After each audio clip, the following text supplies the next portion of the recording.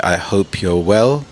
Welcome back to Learn English with British Harry, and today this is another slow English lesson, and this is designed to help you with your pronunciation, your listening skills.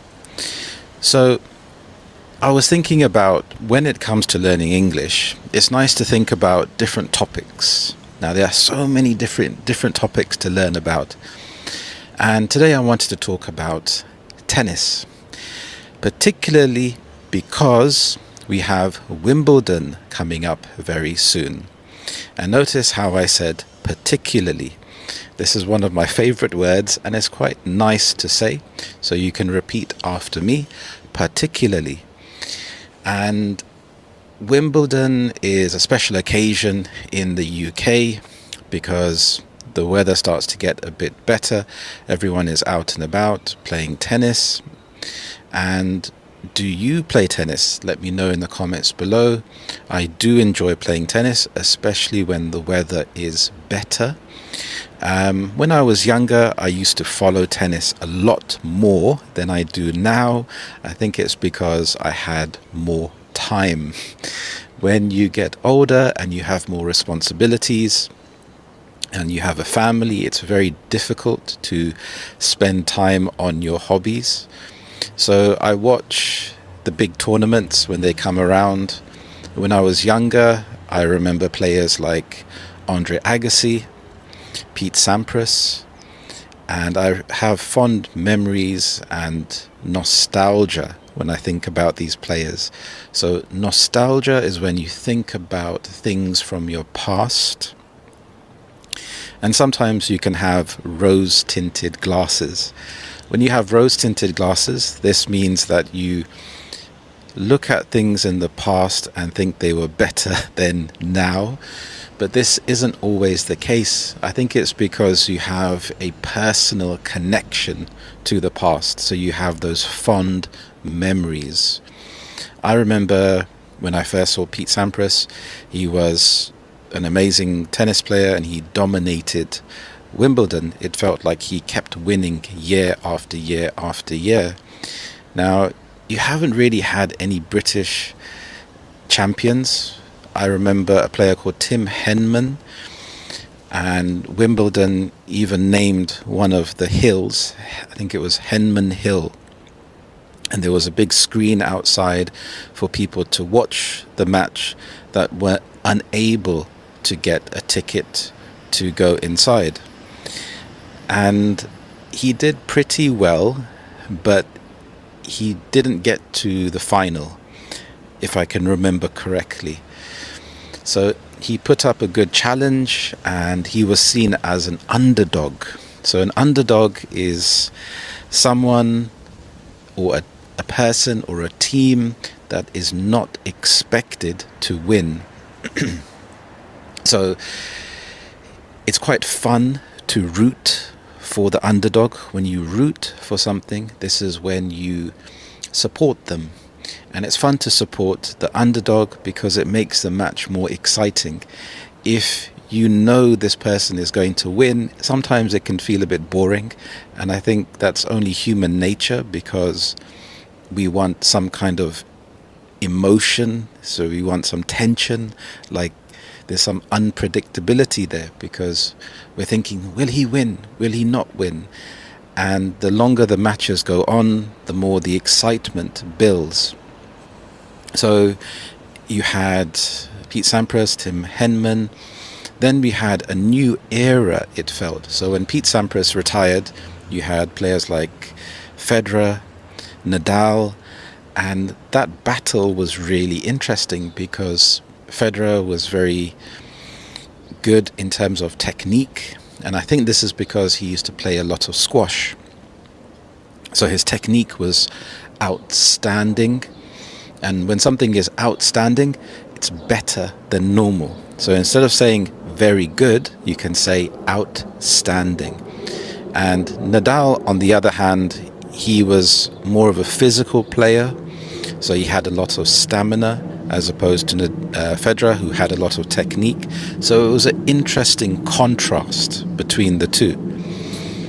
And I really enjoyed watching the matches, even on the women's side as well, with the Williams sisters and seeing their progress. And I think it was really good for diversity as well, to see people of different color actually winning and gaining a lot of support. So I think it was like the golden age of tennis. Then you had players like Djokovic, who seemed quite robotic, if I'm being honest, but a very good player. It just seemed he was good at everything. One player that springs to mind is also Goran Ivanisevic. I'm not sure if you remember, but he had a monstrous serve. He had a huge serve, and it was just so exciting watching him serve, because of the build up to the serve, and he could just serve incredibly fast. So when we think about different strokes in tennis, so a stroke is a particular movement that you do in tennis. So you have the serve. The serve is something which I am terrible at, because you have the toss, so you have to throw the ball up. So in terms of the verb, so you have to toss the ball up, which you are throwing the ball up, and you have to throw it in such a way that it's not too far and it's not behind your head, and then you have to hit the ball. So that's the serve. You have the forehand, you have the backhand, and you have different variations of this. You can have topspin, and you can have backspin, you can have the slice. One of my favorite strokes is the backhand slice. I love this stroke because it confuses people, because when the ball bounces, it will spin in the different direction that they expect. So the other player is going to hit the ball, so they set themselves up to place their foot close to the ball so they can strike the ball, but the ball would bounce in a different direction. So here they have to readjust, and it puts their timing off. And so with tennis, a lot of it is due down to timing rather than brute force. If you can have good technique, which is good timing, then you can play a really good stroke. So you have other strokes like a volley. So a volley is when you go close to the net and you hit the ball before it bounces. You have the smash. Again, you smash the ball before it bounces. The only difference is that you are hitting the ball overhead. So there are quite a number of strokes when it comes to tennis, and I think that's what keeps it interesting. So you have to learn to master these different strokes, and it depends on the surface that you're playing on. Are you playing on grass, clay, concrete? A lot of tennis courts are concrete. For a lot of people that play recreationally, so if they just play for fun, a lot of the courts will be concrete, so the ball bounces quite high.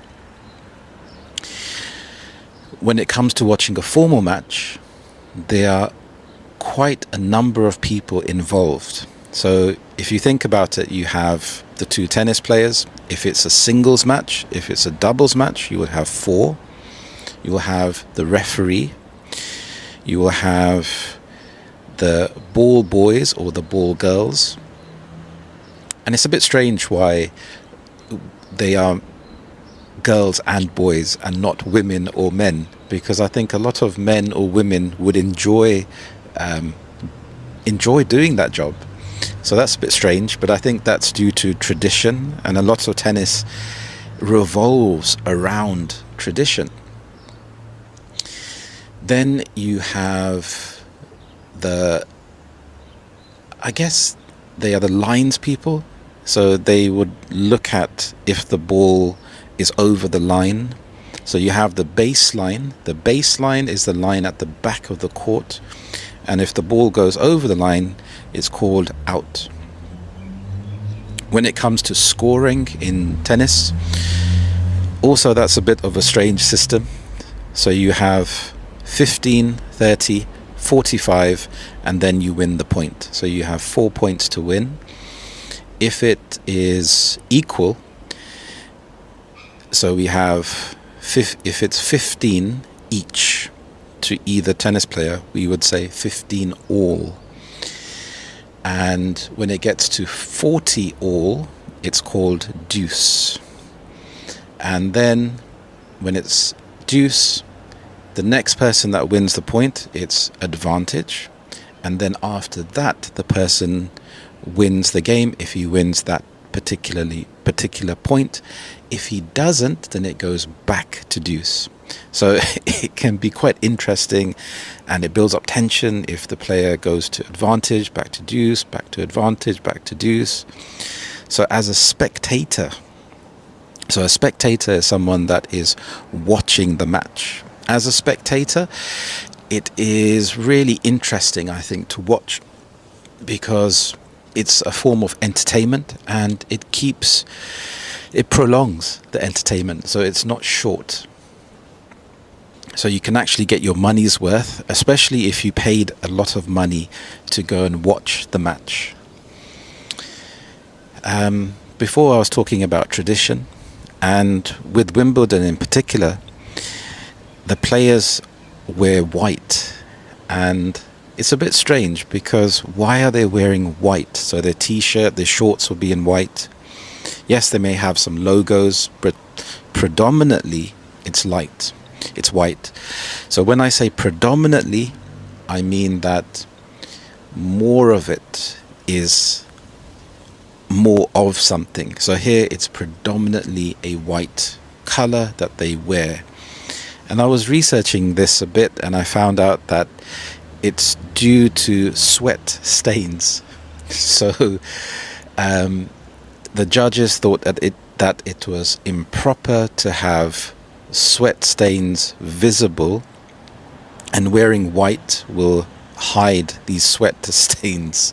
So I thought that was a bit funny, that tennis, and 100 years ago tennis was very prim and proper.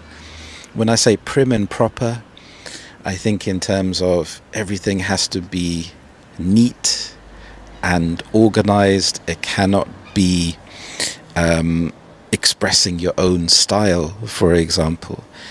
And I think that ties in with tradition, and it can be a selling point, and a selling point for tourists as well. If we think about why people travel to a certain place, it's because of that tradition. And especially in the UK, when you have a lot of old architecture, you have a lot of tradition, so many people like that aspect in terms of the royal family, for example. What I think is good practice is to think of a tennis player that you like or that you know about, and think about some adjectives you can use to describe this particular player. Is it things like resilience? So when someone is resilient, they are able to get past any difficulties, they can keep going. Do they have any particular strengths? Like they are exceptionally good when it comes to having a rally. So a rally is when the play keeps going back and forth. Oh yeah, I remember another tennis player who is Andy Murray.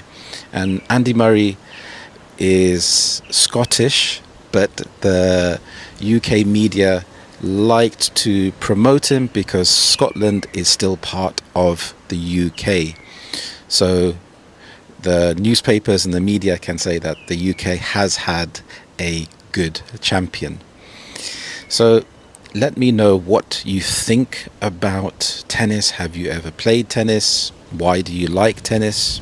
I like tennis because it's a relaxed sport. You do have things like pickleball or paddleball, which have become very popular. I've tried pickleball.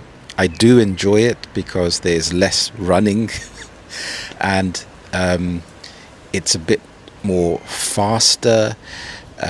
Also, you don't have to have a really good serve, so I think it's more accessible. And when it comes to tennis, oops, it's a bit windy there. When it comes to tennis, you have to have the special equipment, so it's not that accessible for everyone. When something is accessible, this means that it's easy for someone to participate, because you have to have a tennis racket, you have to pay for the tennis balls, you have to pay for the tennis court, so there are more costs involved compared to a sport like football, for example, where you just need a ball. So sometimes certain sports, they can alienate other people and a group of people unless you have the money to participate in these sports. But I think tennis is good because it can be a very social sport. It's quite fun and it can be less boring than going to the gym or going running. So I think in life, variety is the spice of life. So it's nice to try different things. So let me know. Oop. It's really windy there. So let me know. What do you think about tennis? And I hope you enjoy this lesson. To keep improving your fluency, watch this lesson next. Thank you so much, and I will see you in the next lesson. Bye-bye. Hello everyone, how are you today? I hope you're well.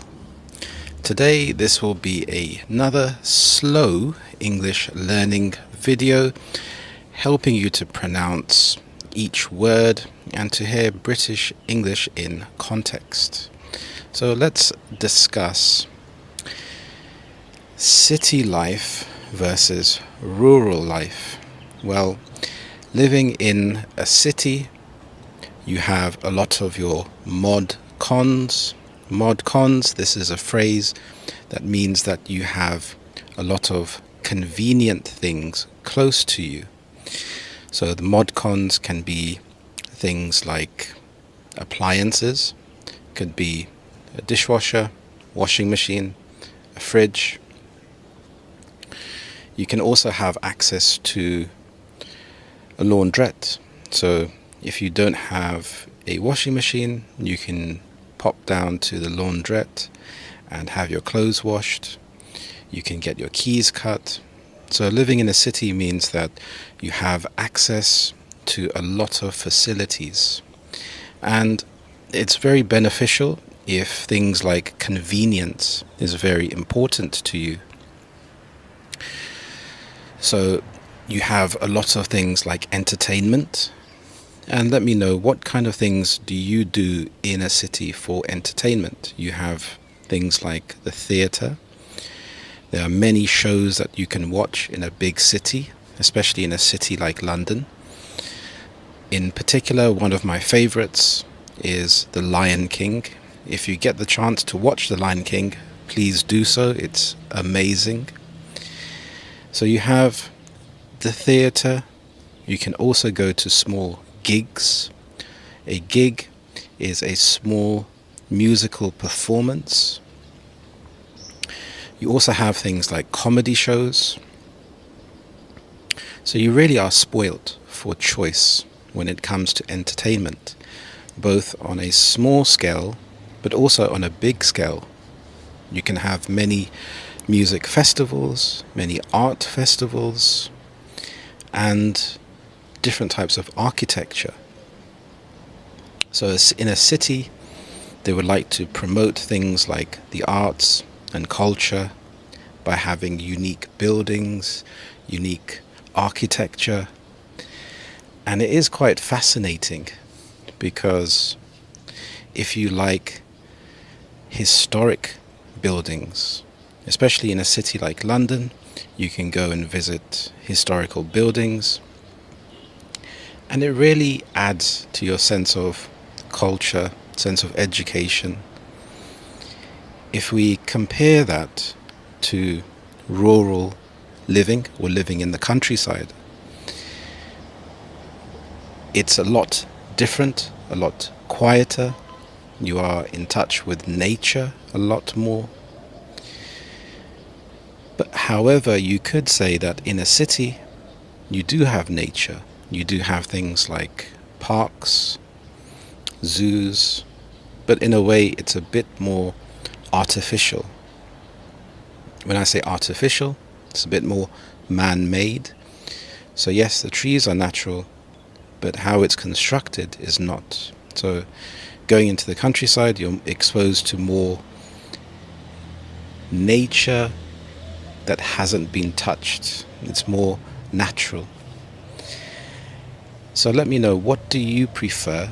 And try to think of some reasons as to why. And once again, we can use our linking structure. On one hand, I prefer the city or countryside, but on the other hand, I prefer this. And try to go into reasons as to why. We can think about some interesting vocabulary words we can use. So for example, we can say picturesque.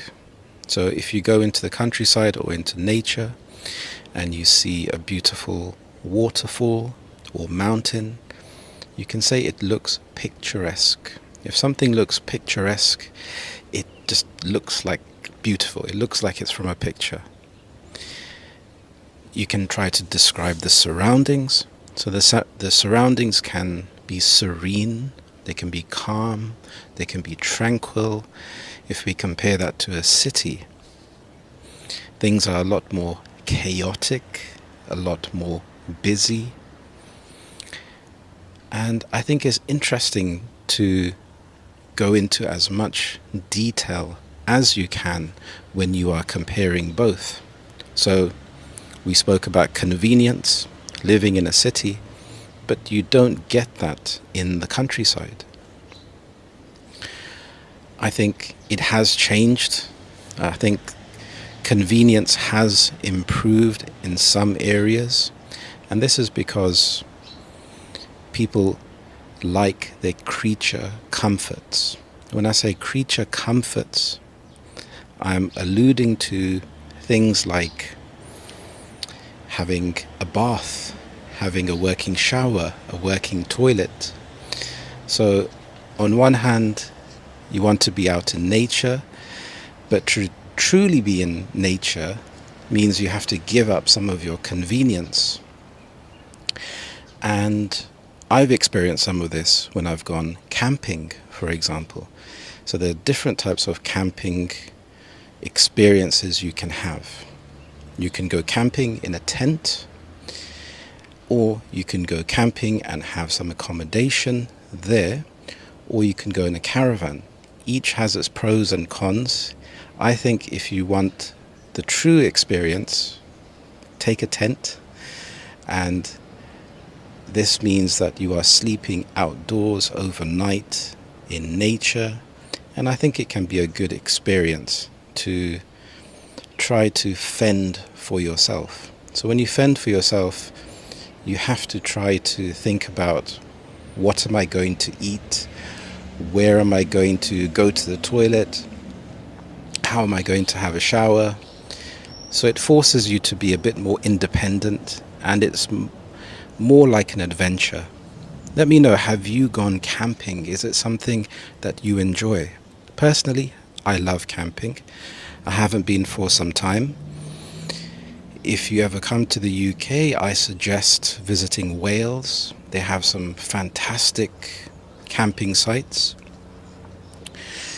And it really is a nice feeling to be out in nature, because it can put things into perspective. Another thing to consider is jobs.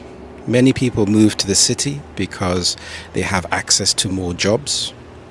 If you're living in the countryside or in nature, you have to think about, what would you do for a living? I think some people live off grid. So when you live off the grid, this means that you are truly independent. So If we think about what we spend money on, it's things like your food, your rent, your utilities, your entertainment. If you live off the grid, you're not paying rent, you're not paying utilities because you're using maybe wood for fire, solar panels to collect electricity. So maybe you have a system to clean the water. So you don't need any money coming in because you're not spending money on anything. So this is something to think about. I have actually seen some videos about van life. And van life is connected to what I'm talking about because I've seen people living in a van and traveling out to nature. So they would work in the city but live in their van, so they don't pay rent, but then they have quick access to nature because they're not having to pay for a hotel or accommodation. And that also seems to have a lot of pros, a lot of cons. Personally, I couldn't do it. It seems like it's too much work. But some of the vans that I've seen have been quite amazing. You have all of your things that you could need, like a bed, a TV, a working kitchen, a working bathroom. But then you also have to think about things like emotional connection with people. If you're living in the countryside, yes, you'd have more nature, but you'd be surrounded by less people. Now, depending on who you are, that may be a good thing or a bad thing.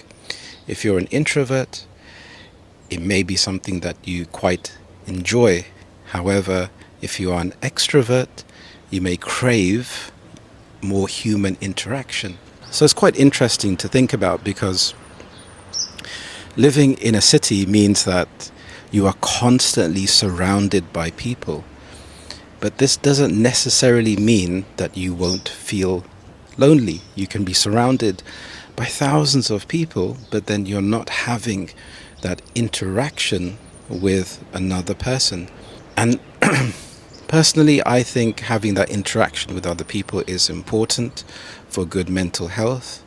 It depends on the type of interaction. Is it genuine or not? A lot of the times, if the emotional interaction is not genuine, then it can lead to more problems. When you are living in a city and you're thinking about a career, you're often thinking about your career ladder, and you often have a social ladder as well. So having a career ladder means that you are starting at the bottom, and each rung of the ladder you're going up and up. And this can also apply to a social ladder. So a social ladder, this is in terms of perception, so social status. So it can be things like your wealth. How much wealth do you have? People often show this by physical possessions, things like a car, a house. So these things can, on the outside, show the social status, but you don't know the true reality. Someone living off the grid in the countryside could be a lot happier than a person that is trying to have a perception of success. So it is really interesting to think about comparing rural life and living in the countryside and in nature, and comparing that to city life. Both have their pros and their cons. Personally, for me, I love nature. I think there's something about being in nature which makes you feel calm, and it can lower your stress. But we live in a world where we need money in order to pay for our standard of living, even if it's things like healthcare. So if you're living in nature and you have a medical emergency, how will you get to a doctor? it's much more difficult. So those are things that you have to weigh up. So when you weigh something up, you are comparing the pros and the cons. And doing this is a really good exercise to come to a personal conclusion. So we can have the pros, we can have the cons, and then we can bring some of the ideas together. And along the way, we can start to discover which things are more important to us. So each person would give a different answer because a different topic or category resonates with them differently. So you can find something that you feel passionate about and try to explore that idea to then give your own personal opinion. So I want you to let me know what are some of the pros and the cons for each. Let me know what your experience has been. Do you have a certain preference and why? For example, do you love the city for the museums and the architecture and the art? Do you love nature for how it makes you feel calm and peaceful? Also, do you have any favorite spots that you'd recommend? I'd love to hear from you. So remember to watch this video next to continue to improve your fluency and vocabulary. Thank you so much for watching, and I will see you in the next lesson. Thank you and bye-bye. Hello everyone, how are you today? I hope you're well. My name is Harry and this is Learn English with British Harry. I am a native English speaker and a British English teacher. I have taught thousands of students from all around the world to help them to improve their English. Yesterday, I was teaching one of my students and he was talking about his car. And I thought it would be quite an interesting topic to have a look at some car maintenance, vocabulary, and some phrases. Because when it comes to maintaining a car, it's very important to know how to describe when things go wrong, how to describe when you are driving the car. So I thought it would be quite interesting to have a look at that today. So are you a car person? Personally, I'm not. I see cars as getting from A to B in the shortest time possible. So cars for me are really about convenience. Although I do appreciate nice cars, I think there's a lot of unique engineering that goes into making cars. I have a few dream cars, and one of them is an Aston Martin. And I think this comes from growing up watching James Bond. So James Bond is quintessentially British. It's one of those things that you grow up knowing about, and this is a very popular car that he drove in the films. And I quite like the car. I like the look of the car. It looks quite sexy. It has a nice shape to it. So I think one of these, and then you have the typical cars like a Porsche or a Ferrari. So let me know in the comments, do you like cars? Do you have a dream car? So when you have to take your car to be repaired or to be looked at, you would take it to a mechanic. So here he is looking under the hood, he's looking at the engine, so he looks quite professional. And it's always good to take your car to a good mechanic. Usually I like to look at reviews of the mechanic so that I don't get ripped off. This is an informal phrase that means they would charge you an excessive amount for any work that they do. Also through word of mouth. It's always good to hear about a good mechanic through friends or family. Now, you can take your car for a service. So a service is when you take your car into the garage and they would do some checks on the car to make sure that it is safe, that they can fix anything that they need to, and they do some maintenance work. I think about it like going to a doctor. You go to a doctor to get health checkups. So yes, you can go to the doctor when you are sick, but you can also go and you can get referrals for blood work or just to see how your body is functioning. So they look quite intense in this picture. They're checking quite a few things, and it gives me peace of mind when I'm looking at this picture, because I think that they are professionals, they know what they're doing, so that when I'm driving the car, it will give me peace of mind. When you have a service, there are basic checks that the mechanic will do. So it's really nice to be aware of these words. So they can check the engine oil, and this is checked and usually replaced. So dirty oil can really damage your engine. If you think about when you're driving your car every day, that oil over time starts to get dirty, and if it isn't replaced, it can start to damage your engine. And if you have to replace your engine, it will be very costly. So this is one of those things where prevention is the best thing that you can try to do. And by changing your oil, you can prolong the lifespan of your car. An oil filter. This is changed with the oil to keep the engine clean. Windscreen wipers, these are on the front of the car or on the back of the car. So these are checked for damage or wear, and they can be replaced if needed. Some cars don't have windscreen wipers at the back because of the shape of the car. You also have windscreen washer fluid. Now this is topped up so that you can clean the screen while driving. So if you notice the windscreen washer fluid to be low, you can top it up yourself, or you can ask the mechanic to top up. So this is a nice phrase. We have tires. So tires, they're checked for pressure. So tire pressure is very important.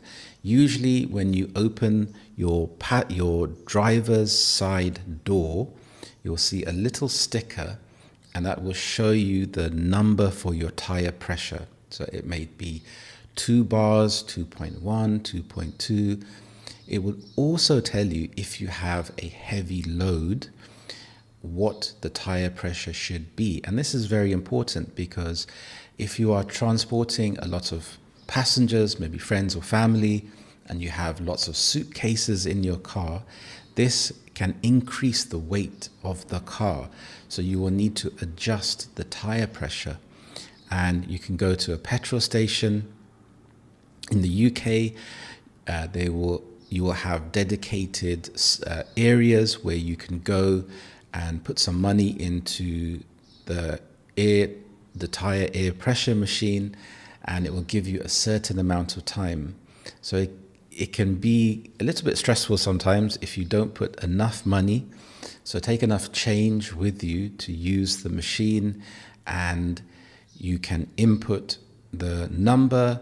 You will unscrew the little cap on the tire itself, plug in the tire pressure end, and the machine will start to beep when it reaches the threshold that you've set. So those machines are really handy to just keep an eye on your tire pressures. And it's really important because if the tire pressures start to drop, this indicates that there is a leak somewhere in your tire. And this is really good to get checked as soon as possible because it can start to damage the tires. You have tread depth. So this is the depth of the actual tread of the tire. And usually when you're checking, there's an old school way to check. You use a small coin and you can insert it into the tread and to see how far it's gone down. So you can check how much it's been worn away. You have brakes.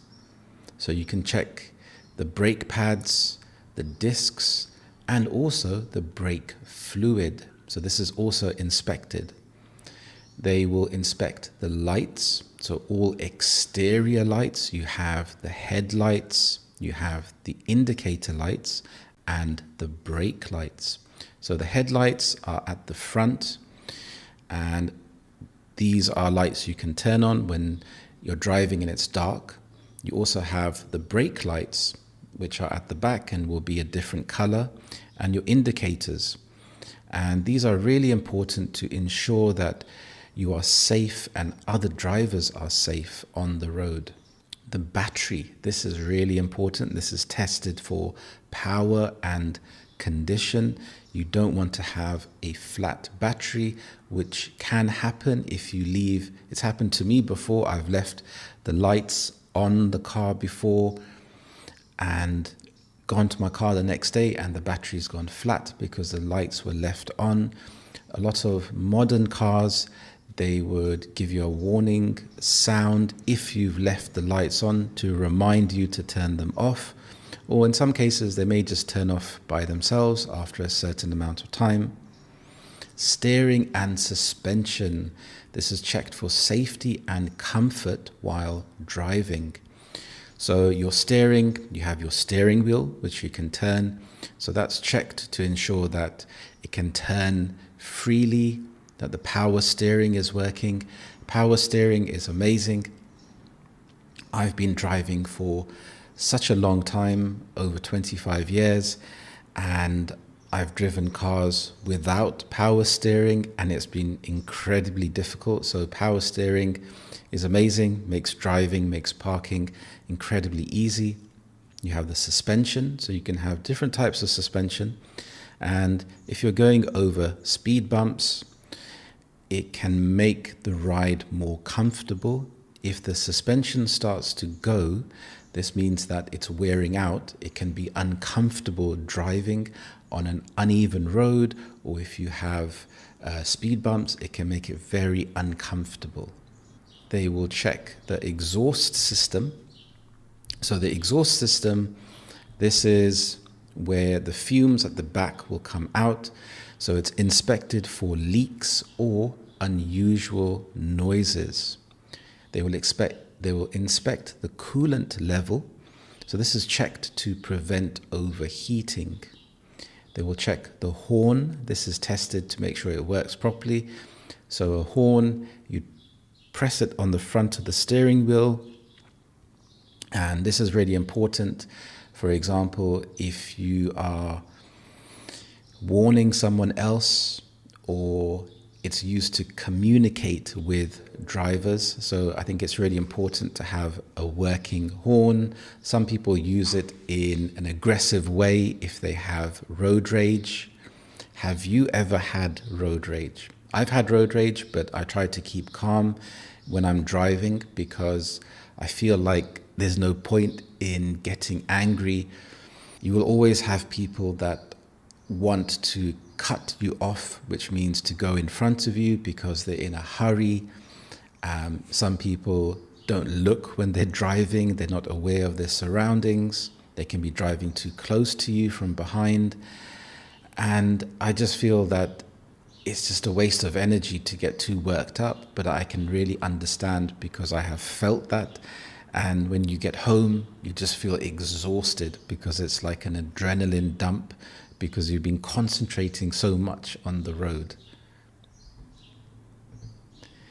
We have some nice natural British English phrases you can use. For example, it's making a funny noise. And when you're driving a car, you may hear some funny noises, some sounds that don't sound natural. There's a bit of a rattle when I go over bumps. And these noises will go into the actual definitions in a bit. It sounds like something's loose underneath. I think the brakes are squeaking again. So we have a squeak. Now a squeak is a high-pitched noise, often short and repetitive. And this could be because of worn-out brakes, suspension issues. For example, my car squeaks every time I brake. Rattle. This is a loose, fast, clattering sound. So you could have loose parts, you could have exhaust problems. There's a rattling noise coming from the boot. If you've driven over a surface that's damaged your car, the pipe from underneath, the exhaust pipe, may have come loose and it's rattling around, making a strange sound. Whining. So this is a high, continuous noise. So this could be transmission or steering wheel problems. There's a strange whining sound when I turn the wheel. Backfiring. So hopefully you've never experienced this. This is very serious. And this is a loud bang, often from the exhaust. So it's a fuel system issue or a timing problems. My car backfired just as I started the engine.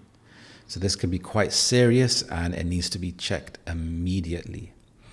Now, in the UK, we have something called an MOT. So an MOT is a legal test done once a year to check if your car is safe and meets UK road standards. A car service is optional and helps keeping your car running well by checking and replacing parts like oil, filters, and brakes. So here we can see an MOT must be done once a year. It's a legal requirement, and a service is optional. So your service, you could take it in for a 6-month service or a 1-year service, and this could be dependent on the time frame or the number of miles you have driven in the car.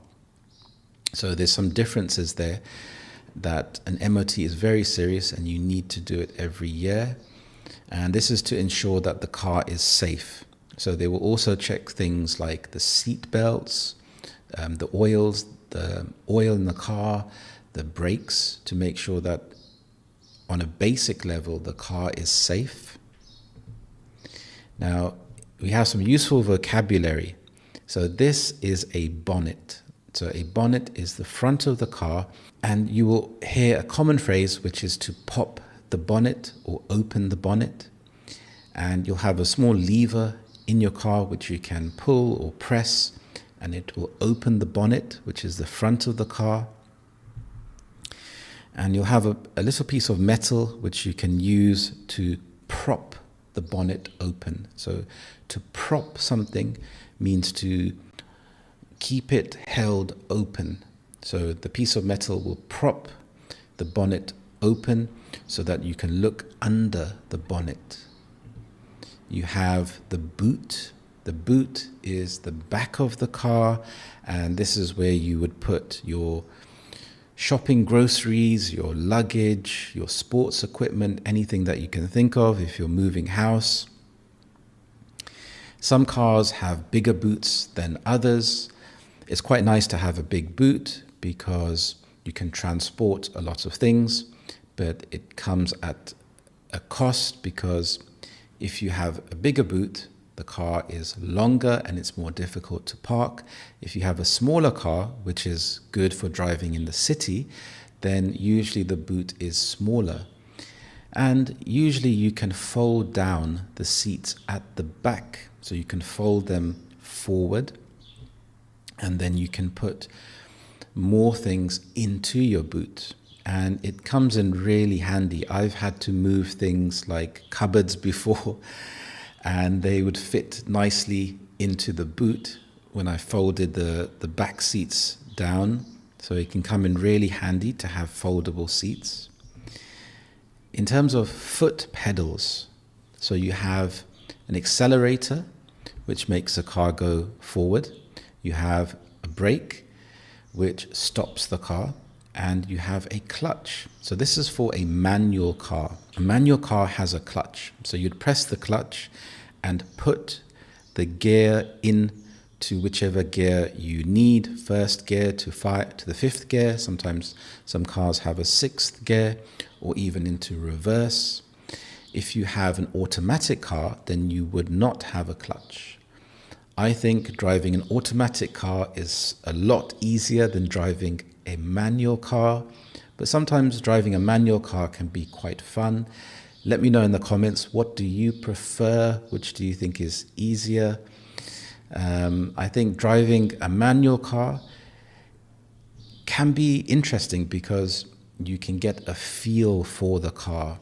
One thing to really master is the biting point. The biting point is when you bring the clutch up and the accelerator down to have a balance. So the car is just teetering on the edge of going back or going forward. And this can be quite difficult, especially if you are on a hill, and it takes a lot of practice to get the biting point. I started learning to drive a car in a manual car, and I'm quite thankful for that, because it's enabled me to drive many different types of cars, from manual cars to automatic cars to big and to small cars. I feel quite confident when it comes to driving a car because I spent so many years driving a manual car. And the first car that I had was a very tiny Peugeot 106. And it was like a tin can, but it was really fun to drive. It actually only had 4 gears, so going on the motorway was a struggle. It would start to whine and feel like it was going to break apart if you tried to go fast. But it was a good learning experience about maintaining a car, learning about the different controls, and also about road awareness, which I think is really important, because you have to be so aware and anticipate things. And I had a really good driving instructor, and he really taught me about anticipation, that even when you come to the end of the road, you expect there to be another car, rather than thinking that it would be clear. And this really helps to build your awareness. In the UK, we have something called the congestion charge.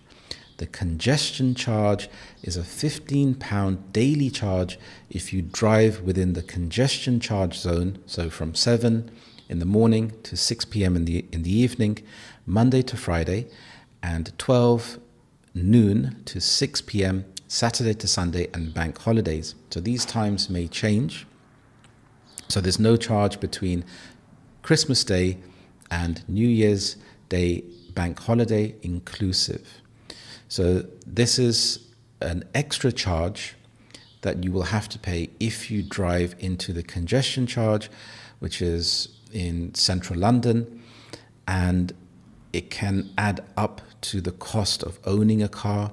Many people would just use public transport because it's a lot easier.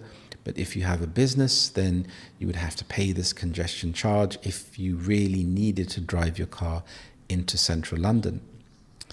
There is also something called ULEZ. And ULEZ stands for Ultra Low Emission Zone. So this is an area in London where you must pay a charge if your vehicle doesn't meet low emission standards.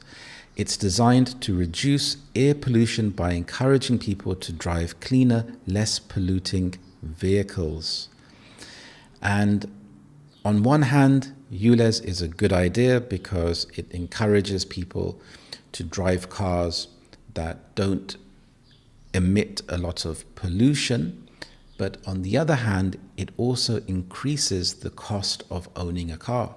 For some people, owning a car is a necessity, and life would be very difficult without a car. So it can be very difficult. Let me know, what do you think about ULEZ? What do you think about charging people extra money if they have a more polluting car? So we can think about the actual costs of running a car. It can be quite expensive. So you have fuel, so you have petrol or diesel. So this is the cost of filling up the tank. You have insurance. So this is a legal requirement to drive, and it's paid monthly or yearly. So you must have insurance, car insurance, to drive in the UK, and the cost can vary from person to person. They would look at things like the area that you live in, where the car is kept overnight and during the day, how old you are, how many years of driving experience you have, whether you've had an accident in the past. All of these things can add up. There are so many different variables that can add up to determine the cost of your car insurance. So it's really good to shop around. So to shop around means to inquire with different companies. You can get different quotes from different companies. A good tip is to ask the company to beat the price. So if you're with a current company and you found a lower price, you can ask your current company to beat that price. Because at the end of the day, they are also a business and they want to keep you as a customer. You have road tax. So this is a yearly fee based on the car's carbon dioxide emissions, and you will be given a round disc that you can display. Usually you can do this online now. Way back in the past, you'd have to go into the post office and do this manually or through the post. You have a MOT test. So this is a car safety test, and it's for cars over 3 years old. So you'd have to do this every year. Car servicing. So we've spoken about this. You have your routine maintenance, your oil change, your brakes, repairs and parts. So you have unexpected costs. So you have, for example, new tires, brake pads. And this can often be the case when owning a car. You will have unexpected repairs that you will have to do. So it's always good to keep aside some money in your budget for car repairs, because it can often happen when you least expect it. And having that money there saved for a rainy day can really lower and reduce the amount of stress that you feel. When you are buying parts, you will often hear this word OEM, and this stands for Original Equipment Manufacturer. And when you want to buy a part, you can buy third-party supplier parts, which would be cheaper, or you can buy the original part for peace of mind, because you know it's going to be of a high standard, but it will also be more expensive. Parking, depending on where you live, this can be expensive. If you live in a city, parking costs can really add up. So you have pay and display when you go shopping or you go to a shopping center. You can have parking permits. So even if you live in a city and you own a car, sometimes you will have to pay the local council for a parking permit. Car parks, like I said. So these costs can all add up. We have the congestion charge if you drive your car into a very busy area. You have the ULEZ charge. If you have an older car, then you would have to pay. And this really encourages people to buy newer cars or electric cars. And you also have things like hybrid cars, which are part electric and part petrol. So in this case, you'd really have to check the websites to ensure that your car is ULEZ compliant. And when you are shopping around for a car, it's really important to make sure that the car is ULEZ compliant, because you'll see some cars that have a really low price and you think, this deal is so amazing. But sometimes it can be too good to be true. So when something is too good to be true, you have to inspect it, because there's something a bit suspicious. Why is this car being sold for such a low price? And in this case, it could be because it's not ULEZ compliant, so you'd have to be paying that charge every day if you don't check. You have breakdown cover. So this is insurance for when your car breaks down. In the UK, the most common ones are the RAC or the AA, and they are very good when you have an emergency. I've had to call them before and they've been very quick and really, really helpful. So it just gives you peace of mind to have that breakdown cover in case of an emergency. So as you can see, the cost of running a car can be very, very expensive. Now, let me know in the comments, do you own a car? What costs do you have for a car? If you had the choice, would you get rid of the car? I think that really, in terms of pollution, there are too many cars, often one person per car, and it's not really efficient. I think places that have good public transport are trying to make a better place, a more efficient place for the people that live there and also the environment. But there's also some joy you can have from driving a car. I mean, sometimes I like driving a car. It's very enjoyable when you have the music on and there's the weather is nice. It can feel quite good. But then you have the stress of having to look out for other drivers. So it can be quite stressful. So let me know in the comments below what you think about this topic.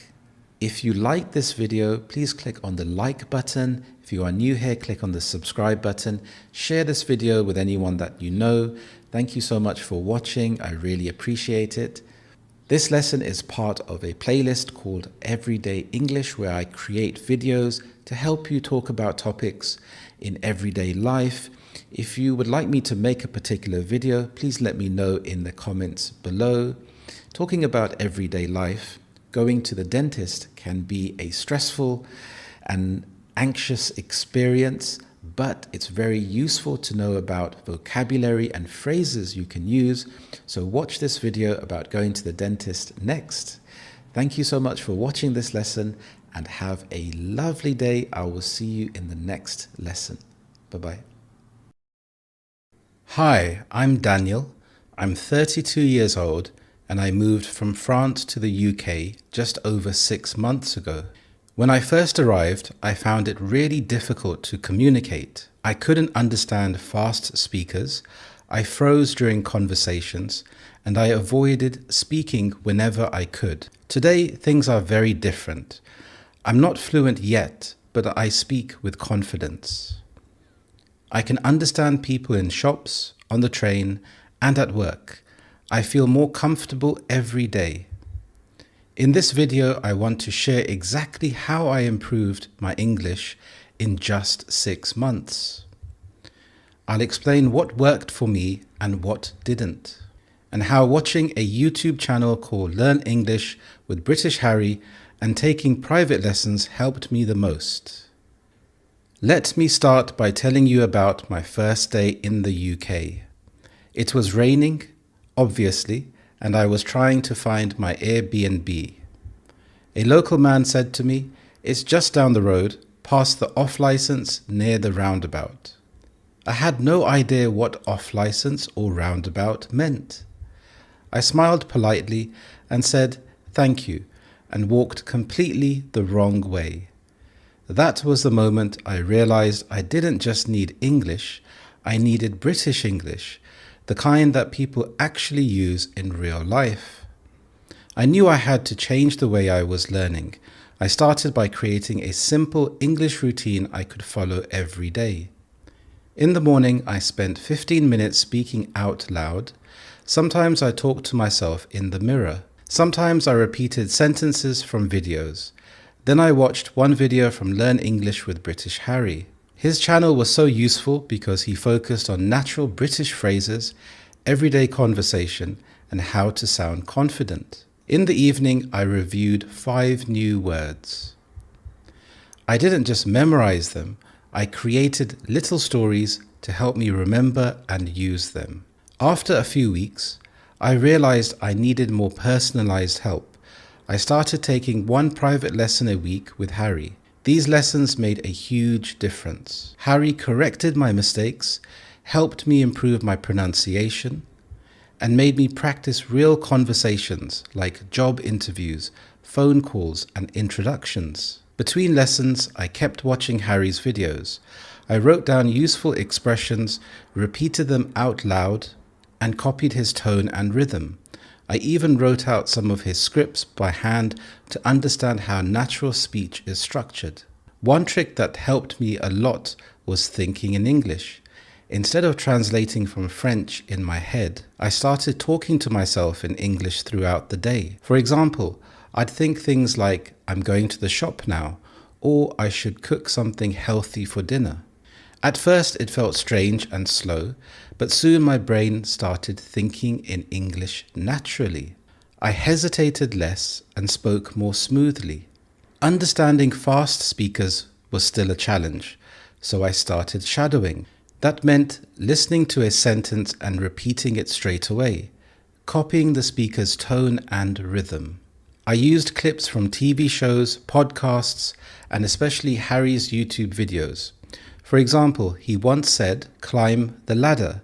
I listened to that idiom and repeated it exactly. I also made a sentence. I want to climb the career ladder. When it came to vocabulary, I stopped using boring word lists. Instead, I chose words I had actually heard in conversations or videos. Then I used them in short stories or diary entries. If I learned the words delay, platform, confused, announcement, and passenger, I would write something like, I was confused when the train didn't arrive. Then there was an announcement. Passengers on platform 4, your train is delayed. This method helped me remember vocabulary in context and use it naturally. I remember my first breakthrough moment. I was at a cafe and the barista asked me, "Do you want oat milk or regular?" I didn't panic. I just said, "Oat milk, please," trying to be healthy. We both laughed. That short exchange gave me so much confidence. I realized I could understand and respond naturally, even without preparing. From that day, I kept going. I stuck to my routine. I watched Learn English with British Harry nearly every day. I kept booking my weekly lessons. And most importantly, I stopped being afraid of making mistakes. If you're learning English and feeling stuck, I want you to know that progress is possible. You don't need to be perfect. You just need to be consistent and brave. Speak every day, even if it's just to yourself. Listen to real British English, use natural expressions, and follow someone like British Harry, who explains things clearly and knows exactly what English learners struggle with. 6 months ago, I avoided speaking to anyone. Now I'm building friendships, applying for jobs, and living my life in English. If I can do it, you can too. Thank you for listening to my story, and thank you, Harry. Your videos made a huge difference in my journey. Hi, I'm Daniel. I'm 32 years old, and I moved from France to the UK just over 6 months ago.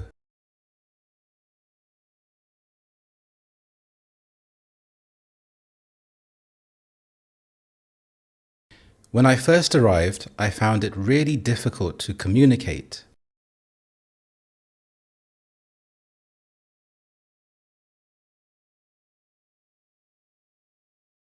I couldn't understand fast speakers, I froze during conversations, and I avoided speaking whenever I could.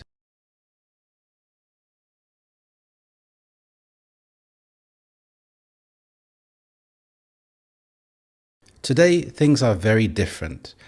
I'm not fluent yet, but I speak with confidence.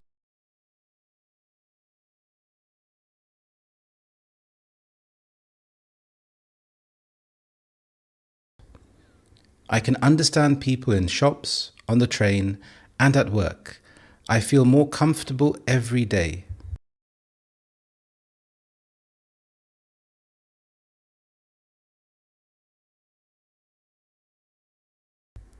In this video, I want to share exactly how I improved my English in just 6 months.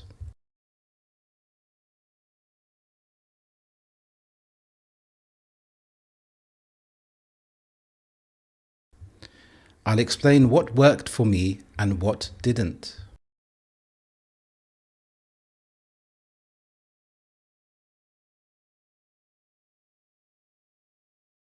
And how watching a YouTube channel called Learn English with British Harry and taking private lessons helped me the most.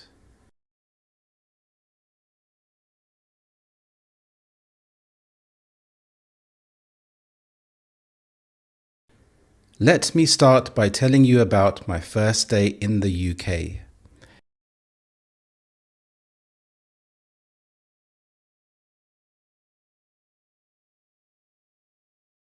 It was raining, obviously, and I was trying to find my Airbnb.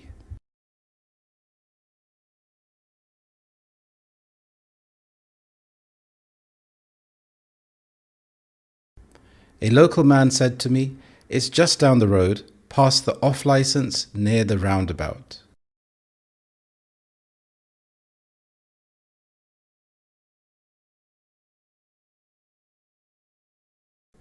I had no idea what off license or roundabout meant.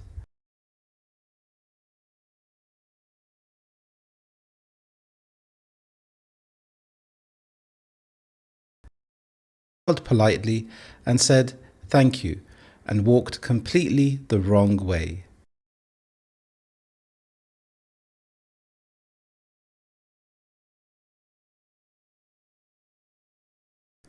That was the moment I realized I didn't just need English, I needed British English, the kind that people actually use in real life.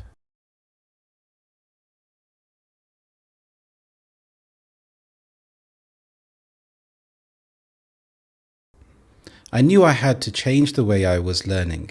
I started by creating a simple English routine I could follow every day.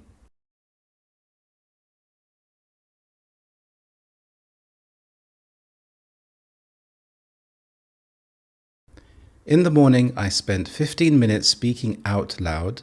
Sometimes I talked to myself in the mirror.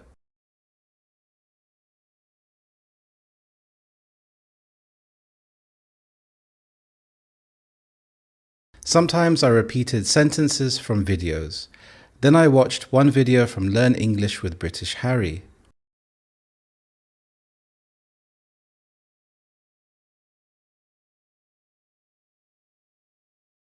His channel was so useful because he focused on natural British phrases, everyday conversation, and how to sound confident.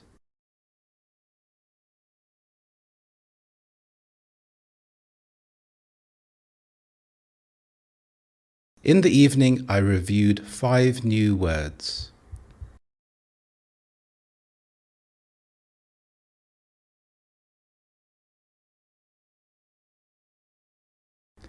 I didn't just memorize them, I created little stories to help me remember and use them.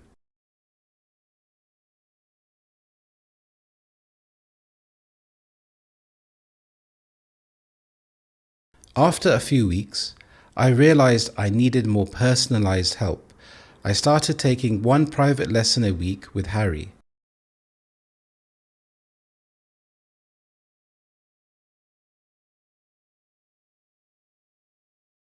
These lessons made a huge difference.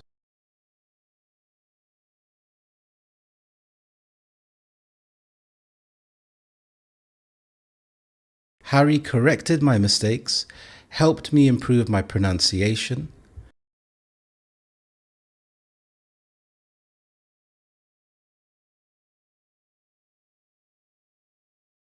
and made me practice real conversations like job interviews, phone calls, and introductions.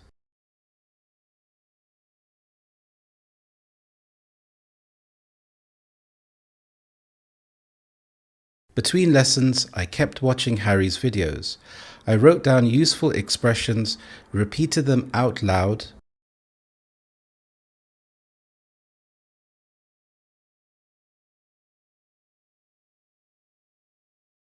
and copied his tone and rhythm. I even wrote out some of his scripts by hand to understand how natural speech is structured.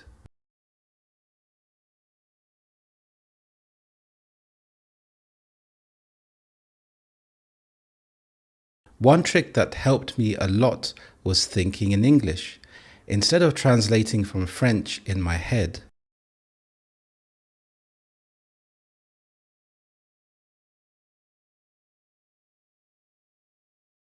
I started talking to myself in English throughout the day.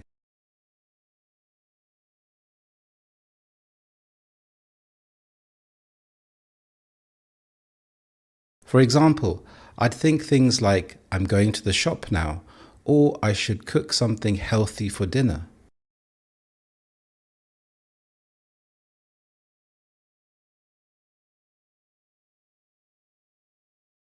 At first it felt strange and slow, but soon my brain started thinking in English naturally.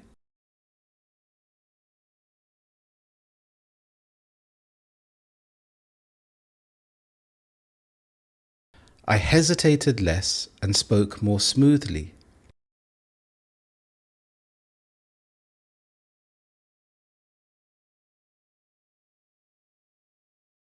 Understanding fast speakers was still a challenge, so I started shadowing.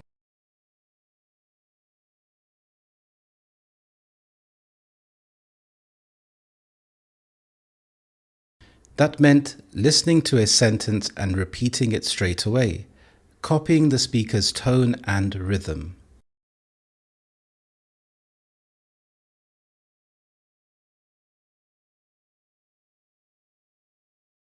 I used clips from TV shows, podcasts, and especially Harry's YouTube videos. For example, he once said,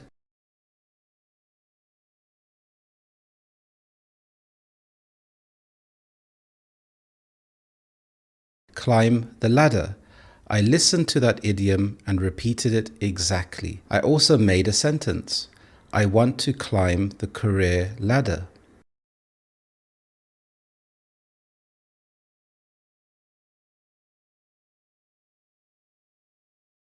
When it came to vocabulary, I stopped using boring word lists. Instead, I chose words I had actually heard in conversations or videos.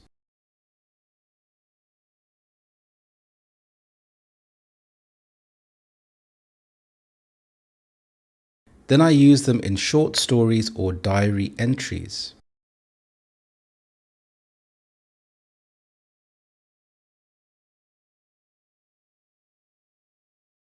If I learned the words delay, platform, confused, announcement, and passenger,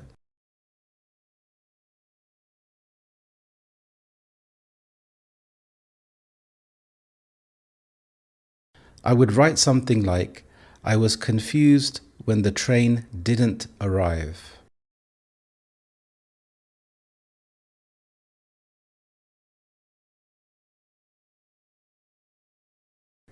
Then there was an announcement. Passengers on platform 4, your train is delayed.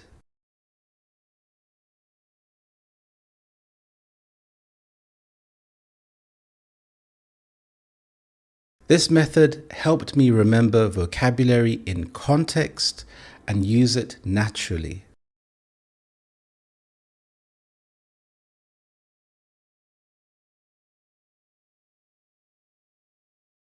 I remember my first breakthrough moment.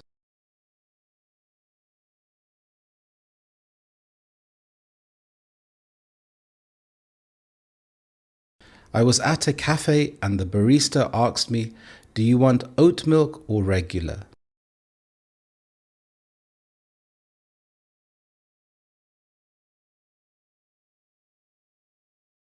I didn't panic. I just said, oat milk please, trying to be healthy.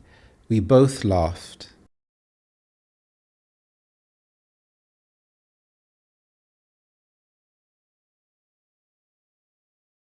That short exchange gave me so much confidence. I realized I could understand and respond naturally, even without preparing.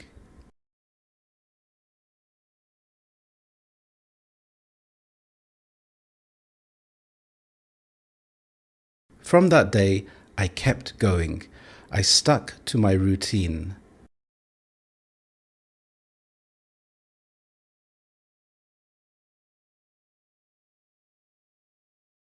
I watched Learn English with British Harry nearly every day.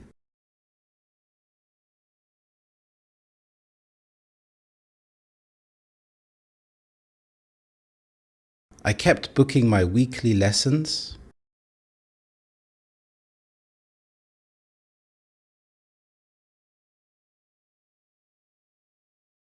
And most importantly, I stopped being afraid of making mistakes.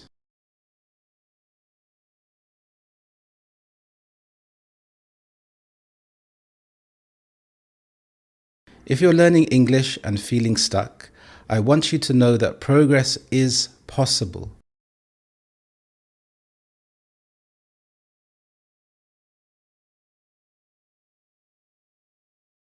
You don't need to be perfect, you just need to be consistent and brave.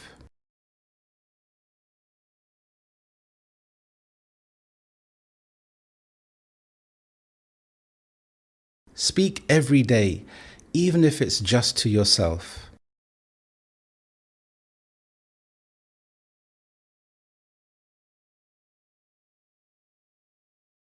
Listen to real British English, use natural expressions,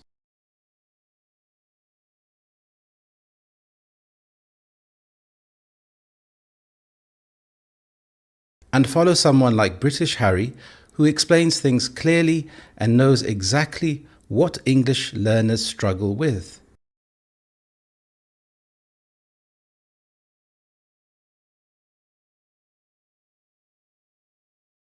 6 months ago, I avoided speaking to anyone.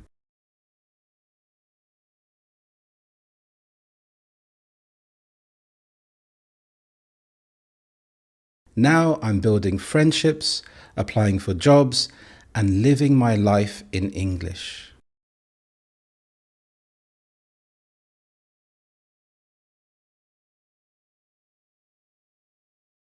If I can do it, you can too.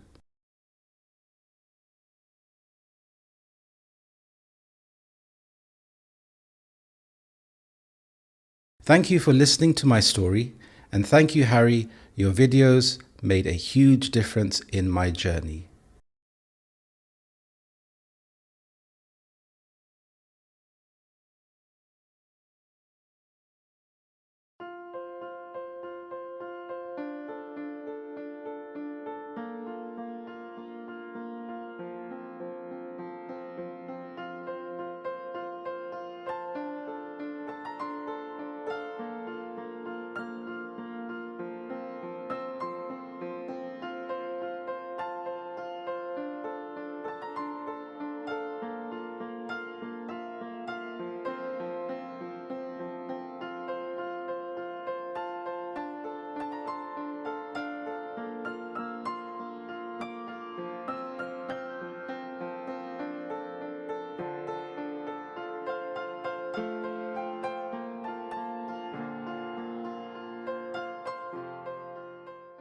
Hello, everyone. How are you today?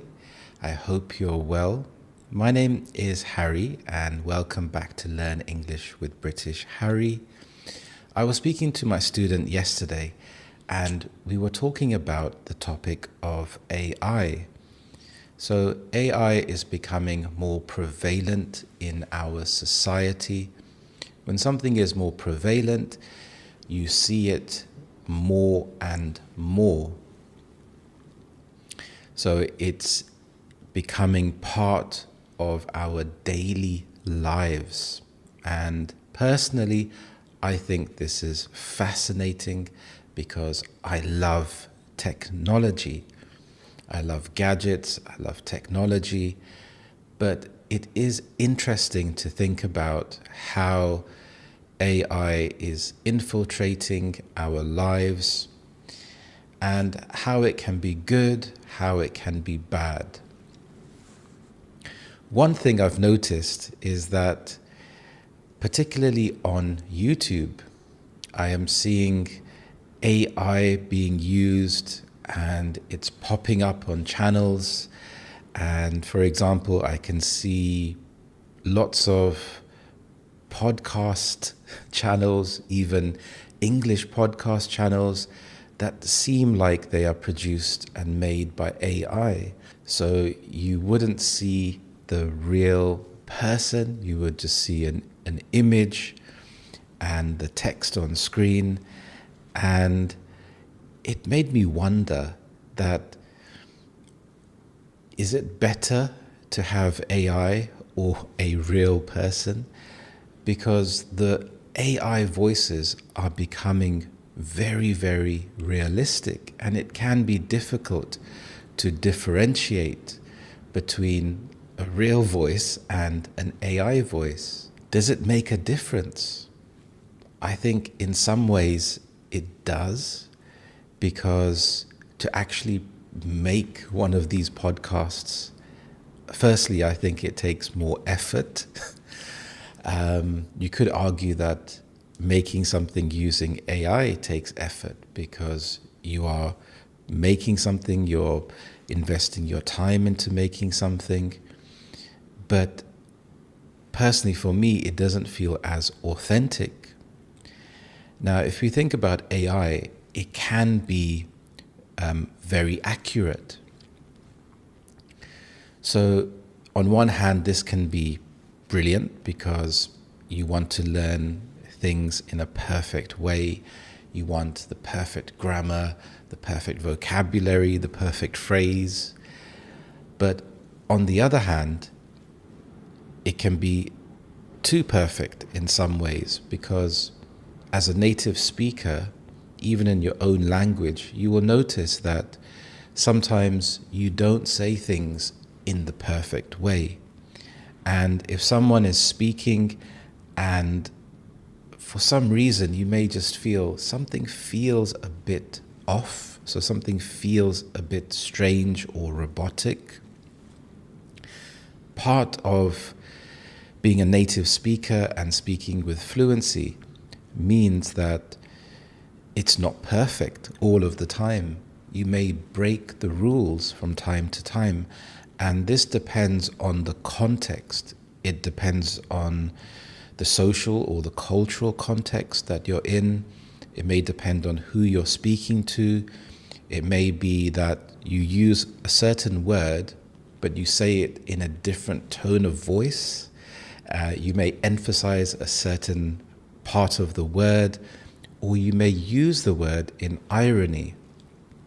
For example, with the idiom, Bob's your uncle, it's quite an old-fashioned idiom, and I would use this idiom if I'm being playful, or if something is very difficult to do, but I did it in an easy way.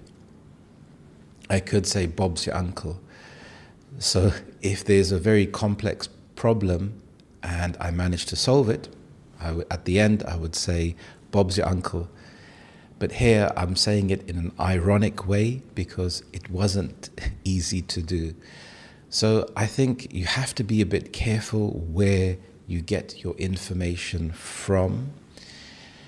And that is one of the reasons why I started this channel and this podcast, is for you to listen to authentic British English. And I think being immersed in English is one of the best ways to improve your English level, to improve your fluency. So you can listen to this podcast when you are out and about, when you are at home doing chores, relaxing, or at the gym. So the whole idea is to be surrounded by English, and it can really help you to improve. So going back to AI, I can envisage a world in the future where AI is just so common that we just take it for granted. If we want to find a solution to something, we could just use our voice. I remember watching Star Trek many years ago. It's one of the older Star Trek movies, and it's where the crew go back to Earth, and it's like they go back in time. And I can't remember the movie exactly, or the title, but it's to do with whales, and it's quite an old movie.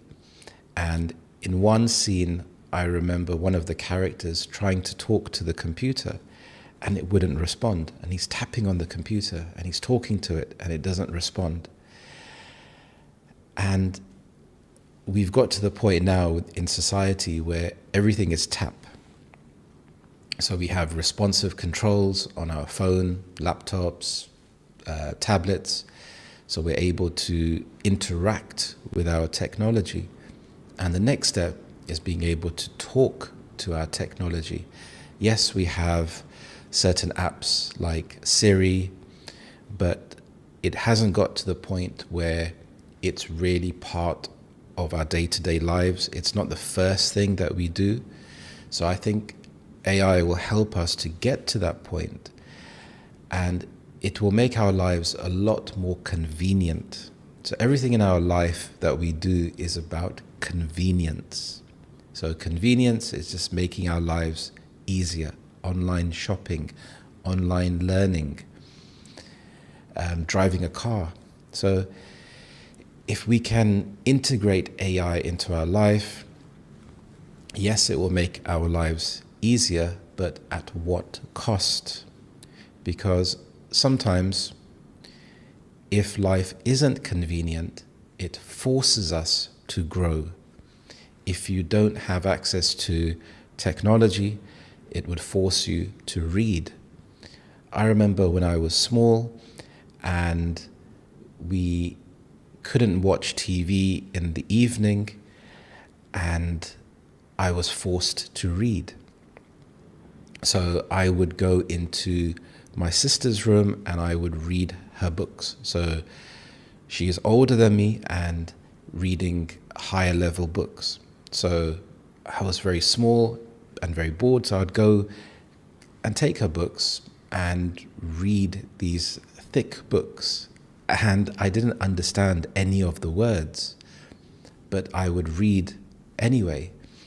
And if there's a word that I didn't understand, I would take a dictionary, write that word, and it really developed the habit of building my vocabulary by investigating, finding this word, and finding other sentences where that word was used. So I would learn the word in context, not just in isolation. So if I had access to more technology or laptops and Netflix, I probably wouldn't have read as much unless it was forced upon me. So just by being bored, it forced me to find ways to entertain myself, and reading was one of the best things to do. So as we can see, there are lots of pros and cons for AI. I think in terms of technology, like I said, it is a little bit worrying, because on one hand, if you use AI to create, for example, English teaching videos, it's very easy to do so. You can mass produce these videos, but you don't have that connection with the person making the videos. So I think it will be even more important for content creators to have a connection, to have a community. So that's why on this channel, it's really nice when I see comments under the videos. It tells me that you're watching. It's also nice to hear from you about your day. How's your day going? Because I'm genuinely interested. Let me know where you're from, Because at the end of the day, it's about human interaction. Yes, it may be more convenient to use AI, but having that real connection and understanding that the English that you're learning, is important to learn it in context, and also having some cultural input as well, I think is very important, because I try to talk about British culture.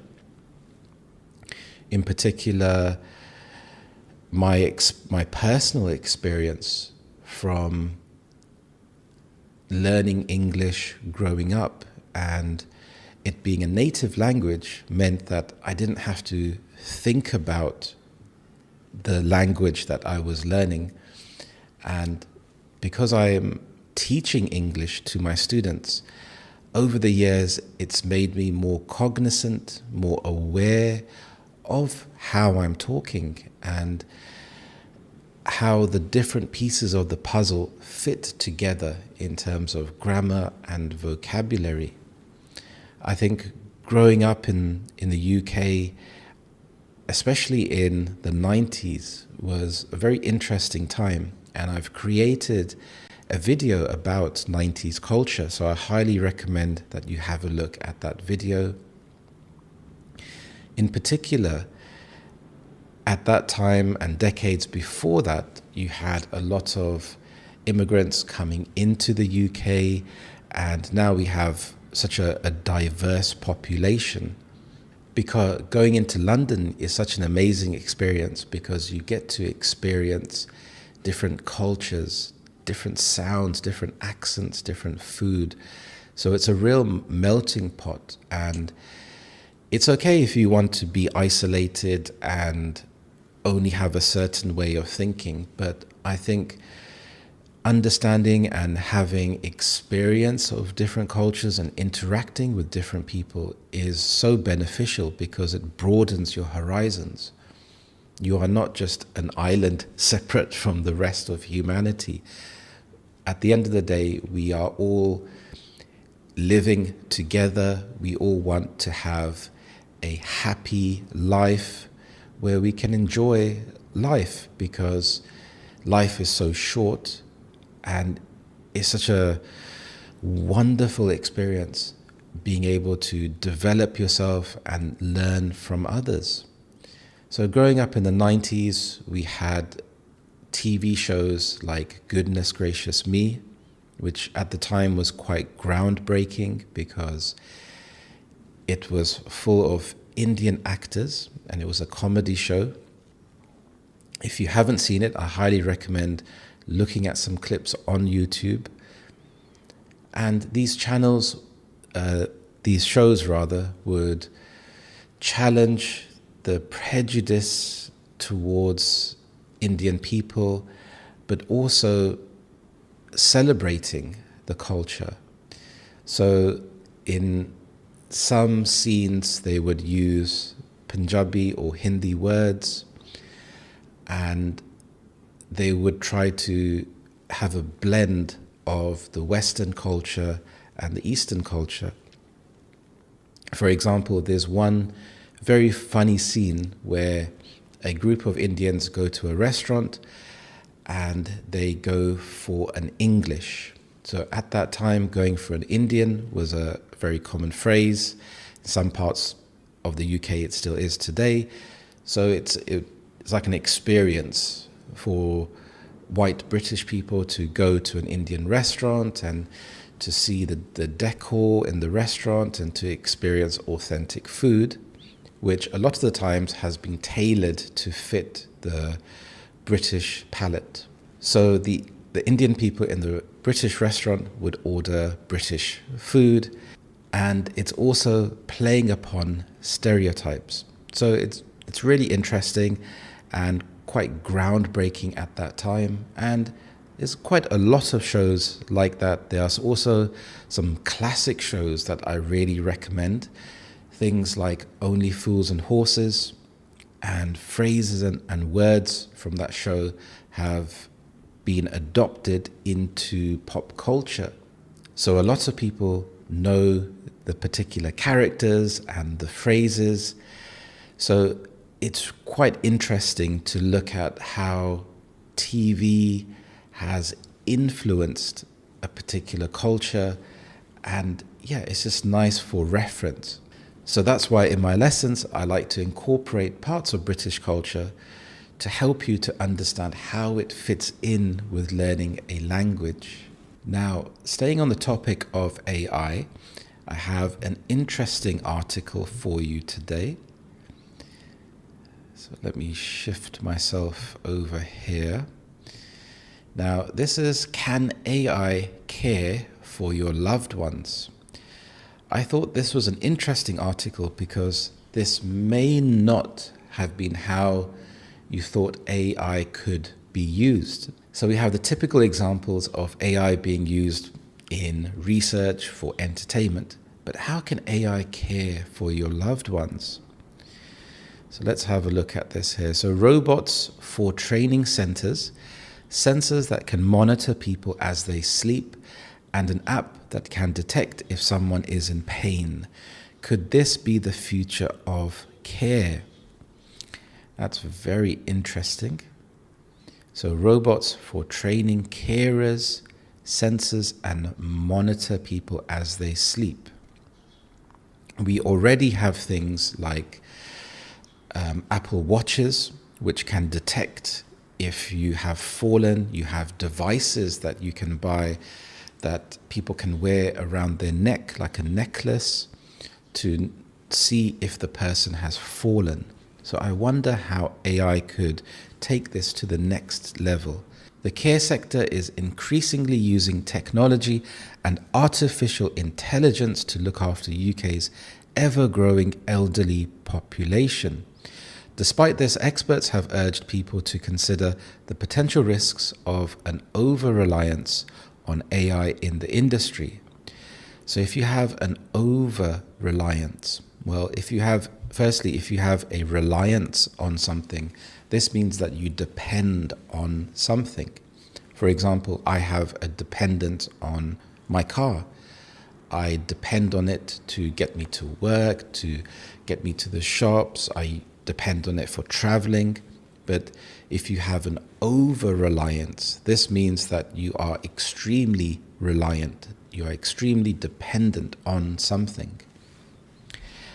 AI can only be part of the solution, but not the whole solution, says Dr. Caroline Green from the University of Oxford. So that's interesting. She's recognizing that AI can be part of the solution, and that's the case with many things in life. It's rare that you would find one thing that fits the bill for everything. So when I say fits the bill, this means that it's one thing that is the perfect thing, almost a panacea. So a panacea is when something is the perfect solution for something. But many things, they are just part of the piece. For example, when you are improving your English, I recommend that you watch a lot of my videos, watch different types of videos to improve your listening, your grammar, and your vocabulary. Okay, so Dr. Caroline Green wants to see investment in people as well as AI. Dr. Green, the Director of Research at the Institute for Ethics in AI, spoke at an AI in Social Care Summit at the university in March. She highlighted how AI systems could be susceptible to biases which amplify discrimination, prejudice, and stereotyping, and has also recognized the worries that people have around sharing their personal data with the technology. So, susceptible. This means that you are influenced by something. For example, I am susceptible to advertising about chocolate. So if I go into a supermarket and if I see chocolate, as soon as I walk in, it's something that I am susceptible to because I see the special offers, 2 for 1, and I'm susceptible because at full price I would think, no, I may not buy it, but if it's at a reduced price, I am susceptible to buying it. Bias. So bias is something that you have an inclination towards. You may favorite something over something else. For example, I support Arsenal football team, and if a referee makes a bad decision against Arsenal, I am biased towards Arsenal. So I would think the referee is wrong. And lots of people have a lot of biases in their life.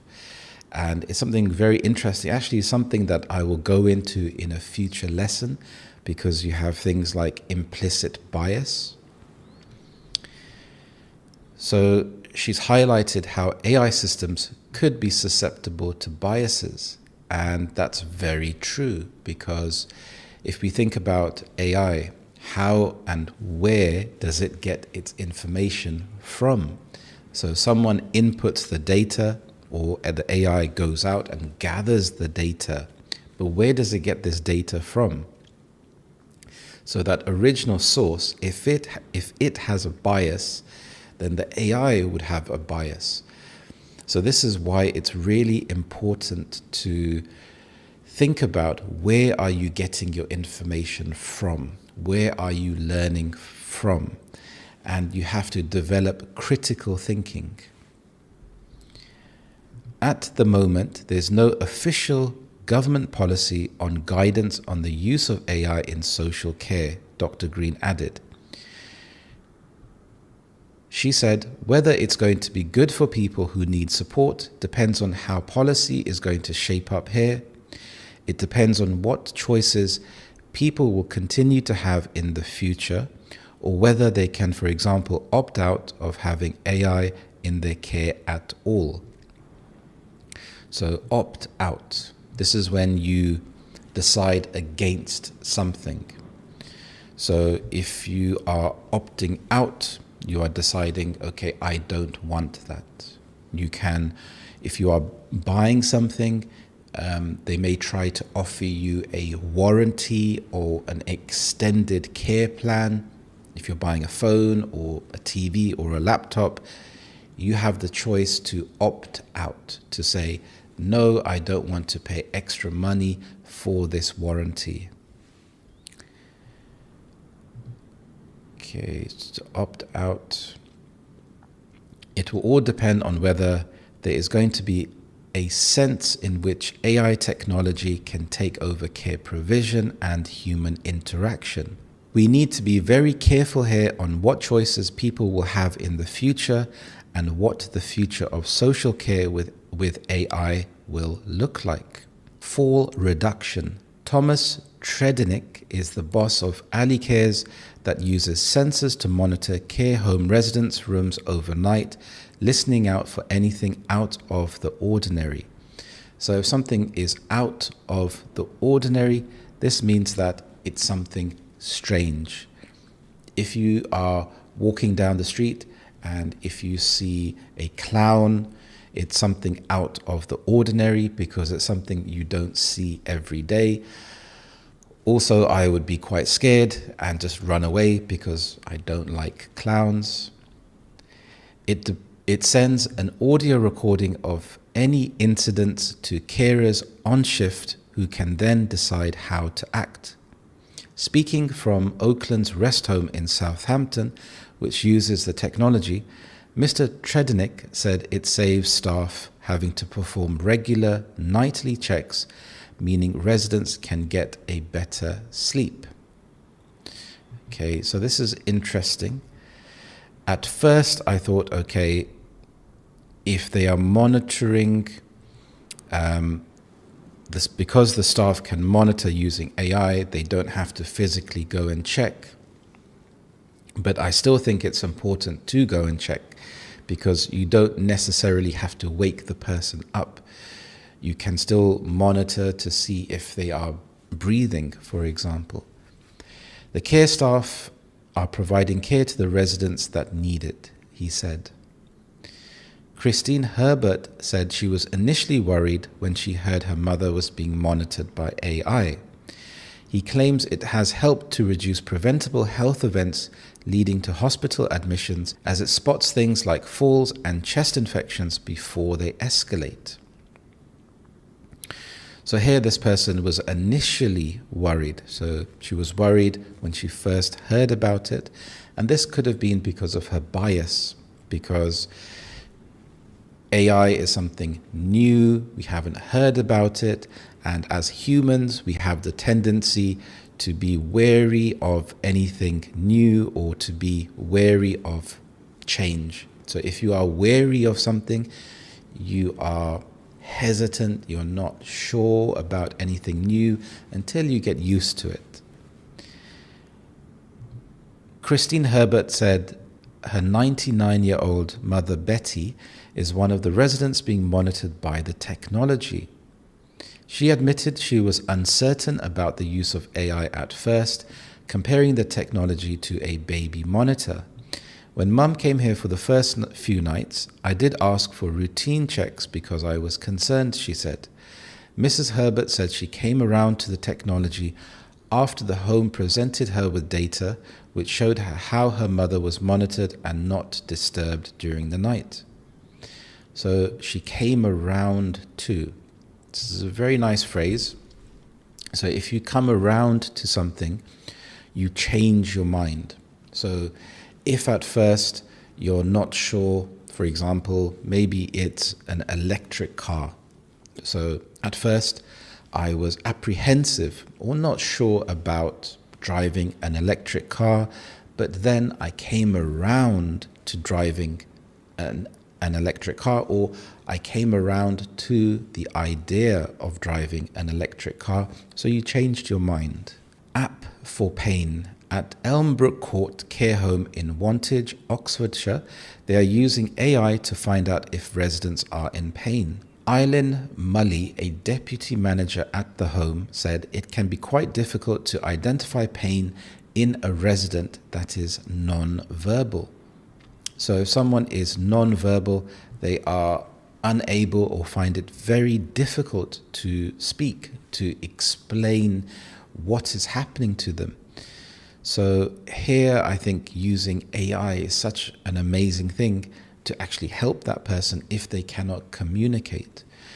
Using a smartphone app called Pain Check, carers scan a resident's face for pain indicators, answer questions about the resident, and then receive an instant percentage score which indicates the level of pain that person is feeling.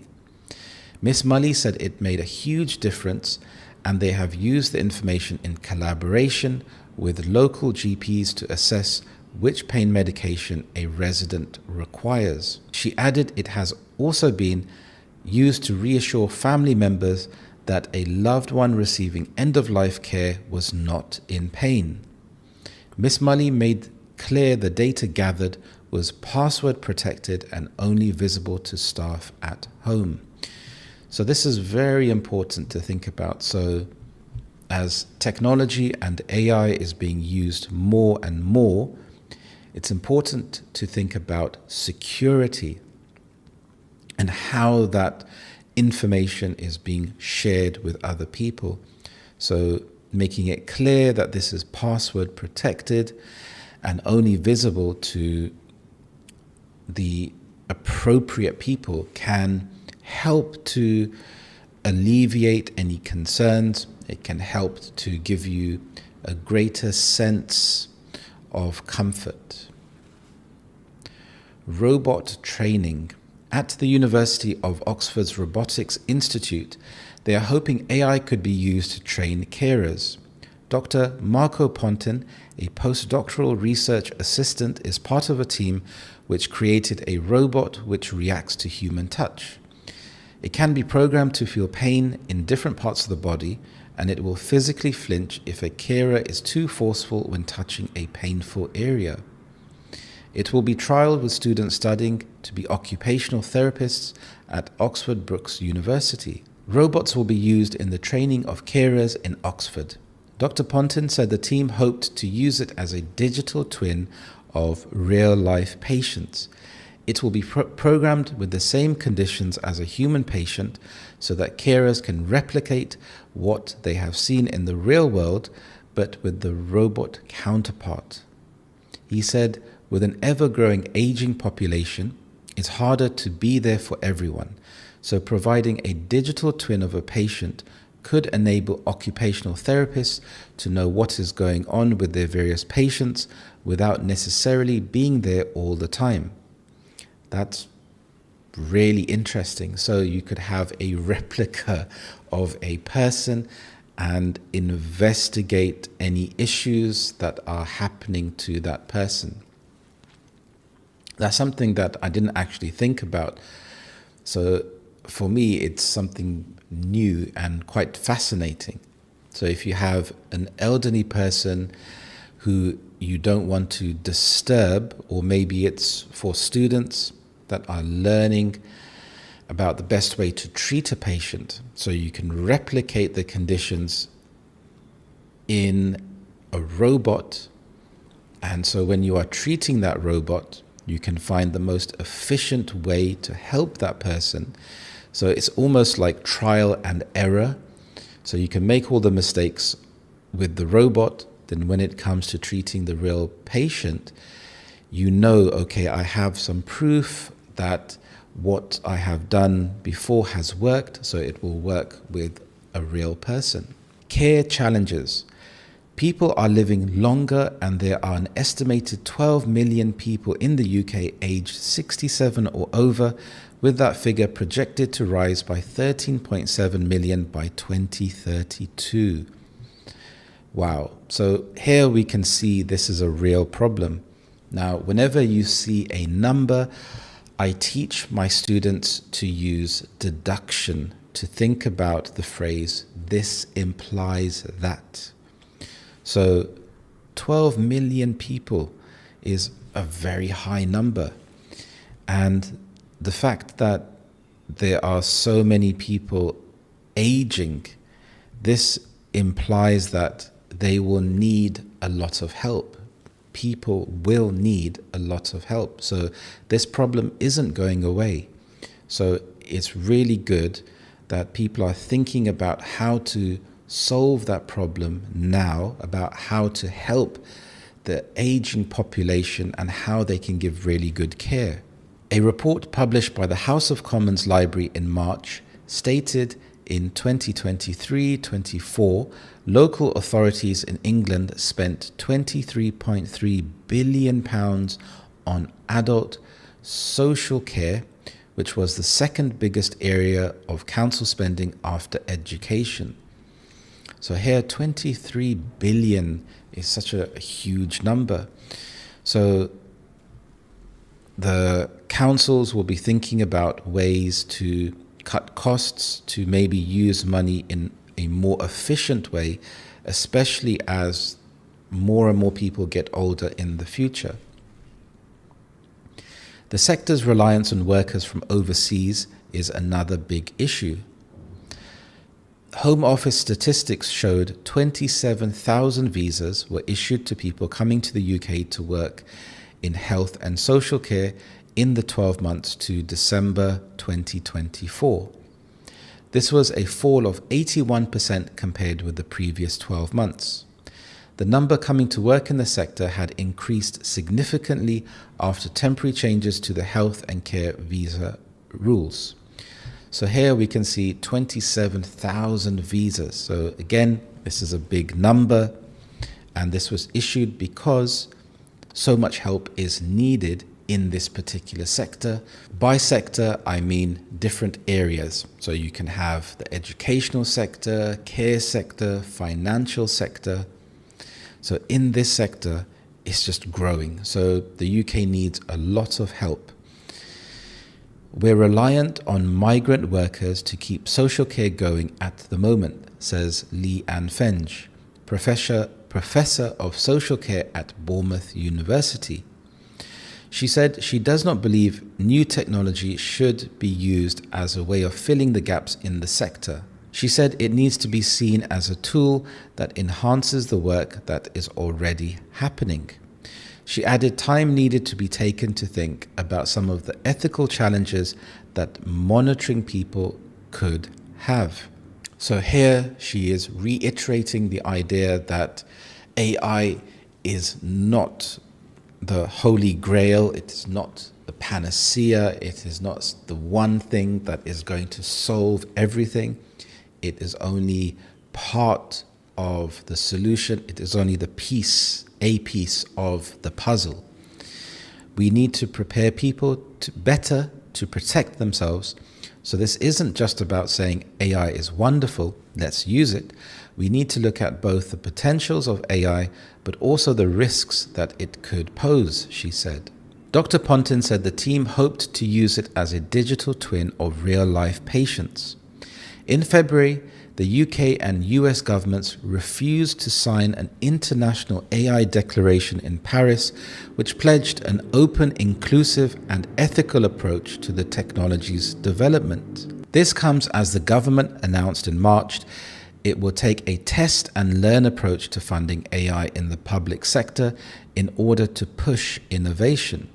When catching up with Dr. Caroline Green again, she continues to promote a cautious approach to AI. So if you have a cautious approach, this means you have a careful approach. And in this case, I think it's appropriate because AI is something still new. It hasn't been tested for a long time. So taking a cautious approach is sensible because you're being careful. It can help with some of the administrative work, some of the operation of care, but it cannot replace that human touch. So that's quite interesting because, like I said before, with lots of AI English channels popping up everywhere, they don't have that human touch, that human soul. So I think this is quite interesting and good to actually see a real person like myself talking to you. There is a potential risk that AI is going to be seen as a panacea to some of those very big problems that we are seeing in social care provision. So panacea, again, this means that it's something which solves everything. Namely that we don't have enough staff and that there is a growing demand from an aging population. I think here we really need to make sure that we don't just invest in AI to take over caregiving, but that we keep on investing in people, in professionals who also who will be able to provide that care. A Department of Health and Social Care, DHSC spokesperson said, "We will harness cutting-edge technology to transform social care, and we are already seeing promising developments across the sector, from AI-powered fall detection systems that provide earlier interventions to tools which automate paperwork to free up staff to focus on caring for people. Making better use of AI in social care is exactly the kind of transformation we're championing in our 10-year health plan, shifting from treating sickness to preventing it, from hospital to community care, and from analog to digital solutions." So I think this article was quite interesting. I hope you found it beneficial. When you are watching or listening to these podcasts, I highly recommend to do it a few times. Read along with me, pause at certain moments to practice your pronunciation of certain words, and to really get the full gist of the article. So when I mean gist, I mean the general meaning. So if we go back up to the title here, can AI care for your loved ones? So if I had to describe the gist of the article, this article talks about AI in a balanced way. It talks about how AI can help, but it also talks about how AI, we need to still be cautious with AI, and how it's important to invest in people that are giving the care. So the AI will be used as a tool. So I think that's the real takeaway from this article. When I mean takeaway, I mean not takeaway food, but the most important aspect of this article. So if we look at AI in healthcare, I think it's a really good idea. Personally, I was fascinated by the idea of having a twin. I wonder if this will become commonplace. So you living as a human, you can have a AI twin that's kept somewhere. So if you get sick, the doctors can experiment on this AI twin. They can give it different drugs, different medications, and if it works, then they can give it to you. So it's almost like a guinea pig they can use to help you to live a healthy life. But also thinking about elderly patients, the fact that around the world and in the UK, people are getting older, the number is increasing. So being able to provide that healthcare, I think, is really important, because the family dynamics are changing, and not everyone, when they get older, will have children or family to look after them. And it's a bit worrying to think about, because when you're old and you have these health problems, not just physically, but mentally, being able to have a good quality of life, I think, is really important, because you've lived this long, you've contributed to society, you've tried to live a good life, and now that you're at the end of your life, it's nice to have some dignity. Because when you are young, you have so many different stages of life. You go from a baby to a toddler, to a child, to a teenager, to an adult, to a young adult, to a mature adult. And then once you're an adult, that's pretty much it until you reach midlife or middle-aged. And then you have the end of life. So I think focusing on the end of life and making that part of your life comfortable, I think, is so important. So being able to use AI effectively, if that can help you with the money that you are spending to help elderly people live their life where they can still have a sense of community and friendships, and being able to live their life, like I said, with dignity, with compassion, and having energy, I think, is really important. So let me know in the comments what you thought about this podcast. It would be lovely to hear from you. Also, watch this podcast if you haven't. Thank you so much for watching. I hope you have a lovely day, and I will see you in the next lesson. Thank you, and bye-bye. Hello, students. How are you today? I hope you're well. Today, this lesson is going to be a bit more relaxed and aimed at the beginner to intermediate level. It's going to be about describing your day.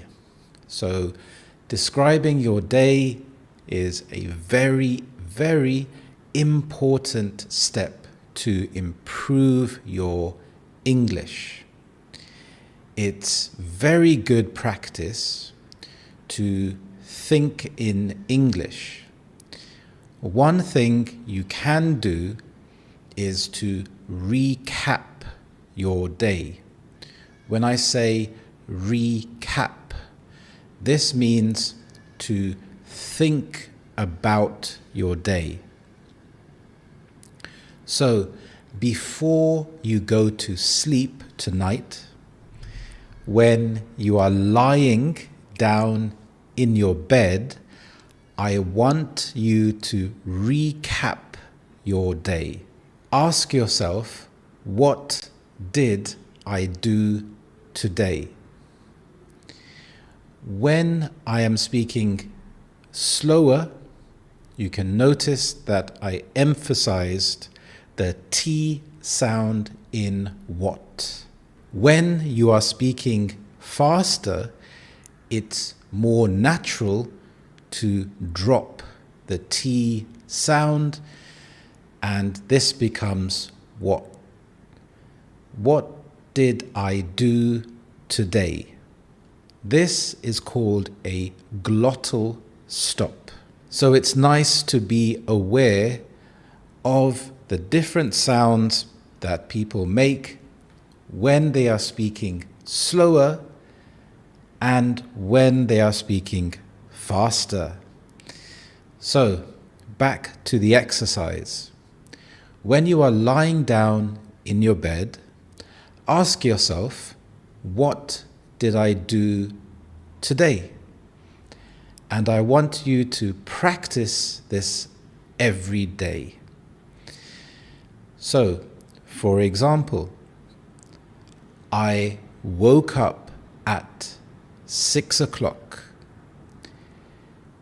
Instead of saying, I wake up at 6 o'clock, we really want to concentrate on the past tense because this happened in the past. It's finished. Practicing like this can build muscle memory so that it becomes more natural and instinctive. When something is instinctive, this means it comes naturally. So, what did I do today? I woke up at 6 o'clock. I brushed my teeth. I took a shower. Then I ate breakfast. For breakfast, I ate some eggs and I drank some coffee. Notice the use of the past verbs, the past tense of these verbs. So, I woke, I took, I ate, I drank. Even though it sounds simple, practicing this every day is very essential. Essential means it's very important for it to become natural. Also notice how I am using some linking words to sequence the events. So I'm using words like next, then. You can also use firstly, secondly, thirdly. It is my opinion that if you go into fourthly, fifthly, it starts to sound a bit unnatural. So stick to firstly, secondly, sometimes thirdly, if you want to. So we've had breakfast. So I ate my breakfast. I drank coffee. Then I got ready for work. So rather than get, I got. I got ready for work. I packed my bag. I put on my jacket and I left my house to get the train. I walked to the train station and I got on the train at 8 o'clock.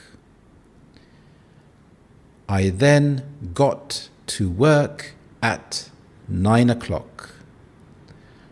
I worked from 9 o'clock until 12 o'clock. Then I took my lunch break. For my lunch, I went to a cafe and I ate a sandwich and I had some coffee to drink. Or I drank coffee. So here, when you are practicing, try if you can to stick to one particular tense in the beginning. As you master the past tense, you can start to mix in other tenses, and I will show you in future lessons how to do this. So I drank coffee. At 1 o'clock, I went back to the office. I finished work at 5 o'clock. Then I walked to the train station. I got home at 6 o'clock. When I got home, I made some dinner. For dinner, I made some pasta and chicken. After dinner, I watched some TV and then went to the gym. I came home, I took a shower and relaxed. I went to sleep at 10 o'clock.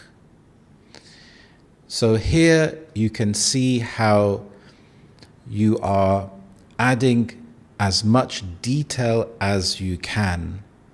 The more that you practice this every day, the more detail you can add. But in the beginning, try to keep it simple. If you are not sure of the English vocabulary, write it down in your native language, and then you can translate it into English later. The goal here is to practice this every single day before you sleep. It can be short, it can be 30 seconds or 1 minute. Then after a few weeks, try to assess how long you have been thinking about it for and try to increase the length. Over time, you will be able to extend this to more than 3 minutes. Then you can try to record yourself. Record yourself on your phone, on the voice app. You can ask yourself, what did I do today? This is a very simple exercise, but a very powerful exercise. I have taught thousands of students from all around the world. I am not just a content creator, but I also teach students every day how to improve their English in English lessons that I teach. And I have seen my students progress and their English has improved drastically. Drastically means a big improvement. My students have gone on to get better jobs, to pass important exams, to move to different countries and communicate with native speakers, to start their own businesses. I am very proud of my students for the hard work and the improvements they have made. So, in the comments, I want you to practice writing what you did today. Keep it nice and simple. If you want to, you can try to expand on the details and have fun with it. So I hope you are all well. If you would like to practice more, watch some more of my videos. I hope you have a lovely day wherever you are. And also in the comments, say hello. Let me know where you are from. Thank you, and I will see you in the next lesson. Bye-bye. Hello everyone, how are you today? I hope you're well. My name is Harry and welcome back to Learn English with British Harry. I am a native British English speaker and also a British English teacher. I have taught thousands of students from all around the world to help them to improve their level of English. So today is my birthday. I am 43 and it does feel a little bit strange. I did have some good news yesterday. 2 of my students have managed to secure jobs. So they've been job hunting and I've been helping them with the interview process. And I was so pleased to find out that they've secured better paying jobs. So I was really happy about that, because helping my students to improve their level of English, but also to improve their confidence, is a real passion of mine. I really want to help people to have new opportunities in their lives. And by improving their English, it really helps them in their lives. It helps them to open doors. So when you open doors, it's when you have new opportunities, you can travel, you can further your career, you can pass exams like IELTS, and it really improves your self-esteem. So helping my students is something which makes me feel really good and happy to see their success. So being 43 today, it doesn't feel that much different to be honest. But it is, I think, important to recognize the day. As you get older, birthdays almost feel the same unless it's a certain milestone. So when you have a milestone birthday, for example, 30 or 40 or 50, or even when you're younger, when you're 16, when you're 18, these milestones are more common around the world and they signify a very important day in your life. But in between those dates, the years almost just feel like another year. But reflecting back on this year, I think it's been quite an enjoyable year. I've seen this channel really grow, especially in the last year. I've had this channel for about 2 years, and I posted a few videos initially, and then life gets in the way. You have family emergencies, you have things going on, and there's a saying, a quote that I remember that is, life is what happens when you are busy making plans. So you can have all of these plans in life, but life just continues anyway. So really in this last year, I've made a concerted effort to really create more lessons that will help you. And they really help my current students because they get to watch the lessons and then interact with me in the lessons, and it really helps to improve their English. So, do you like birthdays? Do you celebrate birthdays? Today is quite a relaxed day. I think it's just going to be spent with family and cutting a cake, as you do. So it's also known as Happy Cake Day. So yeah, I think it's important to recognize the year and the date, And it does also feel like time is ticking, time is going by very fast. Along the way in my journey of life, I've picked up some helpful tips and helpful experience.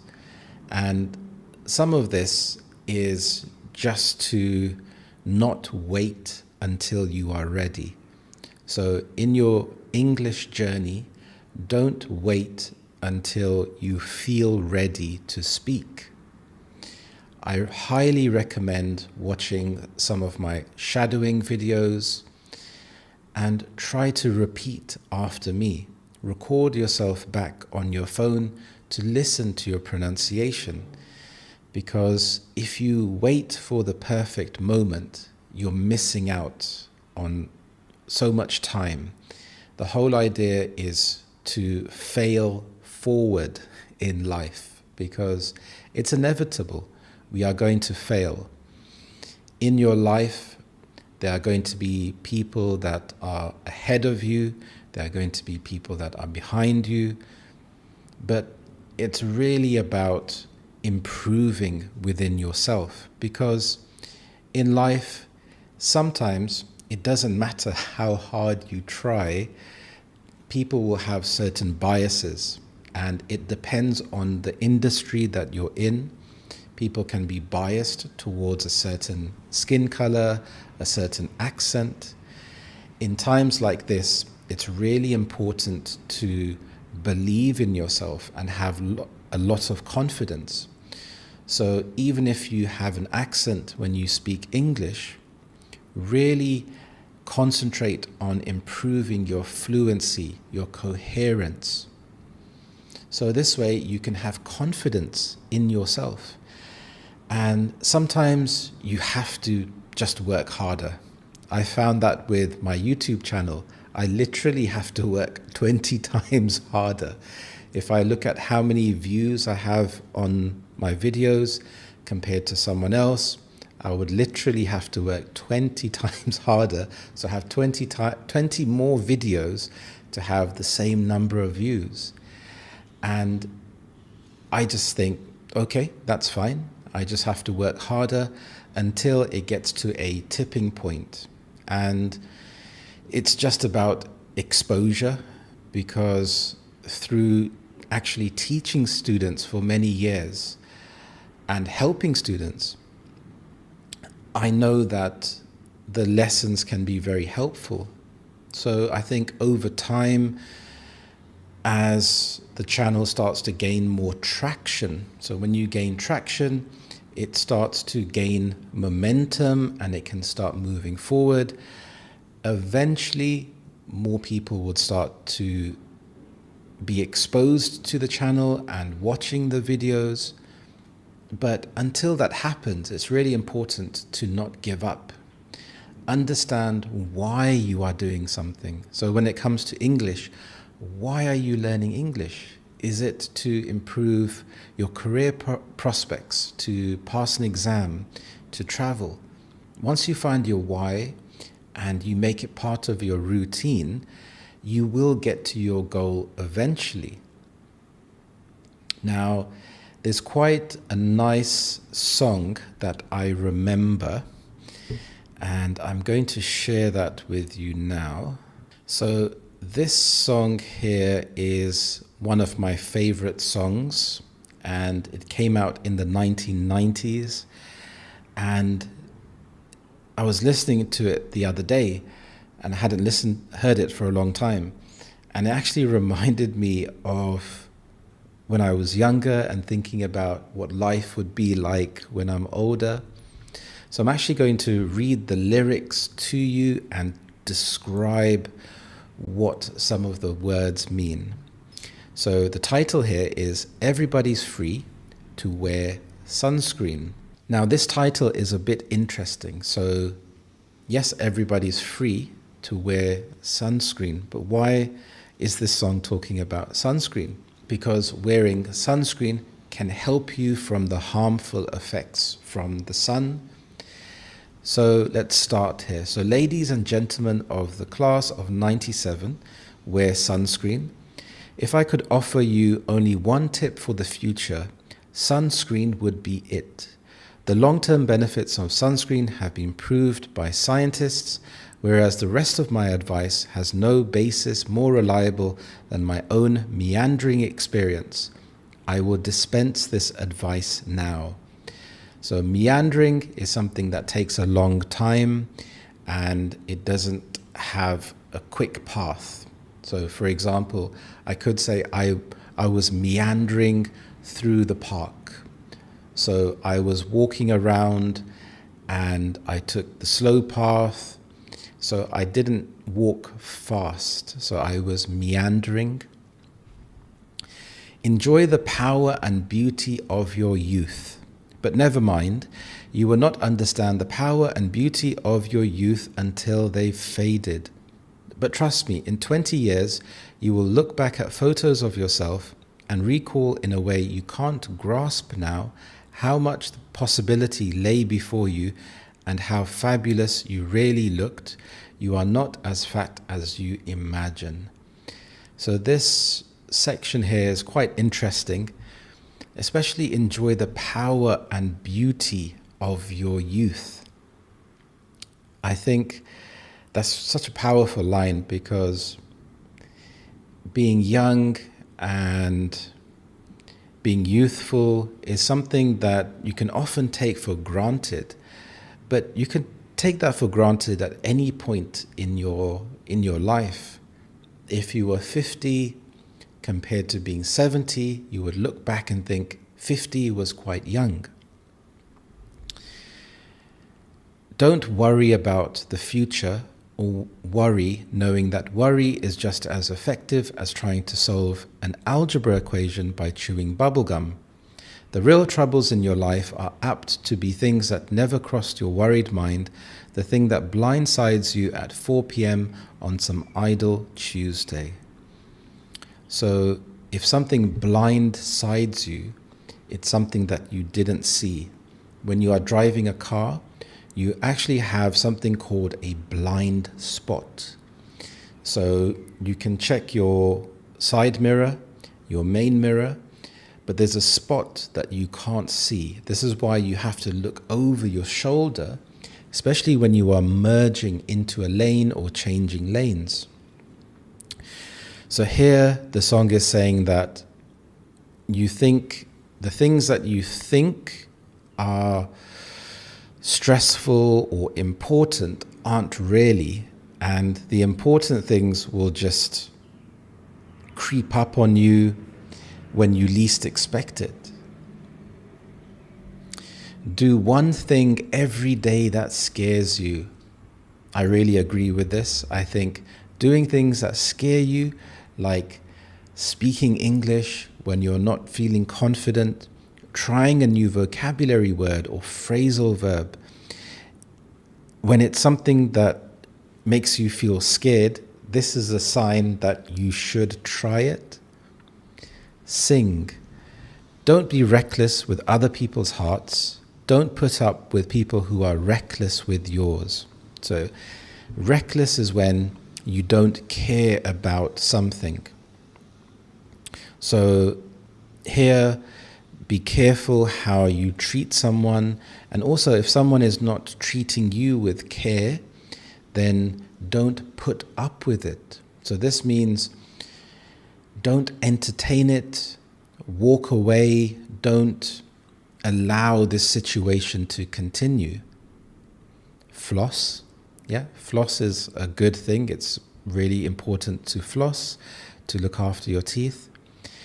Don't waste time. Don't waste your time on jealousy. Sometimes you're ahead, sometimes you're behind. The race is long, and in the end, it's only with yourself. So that echoes what I said before about sometimes being ahead, sometimes being behind. And it's really just about trying to make today better than yesterday in terms of your own personal life and your own personal progress. Remember the compliments you receive, forget the insults. If you succeed in doing this, tell me how. Keep your old love letters, throw away your old bank statements. So here the person is admitting that even though they're saying one thing, they are recognizing that it's not easy to do. So if I tell you that you should try to practice speaking English out aloud, I'm recognizing with you that it's not easy, because as a human, to go outside of your comfort zone, it can feel very stressful, you can feel anxious. So in the song, he's recognizing that, yes, this is the perfect thing to do, but it's not always achievable. Stretch. Yeah, stretching is really important, especially as you get old. I've realized this and trying to do more mobility work. Don't feel guilty if you don't know what you want to do with your life. The most interesting people I know didn't know at 22 what they wanted to do with their lives. Some of the most interesting 40-year-olds still don't. Get plenty of calcium, be kind to your knees, you'll miss them when they're gone. So this is quite interesting. So he or she is giving important advice, and then you have the repercussions of this. So if you don't look after your knees, when you suffer things like arthritis, you're going to miss the days when you could have improved the situation. Maybe you'll marry, maybe you won't. Maybe you'll have children, maybe you won't. Maybe you'll divorce at 40. Maybe you'll dance the funky chicken on your 75th wedding anniversary. Whatever you do, don't congratulate yourself too much or berate yourself either. Your choices are half chance, so are everybody else's. So when you berate yourself, it's to when you talk badly to yourself and blaming yourself for something that happened. So here in the song, they're saying that your choices are half chance. So in life, a lot of things are due to luck. And yes, you can work hard to improve your luck. You can improve your opportunities. Sometimes things are luck. If you think about how you met your partner, or how you met your friends, or how you discovered a certain hobby, it could have happened just through luck. Enjoy your body, use it everywhere you can. Don't be afraid of it or what other people think of it. It's the greatest instrument you'll ever own, dance. I agree with this, that this is the only body that we will have, that you will have. So it's really important to be comfortable in your body. And sometimes it's only natural to feel very self-conscious, but having that confidence to be comfortable in your own skin is almost like a superpower, that other people will notice this type of energy when you truly feel comfortable in your old skin. And I think this is something that happens as you get older. You start to become more comfortable, because you realize that you can't really change your body. I can't go and look different unless I get drastic plastic surgery. So it's about not wasting time on that. In some aspects, it is important because we live in a world where perception can be reality. For example, if you have an office job and you're required to wear a tie and a suit, you look more presentable than going into the office wearing a t-shirt and shorts. So it's about having a balance there, understanding what the rules of the game are, and not trying to take it too seriously. Even if you have nowhere to do it but your own living room, read the directions even if you don't follow them. Do not read beauty magazines, they will only make you feel ugly. Get to know your parents. You never know when they'll be gone for good. Be nice to your siblings. They are the best link to your past and the people most likely to stick with you in the future. Understand that friends come and go, but for the precious few, you should hold on.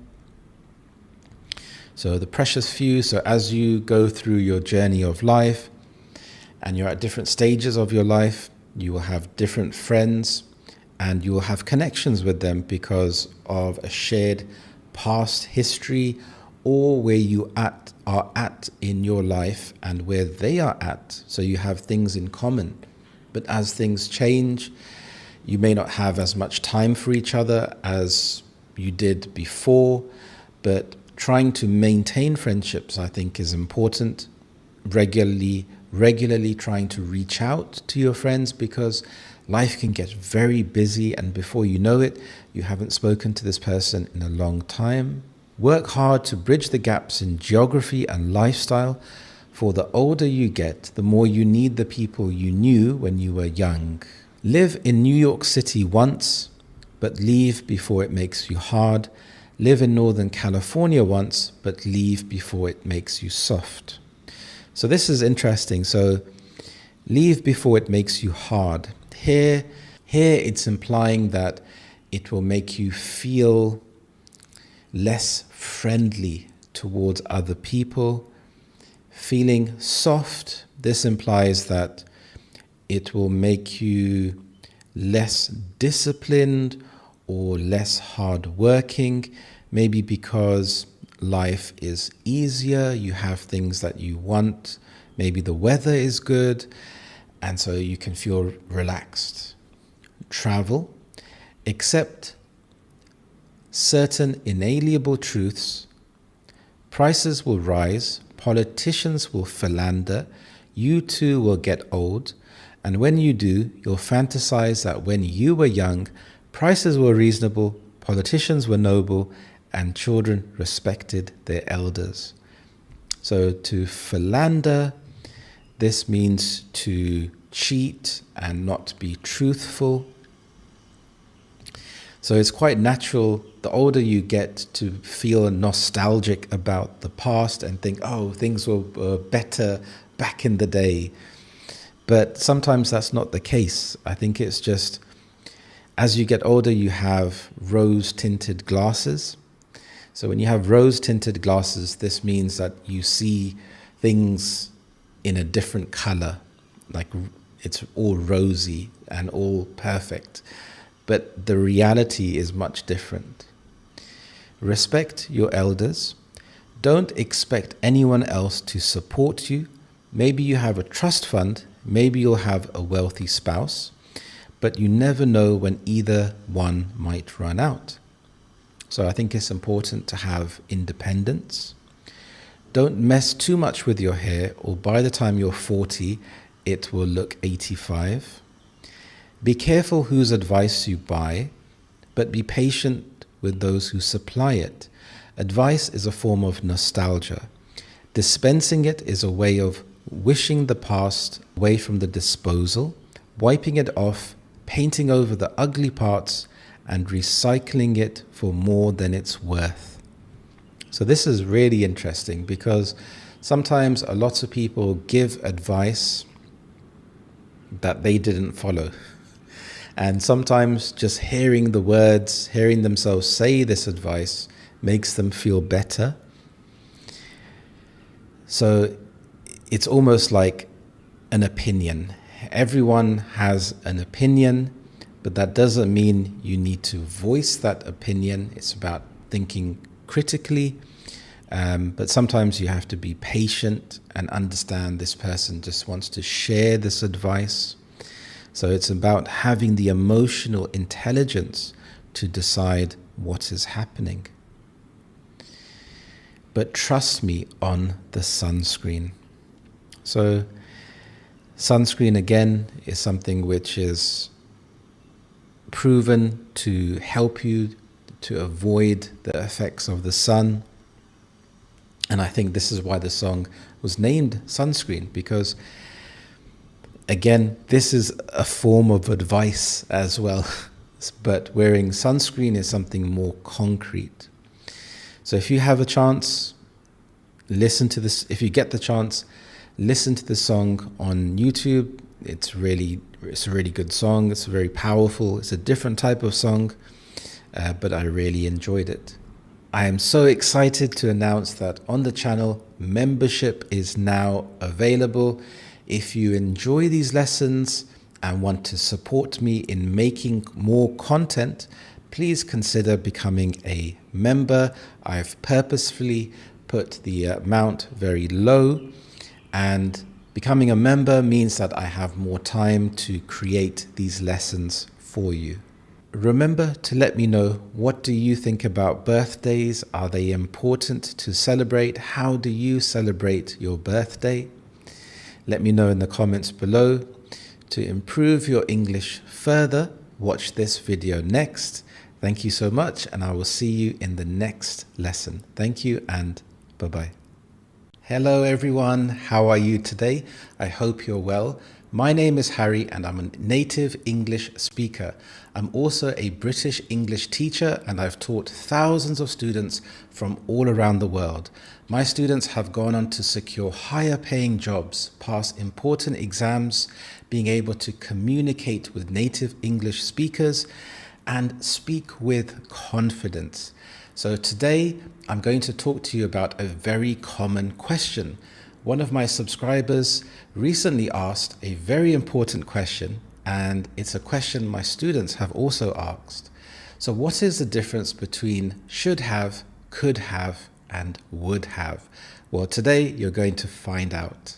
Could have, should have, would have. Now this can be a bit tricky to understand because they all have the basic structure, but the meaning behind each one is different. The basic structure is you have your modal verb plus have plus the past participle. Now there are many different types of modal verbs. You have could, should, would, might, must, may, can, shall, will. So you can see that there are so many here. Now, why do we use modal verbs? Well, we use them to express a possibility, so something that could happen. If we want to give some advice, if something is a necessity, so this means if something is very important, or if something is hypothetical. Hypothetical means something that is imaginary. So sometimes we can often combine these together, and I will show you how. It's very important to learn the past participle of the verb. The past participle is the third form of the verb. So for example, go, went, gone. We have some more examples. Do, did, done. See, saw, seen. Eat, ate, eaten. Take, took, taken. So with this structure, you always have the past participle after have. Let's look at could have. So with could have, you had the ability or chance to do something, but it didn't happen. So it was possible, but it didn't happen. For example, I could have gone to the party, but I was tired. So I had the option to go, but I chose not to. They could have won the match if they played better. So here it was a possibility, but it didn't happen. She could have been a great artist. So she had the potential, but maybe she didn't work hard enough, or maybe she chose a different career. So the main idea behind could have is that you had the chance. There was a possibility to do something like the party. I could have gone to the party, but I was tired. It's a situation that it wasn't impossible. It was doable. You could have done the activity, so it was possible. A very important thing to consider is the pronunciation. So we have the contraction. Could have becomes could have. I could have gone to the meeting. Instead of I could have gone to the meeting, I could have gone to the meeting. And in fast speech, this is very common. So it's really nice to train your ears to understand and hear the difference between could have and could have. Should have. So this is when you're saying that something was the right thing to do or expected, but it didn't happen. For example, I should have studied more. So this is a regret. I know I should have studied more, but I didn't, so I regret it. When you regret something, it's when you feel sad, you had an opportunity to do something, but you didn't. You should have told me about the change. So here you're upset. Maybe you had a meeting and someone changed the time of the meeting. So you show up to the meeting and here you're very upset. So that person should have done the right thing and informed you about the time change of the meeting. We should have left earlier, now we're late. So here, this is a mistake. So it's something that didn't happen. We should have left earlier. If we had left earlier, we would have been on time. So here, should have is being used to express how something was important, it was the right thing to do, but it didn't happen. So here you can see how it expresses frustration or guilt, and it's when you're wishing that you had done something differently. And also notice, you can also contract this.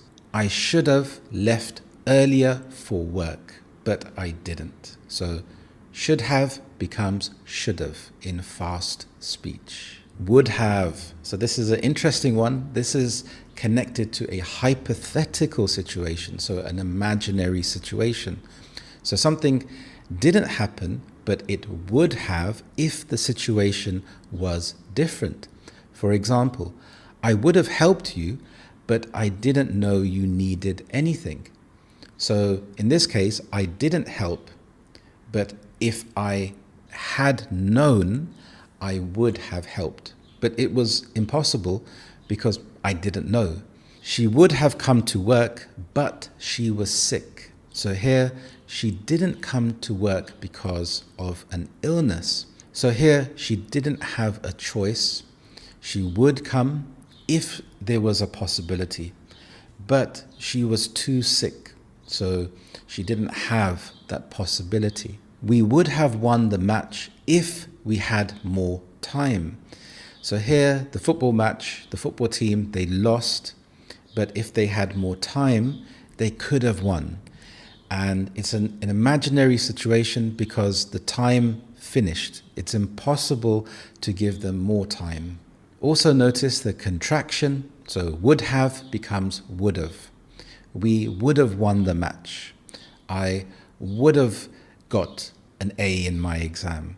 So here, again, you're expressing something which is hypothetical, imaginary, but it didn't happen. Now let's compare all three with an example. So you could say, I could have passed the exam, I should have passed the exam, I would have passed the exam. So what are the differences here? Well, I could have passed the exam. It was possible. I had the ability, but maybe I didn't try hard enough. Maybe I didn't study hard enough. So I didn't fulfill my potential, but I could have passed the exam if I had studied harder. I should have passed the exam. So here I was expected to pass, but maybe I made mistakes or I didn't prepare properly for it, and now I regret it. So here we can see the difference between could have and should have. So could have, you had the possibility if you had studied harder. Should have, it's more of an expectation. So you were expected to pass. You knew you could pass, but here you may have made some mistakes in the exam. Would have.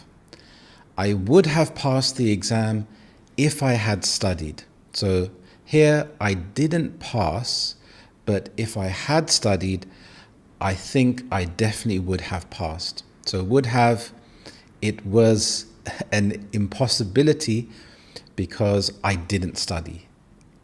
I would have passed. So here it's an imaginary situation, and you can see the difference between could have and should have. So would have is a nice way to explain how a situation would have been different if I had done this, but it's something that didn't happen. Now, some common mistakes are, for example, saying I could have go. Now here you have to use the past participle. So instead of I could have go, this becomes I could have gone. She should have eats. Here we have to think about the past participle. So what is the past participle of eat? It is eaten. So she should have eaten. They would have win.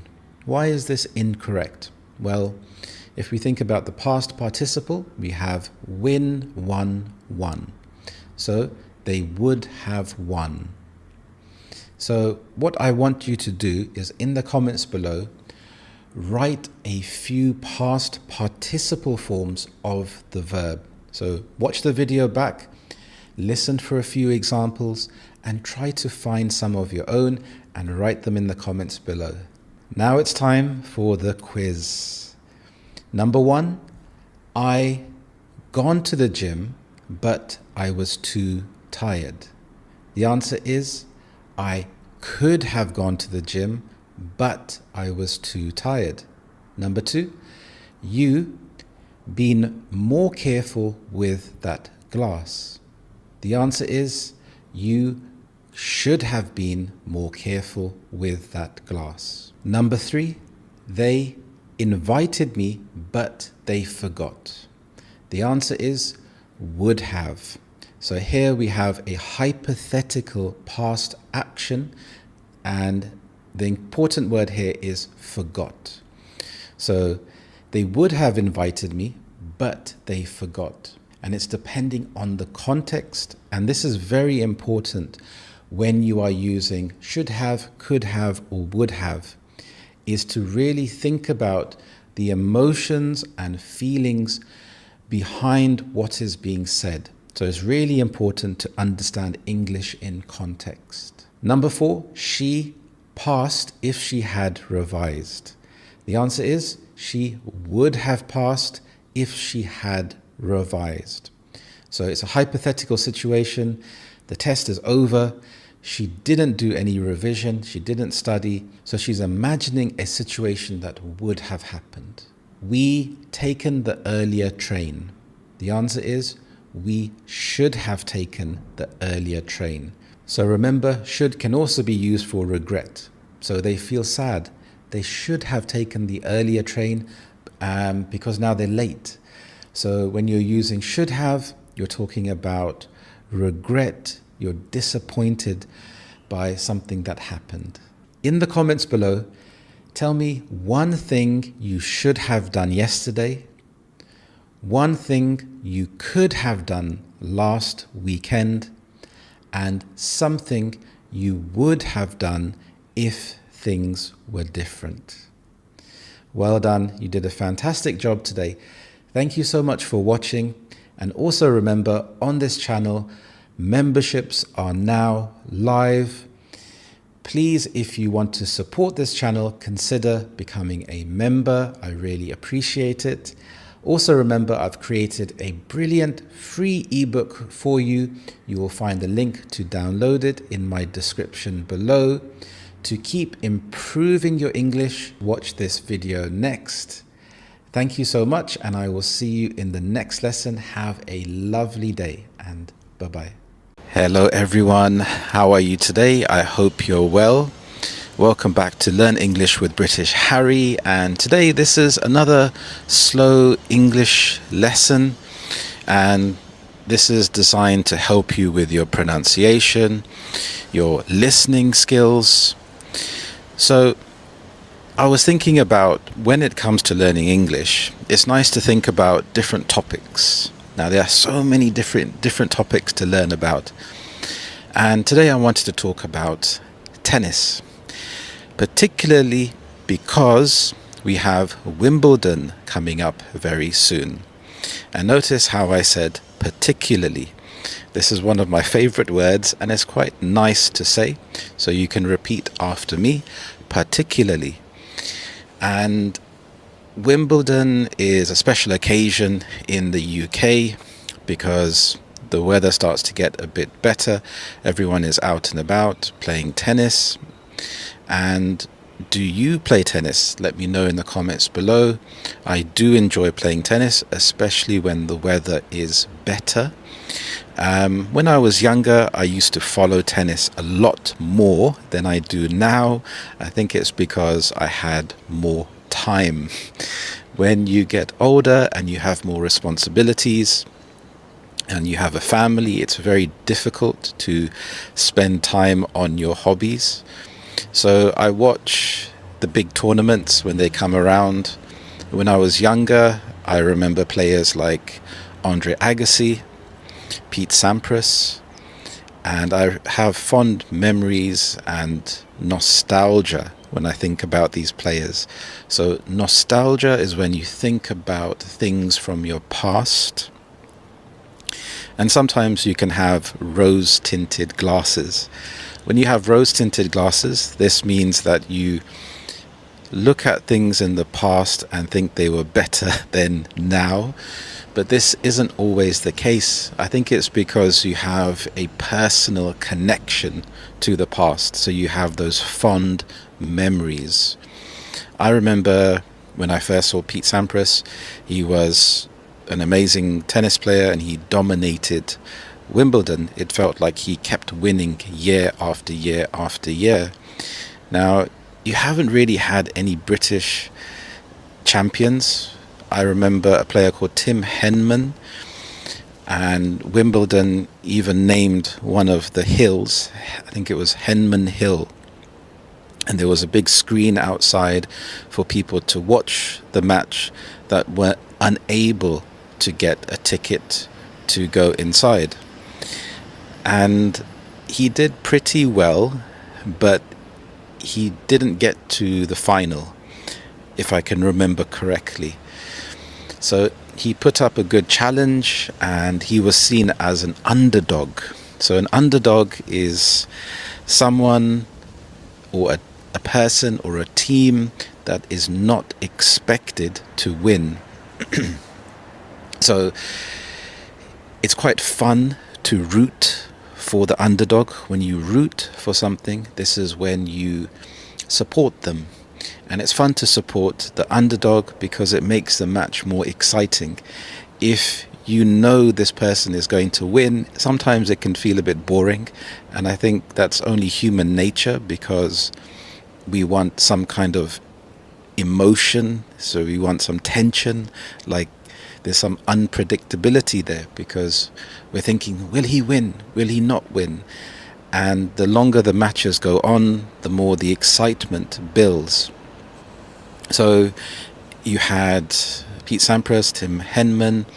Then we had a new era, it felt. So when Pete Sampras retired, you had players like Federer, Nadal, and that battle was really interesting because Federer was very good in terms of technique, and I think this is because he used to play a lot of squash.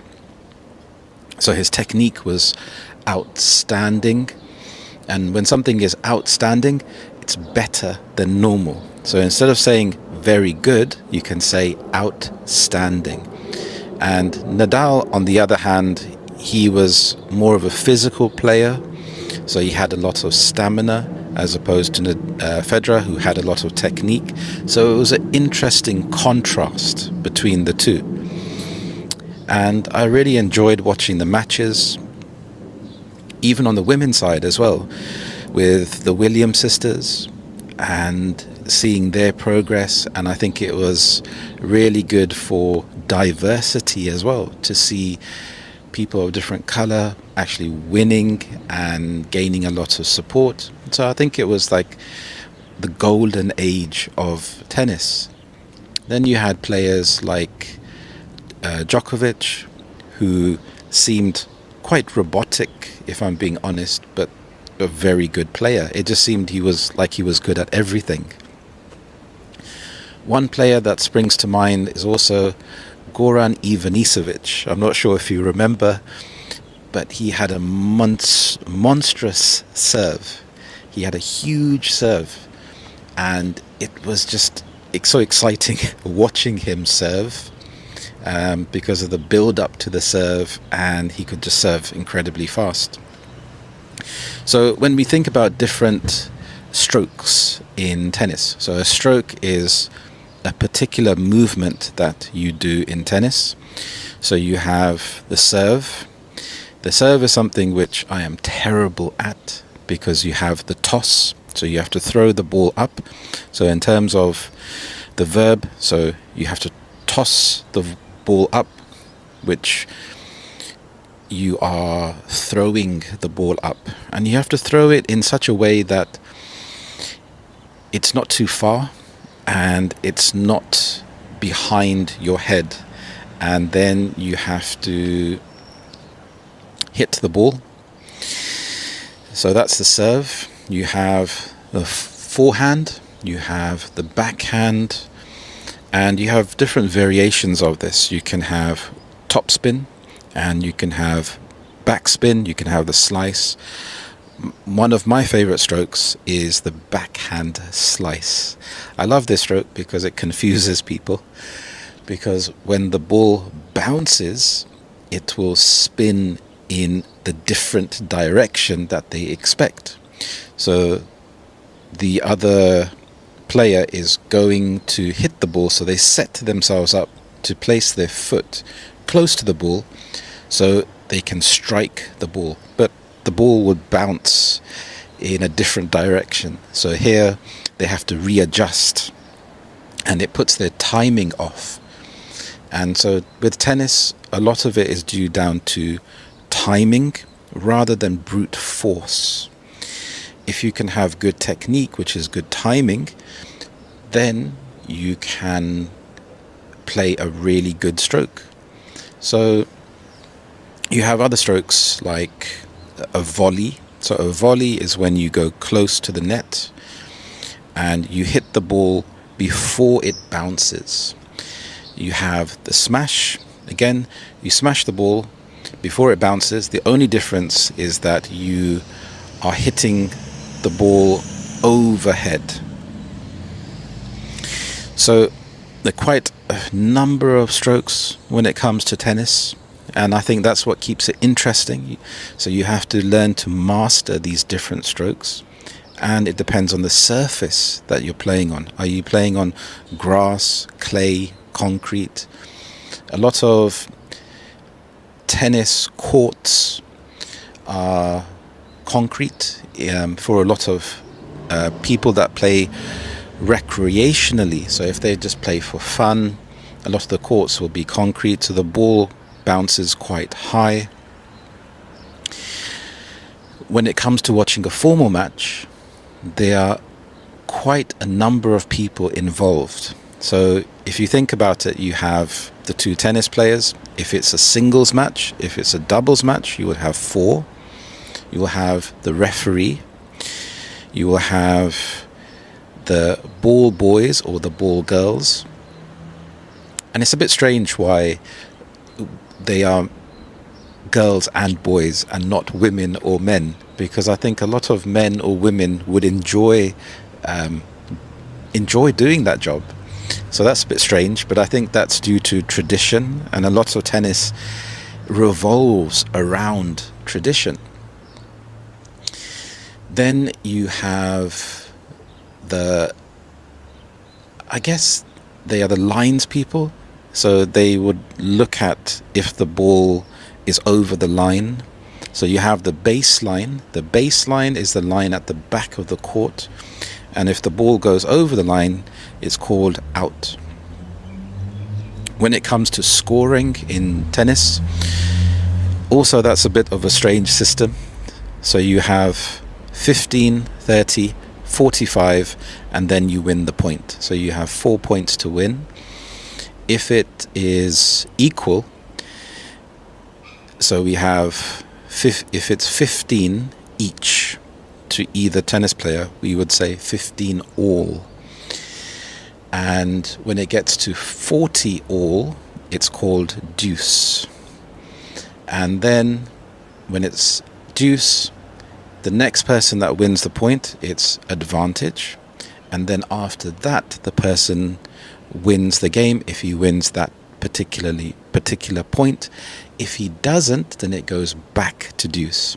So it can be quite interesting, and it builds up tension if the player goes to advantage, back to deuce, back to advantage, back to deuce. So as a spectator, a spectator is someone that is watching the match. As a spectator, it is really interesting, I think, to watch, because it's a form of entertainment, and it prolongs the entertainment, so it's not short. So you can actually get your money's worth, especially if you paid a lot of money to go and watch the match. Before I was talking about tradition, and with Wimbledon in particular, the players wear white, and it's a bit strange because why are they wearing white? So their t-shirt, their shorts will be in white. Yes, they may have some logos, but predominantly it's light. It's white. So when I say predominantly, I mean that more of it is more of something. So here it's predominantly a white color that they wear. And I was researching this a bit, and I found out that it's due to sweat stains. So the judges thought that it was improper to have sweat stains visible, and wearing white will hide these sweat stains. So I thought that was a bit funny, that tennis, and 100 years ago, tennis was very prim and proper. When I say prim and proper, I think in terms of everything has to be neat and organized. It cannot be expressing your own style, for example.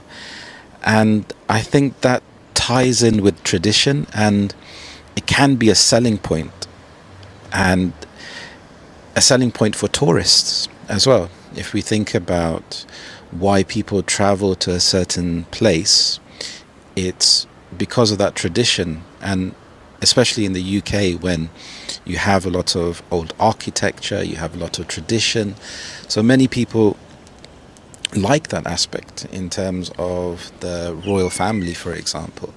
What I think is good practice is to think of a tennis player that you like or that you know about, and think about some adjectives you can use to describe this particular player.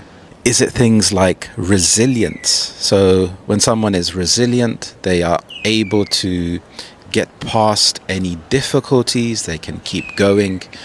Do they have any particular strengths? Like they are exceptionally good when it comes to having a rally. So a rally is when the play keeps going back and forth. Oh yeah, I remember another tennis player who is Andy Murray. And Andy Murray is Scottish, but the UK media liked to promote him because Scotland is still part of the UK. So the newspapers and the media can say that the UK has had a good champion. So let me know what you think about tennis. Have you ever played tennis? Why do you like tennis? I like tennis because it's a relaxed sport. You do have things like pickleball or paddleball, which have become very popular. I've tried pickleball. I do enjoy it because there's less running and it's a bit more faster. Also, you don't have to have a really good serve, so I think it's more accessible. And when it comes to tennis, it's a bit windy there. When it comes to tennis, you have to have the special equipment. So it's not that accessible for everyone. When something is accessible, this means that it's easy for someone to participate, because you have to have a tennis racket, you have to pay for the tennis balls, you have to pay for the tennis court. So there are more costs involved compared to a sport like football, for example, where you just need a ball. So sometimes certain sports, they can alienate other people and a group of people unless you have the money to participate in these sports. But I think tennis is good because it can be a very social sport. It's quite fun, and it can be less boring than going to the gym or going running. So I think in life, variety is the spice of life. So it's nice to try different things. So let me know. Ooh, it's really windy there. So let me know. What do you think about tennis? And I hope you enjoy this lesson. To keep improving your fluency, watch this lesson next. Thank you so much, and I will see you in the next lesson. Bye-bye. Hello everyone, how are you today? I hope you're well. So today is a bit of an informal chat. There's nothing planned, there's nothing on the agenda. Just want to find out how you are today and what you did today. A very common question to initiate a conversation is to simply ask, how's it going? This is very informal. So if someone says to you, how's it going? They want to know how you are. And here it can refer to many different things. It's quite an open-ended question. When I say an open-ended question, this means that there are so many possibilities. So it can refer to the time of day. So it could be the morning, the afternoon, or the evening. And if your day hasn't finished, so for example, I could say, how's your morning going? In this case, you can say, it's going quite well. So here I said, it's going quite well because the morning hasn't finished, or that particular time of day hasn't finished. So it's quite a useful, versatile phrase. When I say the word versatile, I mean that it can be used in many different ways. So if someone asks me how my day is going, I would say, it's been quite busy, or it's been extremely busy. I've taught quite a few students today. I've had to run a few errands. I had to run to the bank, do a bit of shopping. So my day was quite busy. And one student in particular had some really good news today. So he's been searching for a job, and I've been helping him prepare for his interviews, and he received a job offer. So it was really fantastic news, because we've been working on questions like, tell me about yourself, which is such a common question, but we came up with a very good strategy to think about values that align with his character, but also applying this to the job that he is looking for. So when a person is looking for a job, it's such a fantastic idea to go to the company's website and have a look at the company's ethos. The ethos means what they stand for. So it may be things like innovation, diversity, or inclusivity. So here you can try to mirror some of the things that the company stands for with your own values. And it's really good practice to think about adjectives to describe your personality. Things like being hardworking, having good communication skills, being very honest or passionate about something in particular. So it could be related to the job You could have a passion for studying IT or psychology or accounting, or you could have a passion for traveling. So passion is such an emotive word, which is very powerful. Because if you think about things that we do in life, we do them because we are driven by emotions. Yes, you can be logical, but then your emotions can be such a powerful driving force to keep you going. For example, with this YouTube channel, today is, I think it's the 22nd video in a row, which is quite a lot, but I feel like I am driven by the passion to make these lessons to help as many students as possible. And also on YouTube, there is a lack of diversity. And so I think it's good.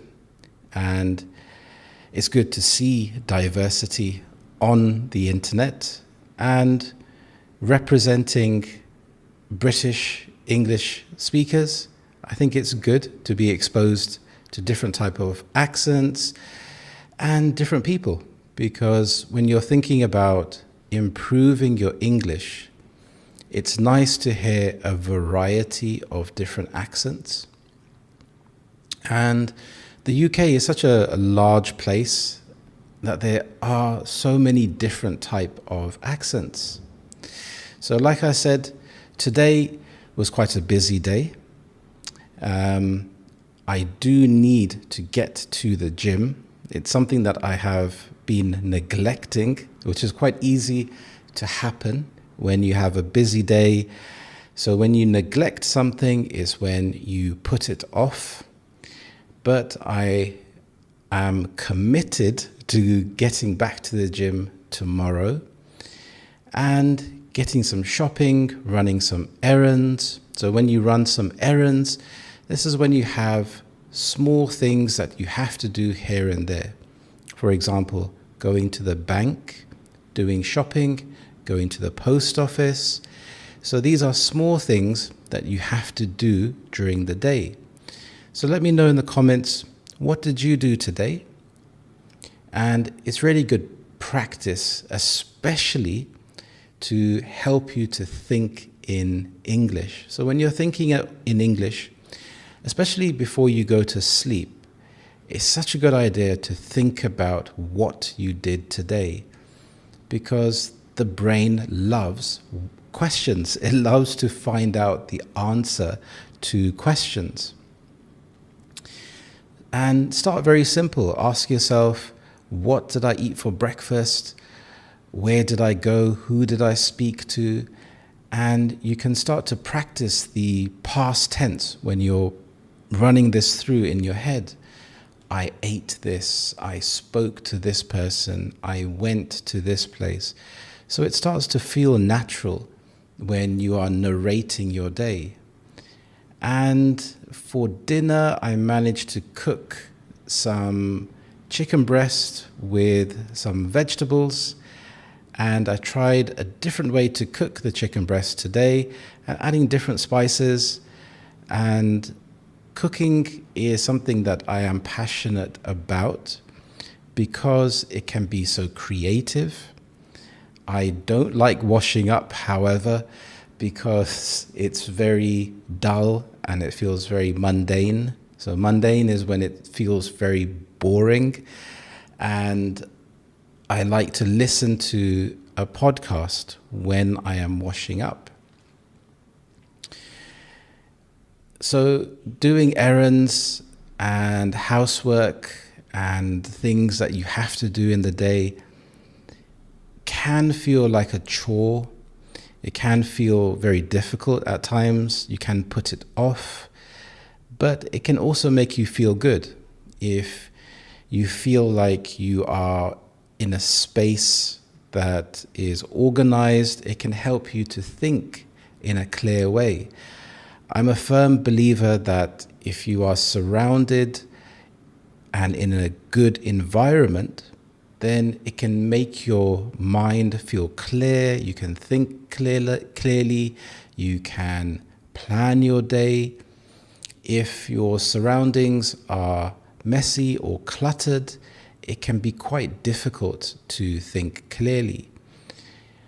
I do not have something like OCD. So OCD is obsessive compulsive disorder, where things have to be in a particular way. So I am not obsessive when it comes to neatness, but just having a decent cleared area makes me feel good, and I feel like I have a clear mind when I'm in a nice surroundings.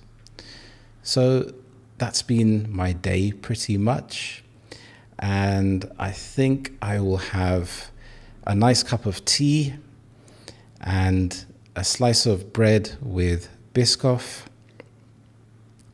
I've become quite partial to Biscoff lately. It's like a caramelized spread. It's not as sweet as something like Nutella, and it can be quite dangerous because it's very easy to eat. You can use it in different ways. You can make microwavable cakes with it. You can spread it on bread or into milk and make a Biscoff milkshake. But it's nice from time to time to have a bit of a treat. And yeah, otherwise life can feel a little bit mundane, can feel a little bit like Groundhog Day, where every day feels the same. Do you have anything sweet that you like to eat, or anything nice as a dessert? I also quite like dark chocolate. Something around 70% is quite nice to have one or two pieces.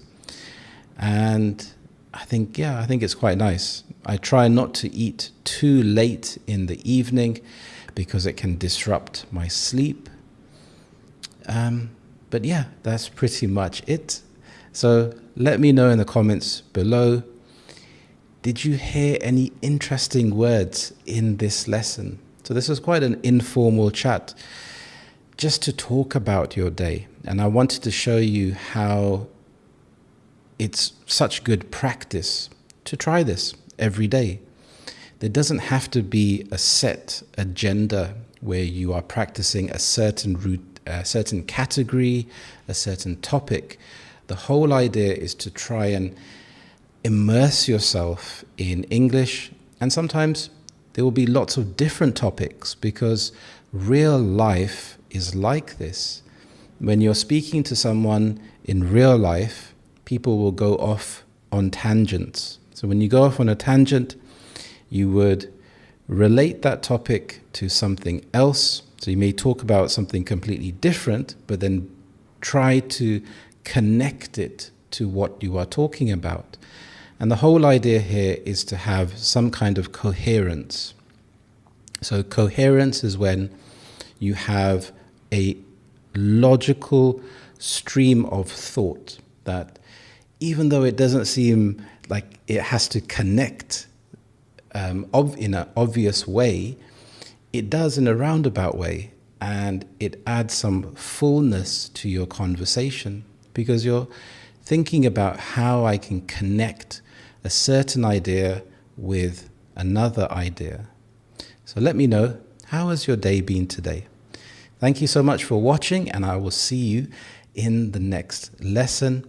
And also remember, I have created a quite good series. It's a playlist about everyday English, and I highly recommend that you watch this video next to improve your everyday conversations. Thank you so much, and I will see you in the next lesson.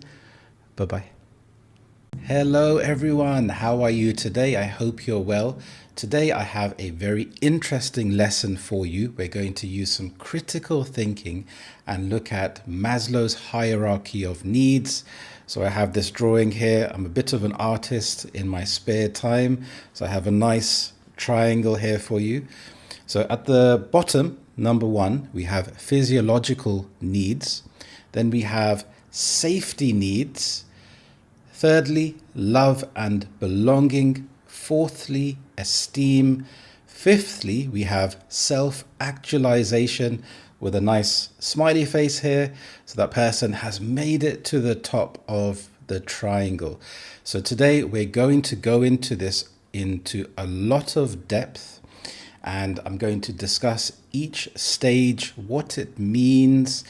I'm going to use a lot of interesting vocabulary, and you're going to learn a lot in today's lesson. I think this is a really interesting exercise to use as part of critical thinking. When it comes to learning English, so yes, you learn your basic vocabulary, your grammar, then we start to think about fluency. And fluency is being able to speak coherently, so being able to connect ideas together. Now, you may go off tangent. An informal word is to ramble. Rambling is fantastic. You want to practice rambling. You want to use the word because to try to extend your answers as much as possible. And see it like a game. See it like, how can I connect these words together? So talking about Maslow's hierarchy of needs is something that I use in my lessons personally to help my students. So I'm not just a content creator on YouTube. I do actually teach students. I've taught thousands of students from all around the world. I've helped them to gain better jobs, to pass important exams, to be able to travel, to start businesses, being able to speak to native speakers and understand native speakers. Because my aim is to make you feel powerful when it comes to learning English. I don't just want you to feel like I'm going to get by or scrape by. I want you to be able to use English to build your self-esteem. So I think English is fantastic. I think learning English is a brilliant thing to do. So I congratulate you for keeping up with English, and I hope my videos have really helped you. I've created a fantastic free ebook for you. You'll find a link to download it in my description below. And also think about becoming a member of this channel. It really means a lot to me, and I really appreciate it because it helps this channel to grow. We have Maslow's hierarchy of needs. This picture is a bit more pretty, a bit more colorful for you. So we're going to start from the physiological needs. Now, notice how I pronounce this word, physiological. And we can also think of our ordinal numbers. So we have firstly. So firstly, we have our physiological needs. But what does that mean? Well, we have air, water, food, shelter, sleep, clothing, and reproduction. So there are quite a few needs there. So firstly, what is the point of Maslow's hierarchy of needs? Well, it talks about how in humanity we have certain needs that need to be met in order for us to live a good life, in order for us to function. And as those needs are met, we move on to the next level of needs. Now, there is a theory within this that the needs can run concurrently, so they can run at the same time. So they can go from the bottom to the top and from the top to the bottom at the same time. But looking at this first, I think it's a really good way to improve your English and start to use some critical thinking. So if the first way to fulfill your needs is food. So as a human, we need to have food. But does it matter what type of food we have? I think so. I think it's really important. I think the quality of food that we are consuming is incredibly important because You could give someone a lot of junk food, a lot of snacks, sugary foods, but then it can lead to health problems. It can lead to things like diabetes. So the quality of food is really important, not just having food. Then we need water. Similarly, we need to have healthy, clean water. So if you're supplying someone with water that's contaminated and dirty, that person will get sick. So it's in conjunction. So we need healthy food and we need clean water. Then shelter. So this can be subjective. So what does shelter mean to you? Is it just to have a roof over your head? Do you need to have other things within the shelter? So if you live in a house, if we think about the mod cons that people have. So, and then for some people, this can also be a necessity. So, for example, a bathroom. Or is it an accommodation where the bathroom is shared with other people? In this case, you have less privacy. So normally you'd have a bathroom, you'd have a kitchen. So with shelter, is it important to have a kitchen? On one hand, yes, it is, because you can have more autonomy, you can have more independence to cook healthy food for yourself. Whereas if you don't have access to a kitchen, it's a lot more difficult. I think you could have a shared kitchen with others, and this could also be good because you have to learn communication skills, you have to clean up after yourself. But on the other hand, it takes away from your freedom and feeling like this is your own place. So in the basic needs, it's just shelter, just to have somewhere to sleep that is warm. I think that's really important because some accommodation is not really in a good shape. There may be mold, which is like damp spots, and this happens when there's very poor ventilation. So condensation will build up inside the room and you'll see black spots on the wall, and breathing this in can be very harmful for your lungs. So it's important to think about the type of accommodation. Then we have sleep. Yeah, I think sleep is really important because if you are homeless and living on the streets, firstly, you don't have a roof over your head, so you're exposed to the natural elements. It's easy to get sick, and you are vulnerable to things like violence, and you're exposed to more things. So you're not going to get good sleep. So having shelter and sleep, they go hand in hand. So having sleep, I think, is very important, the quality of sleep. Then you have to think about the mattress that you are sleeping on, and not just the mattress, but the pillow. It may sound small, but I found using a memory foam pillow has been amazing. It's just improved my quality of sleep to the extent that if I visit friends or family, or if I go on a short holiday, I want to take my pillow with me. So I've become very attached to my memory foam pillow. Then we have clothing. So clothing is very important. The type of clothing is very important because it needs to be appropriate for the weather conditions. If you are in winter, you need to have appropriate warm clothing, even things like thermals. Thermals are also amazing. I like to wear thermals under my clothes during winter to keep me nice and toasty, nice and warm. Even inside the house, wearing thermals, you can save money because you don't have to have the heating on as much. So clothing, you have to think about, yes, is it functional?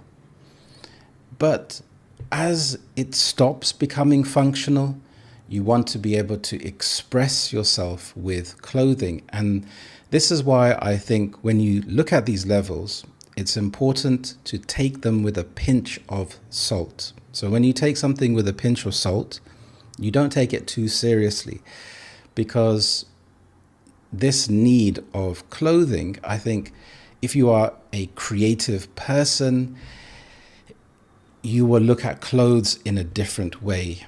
It's a way to express yourself, maybe to break free from conformity where everyone is wearing the same things.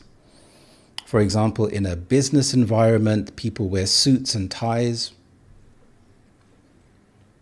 Even at school, high school, children wear blazers and ties, and it's almost like it's conditioning students and children to enter the workplace because this is what is expected from them. Because when you wear a blazer and a tie, you look more presentable, more professional. But should that be the case? So something to think. Reproduction, I think that's a necessity for humanity. We need to reproduce. So those are the basic needs.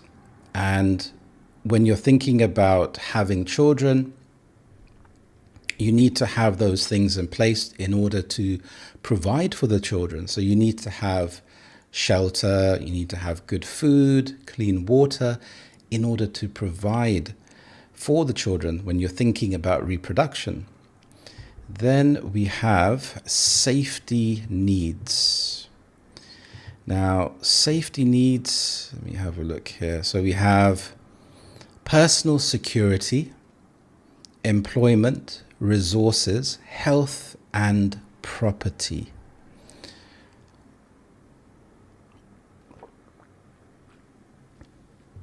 So personal security is very important.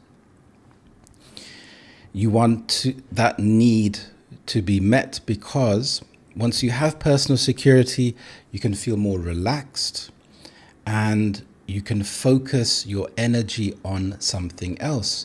If you live in an environment where you're constantly on the lookout for danger, if you're looking over your shoulder, the environment is very unpredictable, so you cannot focus on other things. Employment, so having a job. Now, why is having a job important? That's an interesting question. There are many factors. If you notice, that is an introduction which I teach my students, which has been very helpful for them. Using this introduction can save you time. It can buy you time. Now, you can't actually buy time. You can't go into a supermarket and say, I would like an extra 10 minutes, please. But saying this, that's an interesting question. There are many factors. It gives you more time to think about your answer. So if we go back to it, so employment, a job is good because it gives you independence. You can start to save money. You can buy better quality of food. You can move to an area where maybe there's less crime or more opportunities. Then resources. So this seems like it's quite open-ended. So resources, what kind of resources? Well, if we think about safety needs, resources here could be things that you can spend money on. So you can spend money on a safer car. You can spend it on education. You have more resources, so you have more money to spend on better quality of products that can improve your life. Health. So health, it's interesting that health doesn't come first, but I guess you need to focus on having food, having water, having clean air to breathe. So your health, once you start focusing on your health, you need to be able to walk and be mobile to get to your job.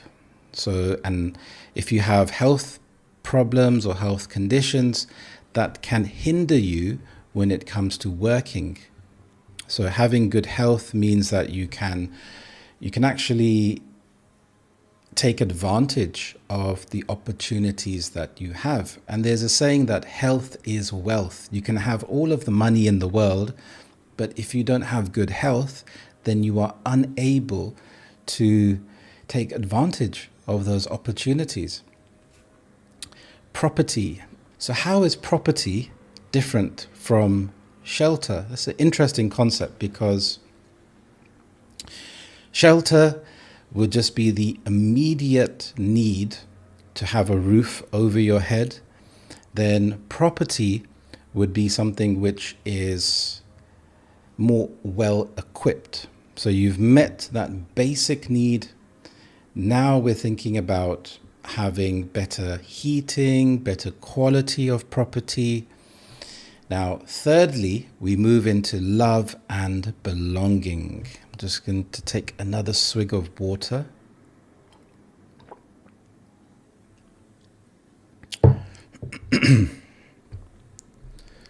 So we have friendship, intimacy, family, a sense of connection.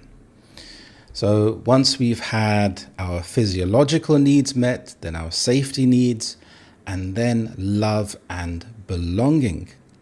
So friendships. Why are friendships so important? Well, I think that it makes your level of stress decrease when you're able to have connections with friends, because you understand that you are in this journey of life together. It gives you a sense of perspective. Intimacy, being close to someone, so having a partner or a long-term partner. This way you can have a greater sense of intimacy and a sense of connection. So I think that these levels are so interesting, because a lot of them go together. Because what use is having food and shelter if you don't have a sense of connection with life and living? So you can start to get quite despondent or depressed. So your mental health could suffer. So having a sense of connection is really important. Then we go up to esteem. So we have respect, self-esteem, status, recognition, strength, freedom. So quite a few number of words here. So respect and self-esteem. So when you feel proud of yourself for achieving things, your sense of confidence increases. So you believe that you can achieve things. Now, it's difficult in some cases because you may have everything stacked up against you due to bias. There's something called implicit bias. So due to the color of your skin, your accent, where you are born, there may be certain biases against you. And having strong and good self-esteem means that you feel confident in yourself.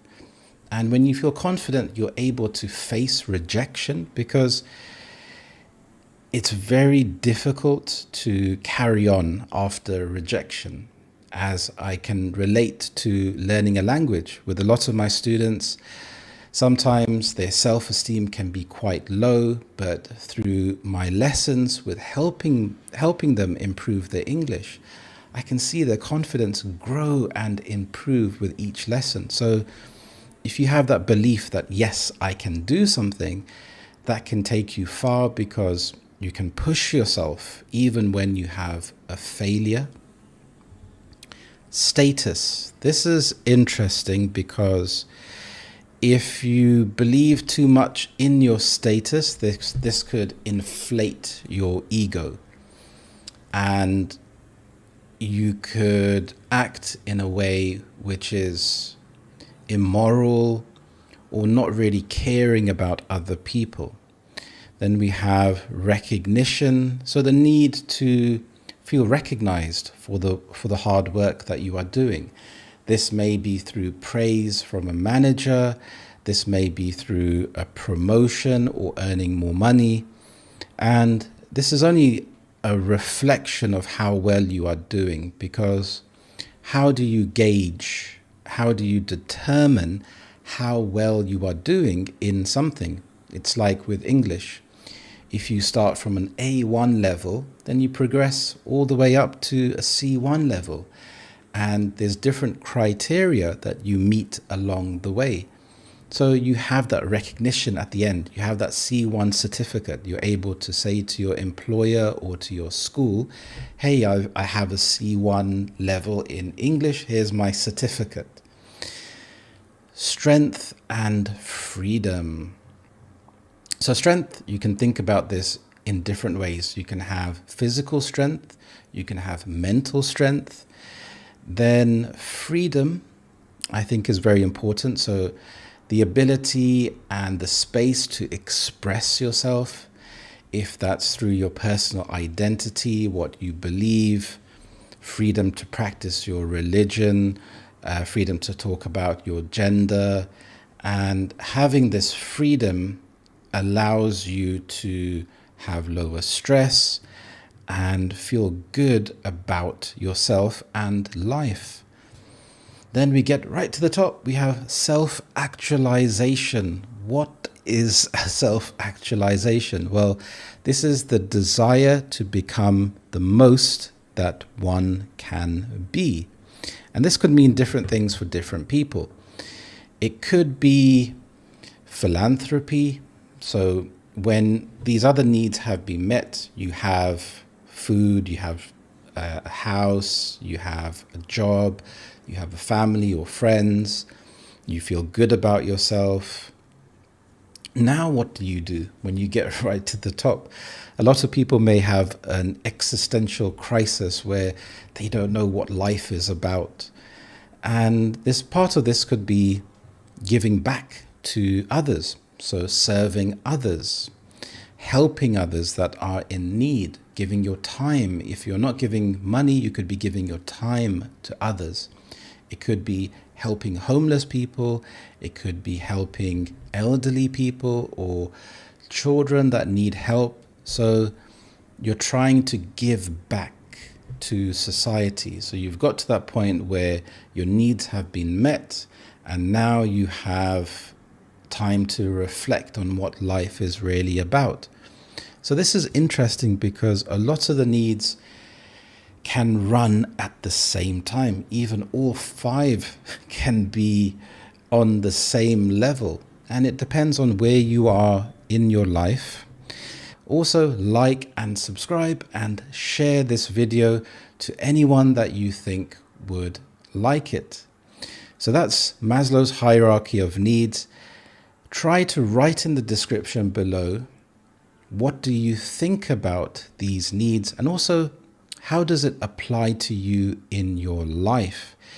Do you think self-actualization is right at the top? Can you think of anyone that embodies this? Can you think of any celebrities or politicians that you think, wow, that they actually gave back to humanity? Perfect. You did a fantastic job today. Thank you so much. To keep improving your English, watch this video next.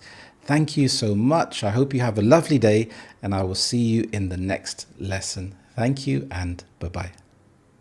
Hello, my name is Harry, and this is Learn English with British Harry.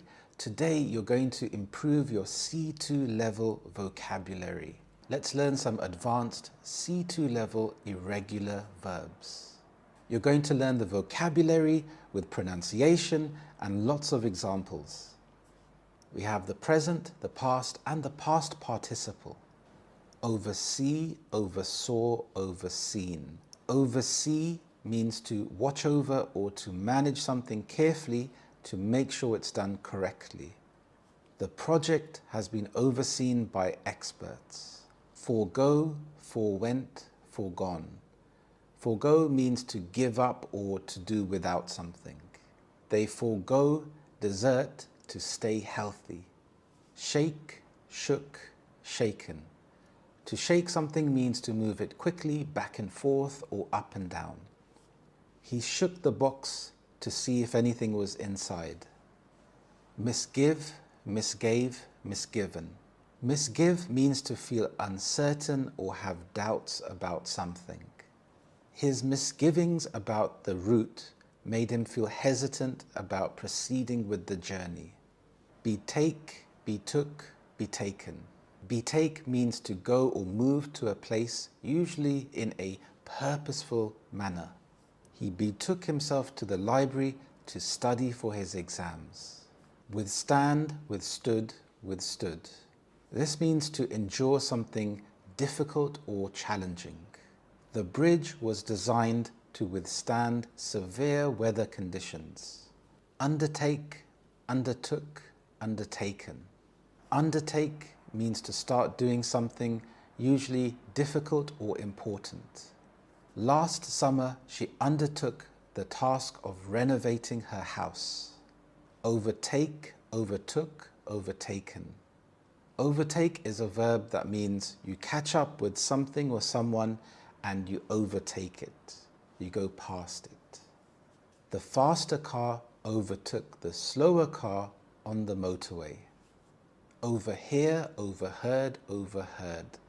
Overhear means to hear something by accident that you weren't supposed to hear. She overheard their conversation while waiting in line at the coffee shop. Overcome, overcame, overcome. Overcome is a verb that means to succeed in dealing with a difficult situation or problem. She overcame her fear of public speaking through practice and determination. Outshine, outshone, outshone. Outshine means to be noticeably better than someone or something else. Her performance in the play outshone all the other actors on stage. Mislead, misled, misled. Mislead means to give someone the wrong idea or impression by giving them the wrong information. The confusing directions on the website misled many users into taking the wrong route. Forsake, forsook, forsaken. Forsake is a verb that means to abandon or renounce. He forsook his promising career in finance to pursue his passion for art. Rise, arose, arisen. Arise is a verb that means to originate or to occur. A sense of urgency arose when they realized the deadline was approaching. Thank you so much for watching. I hope these precise words have helped you improve your C2 level vocabulary. Let me know what you thought of the lesson in the comments. If you like this video, please click on the like button. If you are new here, please click on the subscribe button. Thank you so much, and I will see you in the next lesson. Bye-bye. Hello, my name is Harry, and this is Learn English with British Harry. I am British, and I have helped thousands of students to improve their level of English. This podcast is designed for you to be immersed in English and to help you to improve your English listening skills. With that being said, how are you today? Please let me know in the comments how you are feeling today. Even if you're not feeling great, you can let me know. And this is important because here we are building a community together, and it's very nice to hear from other people because the nature of these podcasts is that it's one way, but it's really nice to hear from you, even if it's just to say hello or hi. It would be really nice. Myself, I'm trying to get over this cold. So this cold has been lingering around. I've taken some medication, not very strong medication, because I don't really like to take a lot of medication. I've been concentrating on natural remedies such as hot water with lemon and ginger, which is quite nice. So hopefully I can get rid of it soon. But apart from that, everything is good. Let me know in your life, how is everything going? Since starting this YouTube channel, I have a newfound respect for content creators. I've discovered how difficult it can actually be, but it's actually very rewarding. It's incredibly rewarding creating something from scratch and seeing the final product.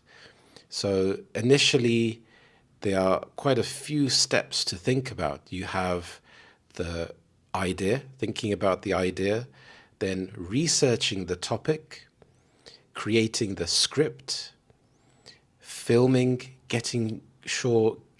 making sure that the camera that you're using is charged, has enough space, thinking about audio, thinking about good audio, lighting, then recording and taking lots of takes, and then going on to the editing process, exporting, uploading onto YouTube, and making sure that everything is okay. Along the way, people use lots of different types of gadgets, which I don't have at the moment. I have the bare bones, so the necessities. I focused on the quality of audio. So I invested in a really good wireless audio kit, and I connect that to an iPhone. This is actually an iPhone 11, so it's quite an old iPhone. And I'm looking to upgrade in the future, but I need to justify that cost. So as this channel starts to grow, I'm looking to invest in my equipment. Now, I love my gadgets, and I've researched how people make their videos. A lot of people use things like a teleprompter to read from a teleprompter. To me, this feels a little bit unnatural, but some people do it really well. You can't even tell that they're reading from a teleprompter like in the news. But I think it's really handy. So I have my script and I have my bullet points.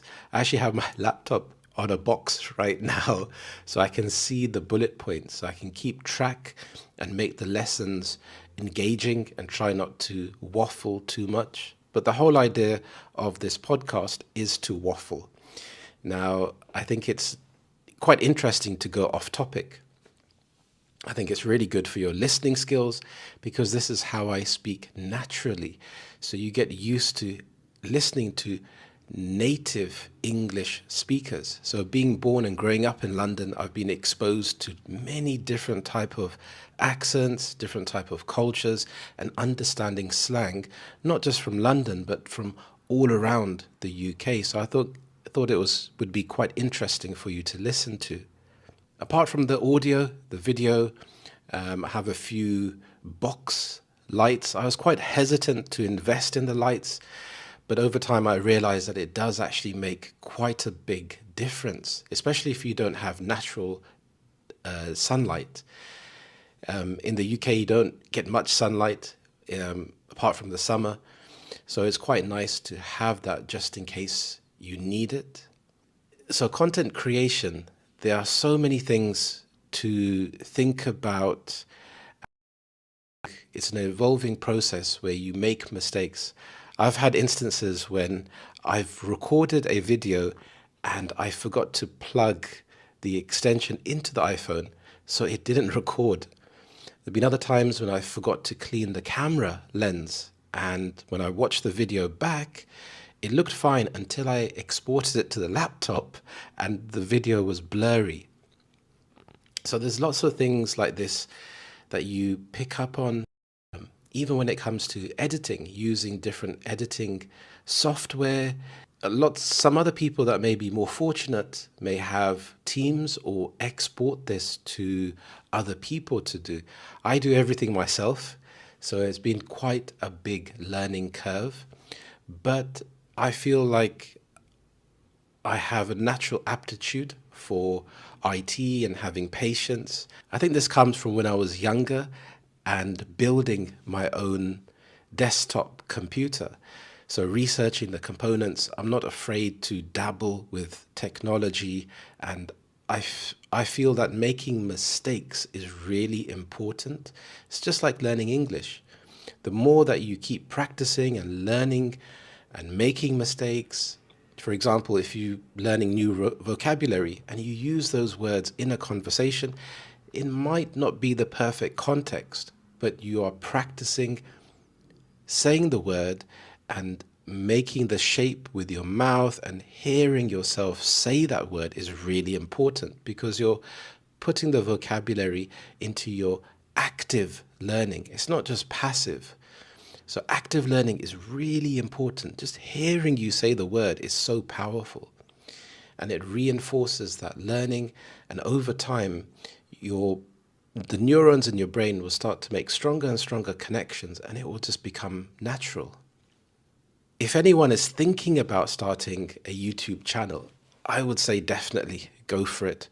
I was thinking about starting this English channel over 6 years ago, and life just got in the way. I saw quite a few other people making making channels about learning English, and I thought, I can't really compete with that. They're very good, and I talked myself out of it. But over time, I realized, okay, I need to just go for it. It's something that I enjoy. I have lots of experience in teaching, and I think that I could help a lot of people from these lessons. So if you want to start a channel, definitely think about your interests, your hobbies, and go for it. And over time, you will start to learn new things. I know you may be apprehensive, but think about your hobbies, think about your interests, even if you're just documenting your daily life, because I think content creation will just continue to grow. You have the traditional entertainment channels, even things like Netflix and streaming channels, but sometimes people want to hear from other people. It may be a useful skill like DIY. I've learned so many interesting things. I fixed my washing machine by watching a quick video on YouTube, so fixing my car with small issues. So it's fantastic for learning, but also having a connection and seeing how people live their life is so interesting and fascinating because it's more genuine. It's not as overly produced as a TV show or a movie. So, you have a lot of experience, a lot of stories to tell. So I think it's something worth thinking about, trying, and you're not going to please everyone. That's impossible. There are so many people in the world. People have so much choice. Even when it comes to learning English, for example, you have a plethora of teachers that you can learn from, and I think that's wonderful. Compared to 30 years ago, you had to just learn from books. So this gives you more exposure to different types of people, different types of accents, teaching styles. It's brilliant. Definitely go for it. Talking about gadgets, are there any gadgets that you like in your life? Are you a gadgets person? Are you afraid of technology and prefer to stay away from it? I think technology, it's unavoidable. It's here, it's ever growing, it's just going to become bigger and bigger over time. Now, I saw this article about the Apple Vision Pro, and it looks amazing. I've seen some trailers, some videos for it on YouTube, and it looks absolutely amazing. Being able to watch a film and have the screen as big as you want to, being in feeling interactive. For example, if you're playing a game, you actually would feel like you're inside the game. So the idea looks amazing. So this title, as Apple headset reaches Europe, will VR ever hit the mainstream? VR is virtual reality. So as Apple headset reaches Europe, so it's made its way to Europe, And will it ever hit mainstream? So what does mainstream mean? Mainstream refers to the ideas, attitudes, or activities that are shared by most people and are considered normal or conventional. So it represents the common or popular way of thinking or doing things, or things that are widely accepted in society. For example, mainstream music is a kind of music that most people listen to and is played on popular radio stations. So, mainstream. If we think about social media, in my personal experience, things like Facebook have become more mainstream. 20 years ago, it was more niche. Many people, especially older people, hadn't heard about Facebook, but now it's more mainstream communication apps like WhatsApp. Many people of the older generation know how to use WhatsApp and enjoy using it. So, will VR ever hit the mainstream? That's quite interesting. So, let's have a look into this article a bit deeper. So, to get a sense of the public interest in the Vision Pro, Apple's very high-tech, very expensive virtual reality headset finally launched in the UK and Europe on Friday. Where better to head than one of its own stores? In the past, people camped outside Apple's branches overnight, so desperate were they to get their hands on the tech giant's latest product.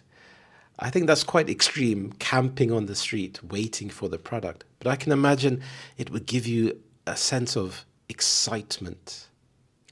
Have you ever camped out on the street waiting for the launch of a product? It must be extremely exciting waiting for that product and being one of the first people in the country to get your hands on that product. So that adds to the thrill of owning this product. When I went to its branch in central London on Friday morning, though, there was just a small group, mainly comprised of men waiting for the doors to open. So that's interesting. So in the past, you used to have huge groups of people, but now there was just a small group. So this word comprised means consisted of or made up of. Partly that's because people these days prefer the convenience of pre-orders. When you pre-order something, you can have it delivered to you personally. You may pay a little bit extra, but you don't have to have the inconvenience of having to camp outside the shop overnight. So this word convenience, I think it's a really nice word to use because most of our life is dictated by what is convenient. We use a washing machine because it's easier than washing clothes by hand. We drive a car because it's more convenient than waiting for public transport. So convenient is when it makes your life easier. But it also perhaps tells us something about the question that continues to hang over the VR headset market.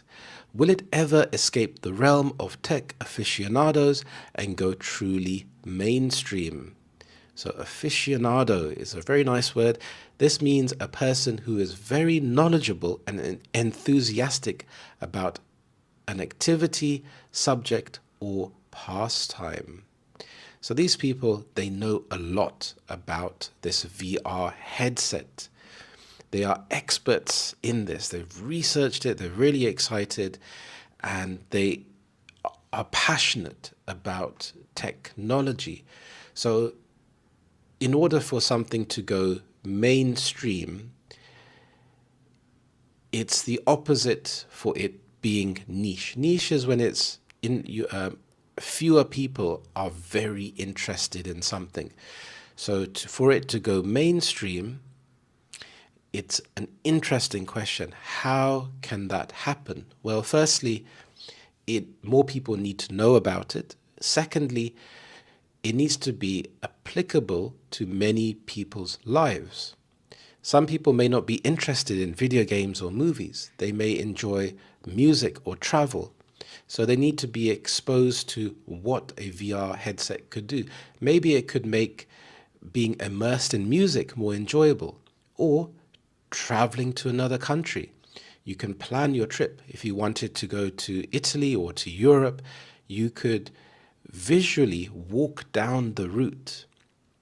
So this way you can plan, you can anticipate, you can know what to expect on your holiday. Apple's plan to make its product breakthrough is to position it as a product you would use to do the stuff you already do, only better. Home videos become 3D-like. Panoramic photos stretch from floor to ceiling, 360 degrees around you. Apple keeps reminding me it calls this spatial content. Nobody else does. Plenty suck their teeth at the Vision Pro's price, though. A whopping £3,499. Wow. So when you suck your teeth, this is when you are amazed at something that you can't believe the price of it. And this word whopping, it means extremely big. So £3,500, that's a fair chunk of money to spend on something. So they have to justify it. They have to make you feel like this product is worth spending a substantial amount of money. It has to enhance your life in some way or give you immense joy or pleasure. Facebook owner Meta has been watching Apple's approach closely. It's been in the VR game a long time. At a recent demo for the Meta Quest 3, which has been available in the UK since 2023, the team was very keen to talk to me about multitasking, having multiple screens on action at once. In a demo, I had a web browser, YouTube, and Messenger in a line in front of me. We always did this, we didn't really talk about it, one Meta worker told me. So that's quite interesting. The key word here, multitasking. It seems that this is a bit of an old-fashioned word now. The terminology seems to be about productivity, which encompasses multitasking. So when you're multitasking, you're doing lots of things at once. And it shows that you can handle stress, you can get lots of things done. Long gone are the days when you can just focus on doing one thing. You have to be able to be a jack of all trades and be excellent at doing many, many things. A man wears a Quest 3 to watch video instructions while building a crib. Not the most exciting concept, perhaps, but it shows just how Meta wants people to see its tech. Oh, and it costs less than £500. So this is quite interesting. So this man is building a crib, is a bed for a baby. And that would be quite useful if you can visually see how to build it. Yes, you may have video instructions or paper instructions, but feeling interactive when you're building it is incredibly useful. This way you don't miss an important screw and you can put it together excellently. So this seems to be about the practicality, showing the practical side, not just in terms of entertainment, but something that will enhance your life. This way you can justify the cost, you can justify having this device in your life because it's more convenient and it eases the pain and the struggle. So it makes your life a lot easier. So this article is quite interesting because I think it's so exciting moving forward and seeing how this would develop. To make it more mainstream, I think the device needs to be smaller. And over time, I believe that these companies will find lighter materials and able to make the product smaller and lighter. If that was the case, then it's more convenient for people to wear these things without having fatigue or just making it more appealing to wear. Even fashion brands, even making it fashionable or customizable, as people like to show off the individuality. So think about this gadget, this VR headset, and think about how it would improve your life. What are some of the pros? What are some of the cons? And if you'd like, you can put your answers in the description below. I'd love to hear from you. Also, if you haven't already, please have a look at my free ebook. It's absolutely free for you to download. I've created it for you to give you 5 amazing tips to help you to improve your level of English. And they are practical exercises you can try to start improving your English now. Thank you so much for listening and watching. I hope you have a wonderful day, and I will see you next time. Thank you very much, and bye-bye. Hello everyone, how are you today? I hope you're well. My name is Harry, and welcome back to Learn English with British Harry. I am a British English teacher, and I have taught thousands of students from all around the world. To hear from my students, visit my website britishharry.com to hear the positive feedback I have had from my students. I make content on YouTube, but I also teach students to improve their English. Today, this will be a slow English lesson where I will pronounce each word clearly for you to understand. When you are learning English, it's nice to think about the different categories. One category is the weather. There are many vocabulary words and phrases you can use to talk about the weather to help you to express yourself with confidence. Let's have a look at weather associated with rain. When I say associated, this means connected to. So you can repeat the word with me, associated. The first word is drizzle. Notice how I say the word drizzle. Now, drizzle means slight rain. The rain is not heavy, but light. I do not like drizzle because I find it very annoying. When I use an umbrella,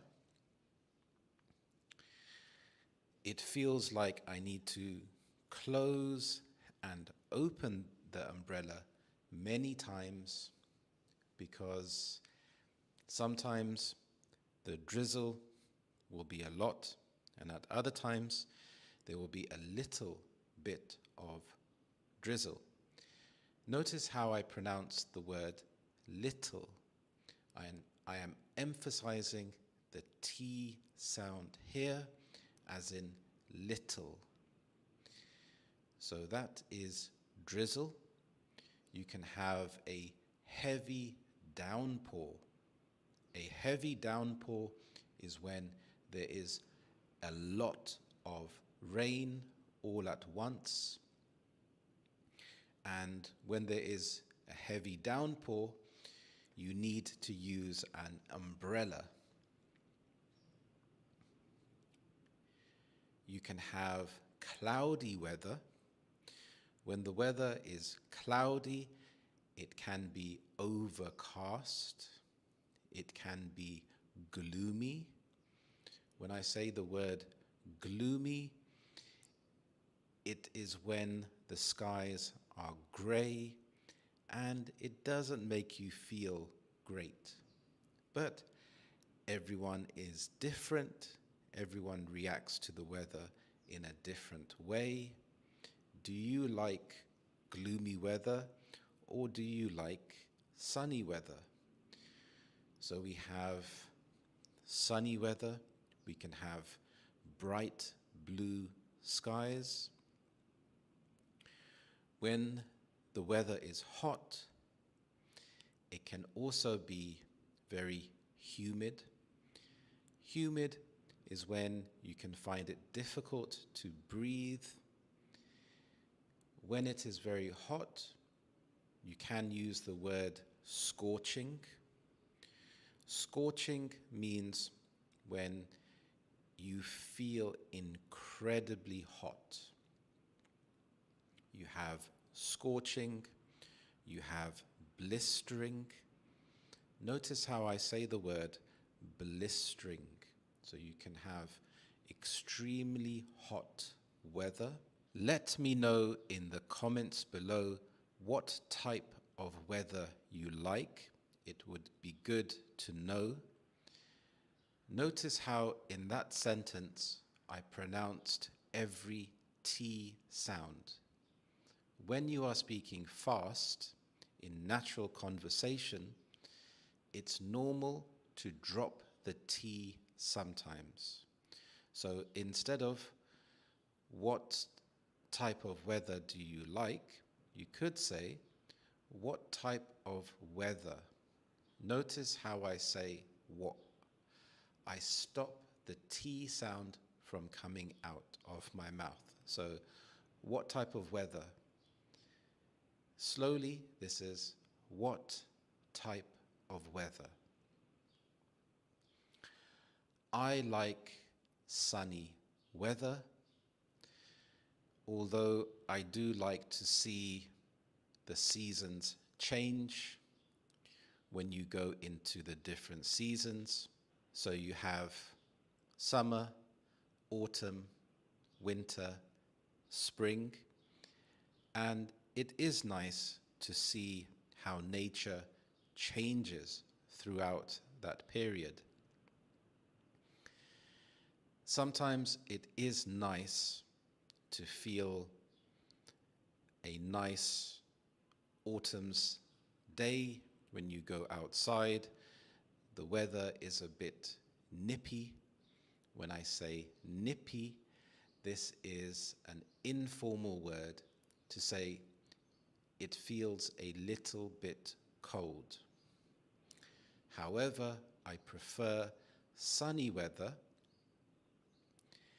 because it makes me feel happier.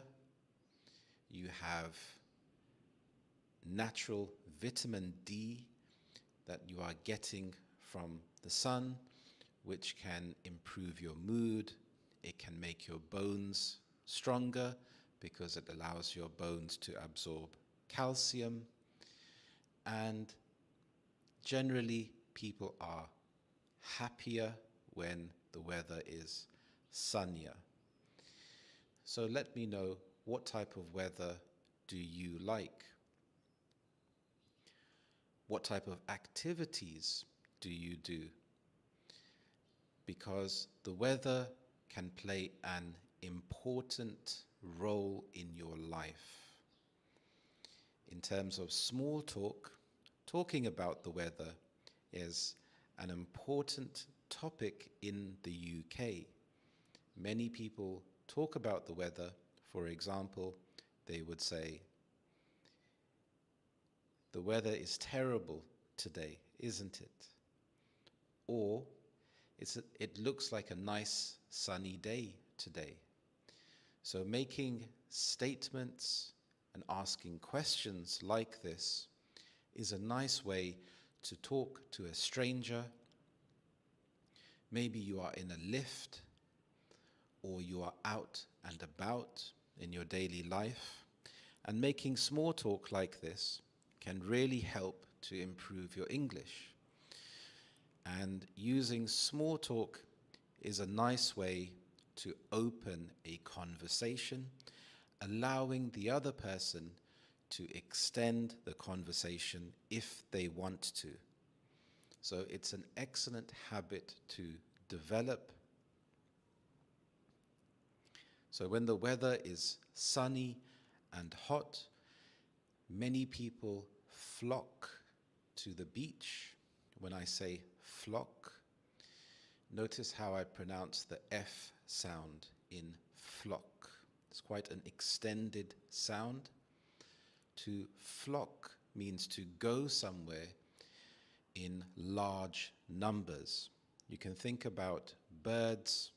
When you see a lot of birds going from one place to another, they are flocking from one place. Maybe they are going to a different part of the country to find better weather or to find food. So as humans, we flock to the beach, and the beaches are big tourist areas during the summer period. People like to sunbathe and to relax on the beach. Maybe you want to go to a different country during the winter to get some sun. And if you are going just for the weather and only to go to the beach, you can call this a fly and flop holiday. Flop is an informal word that means to just fall over. So you can imagine someone going to the beach and just falling over on the sand and lying there absorbing the sun.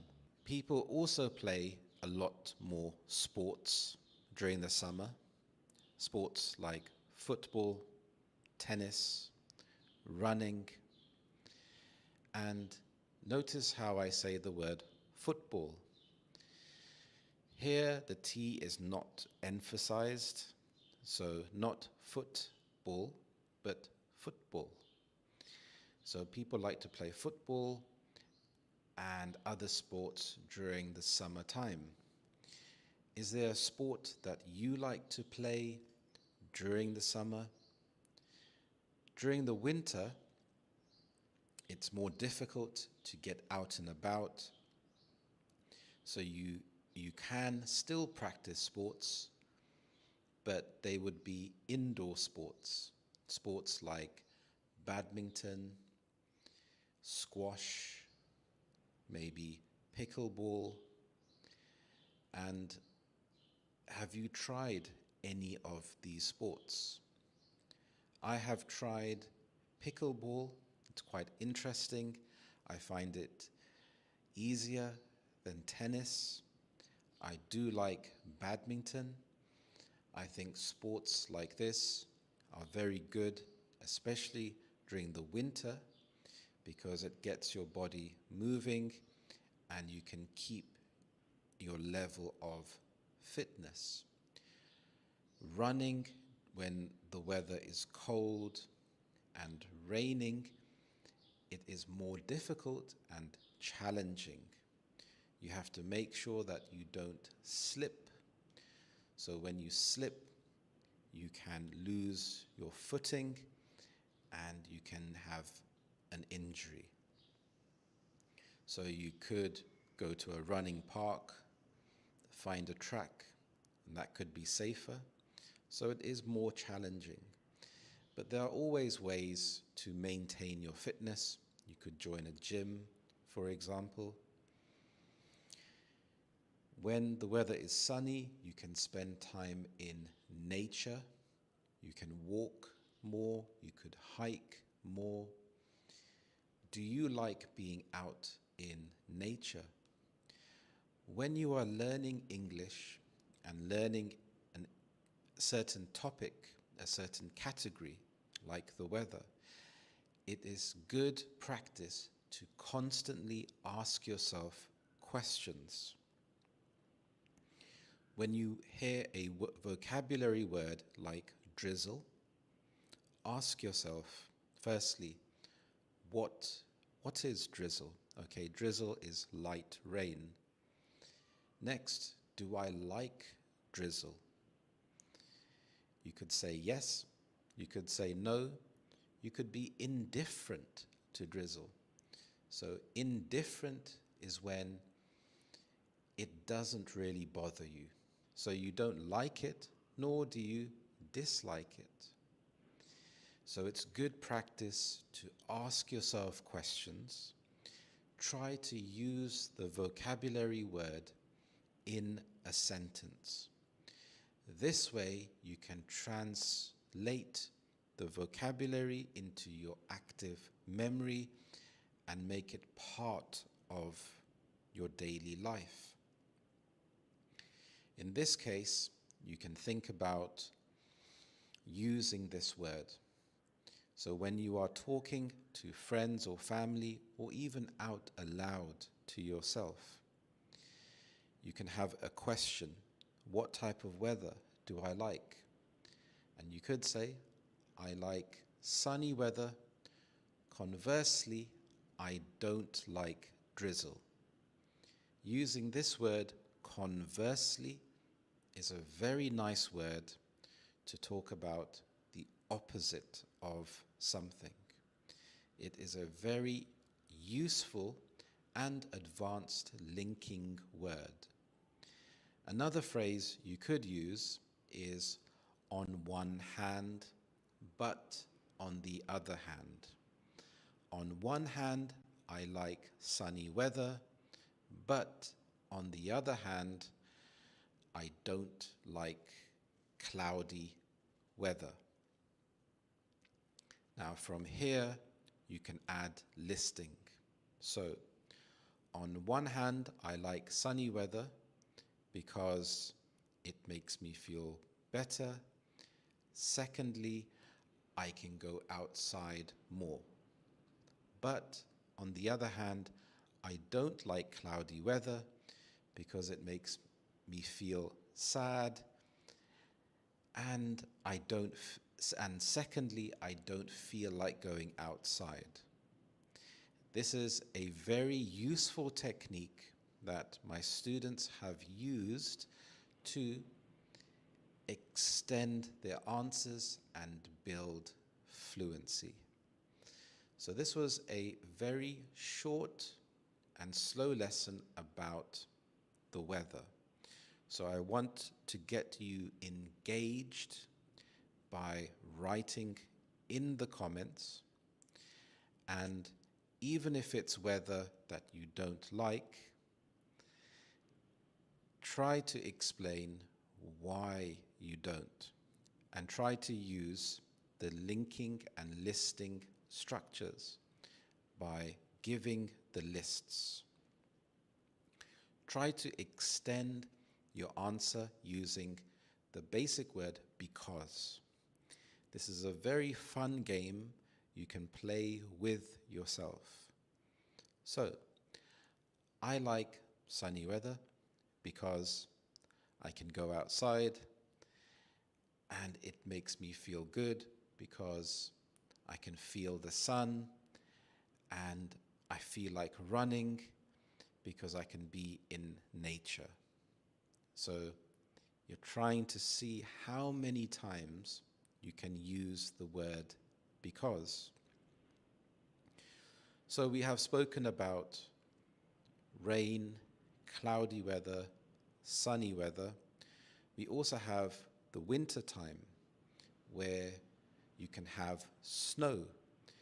Do you have snow in your country? Do you like snow? When I was younger, I loved snow. I loved to make snowmen and put carrots as the nose, tie a scarf around the head, put the eyes, and it was a lot of fun. Also having snowball fights. As I've gotten older, I don't really like the snow as much because it's more difficult to get out and about. But it's quite pretty to look at when you are inside feeling cozy. So when you are feeling cozy, you feel nice. Maybe you have a nice hot cup of tea. You have the heating on so you don't feel cold. And you can see the snow falling outside. It does look quite beautiful, but sometimes the reality can be very different. So let me know if you had to rank the seasons in order, how would you rank them? And here, think about your ordinal number, your ordinal numbers. So firstly, it would be summer. Secondly, it would be winter. Thirdly, it would be spring. Fourthly, it would be autumn. And each season, it is nice to think about what happens during the season. For example, during autumn, it is quite nice to see the leaves changing color. The leaves change color from green to brown. And during winter, there are no leaves on the trees, and it can feel and seem quite sad seeing trees with no leaves. But then during spring, it is nice to see the leaves start to grow. So it is quite nice feeling part and being in nature. Another nice thing to consider is the type of clothing that you wear. So during summer, you would wear different clothes as opposed to winter. And during winter, it's nice to have a warm coat, scarf, and gloves. And during summer, it's nice to wear shorts and t-shirts. So let me know in the comments below what weather you like, and try to go into as much detail as you can. Why do you like this type of weather? Firstly, what type of activities can you do? Secondly, what type of clothing do you wear? So this helps to extend your answers a bit more. Thank you for watching. Watch this video next to improve your vocabulary and your fluency. Thank you so much, and I will see you in the next lesson. Bye-bye. Hello, this is British Harry, and how are you today? I hope you're all well. I'm so excited today because we're going to learn some English by cooking, and I'm going to make a nice chickpea curry. So let's get started. There was a little squirrel that I think wanted to learn how to cook. So the first step is to gather your ingredients. Here I'm going to be using 1 onion, 2 potatoes. I have some minced garlic and some minced ginger. I have the canned chickpeas, some curry leaves at the back, and also some mixed chilies. So these mixed chilies are medium heat, and I'll probably only use 1. And here we have, what is this called? Good, this is a chopping board. The first step would be to peel the onion.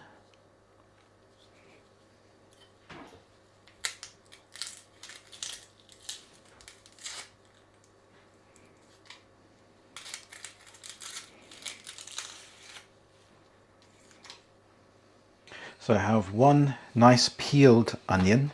Now I'm going to cut the onion very carefully in half.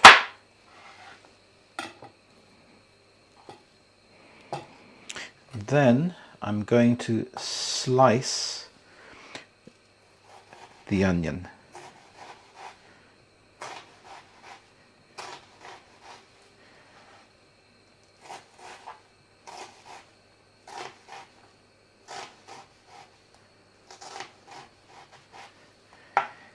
Now I'm going to dice the onion.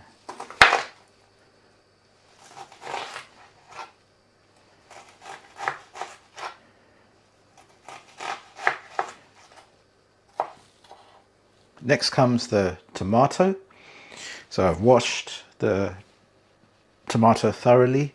Now I'm going to cut off the top part, and the same thing as the onion, I'm going to cut the tomato in half,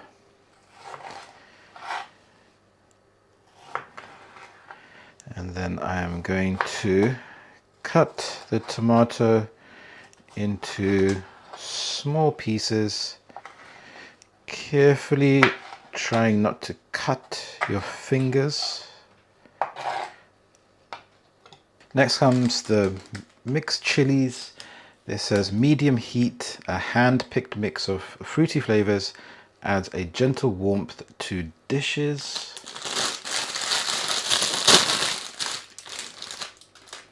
I'm going to take one, I'm going to wash it. Then I'm going to cut the top off, and I'm going to slice this long ways, and I think that will be fine. So I've cut the main ingredients. We have the diced or chopped onions and the chopped tomatoes. So I'm going to turn on the stove.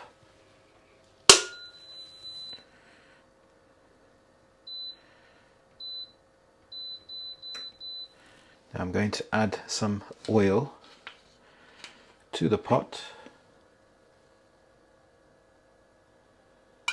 It's a personal preference as to how much oil you want to add. I've added about this much oil, you can see. So I'm going to let the pot heat up, so the oil coats the bottom surface of the pot, and then I will add the onions. So I have switched over from the back plate to the front plate, so you can see a bit closer as to what's happening. So I'm going to add the chopped up onions. Because of the type of the pot this is, I'm using a silicone spatula. So I'm just going to give the onions a stir, and I'm going to cook the onions for a few minutes until they start to turn a bit brown. So I've been cooking the onions for a few minutes. You can hear a nice sizzle. Next, I'm going to add some salt, some table salt. Now, because I've made this curry many times, I would eyeball. To eyeball means to roughly guess how much salt you will put. Here I have a tablespoon, so probably about a quarter would be enough. So I'm just going to add the salt. I'm going to sprinkle the salt.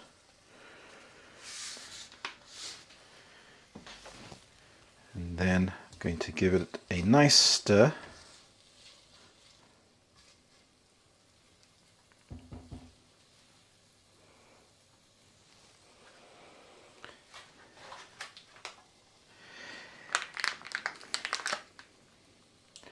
Next, I'm going to add some turmeric. Again, with the turmeric, I will add a rough amount, probably about half a teaspoon, which is a smaller spoon. I don't like to add too much turmeric because it can give the food a chalky taste. Now with turmeric, it's nice to add some black pepper. So I'm going to grind and twist this pepper. Give it a shake at the end.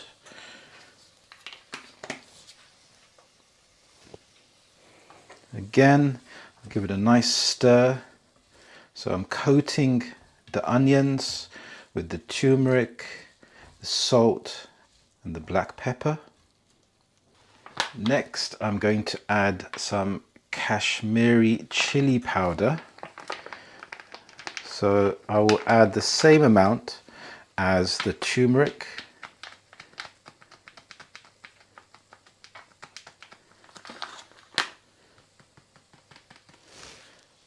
And give it a nice stir. Next, I'm going to add some minced garlic.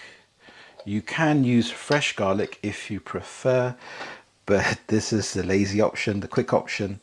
So I like to add a nice spoonful of minced garlic. I'll add another half a tablespoon there.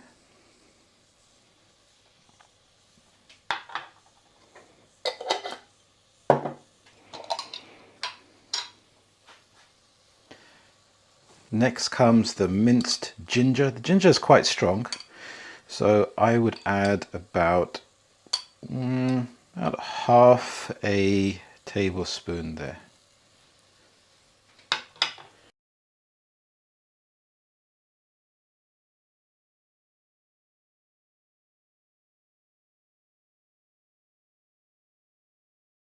Ginger to get rid of the ginger smell especially.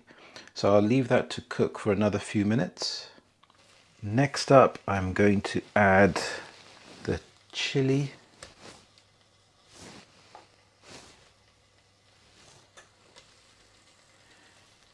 And I have washed some curry leaves here.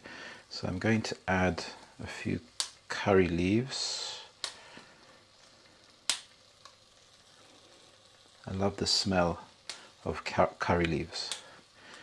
So I'll add a few here. And then give this a nice stir.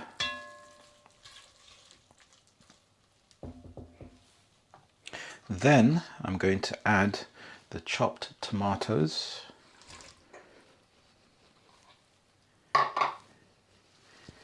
Give this a nice stir. I'm going to cook the tomatoes down and wait until the tomatoes have become soft, so that will take a few minutes. While everything is cooking here, I'm going to strain the chickpeas. So these chickpeas are quite convenient because the can has a little thing here to pull. So you don't actually have to use a tin opener. So I'm going to open this. And then I'm going to use a strainer here.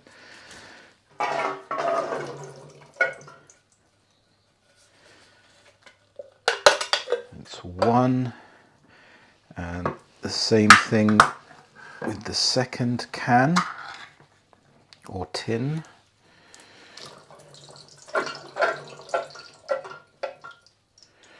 Make sure I've got everything there, good. Then, so these are the strained chickpeas. Then I'm going to rinse the chickpeas. So I forgot to mention, I'm cooking everything on a medium heat. This is at number 5, and the tomatoes are starting to become nice and soft. I have strained the chickpeas, so I'm going to put the chickpeas in.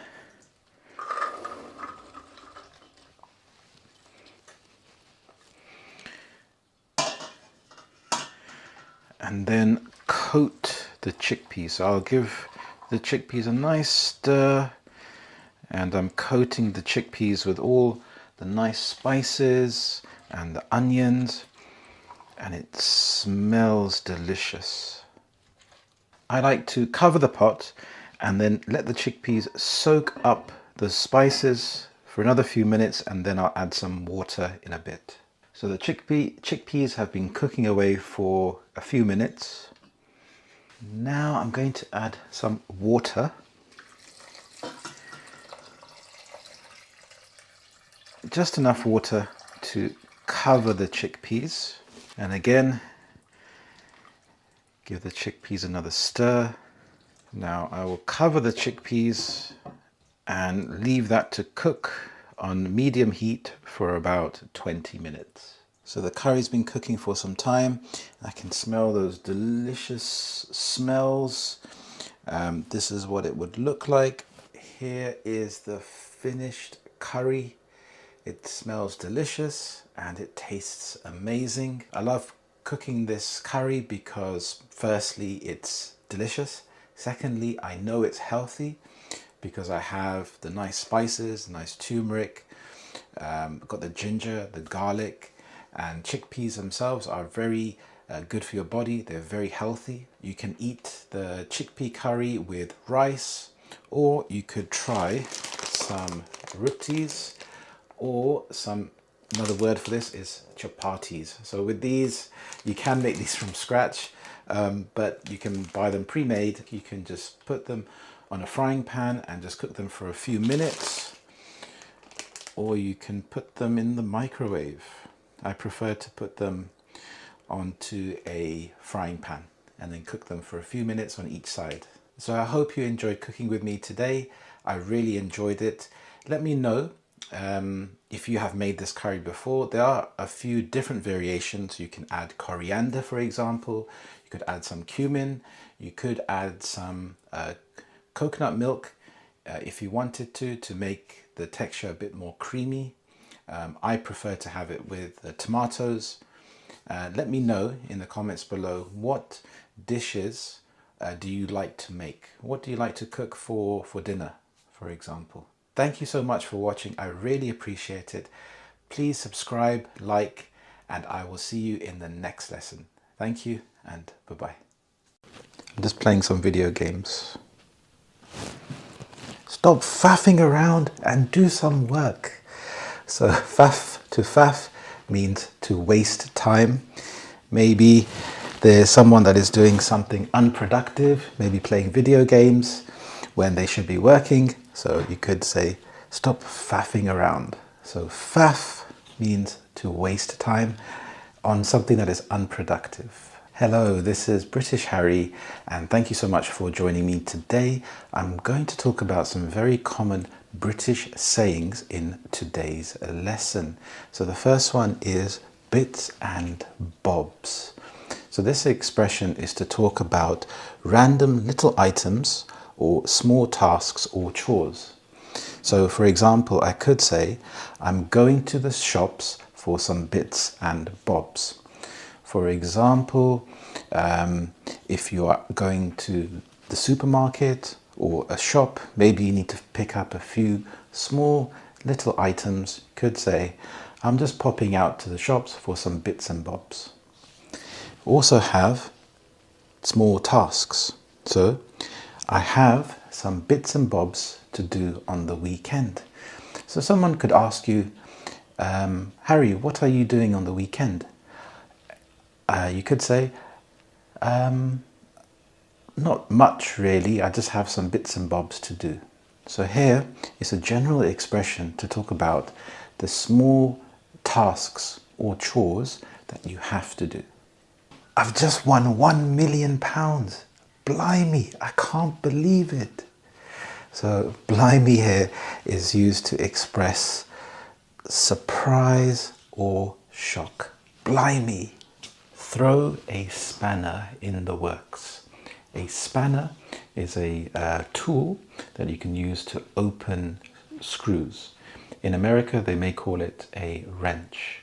So to throw a spanner in the works, this means to make something to not go to plan. So you have some plans set up and some expectations, but something unexpected happens and things don't go to plan. So for example, the tour guide got sick and this really threw a spanner in the works.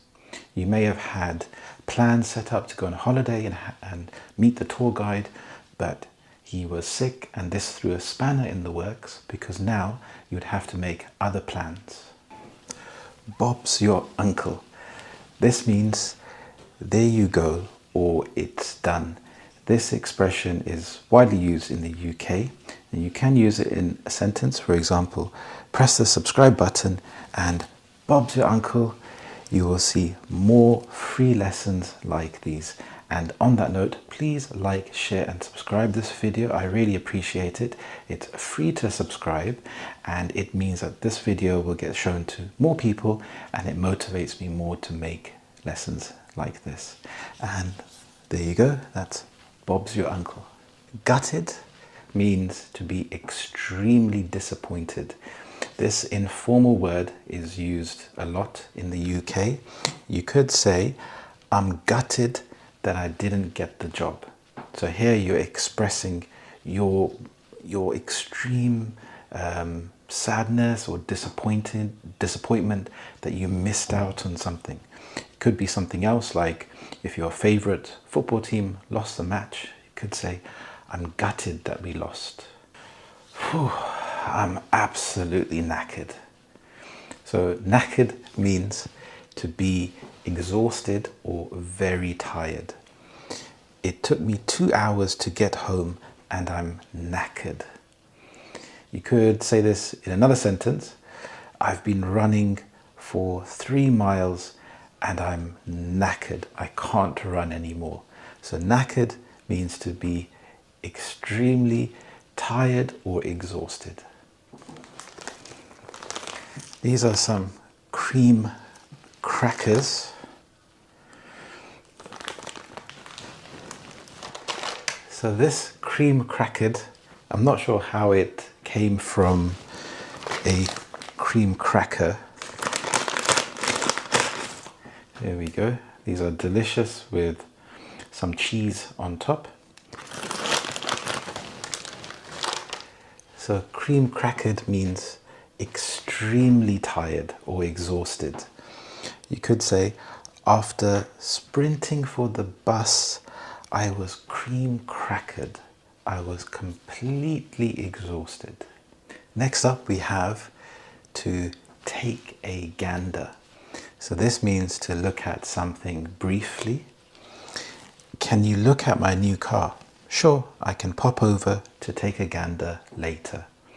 So here, gander, maybe you're running short of time and you're maybe on your way to somewhere else and you can pop over to take a gander. The driver lost the plot and cut in front of me. Here, lost the plot means if someone is not behaving rationally. So when you are behaving rationally, you are thinking clearly, you're able to make good judgments, good decisions. When you're not behaving rationally, this is when you behave erratically and quite strange. So here the driver lost the plot. So maybe if you are driving and another car is swerving on the road, you're not sure what he is doing, he's not keeping in the lane, and suddenly he cuts in front of you. So the driver lost the plot. He threw a wobbly when he saw the queue. Maybe the person went to the queue, it was very long, there's nothing he can do about it. There are enough staff there at the till, but he acts in a way which is very angry and demanding that they move faster in the queue. So to throw a wobbly means to become very angry. Another example could be if you tell a child or a teenager you have to stop playing on the PlayStation or the computer games, or you take away the iPad and they throw a wobbly. So here they often, this is to become very angry, could be seen to be throwing a tantrum. A toddler would throw a tantrum if they don't get their way. They lie on the floor and start screaming and shouting and waving their arms. So that is to throw a wobbly. There is a curtain twitcher next door. So a curtain twitcher is a nosy neighbor. There could be an instance when maybe you're having a party in the garden and you see the curtains twitch. So in the UK, it's very common for people to have curtains. You have an inner lining net curtain that has a pattern, and then you have the thicker curtains on the inside as well. So when you see the curtain twitch, the twitch is to move slightly, then you can notice someone is peeking through and being nosy. I have had my coffee and I am full of beans. So here, full of beans means to be full of energy. You may see a child running around very enthusiastically, and you could say, wow, he is full of beans, or she is full of beans. So full of beans is to be full of energy. If you say something is not my cup of tea, then you're saying that that thing is not your favorite. So for example, you could say heavy rock music is not really my cup of tea. So here, not my cup of tea, you can use this with a lot of different things. You could say a specific activity, music, food is not really my cup of tea. So it's something which is not my absolute favorite thing. To increase the rent by £500 takes the biscuit.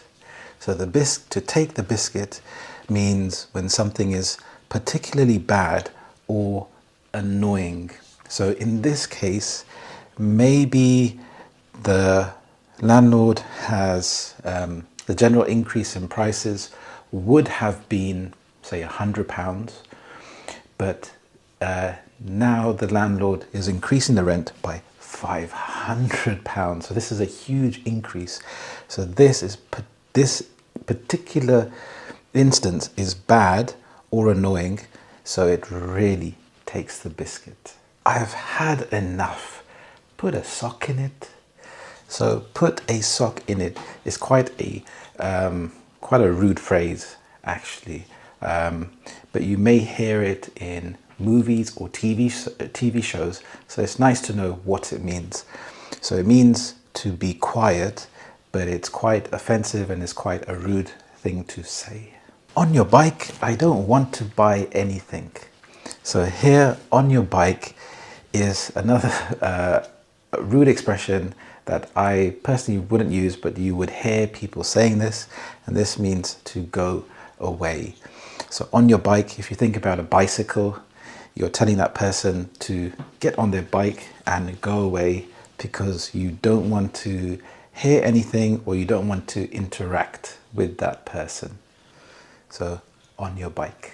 The traffic was making me go balmy. So balmy here means crazy. You also have the Barmy Army. So in cricket, you have some supporters who go crazy. They're very enthusiastic. The traffic was making me go balmy. So balmy here means crazy. It was making you feel as if you were losing your mind. You cannot cope with the amount of traffic.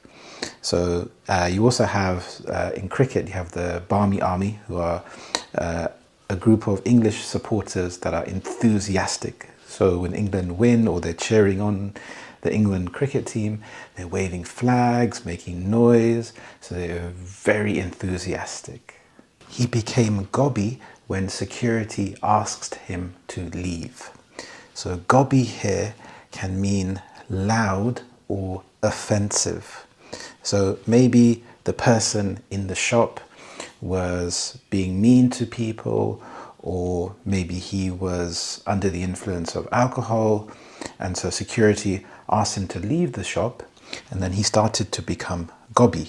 So he may have made offensive remarks or comments to security or to other people. So that is gobby. I was gobsmacked to see him score 5 goals. It was amazing. So here, gobsmacked means to be shocked. So the gob refers to the mouth. It's an informal word for the mouth.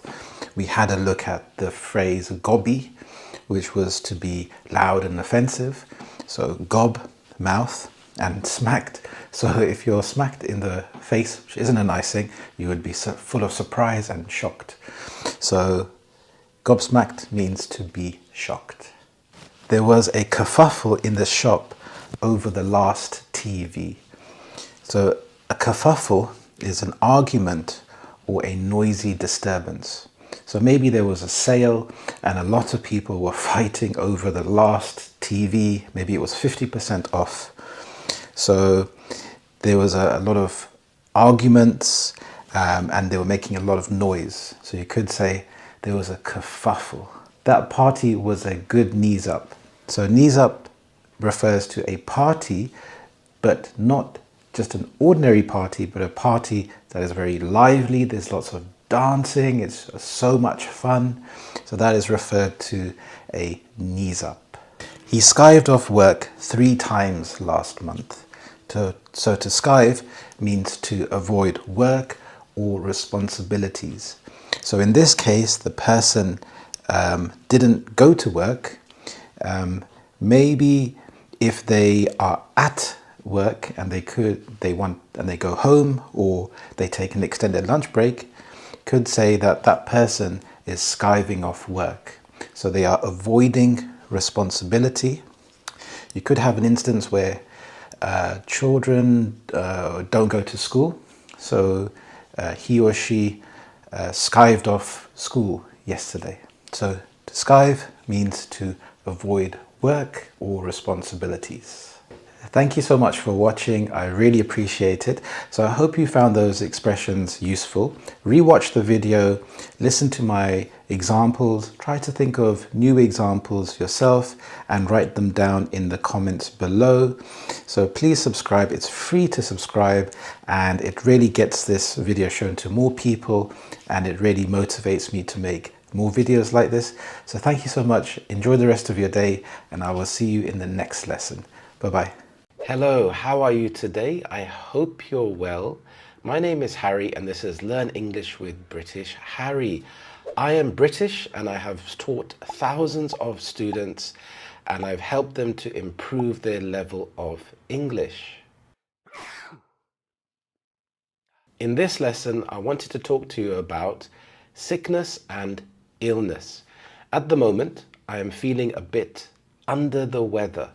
When someone is a bit under the weather, they're not feeling at their best. They're not feeling 100%. So as you can hear in my voice, it doesn't sound clear, but I really wanted to make this video for you and I thought this is a better time as any to create it. So to feel under the weather, it's not anything serious. You will start to feel better soon. So I would describe it as a mild illness, something like a cold or a headache or a fever, but you will recover soon. I'm feeling a bit under the weather today, so I might skip the meeting. So he's not feeling at his best, so he's going to skip the meeting. So he's going to miss the meeting, let everyone know, hey, I'm not feeling well, can we rearrange to another time? She was feeling under the weather yesterday, but she's feeling much better now. So she may have had time to rest, recover, maybe have some medication, and now she's feeling better the next day. You could also use the phrase, I'm feeling poorly. So when you're feeling poorly, it's similar to feeling under the weather. Again, it's nothing serious, but you're not feeling at your best. You could say, I'm not feeling great, or I'm feeling a bit rough. Rough is, if you think about something which is rough, it's the opposite to smooth. If it's smooth, for example, if the road is smooth, it's easy to drive on. But if the road has holes in the road or rocks, it's very difficult to drive and it makes it difficult. If you are feeling rough, you are feeling under the weather and you're not feeling at your best again. You could also say, I'm a bit off color. So if you're off color, you're not feeling normal, you're not feeling your normal self. So maybe when a person is feeling sick, they may look a bit paler than usual. This is because their immune system is working in overdrive. So your immune system is what keeps you healthy. Having things like vitamin C, lots of fruit and vegetables can keep your immune system working very well. So it can fight off the bacteria and get you feeling better quickly. Or a very informal slang phrase is, I'm feeling a bit rubbish today. So rubbish in the UK is trash in America.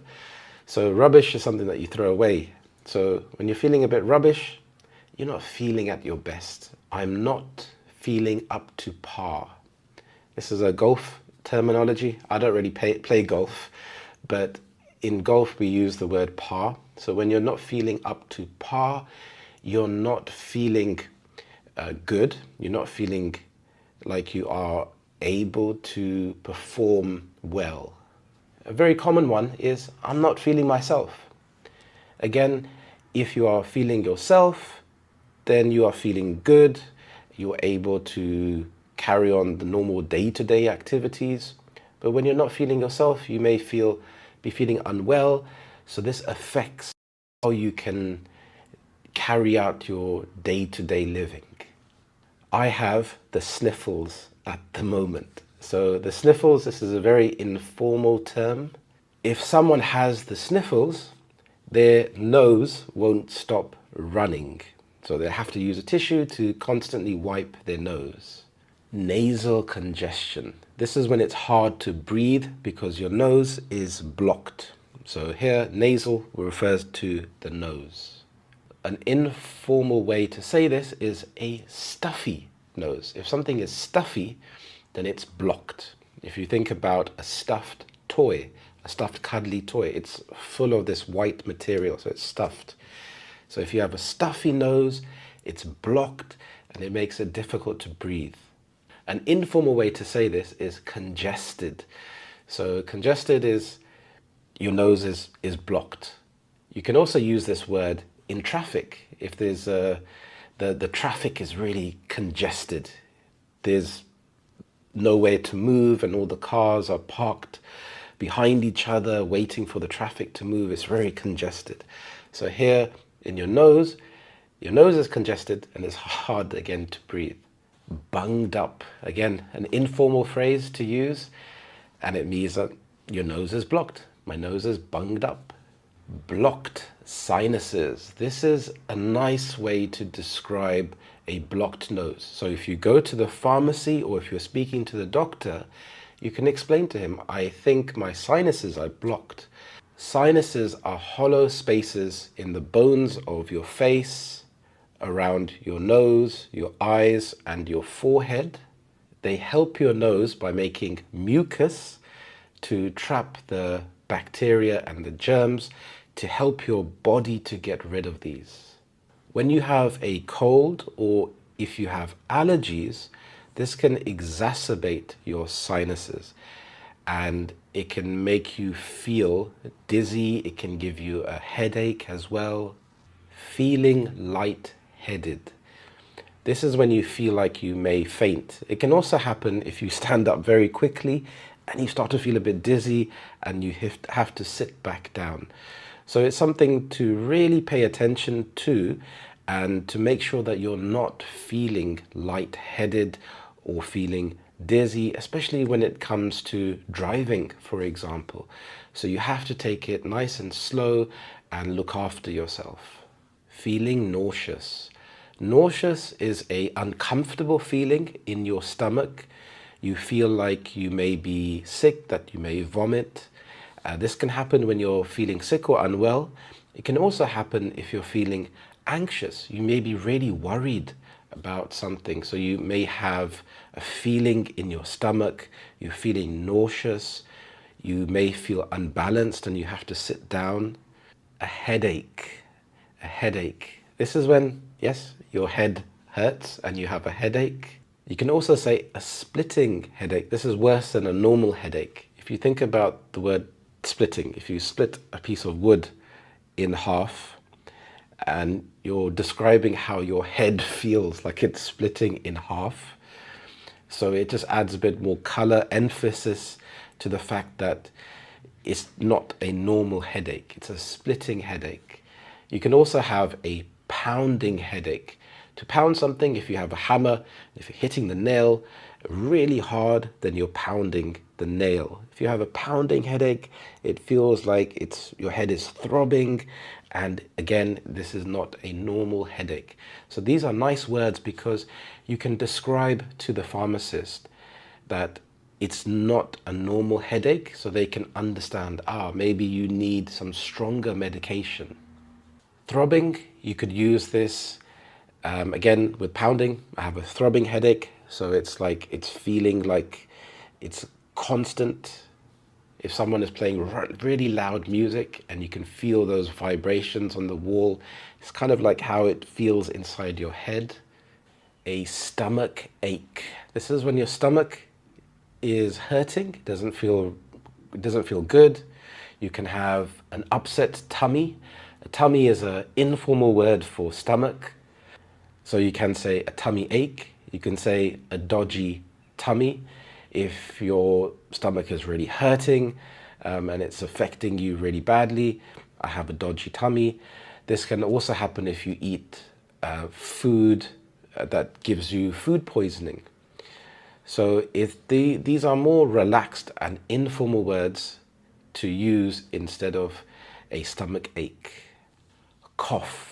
A cough, you can have many different types of cough. You can have a dry cough. You could have a chesty cough. And when you go to the pharmacy or the doctors, you can let them know what type of cough it is so they can help you. Now, there are lots of natural remedies that you can use. For example, hot water with lemon and ginger is really nice. And let me know in the comments below, are there any natural remedies that you like to try, or do you take traditional medication when you're not feeling well? For example, if you have a cold, is there anything that you could recommend that I try? A fever. Another way to say this is burning up. I'm burning up. It's more descriptive than saying a fever. You feel very, very hot, like you're burning. I like to think of like a fire and you're throwing wood into the fire and it just keeps getting brighter and bigger. So that's burning up. Feeling hot and cold. This is a way to describe a fever as well.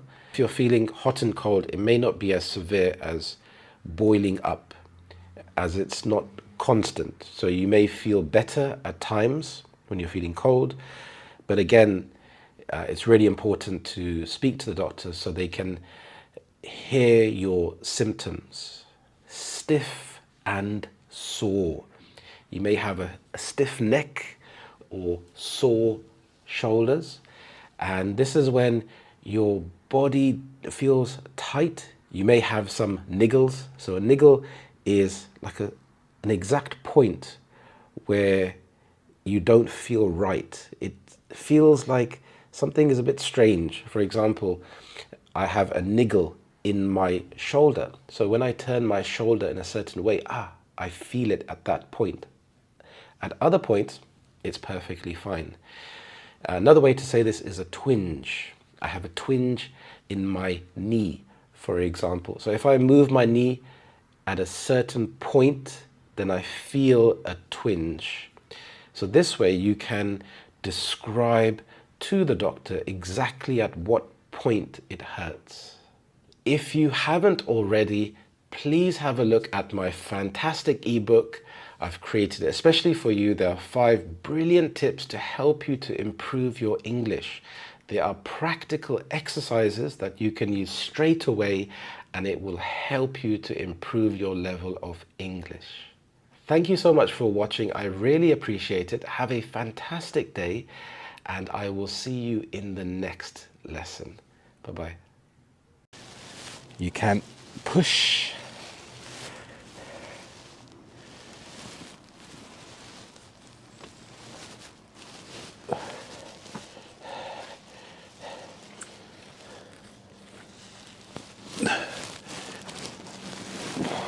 You can pull.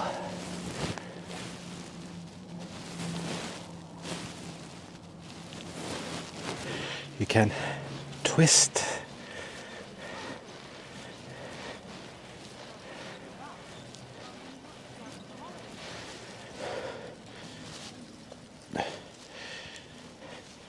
You can also swing.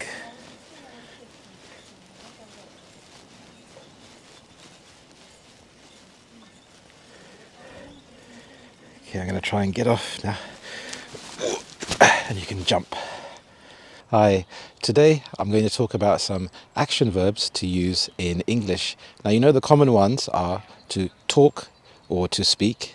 You also have to whisper. Now, you can whisper if you have something secret to say. You also have whistle. That's as much as I can whistle. You also have cough. You have to yawn. So you may yawn when you're tired. You also have to burp. I can't actually do a burp, but you may burp when your tummy is full and you've eaten a big meal. You have bite. To take a bite, you could take a bite from an apple. You have sing, la la la la la. I can't sing. You have to suck. If you have a drink and you have a straw, you could suck from the straw. You have to chew. So when you are chewing, you can chew some food. You also have to nibble. So to nibble is to take small, tiny bites of something. So after you're done chewing your food, you have to swallow. You have to swallow your food. To gulp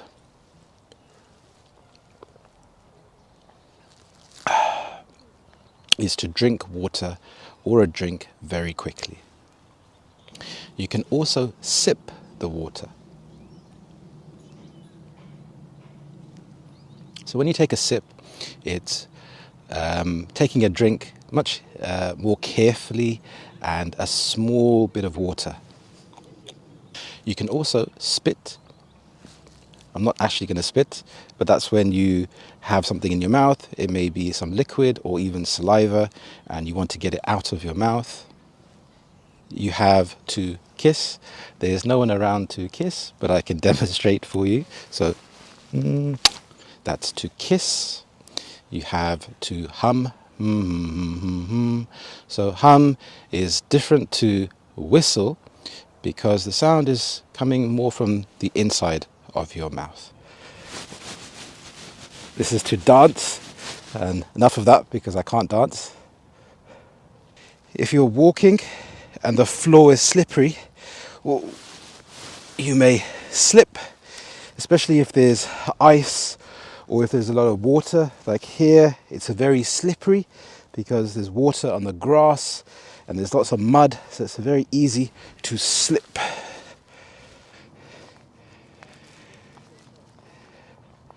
You have to walk.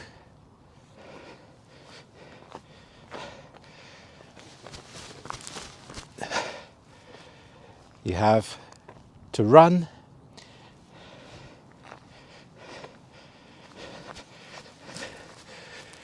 And you have to jog. So when you are running, it's very fast. When you are jogging, it's a bit slower and it's a slower pace, and it's something which I feel more comfortable doing. This is stomp. So you may stomp, you may see people in the army stomping as they march, or a little kid may be stomping when they're very angry. You can squat. So when you squat, you bend your knees, and you don't want your knees to go over your feet because it can be bad for your knees. So that's to squat. You can also tiptoe. When you are tiptoeing, you are on the toes of your feet. So you may want to tiptoe if there's a large puddle or if there's something that you don't want to step into. If you're walking, you may trip. So if there's something on the floor, you've got to be very careful. So if you trip over something.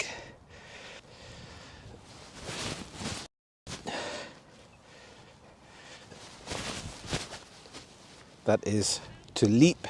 Maybe you have to jump over something and you have to leap over something. That's to leap. So that is jump. I can't jump very high, but that is to jump. Now, if you can't walk properly, or if you've got a problem with your leg, you may limp. So to limp is when you are struggling to walk and you may have hurt your leg. This is to shuffle. So when you are shuffling, you are dragging your feet very, very slowly. That is to shuffle.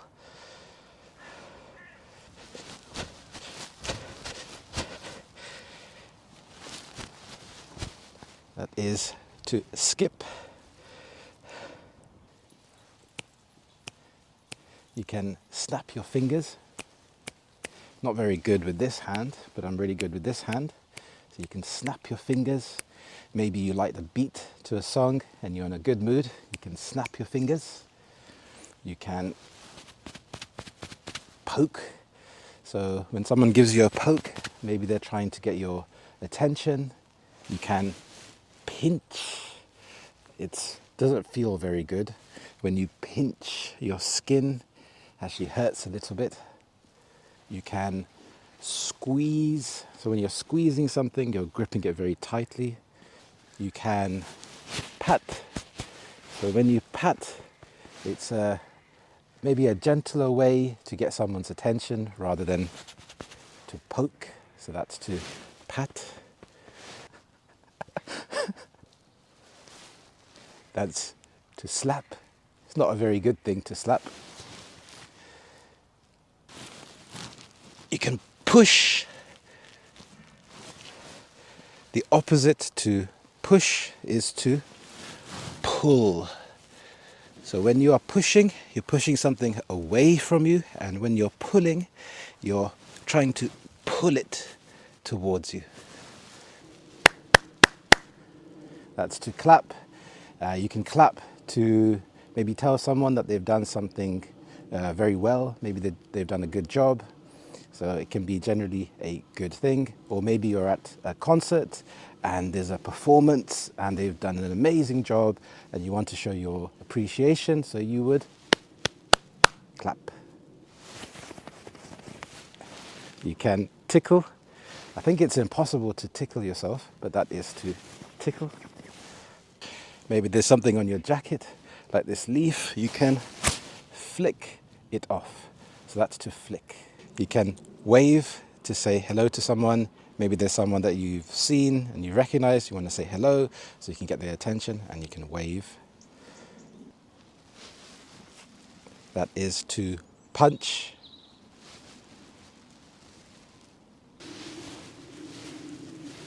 If there are some flies around, you can try to swat.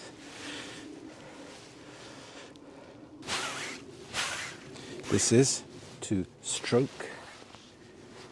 You can also stroke an animal, like a cat. You can scratch. Maybe you feel uncomfortable and you want to have a good scratch. You can dab. So to dab is like this.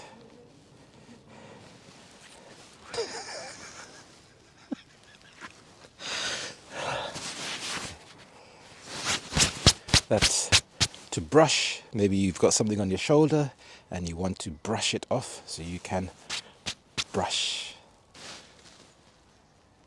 You can point. If you see something beautiful or if you notice someone, you can point. That tree over there looks so beautiful. So that's to point. So you can gesture. I won't show you what I'm gesturing, but it's not very nice. Can have a thumbs up, or you could have a peace sign. You can wind with your hands. You can also twist your hands. Now you may be wondering what action verbs are associated with your nose. Well, there's quite a few. You can wiggle your nose. I can't quite do it, but when you wiggle your nose like this, you can snort with your nose. You can also blow your nose. Achoo! Achoo! You can sneeze. You can sniff. If something smells good or not so good, you can sniff.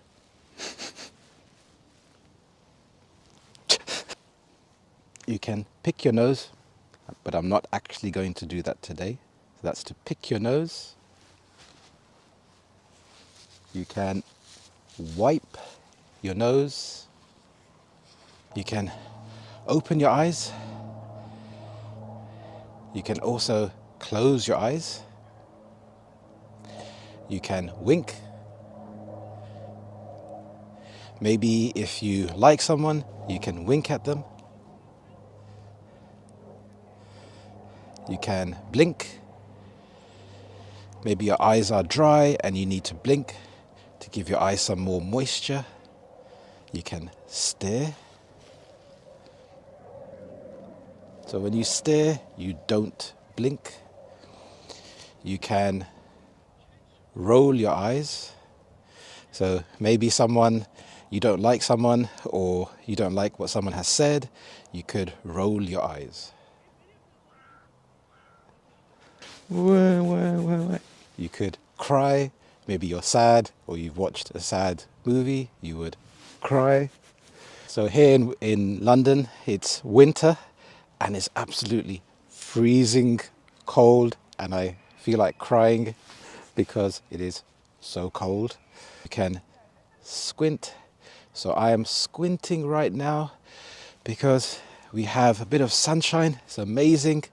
We have about 5 seconds of sunshine before the sun disappears behind a cloud. So that's why I'm squinting. You can also cover your eyes. So a very common game with a baby. You can play peekaboo to cover your eyes and peekaboo.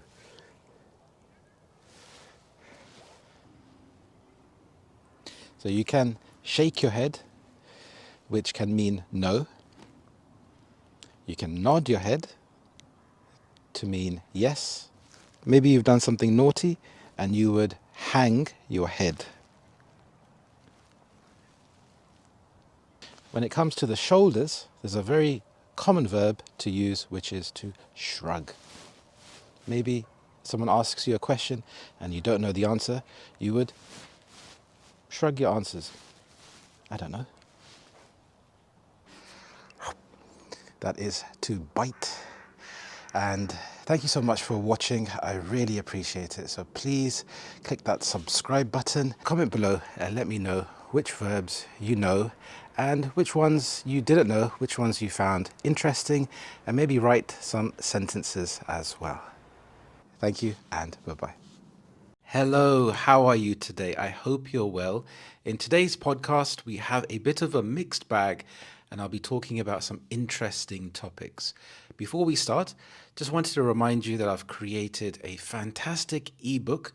It contains 5 fantastic tips to help you to improve your English speaking.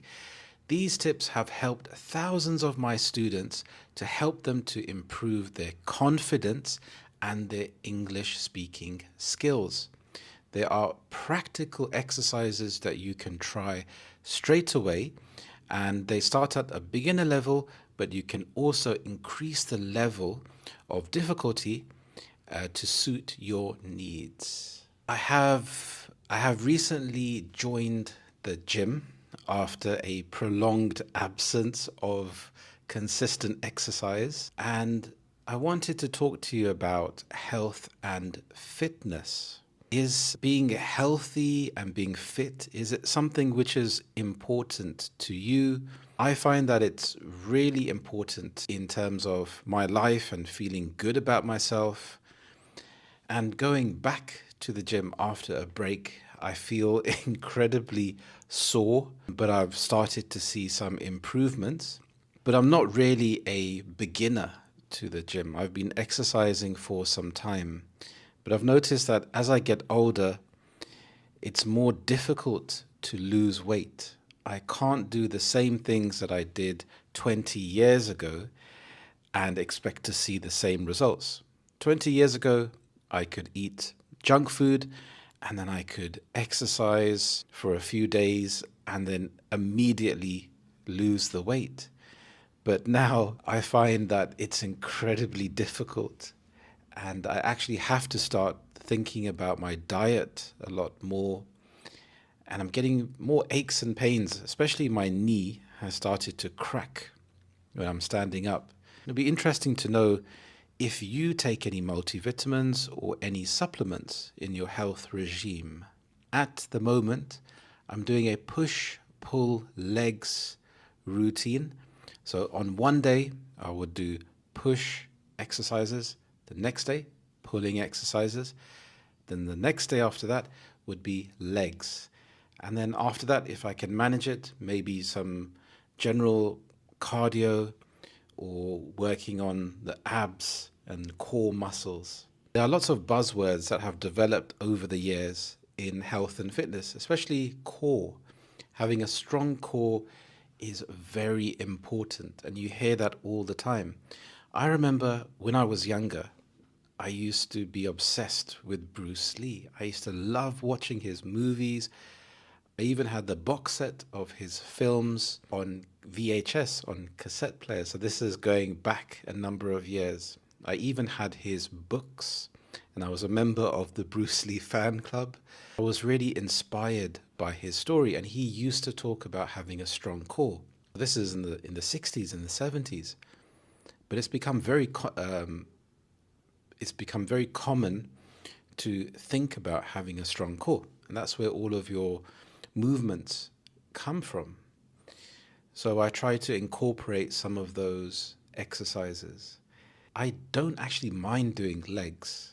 I know there's a stereotype with bodybuilders that you would see big bodybuilders with big shoulders and big arms and then small legs. But I think training the legs, I think it's very functional. By functional, I mean that it helps you, especially as you get older. One of the worst things that can happen is to have a fall.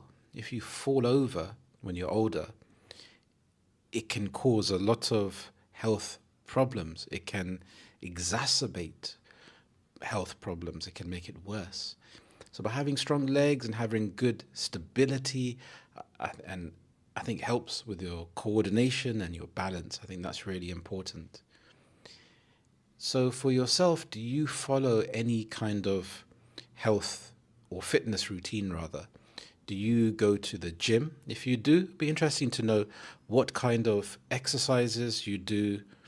Are you doing weights? Are you doing cardio? Are you playing a certain type of sport? How often do you do that type of sport? I love martial arts, and at some point I would love to go back to it, but initially I just wanted to improve my general fitness.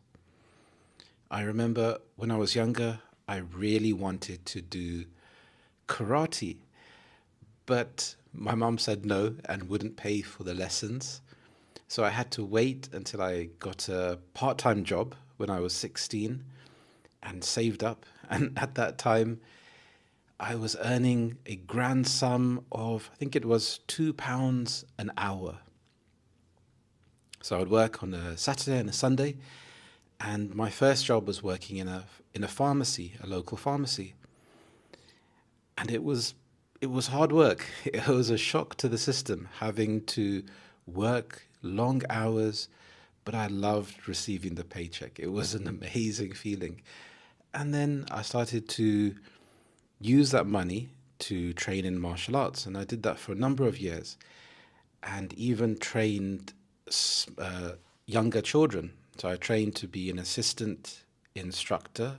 I was grateful to be selected as one of the assistant instructors. So I would teach the children's class and then do my normal class afterwards.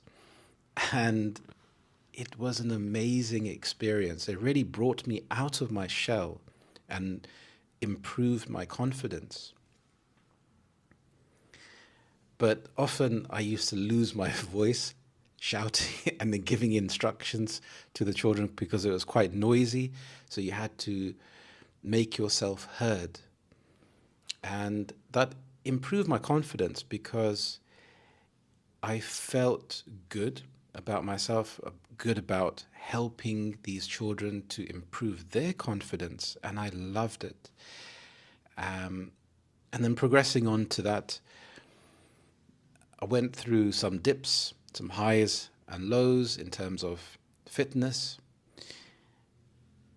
And now I've made the decision to try to really focus on that. I find that it's easier for me to focus on my diet when I'm exercising and training rather than the other way around because I remember the pain from going to the gym.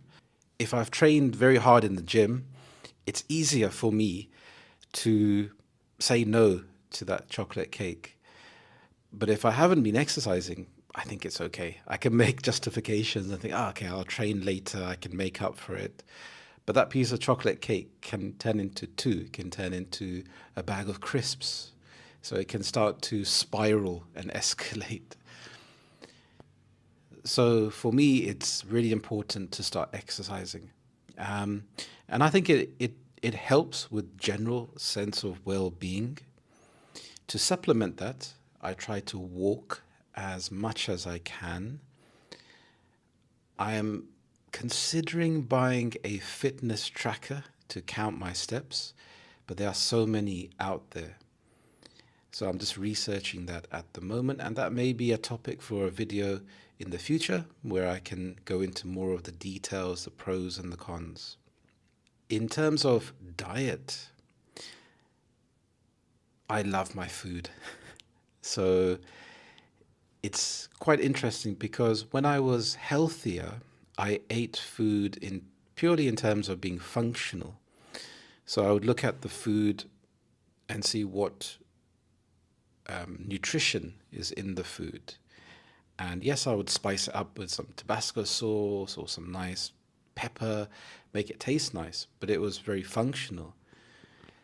But after I got married, and well, actually, before I got married and we were dating and going to lots of restaurants and eating lots of food and discovering all of this amazing food and flavors, it's very easy to overindulge and overeating, especially during winter when it's cold. It's very easy to overeat. And I really want to have some consistency with my diet. I'm a pretty laid back person, so I'm not that hard on myself when it comes to this. So I'll allow myself to have cheat days, but I think having the mindset to be focused on that initially helps to reach my target weight. So, and this is a way to track that as well. So at the moment, I'm about 14 stone. If I convert that to kilograms, it's about 91 kilograms. And in the UK, stones are used as a measurement. I think it's about 6 kilograms to a stone. My ideal weight would be around 12 stone for my height. So I'm looking to lose 12 stone in the shortest time possible, but I'm also being realistic. So maybe going into the new year, having lost a stone would be wonderful. even more. So that would be good. In the comments, let me know about your health and fitness. What do you think about it? Is it something you like to do? Is it something that you dread? This is about Forja Singh. He is the oldest man to have completed a marathon, a full marathon, at the age of 100 years old.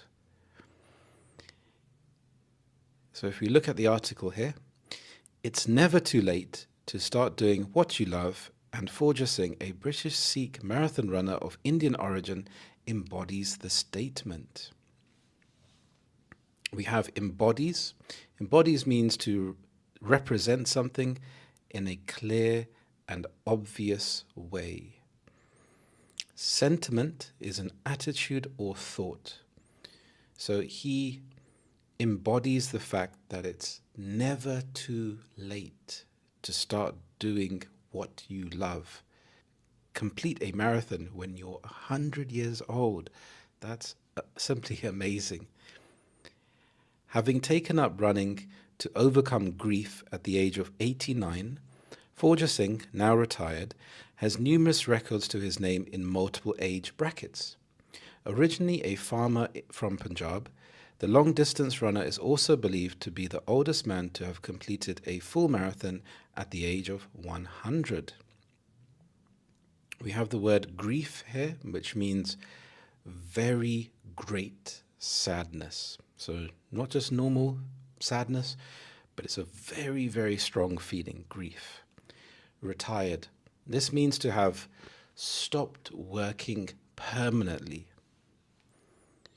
So the fact that he started at the age of 89, again, that's just simply amazing. So it's interesting to learn that he used exercise to help him to overcome this immense grief. So now he is retired.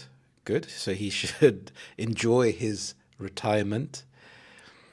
The age of retirement varies from country to country. That's also another topic that we can go into in the future. Forja's childhood was not an easy one. He was not able to walk until he was 5 years old. Due to thin and weak legs, he could hardly walk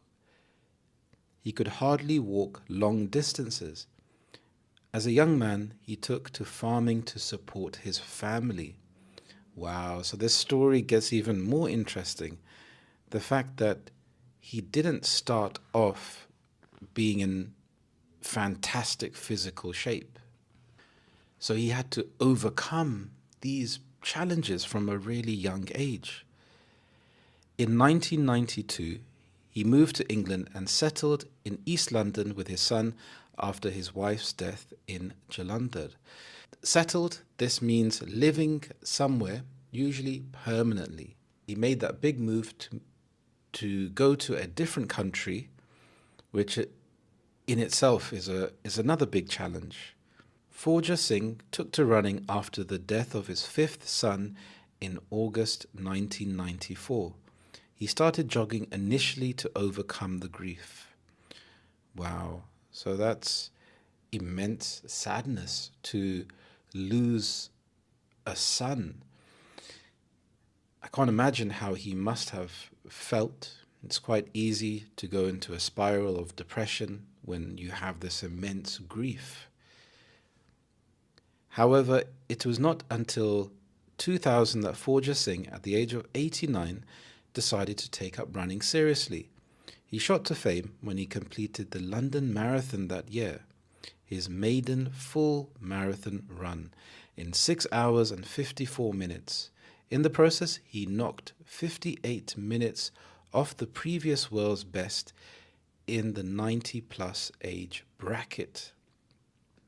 So that time of 6 hours 54 minutes for someone that's 89, I think that's simply amazing. I haven't done a marathon. It's on my bucket list. It's something that I would love to do in the future. I'm not sure if I could do it in under 7 hours. It may take me a bit longer than that. So, shot to fame, this means to become famous or successful very quickly. In 2011, Forja Singh, at the age of 100, achieved 8 world age group records in a single day at the Special Ontario Masters Association Forja Singh Invitational Meet at Birchman Stadium in Toronto, Canada. Wow, so he achieved 8 world group records. I think his life story is simply amazing. The fact that he had to start off life being disadvantaged physically, having to go through immense grief with the death of his wife and moving to another country, then the death of his son, and then starting running and being an inspiration to others. I think it's just amazing, really. And I thought this story was very interesting because if we think about health and fitness, there are two aspects to it. We have the idea of being healthy and being fit, but it also connects to good mental health and keeping your emotions balanced. And sometimes it's very difficult when you're feeling down to actually start to exercise. It's quite easy to say, oh, just go for a run. But when you're feeling down, it takes an enormous amount of energy just to even get your trainers on and get out the door, and then dealing with the elements if you're not in a sunny climate. So if the weather's really bad and it's raining, but you still run, I think it really makes you feel good. You have the runner's high, which is the positive feel-good hormones that are released afterwards and overcoming that challenge, but also having the support network.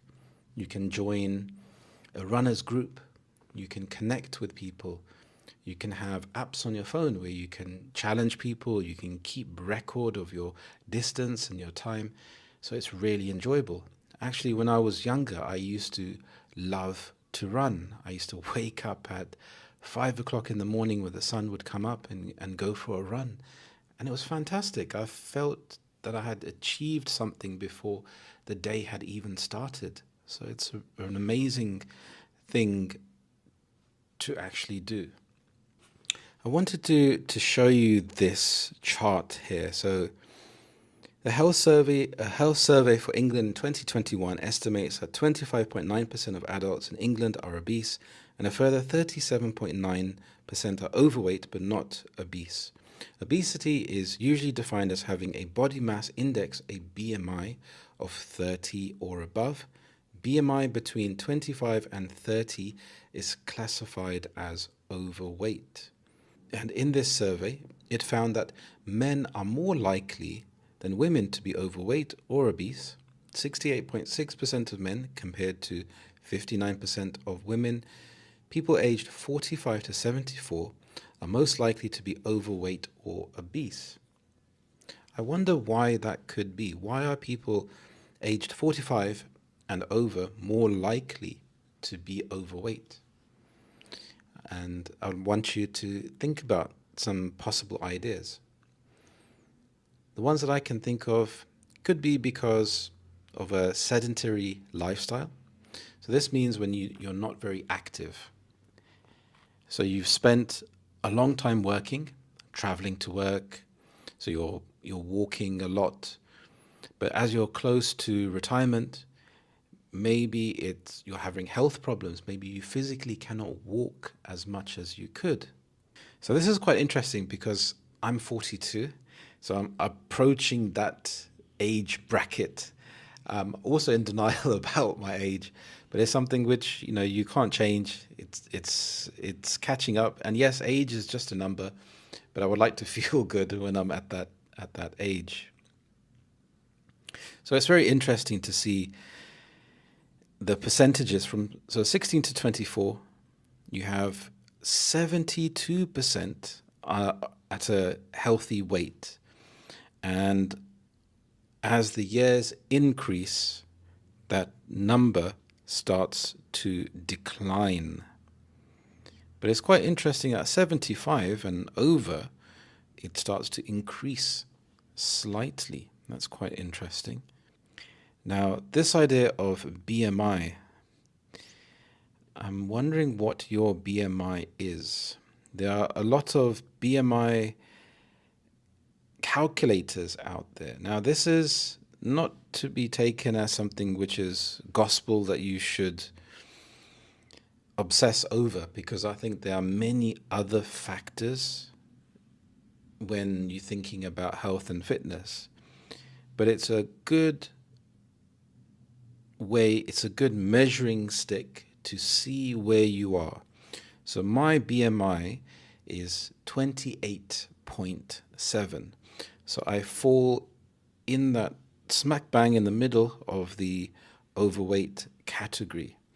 So it's nice for me to know, because I can think, okay, I can have some measurable success. I can have some measurable way to see if I'm improving. But as I said before, when I go to the gym, I like to use weights. I do walk, but I prefer to do weights. So when you lift weights, you build more muscle, which will weigh more, and it may increase your weight. So when you're standing on the scale, you may be not dropping any weight, but that's because you're building muscle. So there are many factors to consider. It's very tailored to the individual. When I say tailored, it's very unique to each circumstance. Thank you so much for watching. I really appreciate it. If you would like to, you can listen to my first podcast. I really appreciate it. And please write down in the comments, even if it's a simple hello. I'd also like to know about your health and fitness regime. What do you think about this whole industry, and how do you apply it to your life? How many times do you exercise? I think it's really nice to hear from you. Thank you so much for watching, and I will see you in the next podcast. Thank you, and bye-bye. I have selected 20 words, and if you are familiar with all of them, your English vocabulary surpasses that of 95% of speakers worldwide. In other words, you are a true expert in English vocabulary. Do you consider yourself to be among the top 5% of speakers? Let's put that to the test. Here's how it will work. I will present a word with 3 possible definitions. Your task is to select the most accurate definition. Does that sound clear? Good. We shall begin with 5 moderately challenging words and gradually increase the level. Here's the first word. Observe. Observe. Does this word mean A, to watch carefully, B, to ignore completely, C, to remove something? To observe means to watch something carefully to gather information. Scientists observe animals in their natural habitats to study their behavior. Influence. Influence. Does this word mean A, to have an effect on someone or something, B, to copy someone, C, to resist change? Influence means to think or change how someone thinks, behaves, or acts. Her kind words influenced him to take a positive approach. Neglect. Neglect. Does this word mean A, to take care of something, B, to ignore or fail to care for something, C, to pay close attention? To neglect means failing to take care of something or someone. The neglected garden was overgrown with weeds. Typical. Typical. Does this word mean A, usual or expected, B, strange or unusual, C, difficult to predict. Typical is something usual or expected without anything special or unusual. It's typical to have rainy weather in England during autumn. Value, value. Does this word mean A, hope, B, worth, C, uncertainty? Value is the worth or importance of something. Education has great value in helping people to achieve their dreams. Well done. How are you doing so far?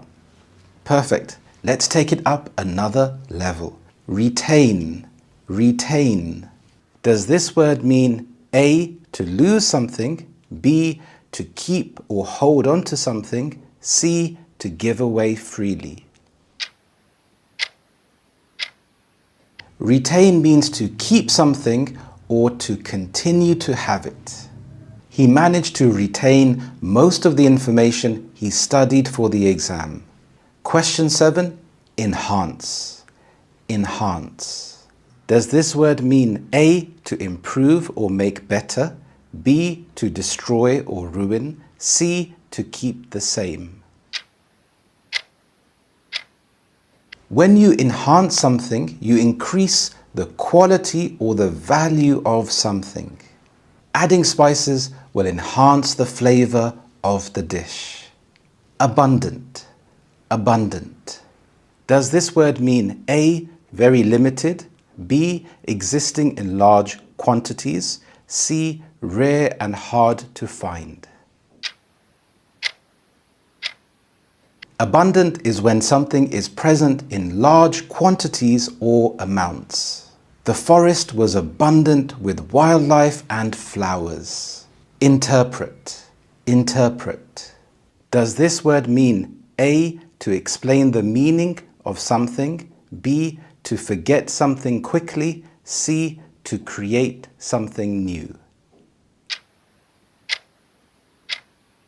Interpret means to explain or give the meaning of something.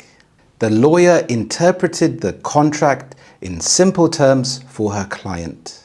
Question 10. Authentic, authentic.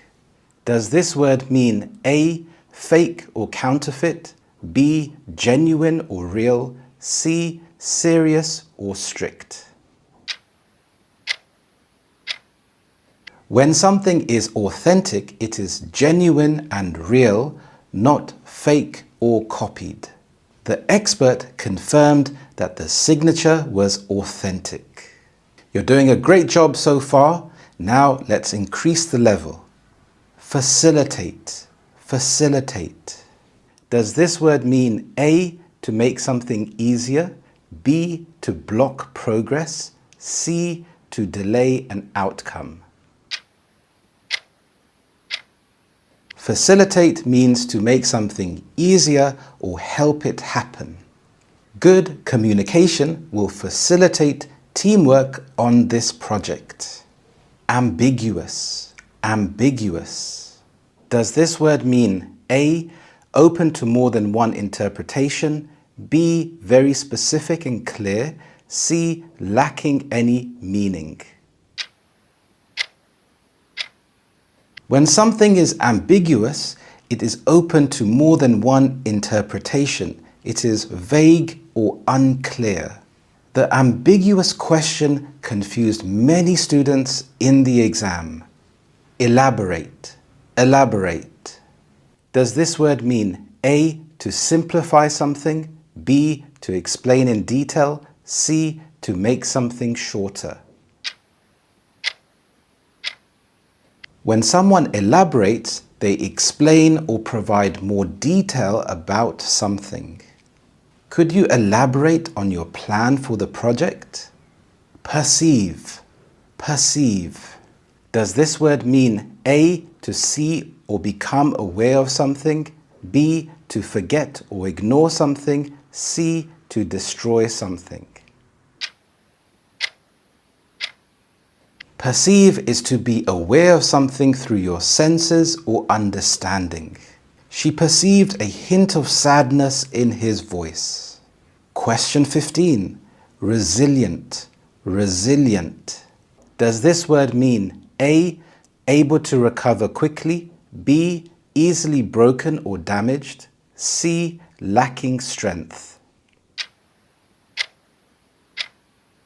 Resilient means to be able to recover quickly from difficulties or challenges. The resilient athlete returned to training just weeks after her injury. Well done, great job. Let's increase the level. Question 16.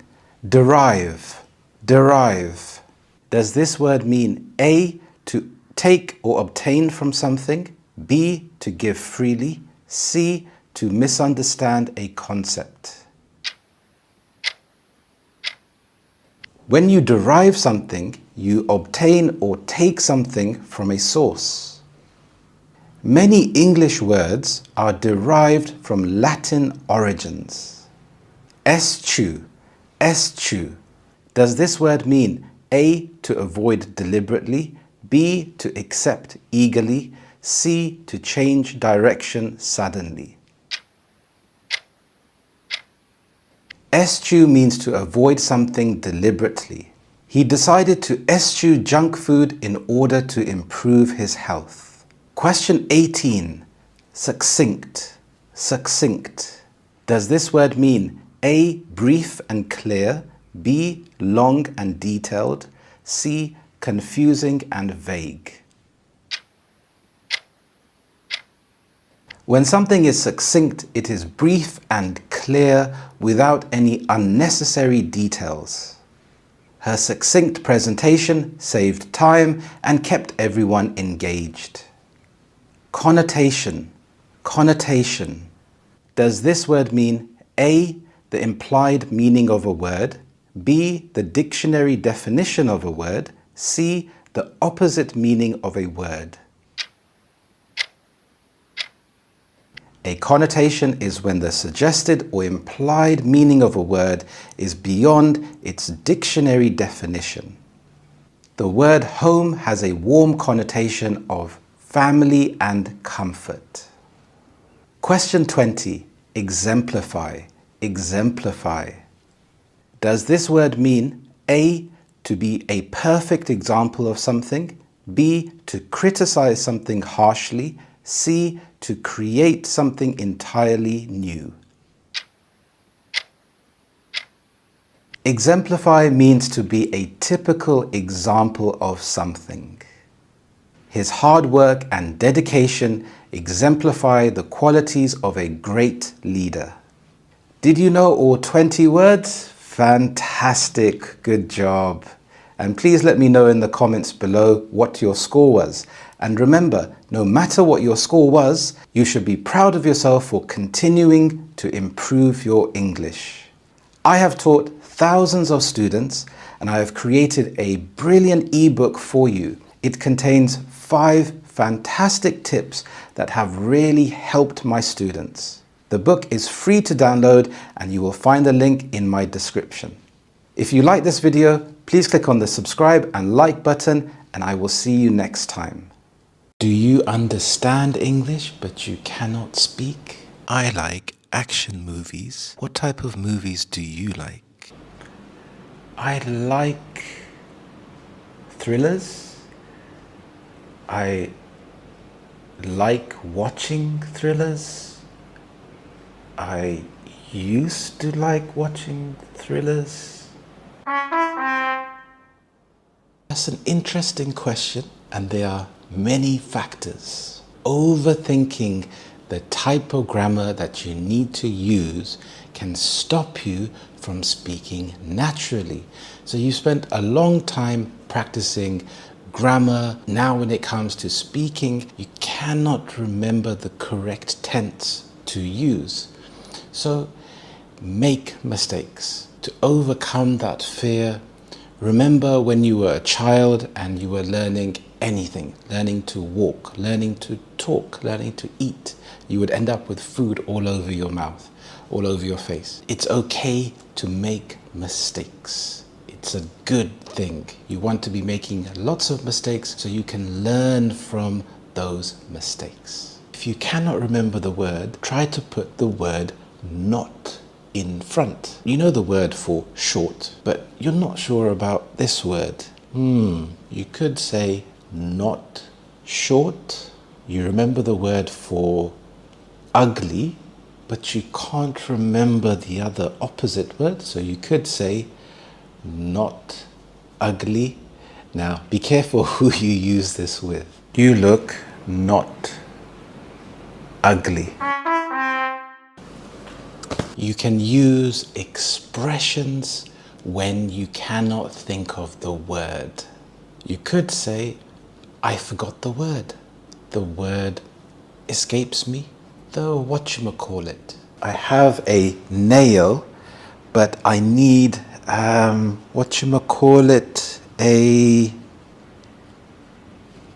yes, that's it. These expressions are so good because when you are speaking, the other person will naturally want to fill in that word for you, because usually that word is a very common word and it goes together with the other group of words. You can use collocations to help you to decide how to use the word correctly. A collocation is a group of two or more words that usually go together. For example, you would say heavy rain and not strong rain.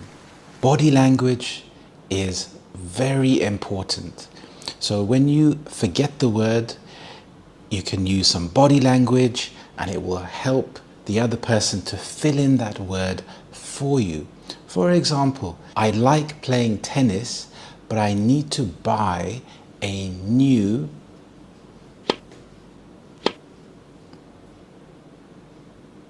tennis racket. Well done, very good. When you are searching for collocations, you can use ChatGPT, which is fantastic for looking up collocations. You can type collocations hobbies. So number one, we have pursue a hobby. Indicates actively engaging in a hobby. And we have an example. She enjoys pursuing her hobby of painting on weekends. Number two, take up a hobby. This means starting a new hobby. For example, after retiring, he decided to take up gardening as a hobby. Enjoy a hobby indicates finding pleasure in a hobby. For example, many people enjoy hobbies such as photography or hiking. So you could say, I enjoy hobbies such as photography or watching movies. Number five, share a hobby. Refers to participating in a hobby with others. For example, they bonded over their shared hobby of bird watching. 6. Hobby enthusiast. Describe someone who is passionate about their hobbies. For example, as a hobby enthusiast, he spends most of his free time building model airplanes. Number 7. Hobbyist. Similar to a hobby enthusiast, it refers to someone who has a particular interest in hobbies. For example, she's a photography hobbyist and enjoys capturing moments in her free time. Number 8, hobby collection. Refers to a group of hobbies someone enjoys. For example, his hobby collection includes stamp collecting, coin collecting, and model train building. This is so good because it adds to your general knowledge. You have some new hobbies that you may have not heard before, such as coin collecting. So you could think about, why do people enjoy collecting coins? I remember when I was younger, I loved collecting coins. I loved going to the museum, collecting really old coins, and even receiving coins from different countries. I was fascinated by this, and it made me want to learn about the other cultures more. When you have searched for the collocations on ChatGPT, write them down in your book.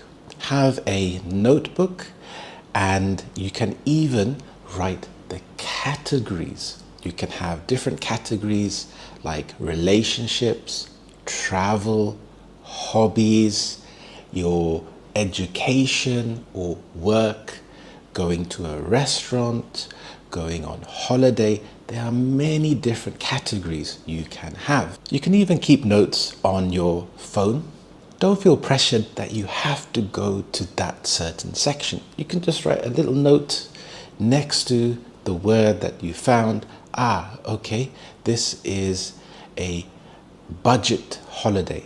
You heard that word, and now you can just write holiday next to it. You could highlight it and make it a habit that every day you go through your personal dictionary. You browse through your dictionary, and this will help the word to stick into your memory. Another great way to practice is to speak into a mirror. You may feel a bit strange.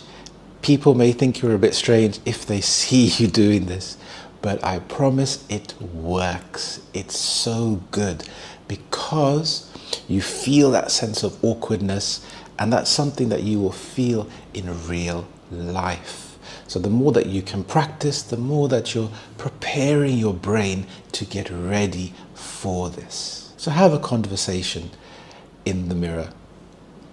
It can be anything. It can be a very basic conversation. So, hi, how are you today? I'm great, thanks. And how are you? I'm pretty good. And what do you have planned for today? Well, firstly, I'm going to go to the gym because I need to get fit.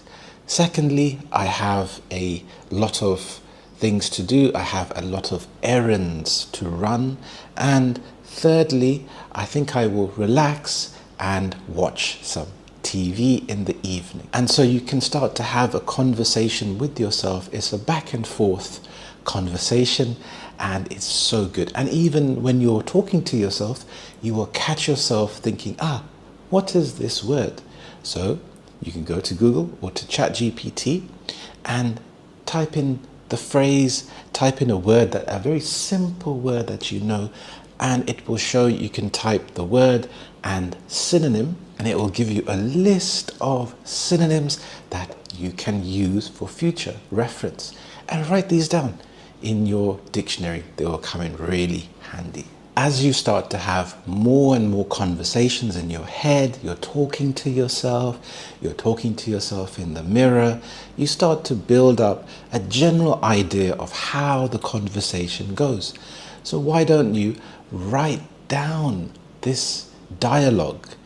Imagine you're watching a movie or a TV show. They have a script that they learn from. So they have lines that they have to learn. So you can write down this script. A great game I like to play is think about a topic. Imagine that you are going to a restaurant. So write down the script. You can have different parts. So you can have yourself when you go to the restaurant, maybe a friend or a partner, and you go into the restaurant, you sit down, and then you have another part of the waiter. So the waiter comes to you, shows you the menu, and then asks you, what would you like to eat? So you browse the menu. So when you browse, you have a look through the menu to decide, what would I want to eat today? Do I want pizza? Do I want pasta? Do I want lasagna? And as you talk to yourself, you can say, I like pizza, but today I would prefer to eat pasta. Your partner could say, why do you like pasta? I'm quite fond of pasta because I love the way it tastes. And the more more emotions you can put into it, the better you will remember it. You may be feeling tired. You may not have enough energy. You may feel stressed. This will stop you from thinking naturally and thinking calmly. So calm down, relax, breathe, and remember my introduction. That's an interesting question. There are many factors. You don't have to use both together. You can use one or two or both together. This will buy you time to think about your answer. So rather than just jumping straight into the answer and feeling pressured to give a perfect answer, it buys you time. You can't really buy time. You can't go into a shop and give someone money and receive time. I wish you could, but this means to give yourself some space to think about what you are going to say next. Thank you for watching this video. Please let me know in the comments below what you thought of this lesson. Don't forget to give this video a thumbs up, and if you're new to my channel, please click on the subscribe button. It's free to do so. I hope you have a wonderful day, and I will see you next time. Bye-bye. Hello, my name is Harry, and this is Learn English with British Harry. I am British, and I have taught thousands of students to improve their level of English. To help you further, I have created a remarkable ebook with 5 tips to help you to improve your English. You can see the link for it in the description section. If you are watching this video, please write hello in the comments below. It is wonderful to see that other people are watching and enjoying these lessons. Now, is there anything wrong with using simple words? No, there isn't. However, by adding words to your vocabulary, it can increase your fluency and help you to express yourself better. Exceptional means unusually good, outstanding, or better than average. It can describe someone or something that stands out because of superior qualities or achievements. She is an exceptional student who consistently achieves high grades in all of her exams. His performance in the play was exceptional, receiving rave reviews from the critics. The craftsmanship of this handmade furniture is exceptional. Altruistic. This means having a selfless concern for the well-being of others. So you care more about how other people are doing rather than yourself. You really want to help other people, and you're not doing it for personal gain. You're not doing it for selfish reasons. She is known for her altruistic behavior, putting the needs of others before her own. His decision to donate a large proportion of his wealth to charity was very altruistic. Volunteering at the homeless shelter is an altruistic act. So altruistic is a fantastic word. Rather than just saying someone is good, you're saying they're altruistic. It adds more meaning than just saying he or she is a good person. By being altruistic, you're not just using words, you're using actions. You're doing something to help someone else. You're not thinking about yourself. So if you're donating money or you're giving up your time to really care and do something for someone else. Superb. This means of the highest quality, excellent, or outstanding. It is used to describe something that is extremely good or impressive. The chef prepared a superb meal that impressed all of the guests. His performance in the play was superb. He stole the show. We had a superb holiday in the countryside and we enjoyed the serene landscapes. Now, instead of using the word amazing, we can use the word astonishing.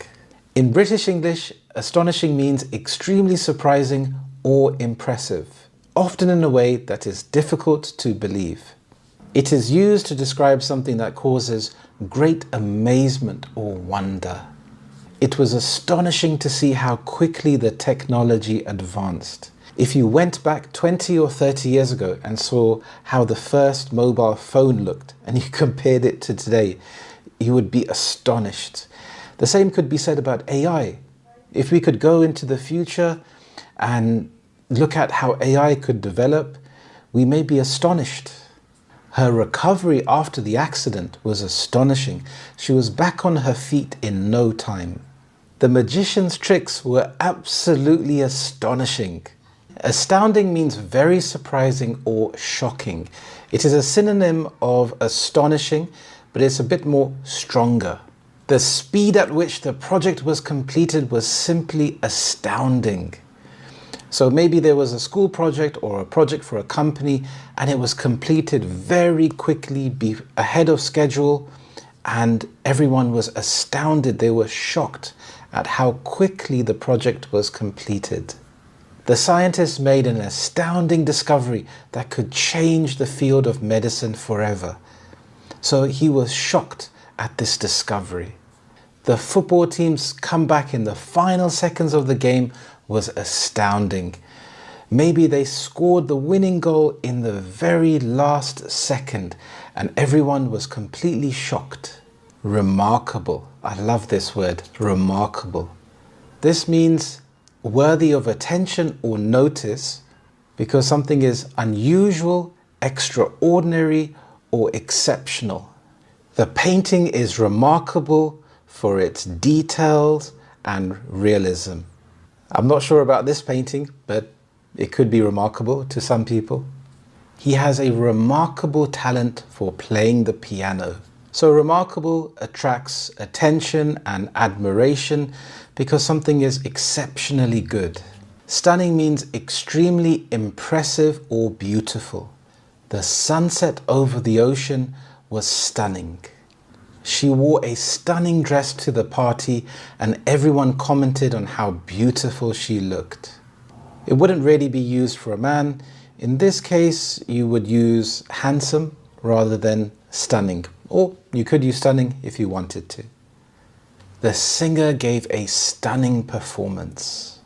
Phenomenal. This means extraordinarily remarkable or impressive. This describes something that is so remarkable that it exceeds people's expectations.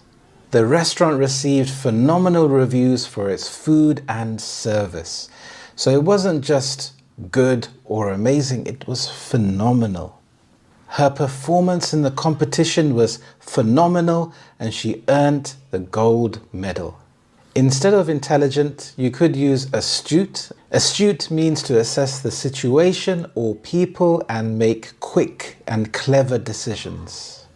She made an astute observation about market trends that helped her company to make good investments. So if you are astute, you can assess the situation. Maybe she noticed some trends and she spotted a pattern. So she realized, okay, maybe if we make this decision, we can make more profit. The detective's astute analysis of the evidence led him to make a breakthrough in the case.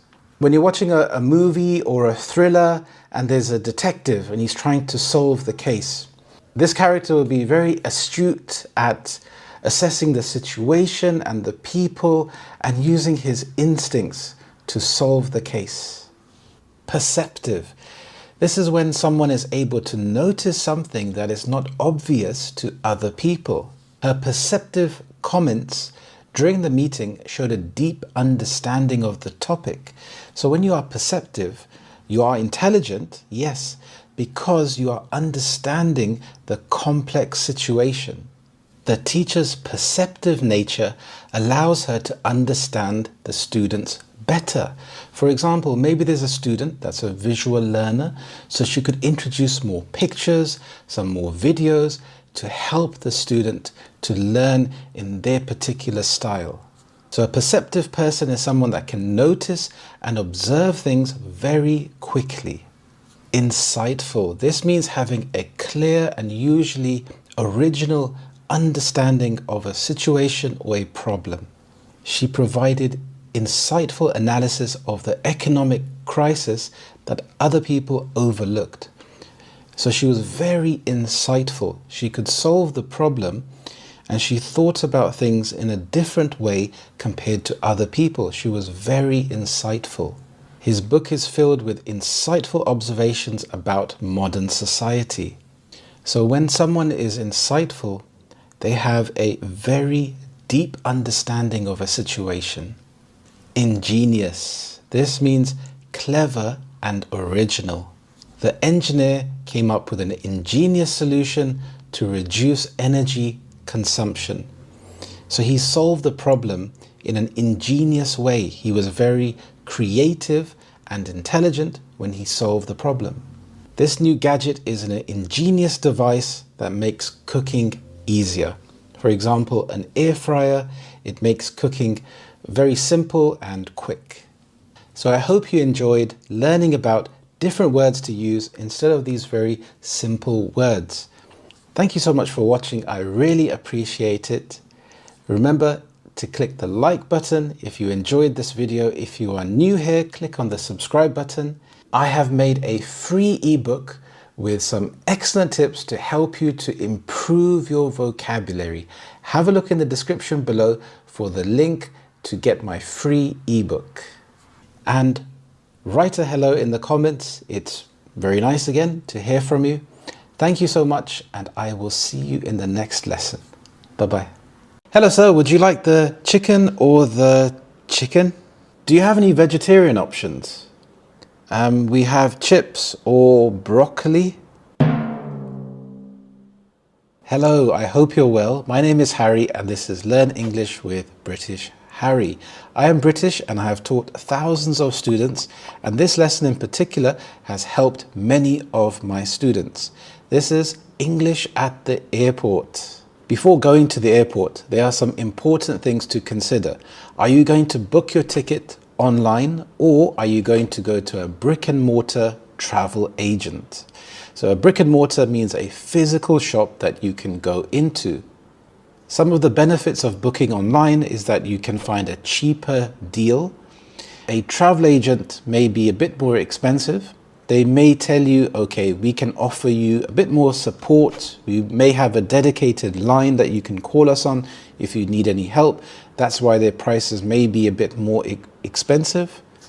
A good tip for you is if you find a cheaper price online, you can go to the travel agent and ask them if they can beat the price.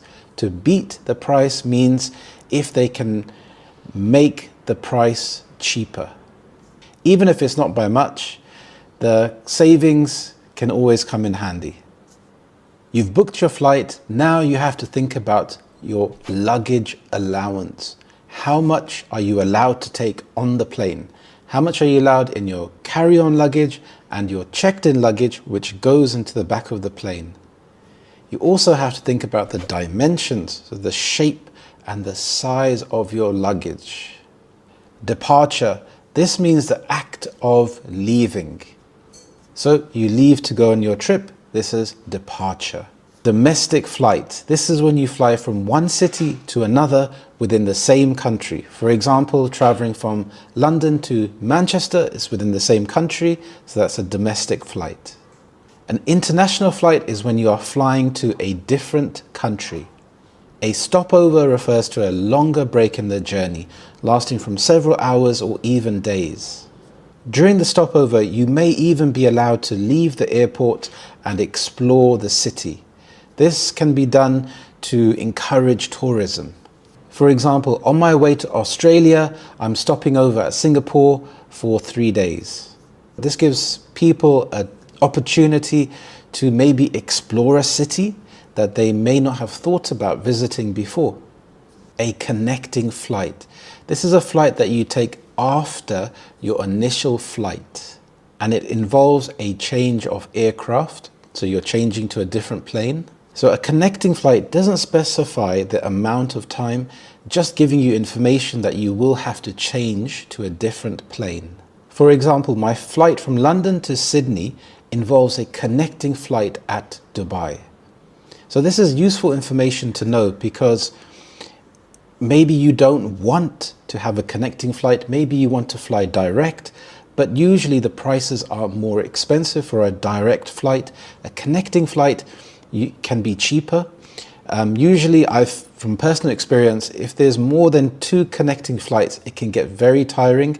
So sometimes that extra cost for having one connecting flight is usually better because you don't feel as tired.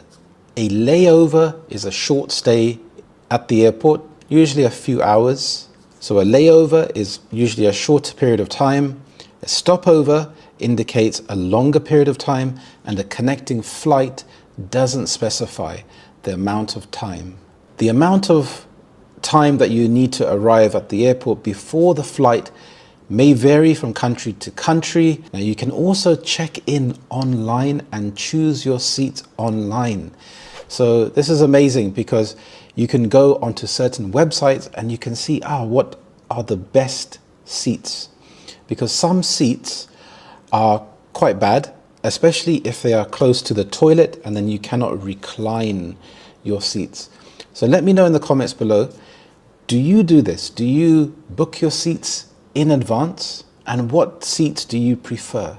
Okay, so now you're at the airport. Now you may want to wrap your bags. There's special places you can go to and they can wrap your bag in clear plastic, and this can be done to protect your bag. Maybe you don't want your luggage to be damaged, so you can pay for that extra service. You could also weigh your luggage. There may be scales that you can weigh your luggage, or you can go to the check-in desk. So you have an option to go to a self-service kiosk where you can print out your boarding pass, and you can also print out labels for your bags. Or you can skip this and you can go straight to the check-in desk. So when you go there, they will weigh your luggage. Now, if the luggage is over the limit, they will charge you extra, or you could choose to take something out of your luggage. So also check your documentation and print out your boarding pass for you. So what is a boarding pass? A boarding pass is a ticket that you will be given, and you will show this before you go onto your flight so they can check your name, they know your seat number. Then you will go through the security check just to make sure that you don't have anything dangerous or sharp in your luggage. You may be asked to take out some toiletries or anything that's over a certain limit. So there will be clear signs around the airport giving you this information. Once you've gone through security and you're on the other side, it gives you a chance to relax. The restaurants on the air side will be more expensive than the land side. So this is a trade-off, because if you want to get to the airport early and don't want to have any stress of missing your flight, you'll have lots of time to kill. Now this means that you have lots of time to spare. So you're waiting for your flight. So you have a lot of time. And usually you will get hungry or thirsty, but the prices will be more expensive. And you won't be able to take any liquids or water through security. So you'll end up spending money at a restaurant or a shop. Duty free. A lot of products are duty free at the airport. So you could pick up things like chocolates or gifts or alcohol or even perfume and aftershave. I find that you can get some really good deals at these shops. The people on the plane are called the cabin crew. You will have flight assistants that will be able to help you, especially bringing your meals. You may even be able to order the type of meal that you want before the flight. So if you are a vegetarian, then you could specify that if that's very important to you. On the flight, you have different sections. You have economy, premium economy, business, and first class. So first class will be more expensive than economy, and you're paying for more space.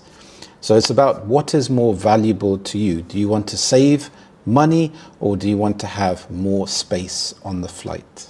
Choosing your seat can be very important. You have a window seat and you have an aisle seat. An aisle seat is on the outside, on the perimeter. So sometimes in a plane structure, you will have seats on the sides and a row of seats in the middle. On the sides, if there are 3 seats, you'll have a window seat, a middle seat, and an aisle seat. The middle seat is the worst seat unless you are traveling with people that you know, because it can be very awkward if you have to get up and go for a walk or go to the toilet. So when I was younger, I loved the window seat. Now I prefer the aisle seat because it gives me an opportunity to get up and stretch my legs. Let me know in the comments, what seat do you prefer? On the flight, you may experience turbulence. What is turbulence? It's when the plane starts to move, and it can feel quite scary if you don't know what's happening. You'll see the light come up indicating that you should put your seatbelt on, and the flight assistants would give you this information as well, that you should put your seatbelt on. If you're on the toilet, you should return back to your seat. You also have altitude. So when the plane is taking off or when it's landing, the air pressure can drop, and this can affect your ears. Sometimes I've had this issue, and what really helps for me is to chew gum or to drink some water. Seems to open up my airways. Do you have any tricks or tips that would help other people? You're almost at the destination. The plane is coming in to land on the runway. The runway is a big strip of land where the plane can land safely and it can also take off. You will have baggage reclaim, where you can collect your bags safely off the conveyor belt. It's quite handy to get a trolley first, and you can put your luggage on top of the trolley. It can be quite stressful sometimes trying to catch your luggage before it goes around the conveyor belt. Putting tags on your bags can be really helpful to identify your luggage very quickly. You also have immigration control, where you will show your passport and they will check your details and identification. Once you've collected your bags, you will go through customs. So here you have an opportunity to declare anything that you wish to, that's in your luggage that you've brought from another country. If you don't have anything to declare, then you can just go straight through, and then you will arrive at the arrival section. When you're at the arrival section, you can then navigate your way wherever you're going. You could call a taxi or get public transport. So that was English at the airport. I would love to hear from you about your experience of traveling at an airport. Is it something that you like? If you enjoyed this lesson, please have a look at my lesson about English at the restaurant. I have also created an ebook for you. It's about 5 tips to improve your English speaking. And these are really helpful, practical tips that you can start using straight away to improve your English. Thank you so much for watching. I hope you have a wonderful day.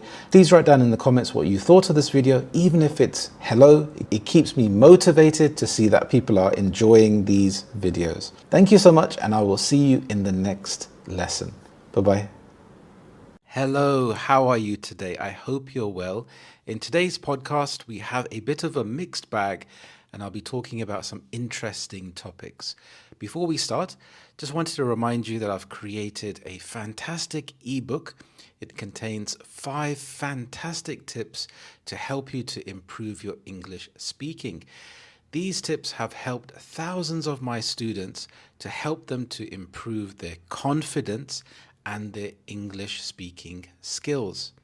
There are practical exercises that you can try straight away, and they start at a beginner level, but you can also increase the level of difficulty to suit your needs. I have recently joined the gym after a prolonged absence of consistent exercise, and I wanted to talk to you about health and fitness.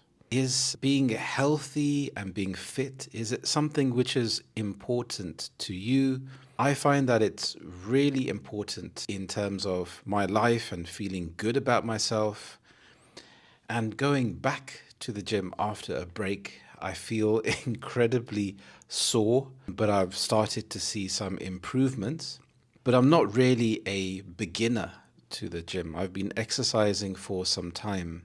But I've noticed that as I get older, it's more difficult to lose weight. I can't do the same things that I did 20 years ago and expect to see the same results. 20 years ago, I could eat junk food and then I could exercise for a few days and then immediately lose the weight. But now I find that it's incredibly difficult. And I actually have to start thinking about my diet a lot more. And I'm getting more aches and pains, especially my knee has started to crack when I'm standing up. It'll be interesting to know if you take any multivitamins or any supplements in your health regime. At the moment, I'm doing a push pull legs routine. So on one day, I would do push exercises, the next day, pulling exercises. Then the next day after that would be legs. And then after that, if I can manage it, maybe some general cardio or working on the abs and core muscles. There are lots of buzzwords that have developed over the years in health and fitness, especially core. Having a strong core is very important, and you hear that all the time. I remember when I was younger, I used to be obsessed with Bruce Lee. I used to love watching his movies. I even had the box set of his films on VHS, on cassette players. So this is going back a number of years. I even had his books, and I was a member of the Bruce Lee fan club. I was really inspired by his story, and he used to talk about having a strong core. This is in the 60s and the 70s, but it's become very common to think about having a strong core, and that's where all of your movements come from. So I try to incorporate some of those exercises. I don't actually mind doing legs. I know there's a stereotype with bodybuilders that you would see big bodybuilders with big shoulders and big arms and then small legs. But I think training the legs, I think it's very functional. By functional, I mean that it helps you, especially as you get older. One of the worst things that can happen is to have a fall. If you fall over when you're older, it can cause a lot of health problems. It can exacerbate health problems. It can make it worse. So by having strong legs and having good stability, and I think helps with your coordination and your balance, I think that's really important. So for yourself, do you follow any kind of health or fitness routine rather? Do you go to the gym? If you do, it'd be interesting to know what kind of exercises you do. Are you doing weights? Are you doing cardio? Are you playing a certain type of sport? How often do you do that type of sport? I love martial arts, and at some point I would love to go back to it, but initially I just wanted to improve my general fitness. I remember when I was younger, I really wanted to do karate, but my mum said no and wouldn't pay for the lessons. So I had to wait until I got a part-time job when I was 16 and saved up. And at that time, I was earning a grand sum of, I think it was £2 an hour. So I would work on a Saturday and a Sunday. And my first job was working in a pharmacy, a local pharmacy. And it was hard work. It was a shock to the system having to work long hours, but I loved receiving the paycheck. It was an amazing feeling. And then I started to use that money to train in martial arts, and I did that for a number of years, and even trained younger children. So I trained to be an assistant instructor. I was grateful to be selected as one of the assistant instructors.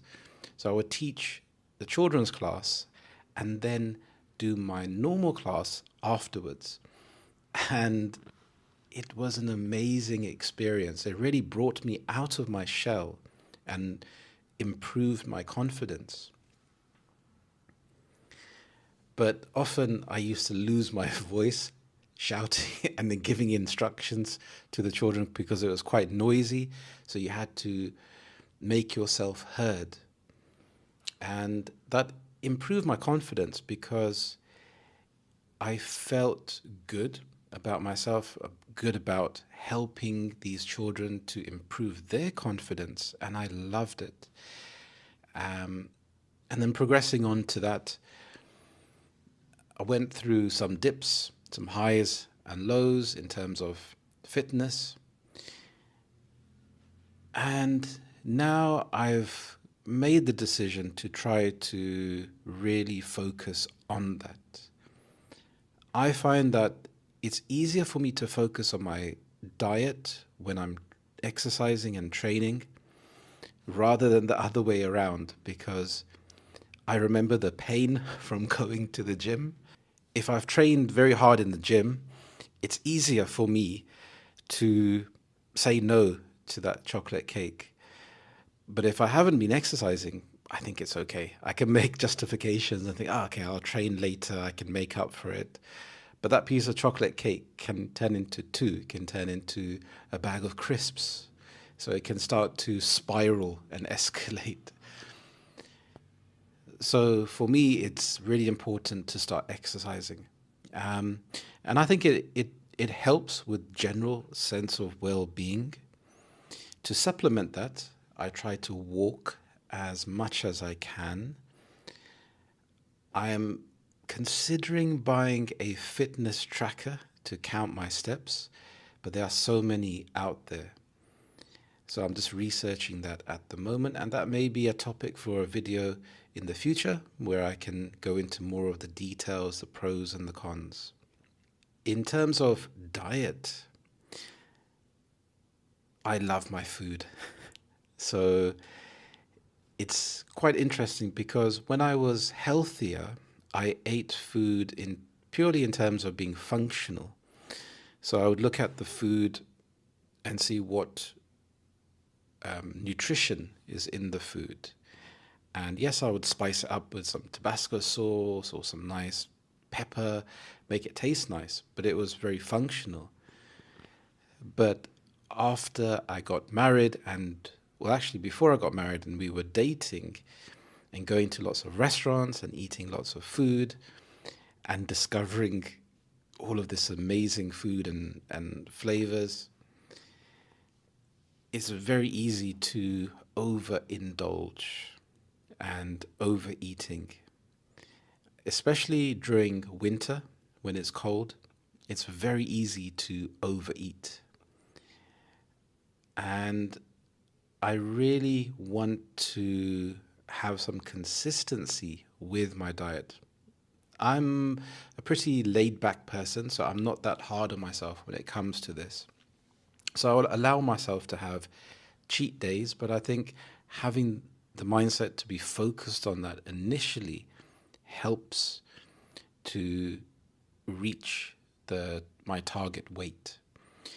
So, and this is a way to track that as well. So at the moment, I'm about 14 stone. If I convert that to kilograms, it's about 91 kilograms. And in the UK, stones are used as a measurement. I think it's about 6 kilograms to a stone. My ideal weight would be around 12 stone for my height. So I'm looking to lose 12 stone in the shortest time possible, but I'm also being realistic. So maybe going into the new year, having lost a stone would be wonderful, even more. So that would be good. In the comments, let me know about your health and fitness. What do you think about it? Is it something you like to do? Is it something that you dread?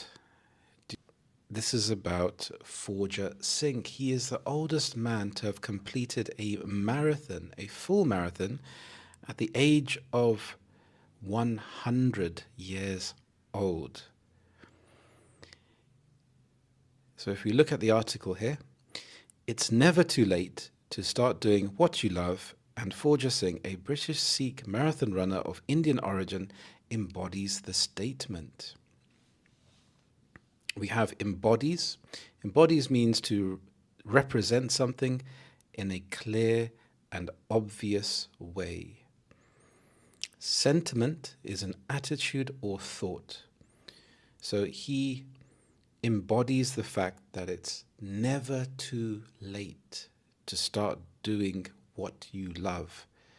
Complete a marathon when you're 100 years old. That's simply amazing. Having taken up running to overcome grief at the age of 89, Forja Singh, now retired, has numerous records to his name in multiple age brackets. Originally a farmer from Punjab, the long-distance runner is also believed to be the oldest man to have completed a full marathon at the age of 100. We have the word grief here, which means very great sadness. So not just normal sadness, but it's a very, very strong feeling, grief. Retired. This means to have stopped working permanently. So the fact that he started at the age of 89, again, that's just simply amazing. So it's interesting to learn that he used exercise to help him to overcome this immense grief. So now he is retired. Good. So he should enjoy his retirement. The age of retirement varies from country to country. That's also another topic that we can go into in the future. Forja's childhood was not an easy one. He was not able to walk until he was 5 years old. Due to thin and weak legs, he could hardly walk long distances. As a young man, he took to farming to support his family. Wow, so this story gets even more interesting. The fact that he didn't start off being in fantastic physical shape. So he had to overcome these challenges from a really young age. In 1992, he moved to England and settled in East London with his son after his wife's death in Jalandhar. Settled, this means living somewhere, usually permanently. He made that big move to go to a different country, which in itself is another big challenge. Forja Singh took to running after the death of his fifth son in August 1994. He started jogging initially to overcome the grief. Wow. So that's immense sadness to lose a son. I can't imagine how he must have felt. It's quite easy to go into a spiral of depression when you have this immense grief.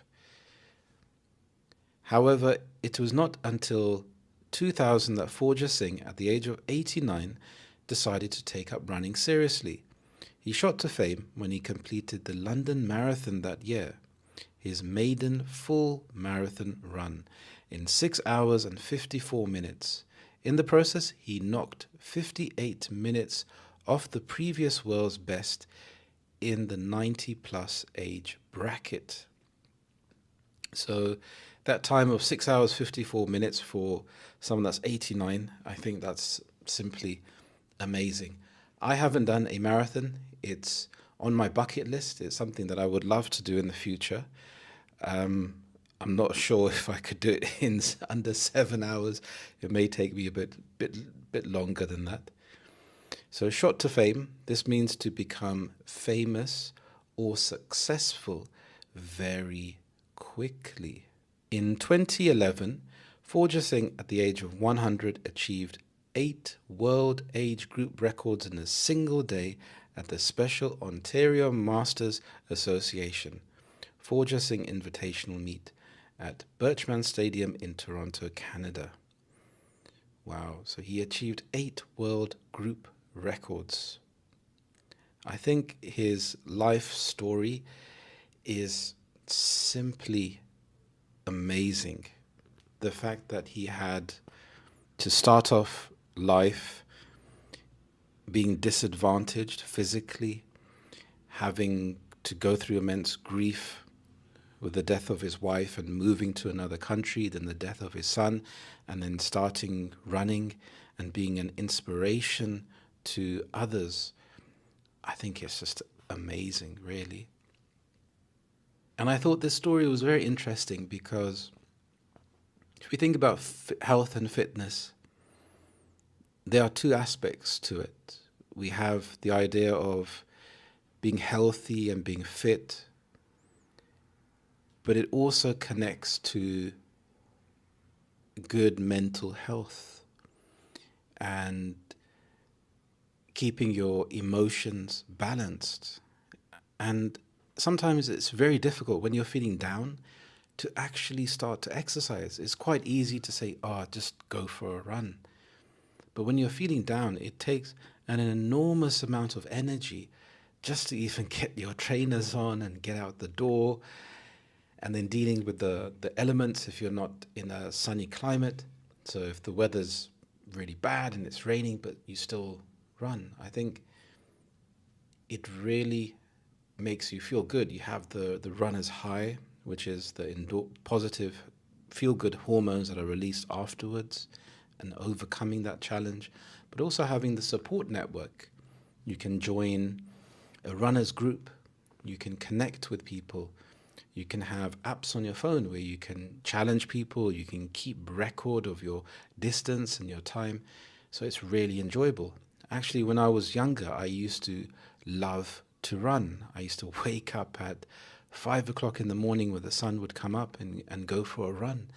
And it was fantastic. I felt that I had achieved something before the day had even started. So it's an amazing thing to actually do. I wanted to show you this chart here. So a health survey for England in 2021 estimates that 25.9% of adults in England are obese and a further 37.9% are overweight but not obese.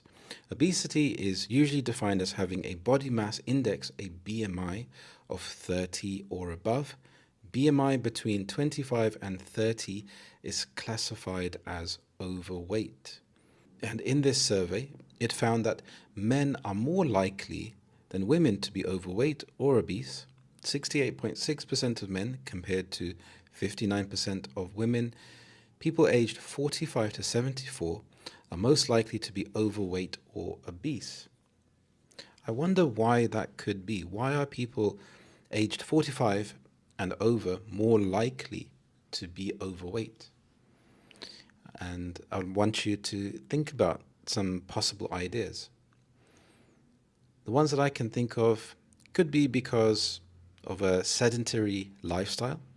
So this means when you're not very active. So you've spent a long time working, traveling to work, so you're walking a lot. But as you're close to retirement, maybe you're having health problems. Maybe you physically cannot walk as much as you could. So this is quite interesting because I'm 42, so I'm approaching that age bracket. Also in denial about my age, but it's something which you can't change. It's catching up, and yes, age is just a number, but I would like to feel good when I'm at that age. So it's very interesting to see the percentages from 16 to 24. You have 72% at a healthy weight, and as the years increase, that number starts to decline. But it's quite interesting at 75 and over, it starts to increase slightly. That's quite interesting. Now, this idea of BMI, I'm wondering what your BMI is. There are a lot of BMI calculators out there. Now, this is not to be taken as something which is gospel that you should obsess over, because I think there are many other factors when you're thinking about health and fitness. But it's a good way, it's a good measuring stick to see where you are. So my BMI is 28.7. So I fall in that smack bang in the middle of the overweight category. So it's nice for me to know, because I can think, okay, I can have some measurable success. I can have some measurable way to see if I'm improving. But as I said before, when I go to the gym, I like to use weights. I do walk, but I prefer to do weights. So when you lift weights, you build more muscle, which will weigh more, and it may increase your weight. So when you're standing on the scale, you may be not dropping any weight, but that's because you're building muscle. So there are many factors to consider. It's very tailored to the individual. When I say tailored, it's very unique to each circumstance. Thank you so much for watching. I really appreciate it. If you would like to, you can listen to my first podcast. I really appreciate it. And please write down in the comments, even if it's a simple hello. I'd also like to know about your health and fitness regime. What do you think about this whole industry, and how do you apply it to your life? How many times do you exercise? I think it's really nice to hear from you. Thank you so much for watching, and I will see you in the next podcast. Thank you, and bye-bye. Hi, my name is Harry. I'm British, and today I'm going to teach you about the weather. So let's start with a very common way to describe the weather, which is it's raining cats and dogs. So this is a very old-fashioned way to explain that it is raining very heavily. In reality, I haven't actually heard anyone use this expression. Maybe once or twice. You could say something like, it's raining cats and dogs out there. This would mean that it's raining very heavily. I would use this expression in a funny way, because I know that this expression is taught around the world and it's almost become a stereotype about British people, that we use this idiom to express weather. So I would say it's raining cats and dogs out there. But I know that I'm just making reference to this stereotype. A more common expression that you will hear in everyday life is it's tipping it down out there. So this means that it's raining very heavily. You can use it in sentences such as, we won't go to the beach today, it's tipping it down, or it's tipping it down out there. So you'll hear this more commonly said. Another very common word to describe weather in the UK and London is drizzle. Drizzle is rain that you barely notice. It can be very slow rain, and I absolutely hate drizzle, because if you don't take your umbrella and you're walking for an hour, by the end of it you'll be drenched, but you really wouldn't have noticed the rain that much. So drizzle is slow rain. You can use it in sentences such as, it's drizzling outside, or it's starting to drizzle. If it is raining very heavily, you could say it's bucketing down. This is a way to describe rain that can be very sudden and there's a lot of rain. If you think about a bucket full of water and you tip it over, all of the water comes out at once. So you could say it's bucketing down outside, or it's absolutely bucketing down. Sometimes when you're walking and it's raining, you'll also have the wind blowing the wind into your face. When this happens, you can say it's raining sideways. So you could say it's so bad it's raining sideways. So even if you have your umbrella, you will still get hit in the face with the rain because the wind is blowing the rain into you. If it's raining so much and your clothes are full of water, you could say, I got drenched. So drenched is a word to describe that you are soaked with rain. Maybe your shoes and your clothes are soaked with rain. That's why it's quite important to get a waterproof jacket. So when the rain has gone and we've gone into summer, early summer, and it starts to get warmer, you could quite simply say it's quite warm outside. Or you could say it's nice and balmy by the pool. This word balmy means it is pleasantly warm. When we go into sunny and hot weather, you could quite simply say it's nice and sunny or it's nice and hot. There are some really nice adjectives you can use to describe hot weather. You could say boiling, baking, roasting, blistering, or scorching. Now, there are a few differences between these. For example, boiling, an easy way to think about this is if you are boiling some food in a pot with water, for example, pasta or an egg, it takes some time for the food to get cooked. It doesn't take a very long time, neither does it take a short time. So if I say it's boiling outside, I mean that it's hot.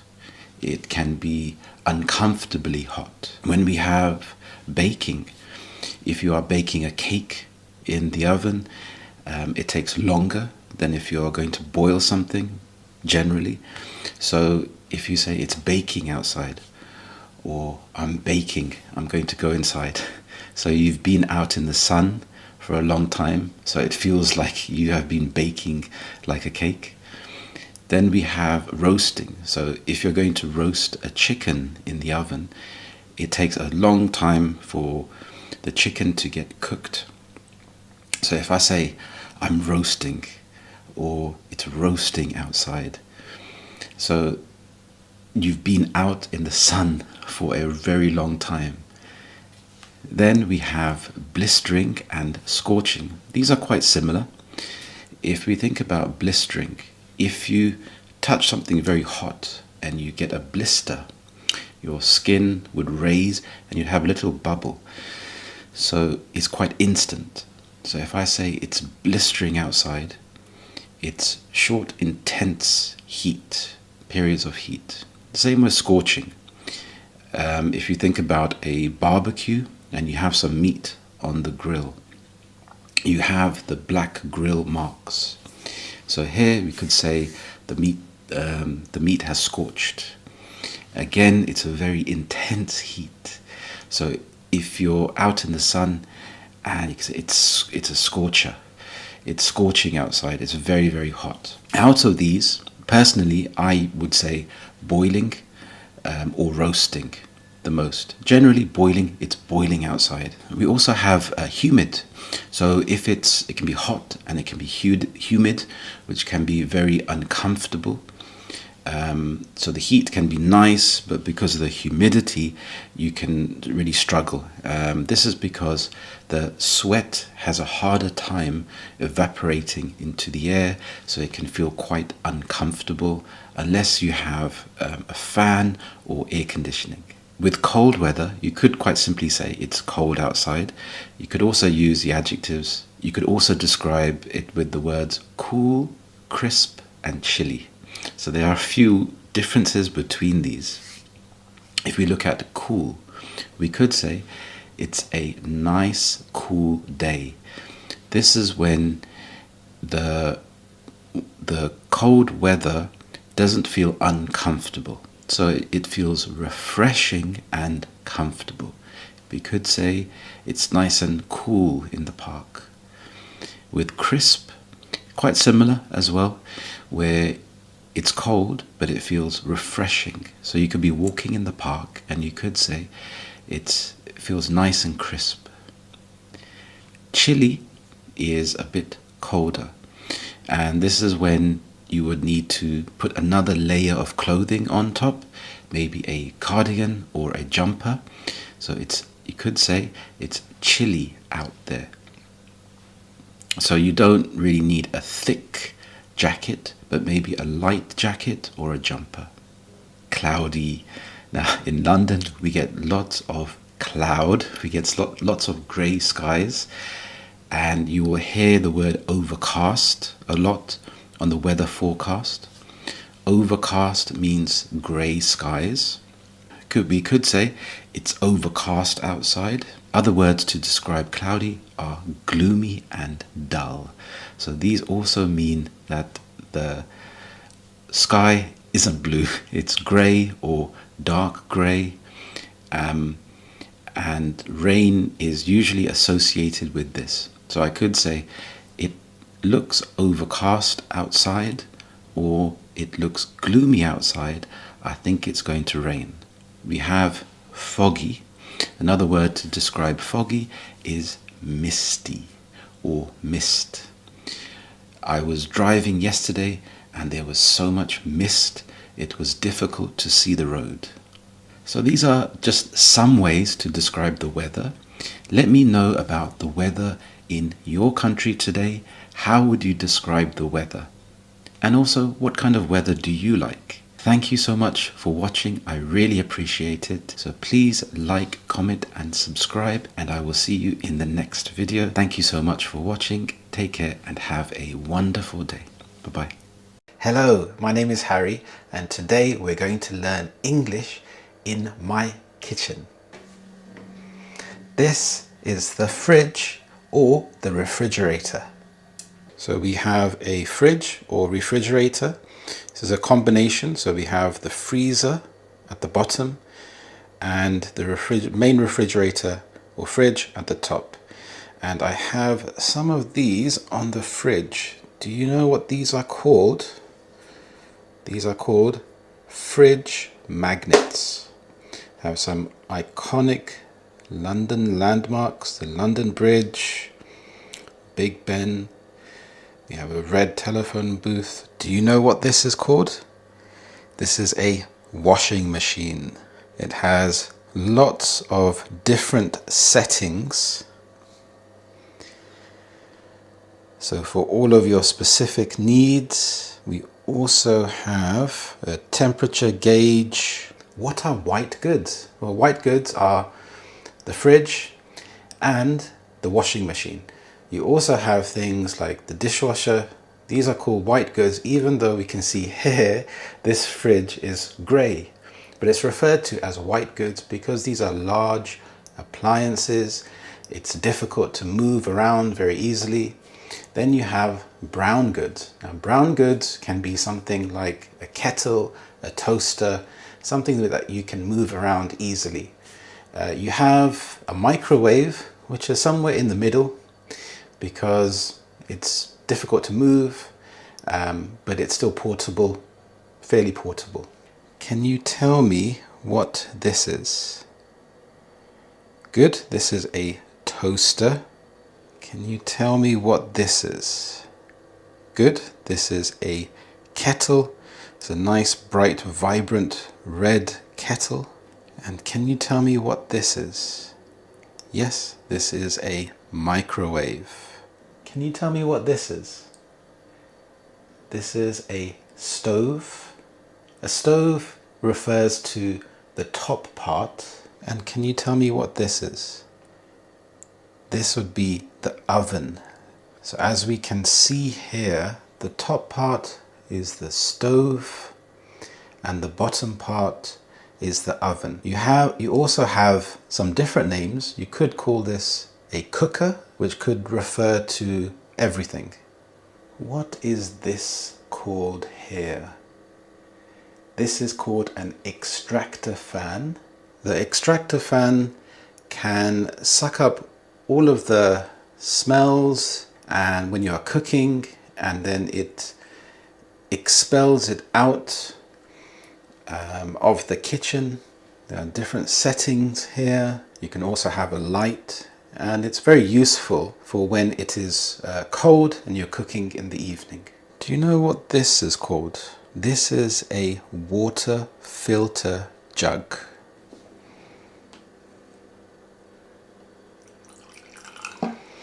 I am pouring some water from the jug.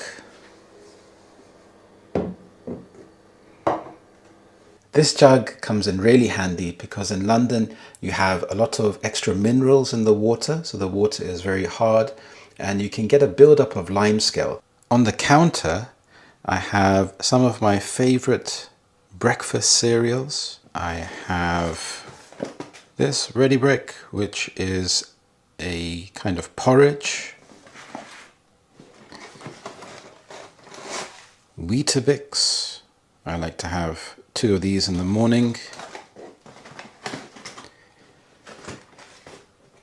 I also like some bran flakes, which is very healthy, good for your digestive system.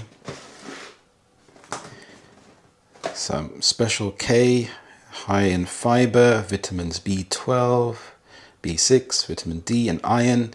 Especially the vitamin D, being in London means that you don't get much sunlight, so the vitamin D is good. And one of my favorites, crunchy nut granola with hazelnut and some chocolate. This is quite easy to eat any time of the day, so I have to eat it not as often as the other ones. I've also got some of my favorite coffee at the moment, and I like to use honey. And what about yourself? Can you let me know in the comments below what cereal, what do you like to eat for breakfast? What is this called? This is a sink. This is where you wash the dishes. And over here, what is this called? This is a dish rack, and I like it so much. I love it so much because it has a little spout, so when you dry the dishes, the water drains away very quickly and it's very easy to dry. What is this? This is called a tea towel. This is a special type of tea towel. It's a microfiber tea towel, which I find is more absorbent than the traditional cotton tea towels. What is this called? This is a saute pan. Now this is different to a frying pan because it is bigger. You can see the walls of the pan are higher, so you can put more into a saute pan than a frying pan, but I like to use it for things that I like to fry as well. And what is this called? Yes, this is a frying pan. What is this called? This is a saucepan or a pot. It's very versatile. You can use it to make a lot of dishes, for example, pasta or curry. What is this called? This is a casserole pot, and it's my favorite pot. This is called a lid. It's very heavy. It's a very heavy pot, and I love it so much because it is versatile. Versatile means you can use it in many different ways. You can also put it into the oven if you want to, and it cooks food beautifully and very quickly. What are these called? These are tongs, and they're very handy for when you are turning food in the frying pan. What is this? This is a spatula. This is a silicone spatula. What is this called? Yes, this is a whisk. So when you are making eggs or baking ingredients for a cake, you can whisk the ingredients. So I really love spending time in my kitchen because there's a nice view of the garden, and so sometimes I see squirrels running about, some cats that may come to say hello, and it's a nice cozy environment. There's everything that I need, like I said, the essential white goods and also the brown goods. I haven't splashed out to buy a coffee machine or some of the other appliances. Can you tell me in the comments about your kitchen? What do you like in your kitchen? What do you have on your wish list that you may want to buy in the future? Thank you so much for watching. I really appreciate it. And I will see you in the next lesson. Have a wonderful day. Bye-bye. Try finding a picture. It can be a random photo, and it really helps if it's something that you are interested in. It could be a sport, a hobby, a location that you really like, and try to use the 5 W's to ask questions about this picture.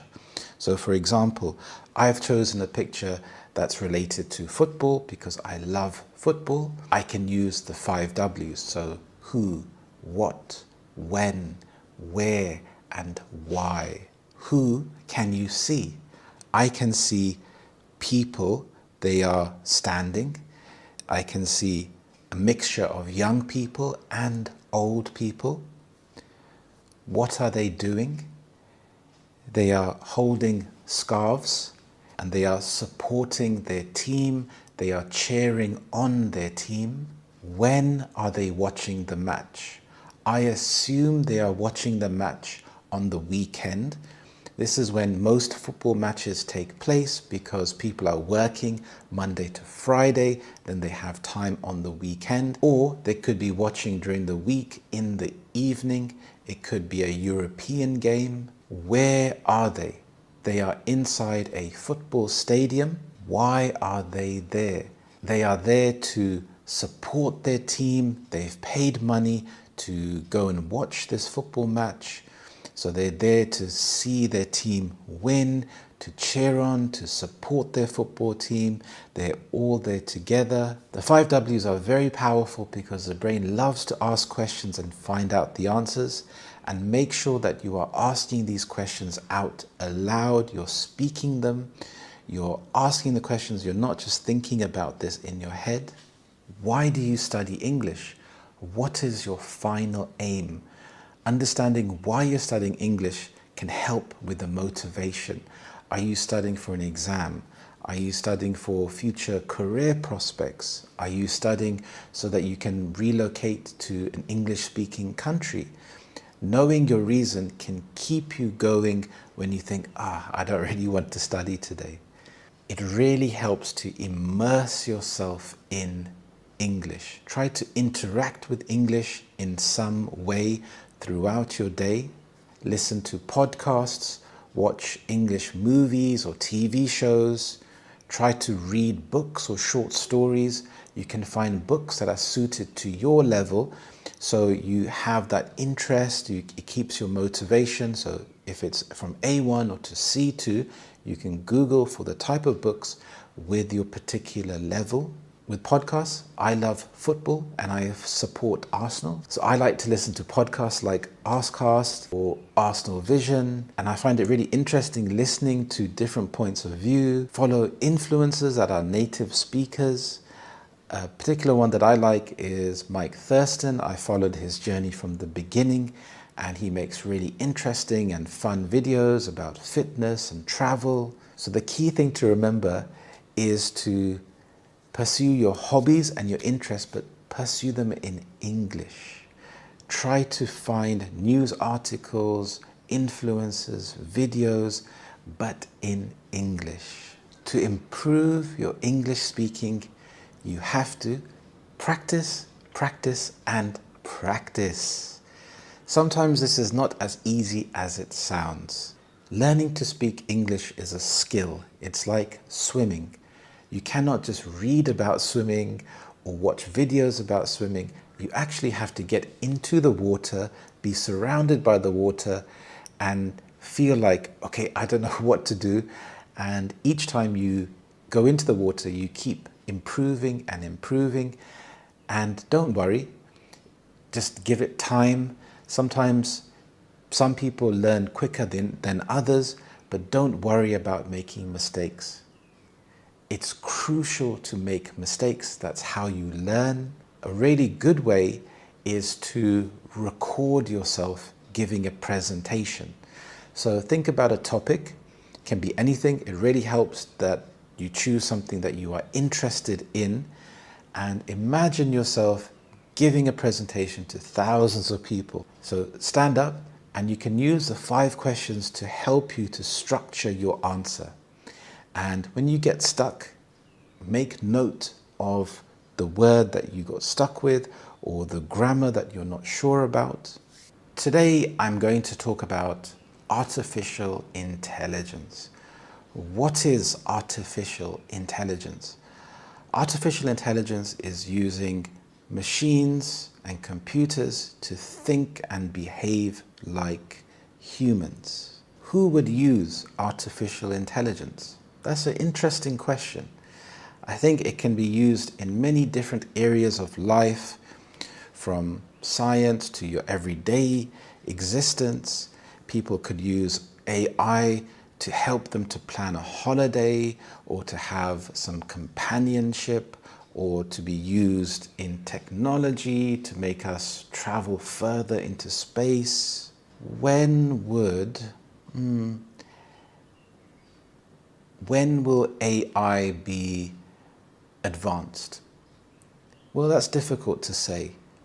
Maybe in 5 years, or perhaps in 10 years.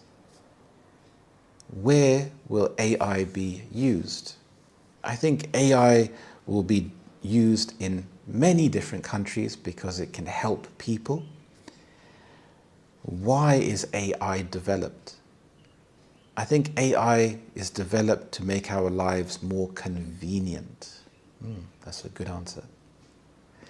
So here you can see how by asking and using the 5 W's, it can prompt you, it can force you to try to think rather than not knowing what to say. So you can use this as a starting point. To improve your speaking, it helps to have a speaking partner. Now make sure that you're actually speaking and not texting or writing. You can have these online via Zoom or Skype. Sometimes it's not as easy to find an English partner, and an online English teacher can be expensive depending on your budget. So if your only way to practice is by practicing at home, I suggest trying to put aside some time every day to speak out aloud. Try to record yourself. You don't necessarily have to give presentations, but you could just turn on the camera and talk about your day, and then watch yourself back. Watch your mouth, watch your facial expressions, try to listen for the pronunciation. And this is a fantastic way to monitor your progress. You don't have to show this video to anyone else. It can just be for you. And it's a great way to keep track visually and by hearing your progress. When you're speaking to your English partner, sometimes you could run out of ideas of what to say after you've gone past the introduction. So there are very good websites such as ESL Discussions, and this has lots of prompts, lots of questions that you can choose. There's also a website called procon.org. This can be for advanced students, where you look at a question and you have a list of the pros, the good things, the cons, the negative things, and each person can alternate between the pro and the con. When you're by yourself, you can practice at home. Don't worry thinking that you're making a mistake or you're doing things wrong. Over time, you will start to practice and learn, and you will catch your mistakes. The best thing is just to start speaking. And to get over that initial hurdle, it helps to have categories, helps to have things that you enjoy talking about and listening to. To find out your level of English, try this English quiz. Thank you so much for watching. If you like this video, Please give it a thumbs up. If you are new here, please click on the subscribe button. Have a wonderful day, and I will see you in the next lesson. Bye-bye. Hello, my name is Harry and welcome back to Learn English with British Harry. I'm a British English teacher from London, England. I've taught thousands of students from all around the world, helping them to improve their English. My students have gone on to pass important exams, secure better jobs, and communicate confidently with other English speakers. Being a native Londoner and English teacher means not only can I teach you professional vocabulary, but also how people really speak, and you will learn about the culture of the UK. We are going to be using the shadowing technique to help you to improve your British English speaking and pronunciation, whilst helping you to improve your modern RP British accent. I will start by telling you a completely true story about the time I was robbed by a squirrel in London. I will tell you the same story 3 times. For the first time, all you need to do is sit back, listen and enjoy. For the second time, you will listen again, but after each sentence, you will repeat what I have just said. Finally, for the third part, we will read the story together at the same time. If you make mistakes, good. That means that you're learning. Remember, this is a fun and relaxed way to build your confidence.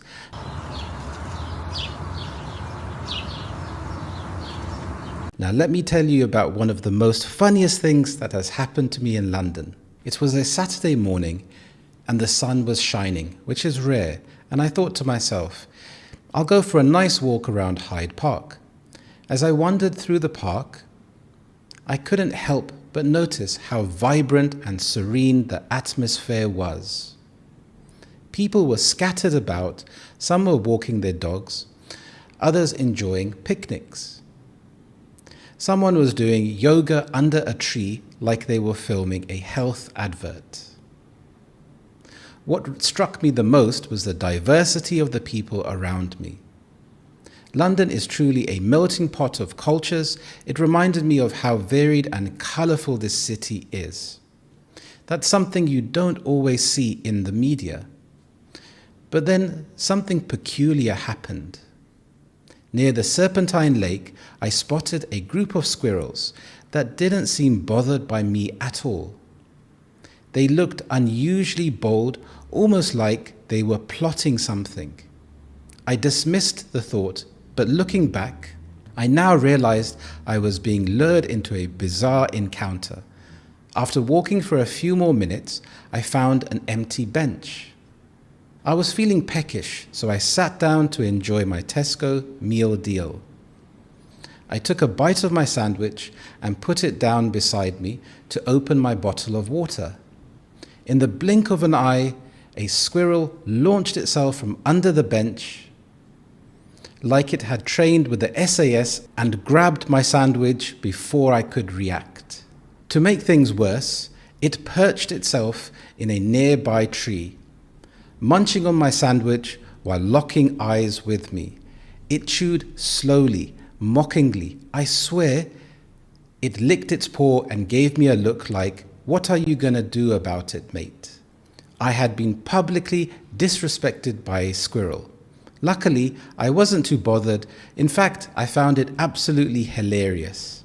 It's not every day you get robbed by a squirrel in one of the most famous parks in the world. But that's London for you, full of culture, full of life, and occasionally full of squirrels with no respect for personal property.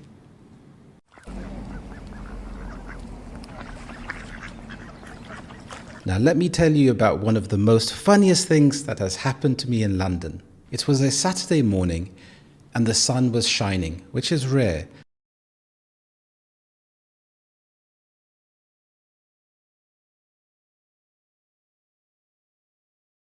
And I thought to myself, I'll go for a nice walk around Hyde Park.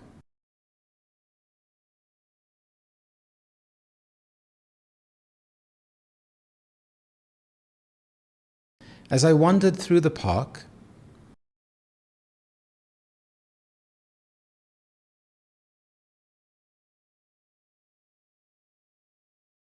I couldn't help but notice how vibrant and serene the atmosphere was.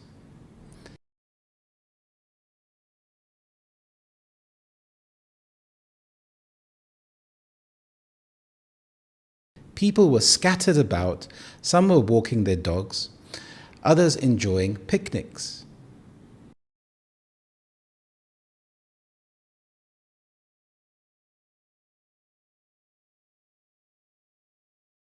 Someone was doing yoga under a tree like they were filming a health advert.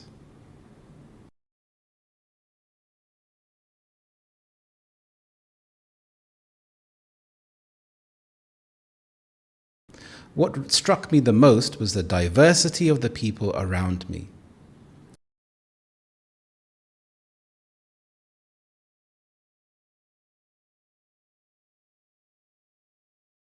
London is truly a melting pot of cultures. It reminded me of how varied and colourful this city is.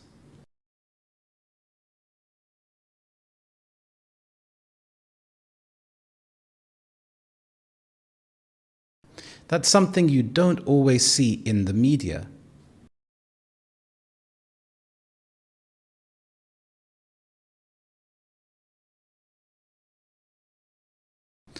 But then something peculiar happened.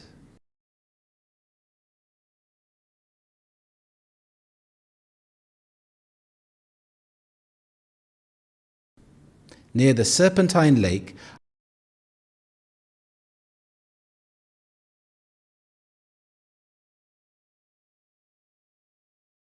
I spotted a group of squirrels that didn't seem bothered by me at all.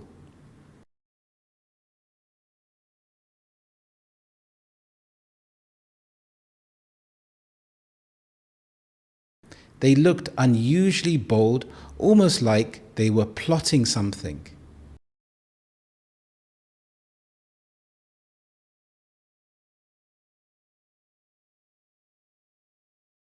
I dismissed the thought, but looking back,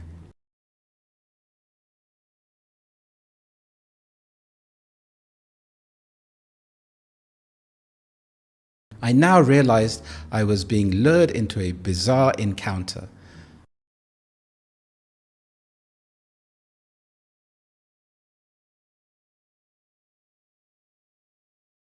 After walking for a few more minutes, I found an empty bench.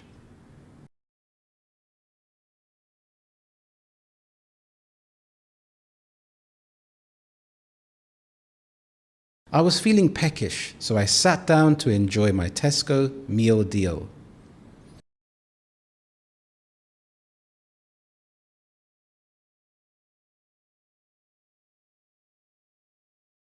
I took a bite of my sandwich and put it down beside me to open my bottle of water.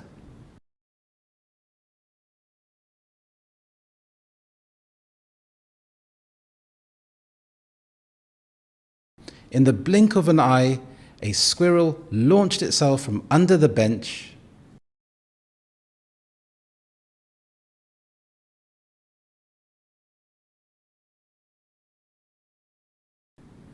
Like it had trained with the SAS and grabbed my sandwich before I could react.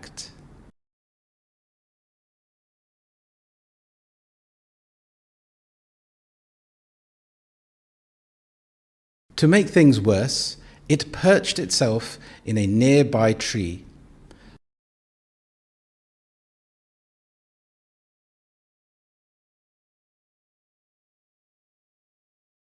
Munching on my sandwich while locking eyes with me.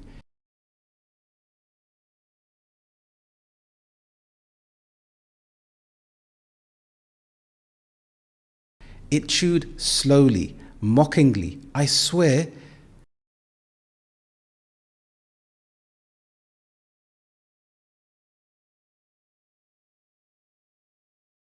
it licked its paw and gave me a look like, "What are you gonna do about it, mate?"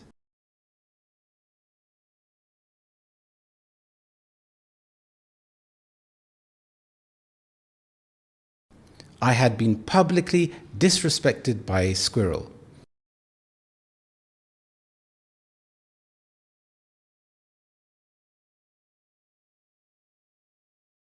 Luckily, I wasn't too bothered. In fact, I found it absolutely hilarious.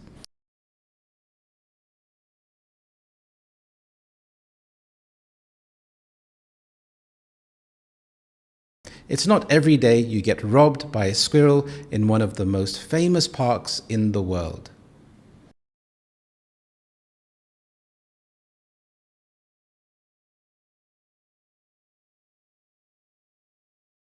But that's London for you, full of culture, full of life.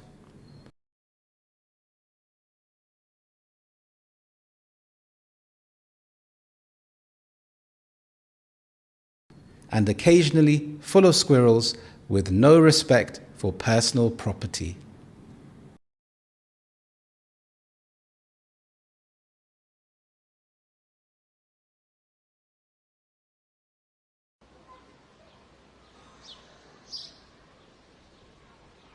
Now let me tell you about one of the most funniest things that has happened to me in London. It was a Saturday morning and the sun was shining, which is rare, and I thought to myself, I'll go for a nice walk around Hyde Park.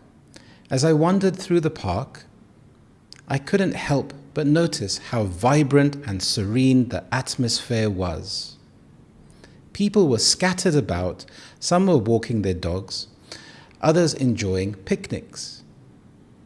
Someone was doing yoga under a tree like they were filming a health advert. What struck me the most was the diversity of the people around me. London is truly a melting pot of cultures. It reminded me of how varied and colourful this city is. That's something you don't always see in the media. But then something peculiar happened. Near the Serpentine Lake, I spotted a group of squirrels that didn't seem bothered by me at all. They looked unusually bold, almost like they were plotting something. I dismissed the thought, but looking back, I now realized I was being lured into a bizarre encounter. After walking for a few more minutes, I found an empty bench. I was feeling peckish, so I sat down to enjoy my Tesco meal deal. I took a bite of my sandwich and put it down beside me to open my bottle of water. In the blink of an eye, a squirrel launched itself from under the bench like it had trained with the SAS and grabbed my sandwich before I could react. To make things worse, it perched itself in a nearby tree, munching on my sandwich while locking eyes with me. It chewed slowly, mockingly. I swear, it licked its paw and gave me a look like, "What are you gonna do about it, mate?" I had been publicly disrespected by a squirrel. Luckily, I wasn't too bothered. In fact, I found it absolutely hilarious. It's not every day you get robbed by a squirrel in one of the most famous parks in the world. But that's London for you, full of culture, full of life, and occasionally full of squirrels with no respect for personal property. I have created a fantastic ebook for you. It's completely free. You will find a link to download it in my description. It contains 5 amazing tips to help you to start improving your English straight away. Well done, you did a fantastic job, and remember to watch parts 2 and 3 as many times as you want to practice the shadowing technique further. Watch this podcast here. You can pause whenever you'd like to and repeat back what I just said. I can't believe he missed. He put it on a plate. Plate? What plate? The defender has him in his pocket. What? They are under the cosh. I give up. Hello, my name is Harry and this is Learn English with British Harry. I love football, or as in America, people would call it soccer. And today we're going to learn some essential football vocabulary.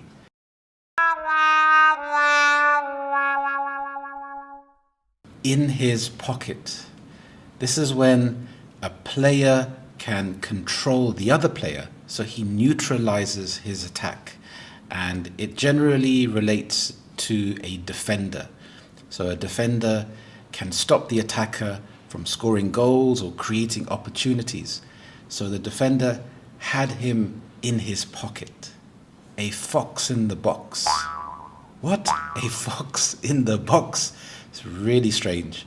A fox in the box refers to a player who is really good at finding space and scoring goals near the opposition's goal. A dead ball specialist. A dead ball? No, the ball isn't dead, but it means that the player is really good or excellent when striking the ball when the ball is stationary, when it's still. So he may be really good at free kicks and corners. Heavy metal football. This is really strange. Heavy metal football? This style of play was implemented by a coach called Jurgen Klopp, and it involves really fast and attacking and counter-attacking play. Hair dryer treatment. This is when a manager gets really angry and shouts at the players. It is a euphemism. A euphemism is a polite way to say something without being rude or too direct. For example, someone may say that person passed away instead of saying he died, or they may say he was let go instead of he was fired. So a euphemism is a polite way to explain something. Park the bus. This is when a team plays really defensively. So the team parked the bus. They weren't coming out to attack. They were just defending all the time. A foot like a traction engine. This is another strange one. This means that a player has a really powerful shot. A brace. A brace means when you score 2 goals. A hat-trick is when you score 3 goals. A perfect hat-trick is when you score with your left foot, your right foot, and your head. It's seen as an achievement because it's something very difficult to do in a game. A Hollywood pass is a pass that looks really impressive, but it doesn't always achieve much. It is more risky than just playing a simple pass. So it looks spectacular. The player may kick the ball across the field and it looks spectacular, but it may not even reach the player, or the player cannot do much from it. And it involves a lot of risk because the other team can win the ball back and go on a counter attack. The 12th man is a term of affection. It's used when the other team is being really loud and encouraging the team. So the 12th man refers to the supporters because they're almost like another player. They can give the players on the pitch more motivation and energy to play really well. Against the run of play is when a team hasn't been dominating the match or even playing really well, but they score against the more dominating team. So they scored against the run of play. Bottled it. This is a phrase that you will hear in the UK a lot. So when the team has bottled it, they were leading or in a really good position, but they just threw it away. And you can apply this to life. Maybe you have an opportunity for promotion, you're doing really well, but at the last minute you bottle it and you make a lot of mistakes, so you miss the chance. Caught sleeping is when a player hasn't been concentrating. You could also say caught napping or switched off. So the defender was caught sleeping because he wasn't concentrating, and the defender got in and took the chance and scored the goal. Clean sheet. This is when a team does not concede a goal. Magic sponge. This is when a player receives treatment and magically gets up very quickly. So it's a term that is quite ironic and funny, because how can a sponge just automatically make the player feel better? But he may be trying to buy time, or maybe they're winning the match and they're trying to kill time so he can fake an injury, and so the referee has to call the physio on, and the physio uses a sponge, and automatically the player gets up. Man of the match. This is an award given to the player that's judged to be the best player, and this can be relative. So you may think, this player scored a goal, but then the man of the match may be awarded to another player who had more influence on the game. Nutmeg. Very, very strange.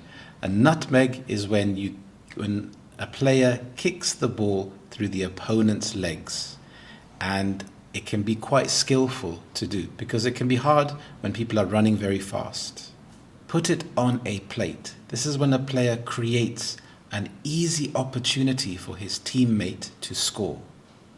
Screamer. This is a spectacular long-range goal where the ball flies in the air and it looks amazing. Sitter. A sitter is an easy opportunity that seems impossible to miss. You may hear the commentator say, he missed a sitter.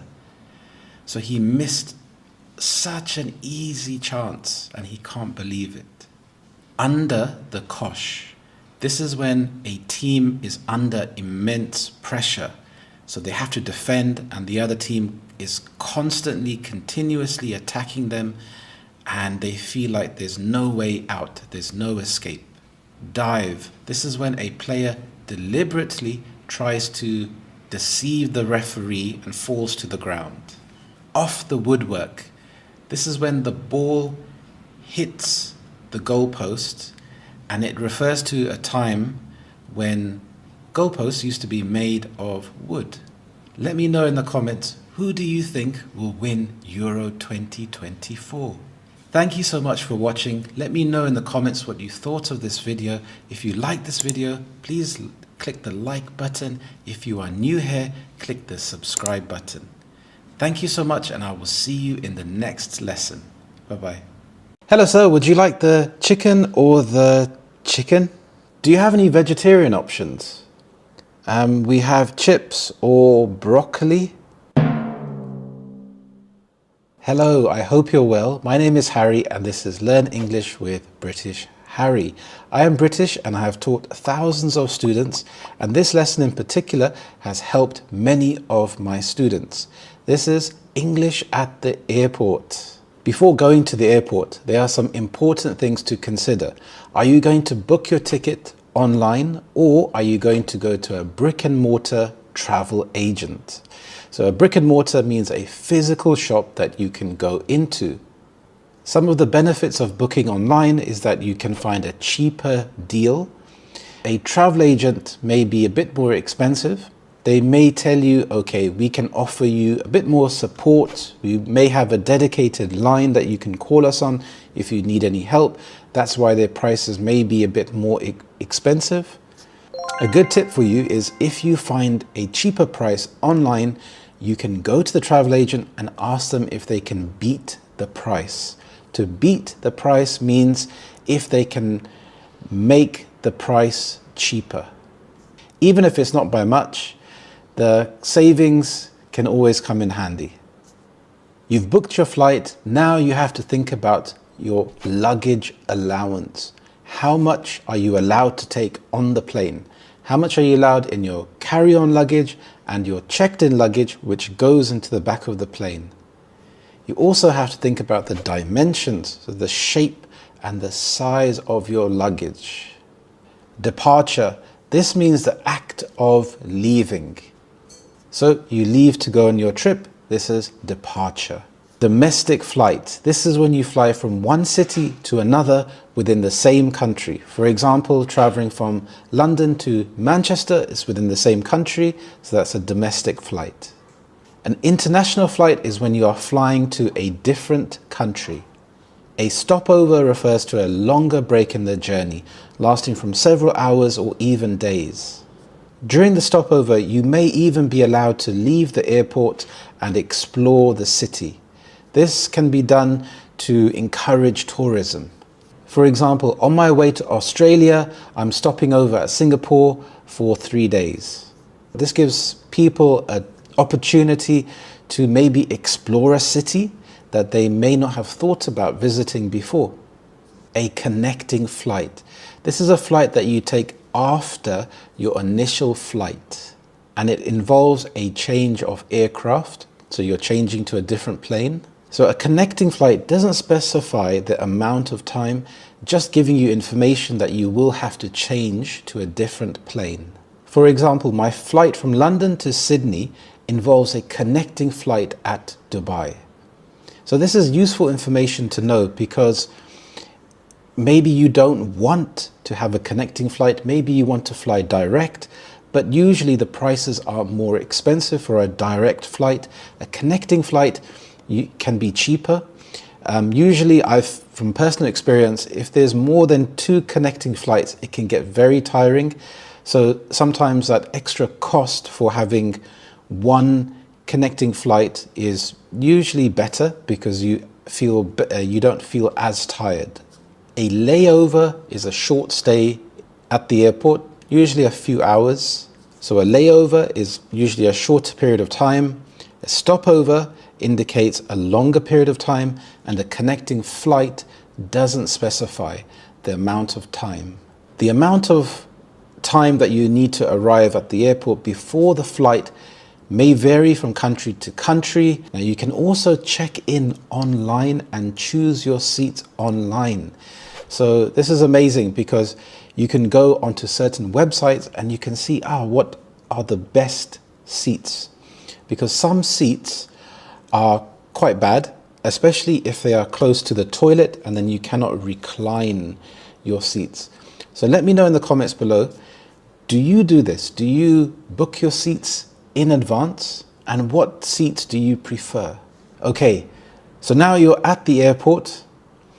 Now you may want to wrap your bags. There's special places you can go to and they can wrap your bag in clear plastic, and this can be done to protect your bag. Maybe you don't want your luggage to be damaged, so you can pay for that extra service.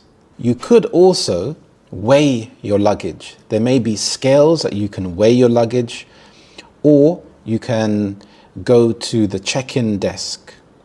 So you have an option to go to a self-service kiosk where you can print out your boarding pass, and you can also print out labels for your bags. Or you can skip this and you can go straight to the check-in desk. So when you go there, they will weigh your luggage. Now, if the luggage is over the limit, they will charge you extra, or you could choose to take something out of your luggage. So also check your documentation and print out your boarding pass for you. So what is a boarding pass? A boarding pass is a ticket that you will be given, and you will show this before you go onto your flight, so they can check your name, they know your seat number. Then you will go through the security check just to make sure that you don't have anything dangerous or sharp in your luggage. You may be asked to take out some toiletries or anything that's over a certain limit. So there will be clear signs around the airport giving you this information. Once you've gone through security and you're on the other side, it gives you a chance to relax. The restaurants on the air side will be more expensive than the land side.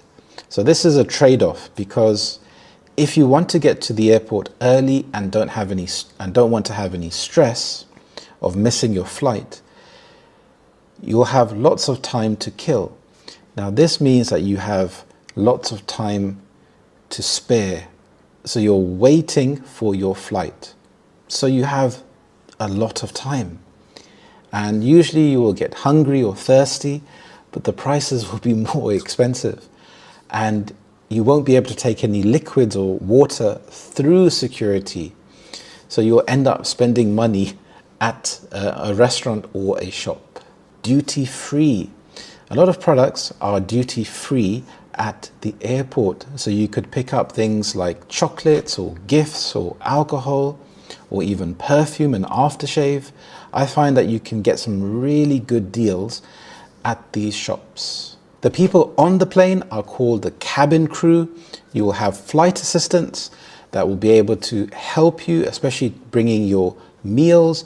You may even be able to order the type of meal that you want before the flight. So if you are a vegetarian, then you could specify that if that's very important to you.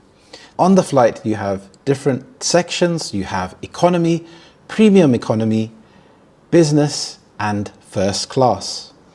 So first class will be more expensive than economy, and you're paying for more space.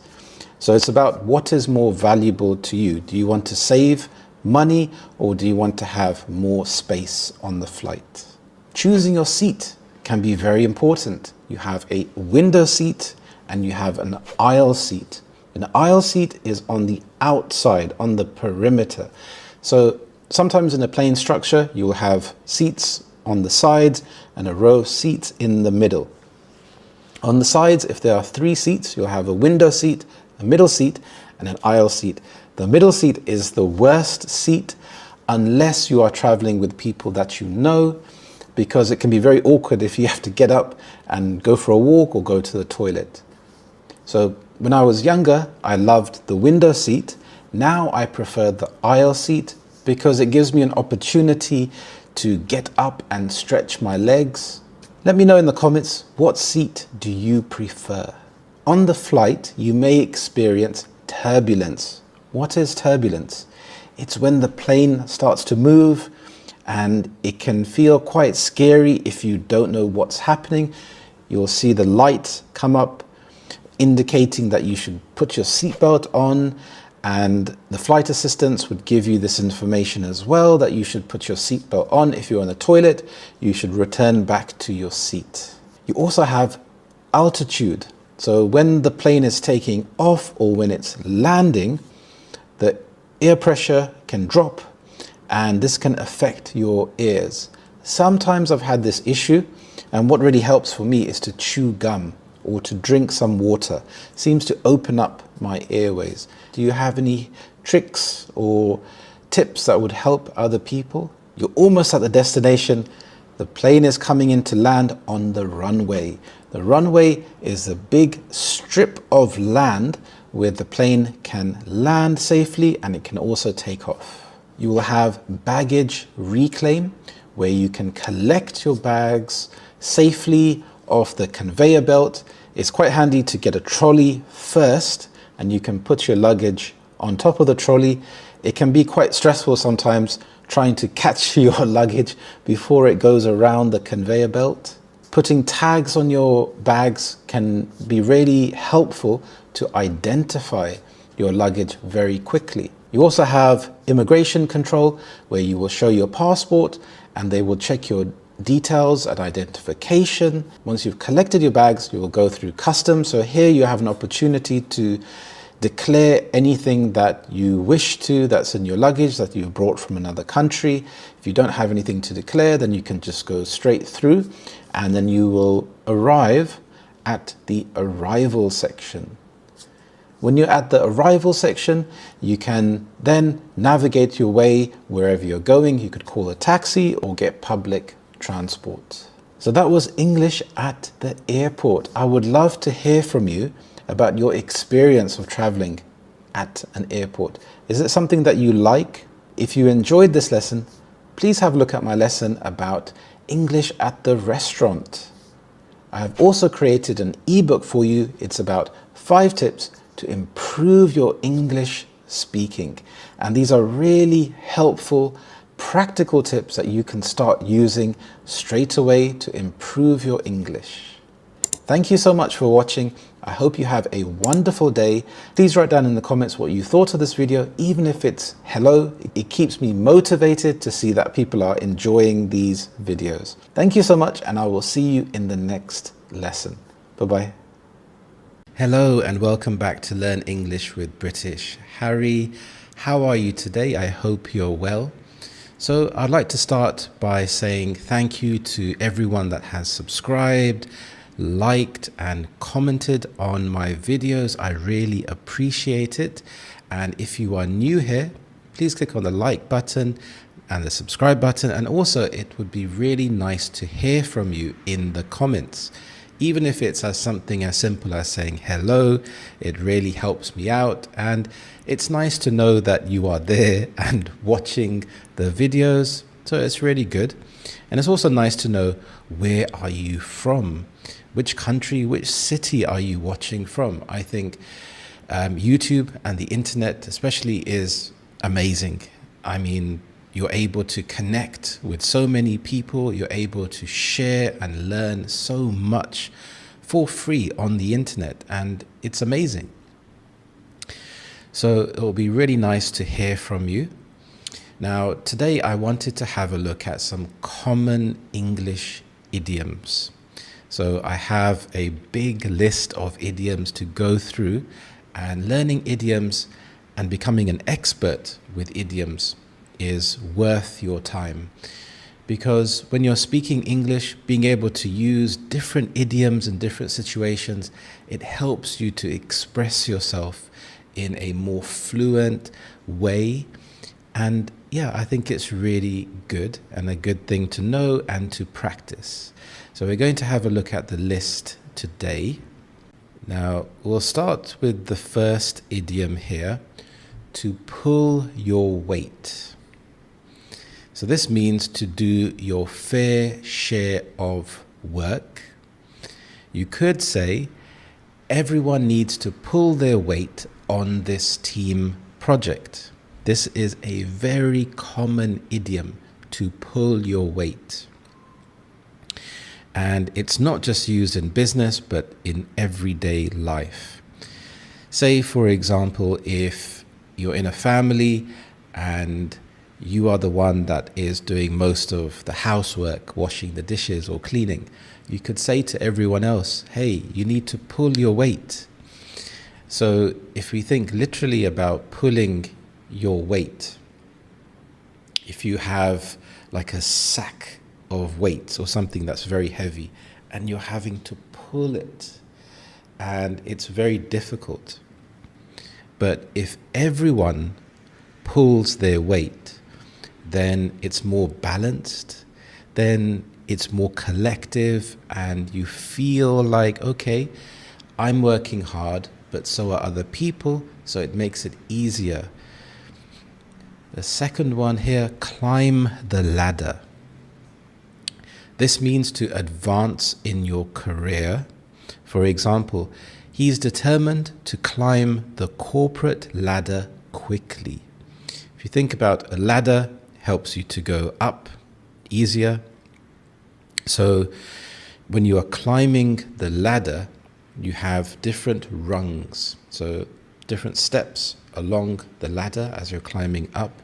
And maybe you start at the bottom. You're learning the ropes, you're learning what to do. As you progress, you start to advance up. And this saying is very common. You can have some downsides to this. For example, you can become so focused on climbing the ladder that you neglect other parts of your life. So maybe you lose balance, you're not focusing on your health or your social life if you are only focusing on climbing the ladder. To get the sack. This means to be fired from a job. She got the sack for being late too many times. So get the sack is very informal. So a sack, if you think about like a huge bag, and you can imagine being given this bag to put your items into the sack. If you think about Father Christmas or Santa Claus, he has a big sack of toys that he delivers all around the world. So to get the sack is to be fired from a job, and it can be quite a negative phrase, because if someone gets the sack, it means that they didn't do their job properly, and it can be a sign of shame in some ways to be sacked. Okay, very good. So let's have a look at the next one. We have in the loop. This means to be informed about something. Make sure you keep me in the loop about the new project. So if you are in the loop, if you think about a tube and it's like a circle, so you can't get out. So being in the loop is a good thing. You can be in the loop when it comes to pop culture. For example, I am not in the loop when it comes to modern pop music. I prefer music from the past, and I think I'm just nostalgic about musicians from the past. So when you have new singers coming up all the time, I'm not really in the loop. So I have to make effort to find out, okay, who is number one at the moment, who is popular. To call the shots. This means to be in charge or make decisions. It's clear that she calls the shots in that department. So if you call the shots, you are essentially in charge. You are the boss.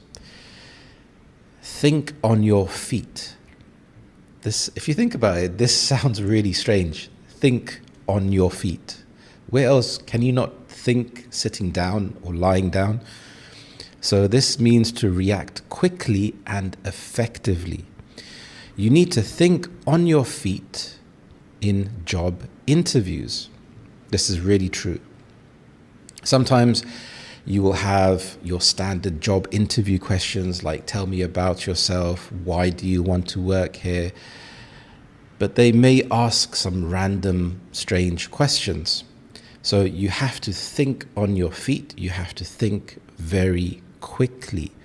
And in certain jobs, this is a necessity to think on your feet. If you are in a job where things can break very quickly, maybe you're working in IT and the internet has gone down for the whole company. So you have to react really quickly to solve the problem. Behind the scenes, happening in secret or not publicly visible.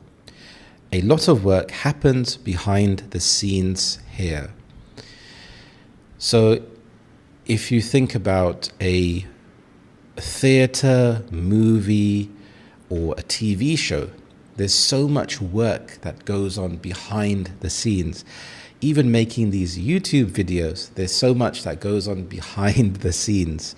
For example, thinking of an idea, researching the topic, putting the information together, setting up the lighting. I have a light at the moment. Setting up the audio and then editing afterwards, creating the thumbnail, description, title. So there's a lot that goes on behind the scenes. Even with success, if you think about successful people, people see the end result, but they don't see what happens behind the scenes. Back to the drawing board. This means start again from the beginning. Our idea was rejected, so it's back to the drawing board. And this happens a lot in life. You may try something new, if it's a new business or trying something, for example, a new health routine, and things don't go well. So you have to go back to the drawing board. You have to start from the beginning to make your plans. Crunch time. This means a critical moment or deadline. It's crunch time with this report due tomorrow. So when it gets to crunch time, this is a critical time. This is when you have to do something. For example, in sport, if there's a final, for example, there's a Champions League semi-final coming up with Arsenal and PSG, and it's crunch time for Arsenal. This is the time to perform. There is no other time. If you don't perform now, it's over, it's finished. So this is a critical moment. Learn the ropes. This means to learn how to do a job or activity. It took me a few weeks to learn the ropes. When you started a new job, you have to learn the ropes. So you have to learn how to use the computer. Maybe there are different IT systems, and you have to just learn how everything operates, how everything works. So that is to learn the ropes. A piece of cake. This means something that is very easy. For example, that test was a piece of cake. And it's interesting because to some people, something may be a piece of cake, but to other people, it may be very difficult.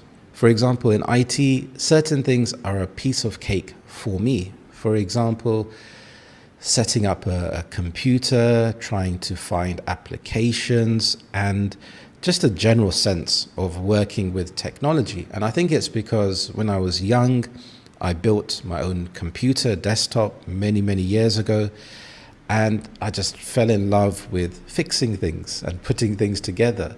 I remember when I was young, I used to break things on purpose and then try to figure out how to put it back together. So for some people, it may be a piece of cake. Other people may not be a piece of cake. Under the weather. This means feeling ill. For example, I'm a bit under the weather today. So this is a general term if you are under the weather. Then it's up to you if you want to extend your answer further. So for example, I'm feeling a bit under the weather. I have a bit of a cold at the moment. Cost an arm and a leg. This means when something is very expensive. That car cost an arm and a leg. So at the moment, everything is expensive. So if you're buying anything, groceries, fruit, for example, everything costs an arm and a leg. Break the ice. This means to start a conversation in a social setting. He told a joke to break the ice.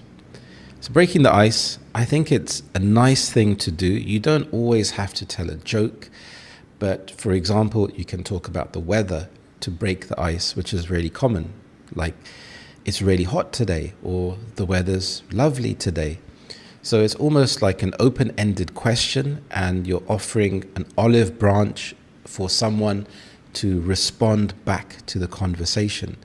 So breaking the ice is a really nice thing to do and it's nice to do it as soon as possible, because if you leave it, then it can become more difficult and it's easy to stay inside your own bubble. Hit the nail on the head. This means to be exactly right. You hit the nail on the head with your analysis. If you think about a nail, and if you miss the nail just even slightly, you're going to hit your hand, you're not going to hit the nail. So if someone is talking about something and they say something which resonates with you, you can say, you hit the nail on the head. Let the cat out of the bag. Oops, let's move this here. Let the cat out of the bag. This means to reveal a secret. He let the cat out of the bag about the surprise. So if you let the cat out of the bag, I don't know why you would have a cat in a bag. Sometimes these idioms don't make any sense and they are really strange, but you have to just learn these idioms because they're really common, and most native speakers don't even really think about the meaning anymore because you've heard it so often. You've heard it on TV shows, movies, in real life. It just becomes part of your everyday speech. Once in a blue moon. This means very rarely.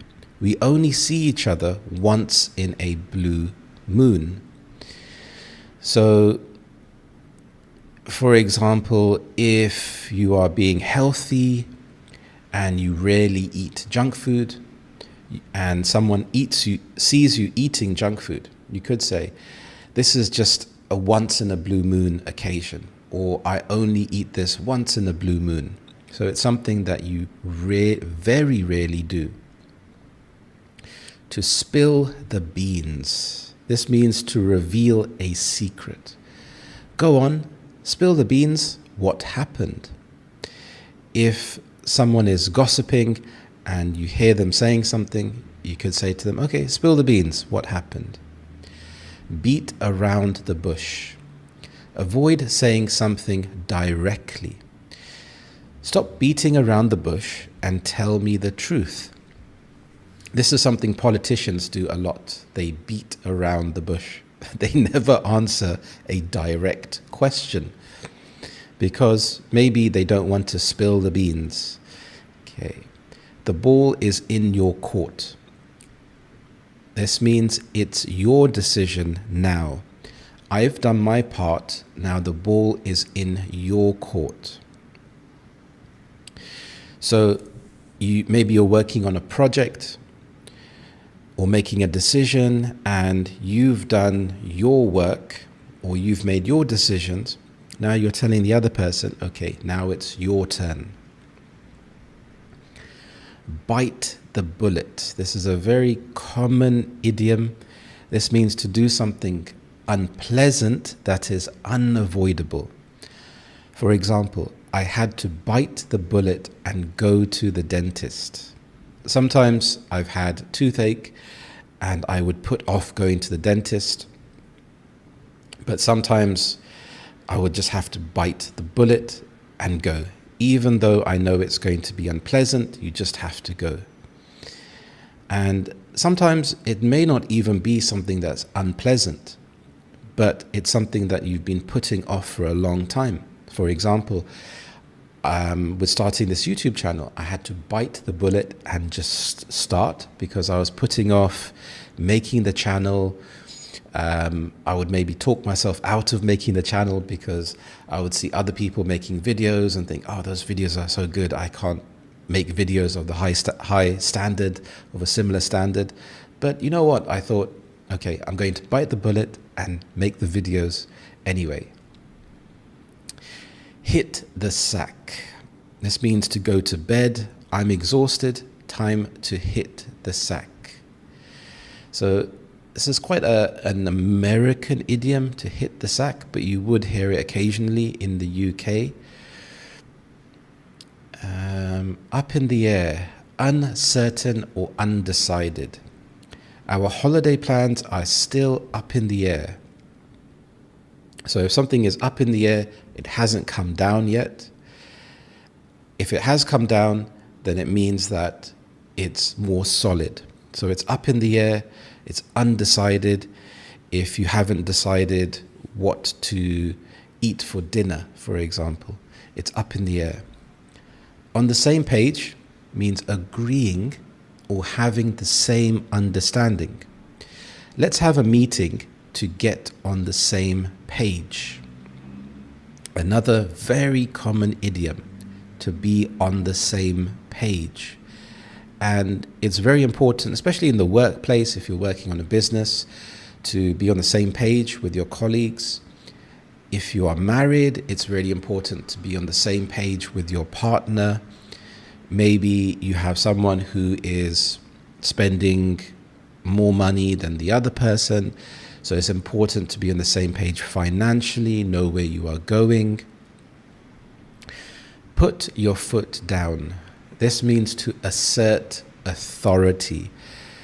And again, some of these idioms are quite funny to me, because why would you only put one foot down? It's quite strange. Okay, but this means to assert authority. He put his foot down and said, no more delays. So if you put your foot down, you mean business and you are asserting authority. Cut corners. This means to do something poorly to save time or money. They cut corners and the quality suffered. You can also use this, for example, the company did not cut corners, so the quality was very good. And in life, I think it's important to not cut corners, because this way you can build a good reputation. If you buy a product like a new phone and you see that the price is quite low, so you think, okay, let me try this new phone, but then it's not to the same standard as you thought it would be. And this could be because the company cut corners. They bought cheaper materials to save money, to cut corners, but the quality wasn't of a good standard. Burn the midnight oil. This means to work late into the night. She's burning the midnight oil to finish her thesis. I remember being at school and leaving homework until the last minute and having to burn the midnight oil. It's not a pleasant experience. Throw in the towel. This means to give up. After several failed attempts, he threw in the towel. So if you think about a boxing match, if the boxer is losing the match, his trainer would throw in the towel to get the attention of the referee to stop the fight. Cold feet. This means nervousness before a big event. He got cold feet before the wedding. And this is a really common phrase, to have cold feet. You could have cold feet before getting married, before going up on stage. Maybe you're giving a speech or presentation, and it's very natural to get cold feet. Again, this is really funny. Why would your feet be cold?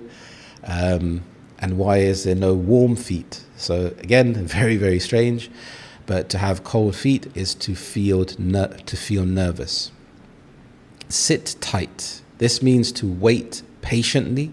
Sit tight while we process your application. So this means to be patient.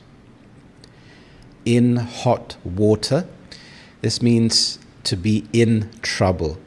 He found himself in hot water after missing the deadline. So maybe he was up all night burning the midnight oil, but he didn't manage to finish his homework, and he maybe gave him the homework half finished, and after the teacher realized, he thought to himself, oh no, I'm in hot water, so he's in trouble. To go the extra mile, this means to make a special effort.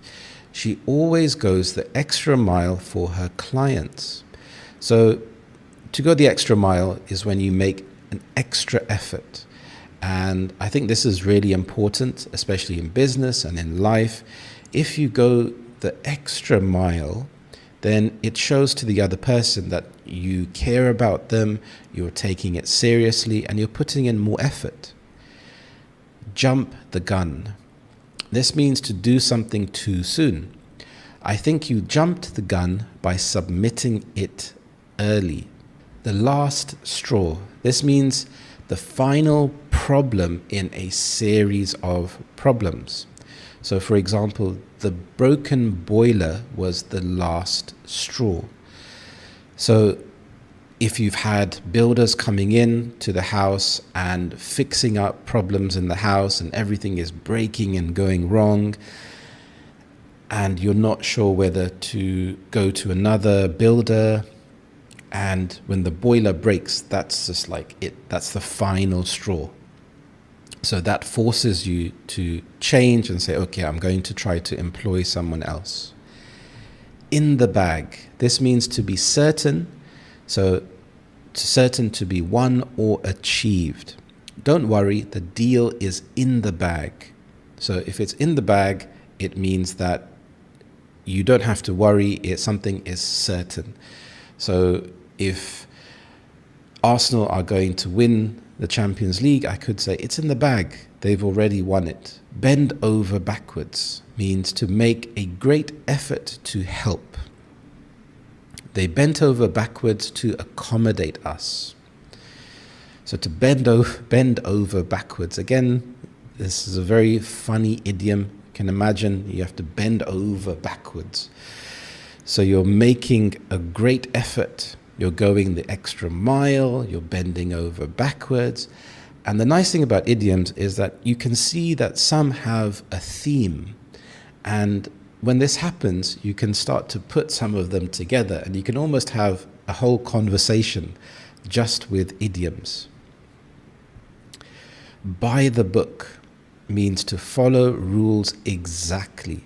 We do everything by the book here. Easier said than done. This means not as easy as it seems. Quitting sugar is easier said than done. Yeah, this is really true, especially quitting sugar. I've tried to use honey instead of sugar in my coffee, but avoiding sugar, for example, in chocolates and in baked goods is very difficult. So it's very easy to say something, but it's not easy to then actually action what you have said. To give someone the cold shoulder, this means to ignore someone deliberately. She gave me the cold shoulder all evening. Again, this is quite funny. You can't really give someone your shoulder. So this is your shoulder here. So if you give someone your shoulder, I guess like you are turning your back to them, so your face would be away. Oops. So you are turning away and your face would be away from them. So that is to give someone the cold shoulder. Go down in flames. This means to fail spectacularly. His proposal went down in flames. So sometimes if you're going to fail spectacularly. Hang in there means don't give up. I know it's hard, but hang in there. This is very common. So to hang in there, don't give up. You're holding on to something. Keep going. Don't give up. Hit the roof. This means to get very angry. My mum hit the roof when she saw the mess. So again, this is quite a funny image. So her mum literally hit the roof. So her head hit the roof when she saw the mess. It's not rocket science means it's not difficult. Just follow the instructions. It's not rocket science. Maybe you've ordered something from IKEA and you don't know how to set it up. Someone could say to you, okay, that's not rocket science, just follow the instructions. Sometimes it can be rocket science if it's very difficult to put something together. Let sleeping dogs lie. This means don't bring up an old problem. Don't mention the argument. Let sleeping dogs lie. So if you let sleeping dogs lie, this one does make a bit more sense, because if you start talking to the dog, it would wake up. So if you have problems, sometimes it's better to leave the problems in the past and let sleeping dogs lie. To miss the boat means to miss an opportunity. I missed the boat on investing early. Another very common saying, very common idiom. So in life, it's nice not to miss the boat, because when you miss the boat, you are full of regret.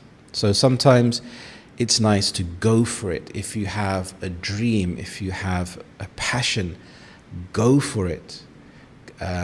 Follow your dreams, because you may miss the boat, and when you are older, you may regret it. Not playing with a full deck. This is a funny one. This means a bit crazy or irrational. He's nice, but not playing with a full deck.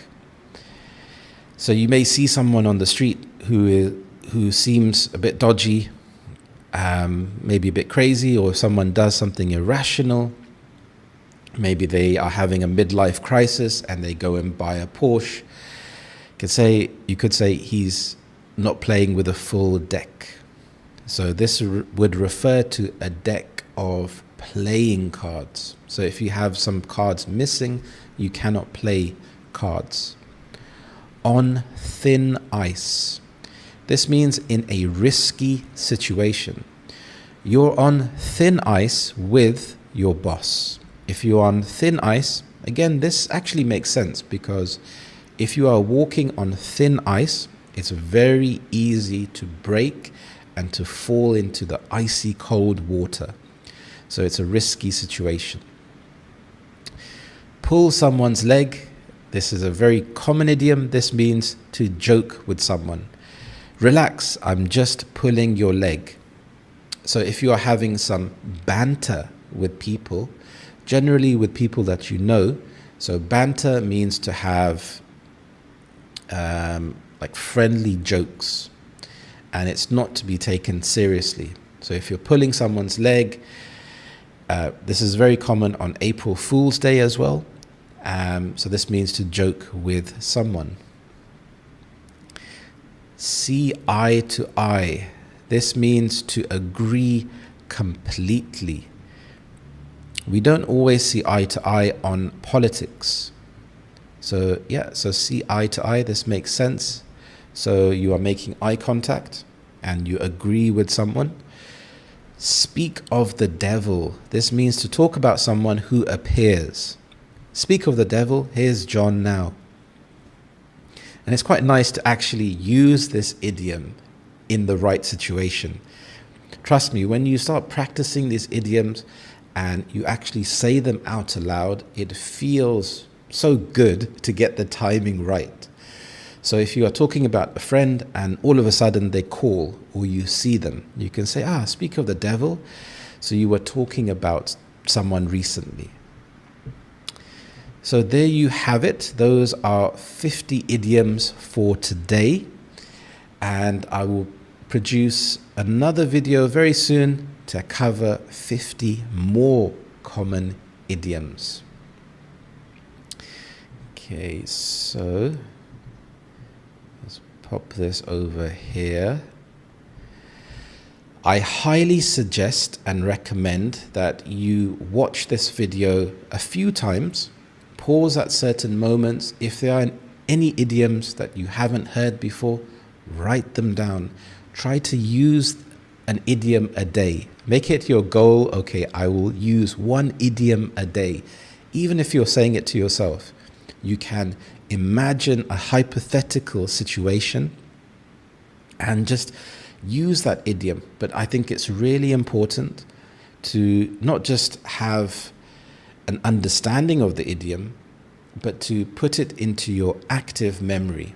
And you do this by saying the word out aloud, saying the phrase out aloud a few times. And it will feel a bit strange in the beginning. You won't be sure if you're using it in the right context. But this is the first step to build fluency. Building fluency means having that muscle memory. So when you are speaking and talking out aloud, it really helps your brain to remember. So you are forming the words with your mouth, and you can start to incorporate these idioms into your daily life. So let me know which idiom you liked, and maybe try to make a sentence for me and put it in the comments below, because this is also a fantastic way to improve your English. Don't worry about making mistakes.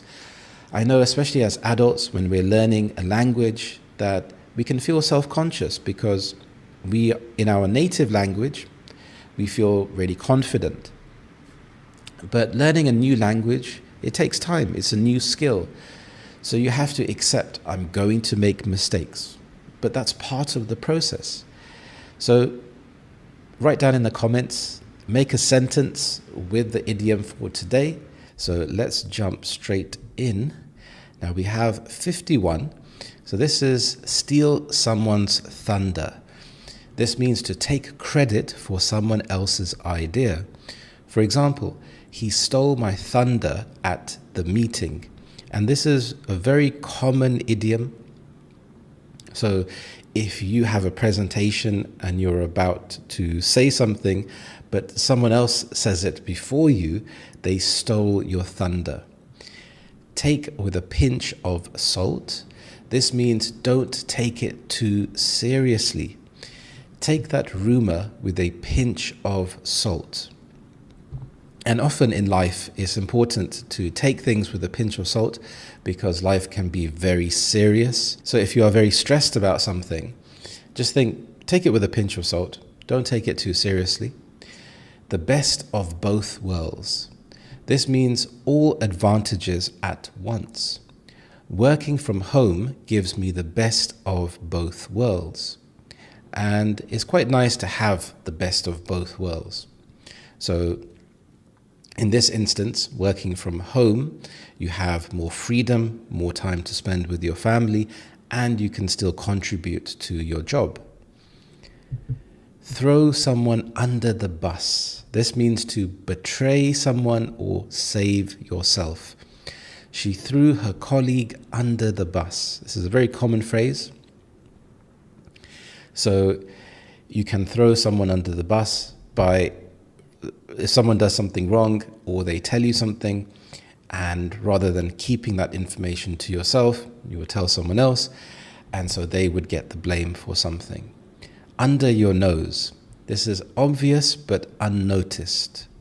The answer was under your nose the whole time. This idiom kind of makes a bit of sense. So if something was under your nose, you can't really see it because it's below your eye line. Weather the storm. This means to survive a difficult situation. We need to weather the storm and stay united. So it's really important in life to weather the storm. When things get difficult, know that everything will pass, the storm will pass. Your guess is as good as mine. This means I don't know either. So a guess means to predict something when you are not sure. So if you have an exam question, a multiple choice question, take a guess. So this means just to choose anything at this point. So who will win? Your guess is as good as mine. Zip it. This is quite an informal idiom. It can be rude in certain contexts. This means to be quiet or stop talking. Zip it and listen. So be careful who you use this idiom with. A blessing in disguise. This is something good that seems bad at first. Losing that job was a blessing in disguise. So maybe it was a job he didn't really enjoy, he wasn't passionate about. So even though losing his job is a bad situation, it gives him the opportunity to reassess his life and go for something which he is more passionate about. Bark up the wrong tree. This means to make a wrong assumption. If you think I'm guilty, you're barking up the wrong tree. Curiosity killed the cat. This means asking too many questions can lead to trouble. Just leave it. Curiosity killed the cat. Don't count your chickens. Don't expect success too soon. Don't count your chickens before they hatch. So sometimes in order to achieve success, you have to weather the storm, you have to keep going, working very hard, and don't expect success too soon. Every cloud has a silver lining.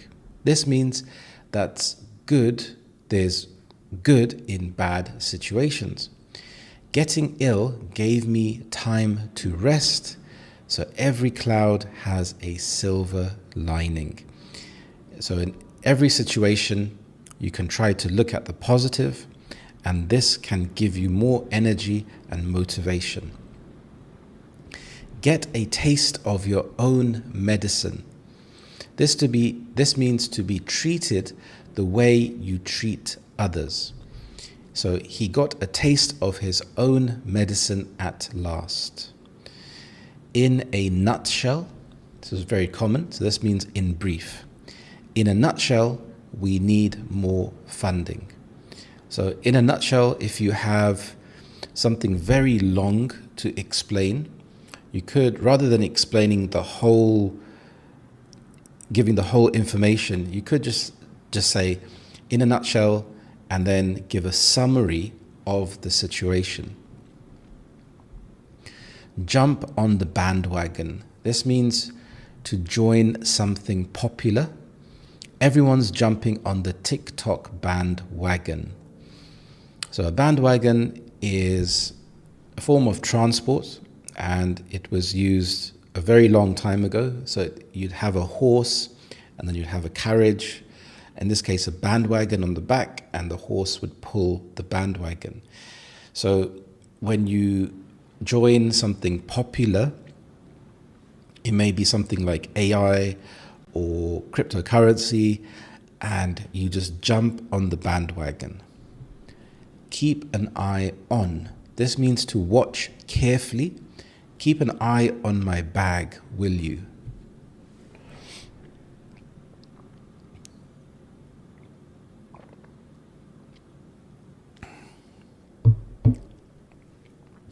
So this is quite a nice idiom because it makes sense. If you keep an eye on something, you're looking at something. Leave no stone unturned.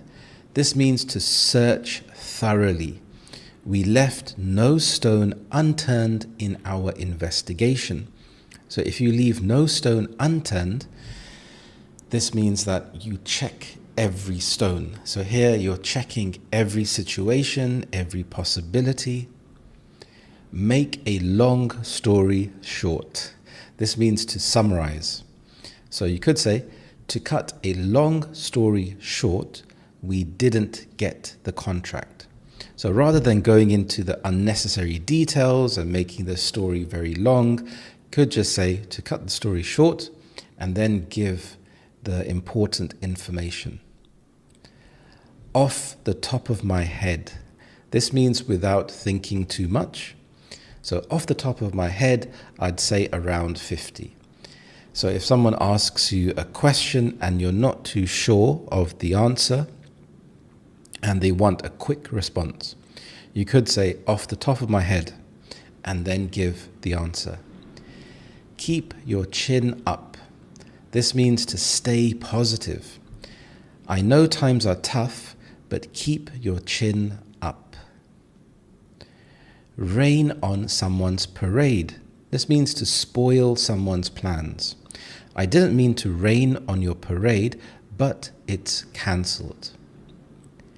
Take the mickey. This is an informal idiom. This means to make fun of someone. Are you taking the mickey out of me? A fish out of water. This means uncomfortable in a situation. I felt like a fish out of water at the formal dinner. So maybe he's not used to having a formal dinner where he has to dress up and he feels uncomfortable. And this idiom also makes sense because if you take a fish out of water, they are in an unnatural environment. Call it a day. This means to stop working for the day. We've done enough, let's call it a day. And this is a nice idiom to use in a work situation. If you are part of a team and working on something and you can sense that everyone is feeling very tired, you can say, okay, let's call it a day, and I'm sure everyone will be relieved to hear that phrase. Cry over spilt milk. This means to complain about something that can't be changed. It's done now, no use crying over spilt milk. So if you spill milk, you can't really put it back into the bottle. So you just have to clean it up. So there's no point worrying or stressing about it. It's done. You have to move on. Don't put all your eggs in one basket. This means to not rely on one option. I invested in 2 companies just in case. So if you put all of your eggs in one basket, it can be good on one hand because you are invested, but on the other hand, if things go wrong, you don't have a backup plan. Face the music. This means to accept the consequences. He lied and had to face the music. Go back to the drawing board. This means to start again from the beginning. The plan failed. It's time to go back to the drawing board. Have a chip on your shoulder. This means to hold a grudge or feel angry.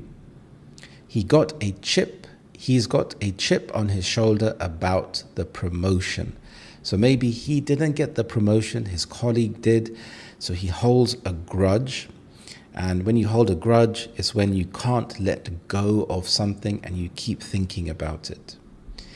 In the same boat, this means to be in the same bad situation. We're all in the same boat after the cuts. So maybe the company you're working for, they have to make cuts and reduce people's salaries. So you're not the only one with a lower salary. So it affected everyone. So everyone is in the same boat. Keep your eyes peeled. This means to be alert and watchful. Keep your eyes peeled for the exit. Know the ropes. This means to understand how something works. You'll be fine once you know the ropes. In a work situation, once you know the ropes, once you know the procedures, then you understand how something works. A long shot. This means when something is unlikely to succeed, but there's always a small chance. For example, winning the lottery is a long shot, but you have to play the lottery to even have a chance. If you don't play the lottery, then you have zero chance of winning. Make a mountain out of a molehill. This means to exaggerate a minor problem. This is quite a nice idiom. For example, don't make a mountain out of a molehill. So a molehill would be a small hill. So here, don't make a mountain. Don't make it bigger. Don't exaggerate the problem because it will make you feel worse. Off the hook. This means no longer in trouble. You're off the hook for now. Out of the blue. This means unexpectedly. She called me out of the blue. Pull yourself together. This means to calm down and behave normally. Stop panicking and pull yourself together. Quick on the uptake. This means to understand things quickly. She's very quick on the uptake. Read between the lines. This means to understand the hidden meaning. Reading between the lines, he's not happy.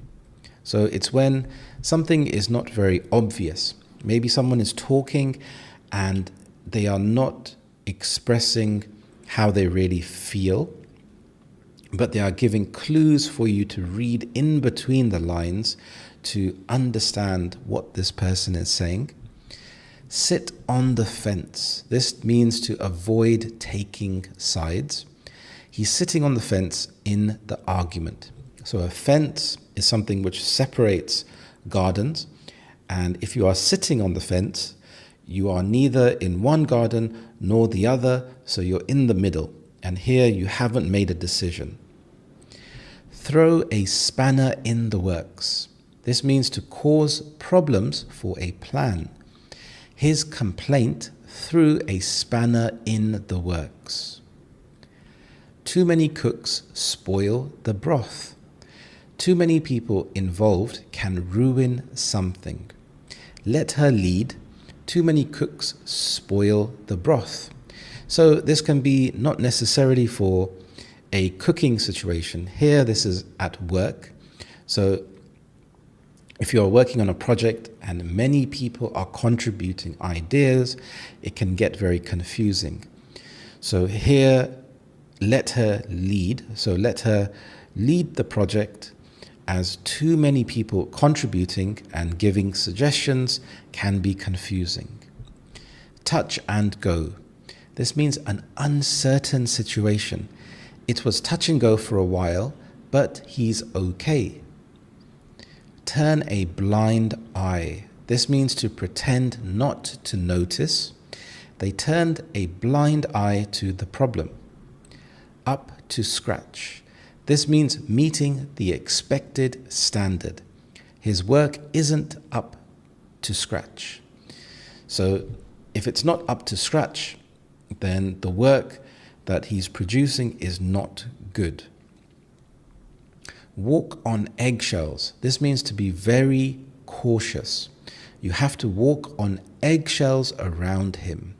So eggshells, they are very easy to break. So if you think about walking on eggshells, you have to be very careful not to break the eggshells. You can't have your cake and eat it too. So this means that you can't have it both ways. For example, she wants freedom but no responsibilities. You can't have your cake and eat it. So she wants to have freedom to do whatever she wants, but then she wants no responsibilities. So this is a bit of a paradox, because even when you have freedom, you need responsibilities because you have to take care of your health. If you have the freedom to eat junk food or whatever you want, if you don't monitor what you're eating and not eating healthy food, then your health could suffer. Put a sock in it. This means to be quiet, and this can also be quite rude, so you have to be careful who you say it to. If you're saying it to friends or family and they know that you are joking, then it could be quite funny. Oh, put a sock in it, will you? I'm trying to listen. Ahead of the curve. This means innovative or leading. So for example, our technology is ahead of the curve. Perfect. So there you have another 50 very common idioms to learn and to practice. Hello everyone. How are you today? I hope you're well. Today we're going to look at 50 more must-know English idioms. As you know by now, I love idioms and they can really help to take your English to the next level. So this is part 3 and we're going to go from 101 to 150. So let's start. I'm going to shift myself over here. And let's start with number 101. Oops. Back to square one. This means to start again from the beginning. For example, we're back to square one after the rejection. How do you feel when you have to go back to square one? Has this ever happened to you before? Maybe if it's in your career, maybe you're changing careers. Or it could be anything, for example, like a recipe. This has happened to me many times before. I would start out feeling very ambitious and motivated, and I would try to make something like a pancake. And then I would figure out that the mixture was made incorrectly. Maybe I added too much milk or not enough flour. And so I'd have to go back to square one and add the ingredients again. We have down to the wire. This means at the last moment. The vote went down to the wire.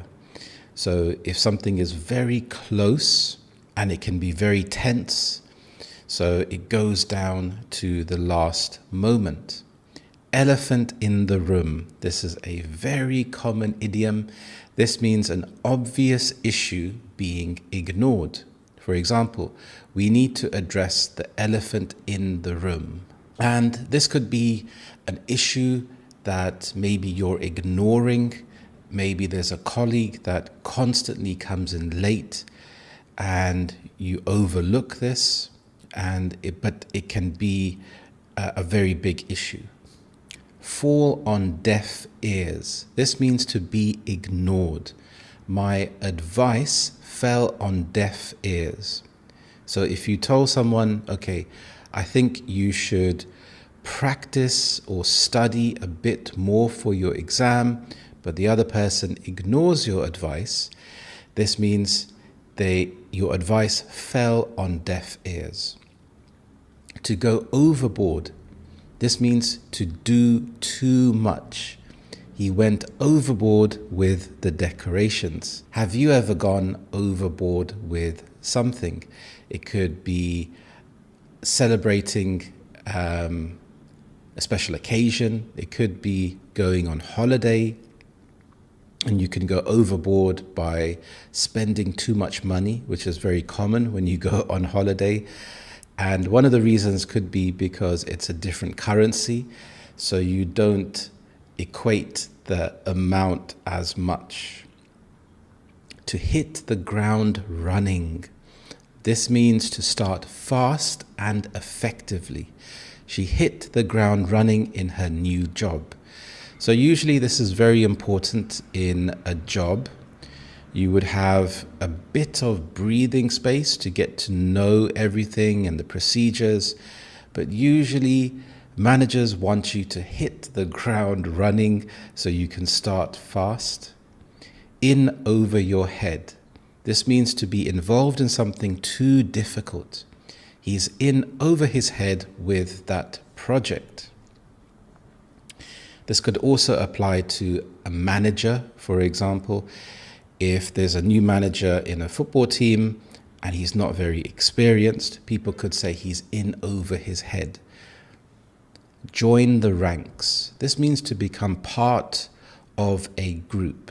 She joined the ranks of top performers. Keep it under wraps.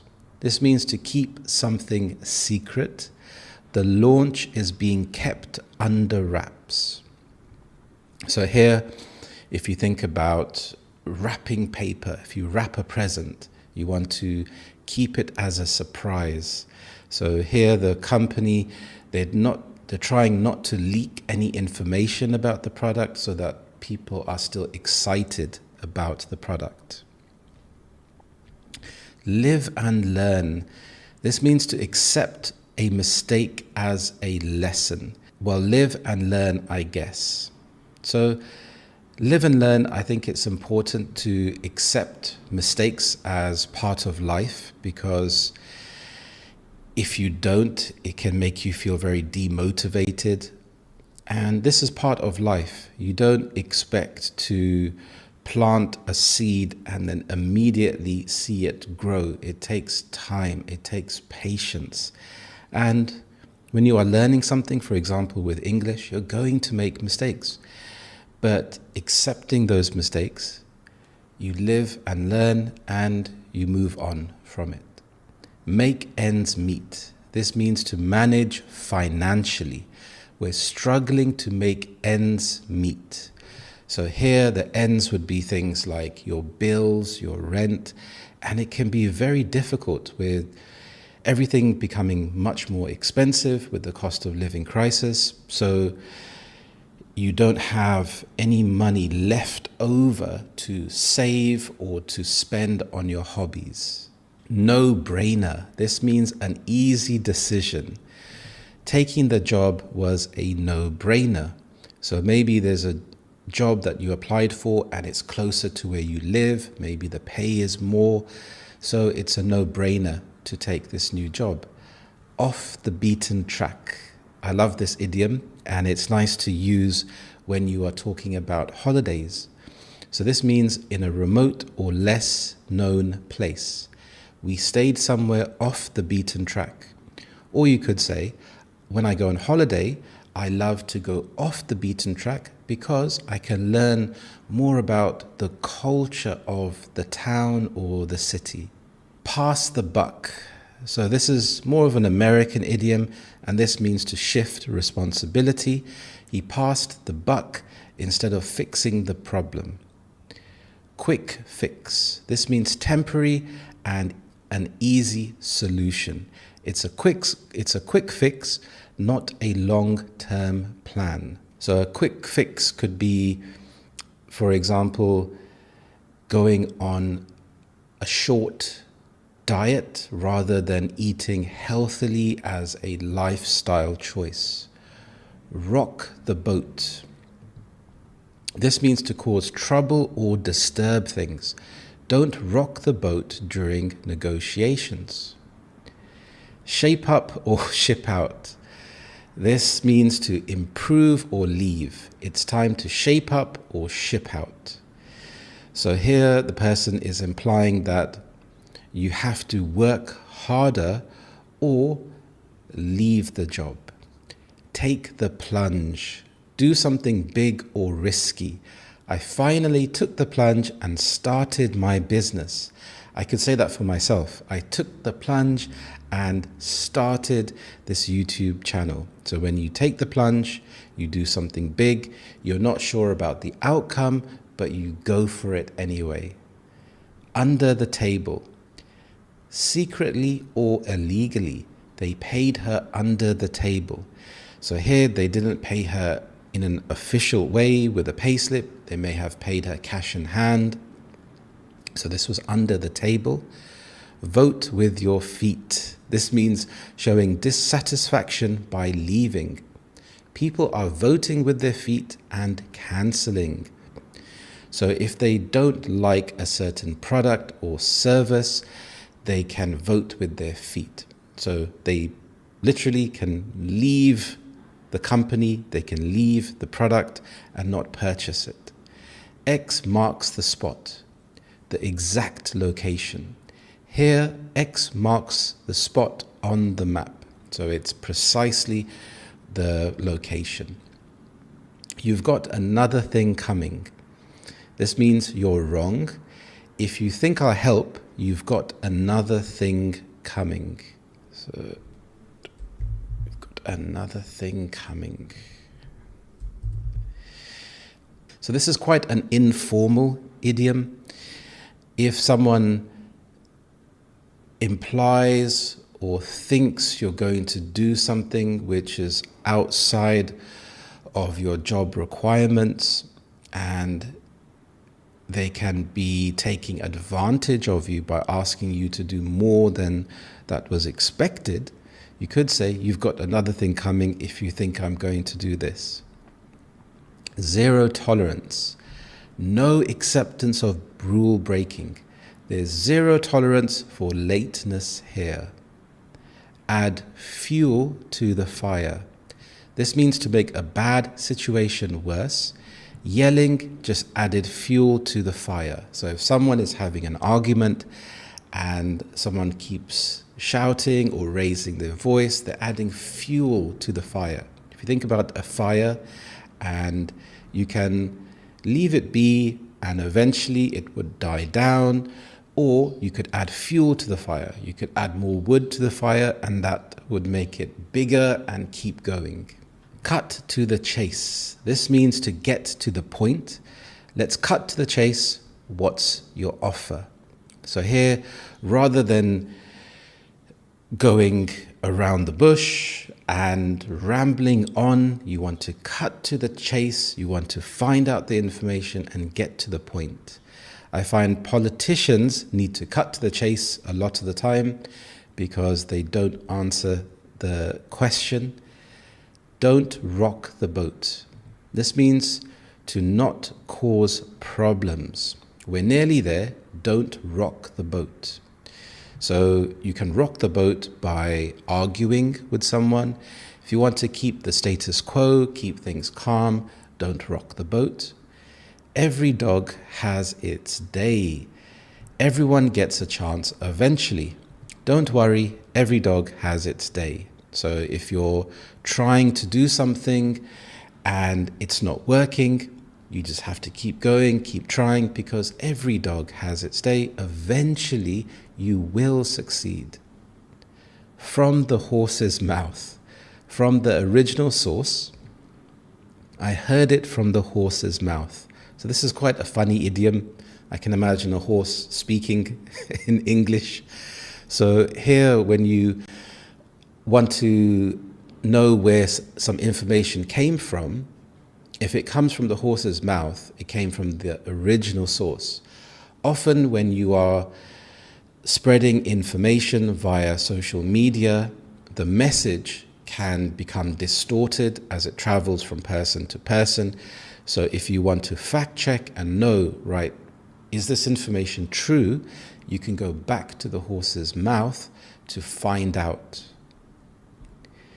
Give someone the benefit of the doubt. This means to trust someone without proof. I gave her the benefit of the doubt.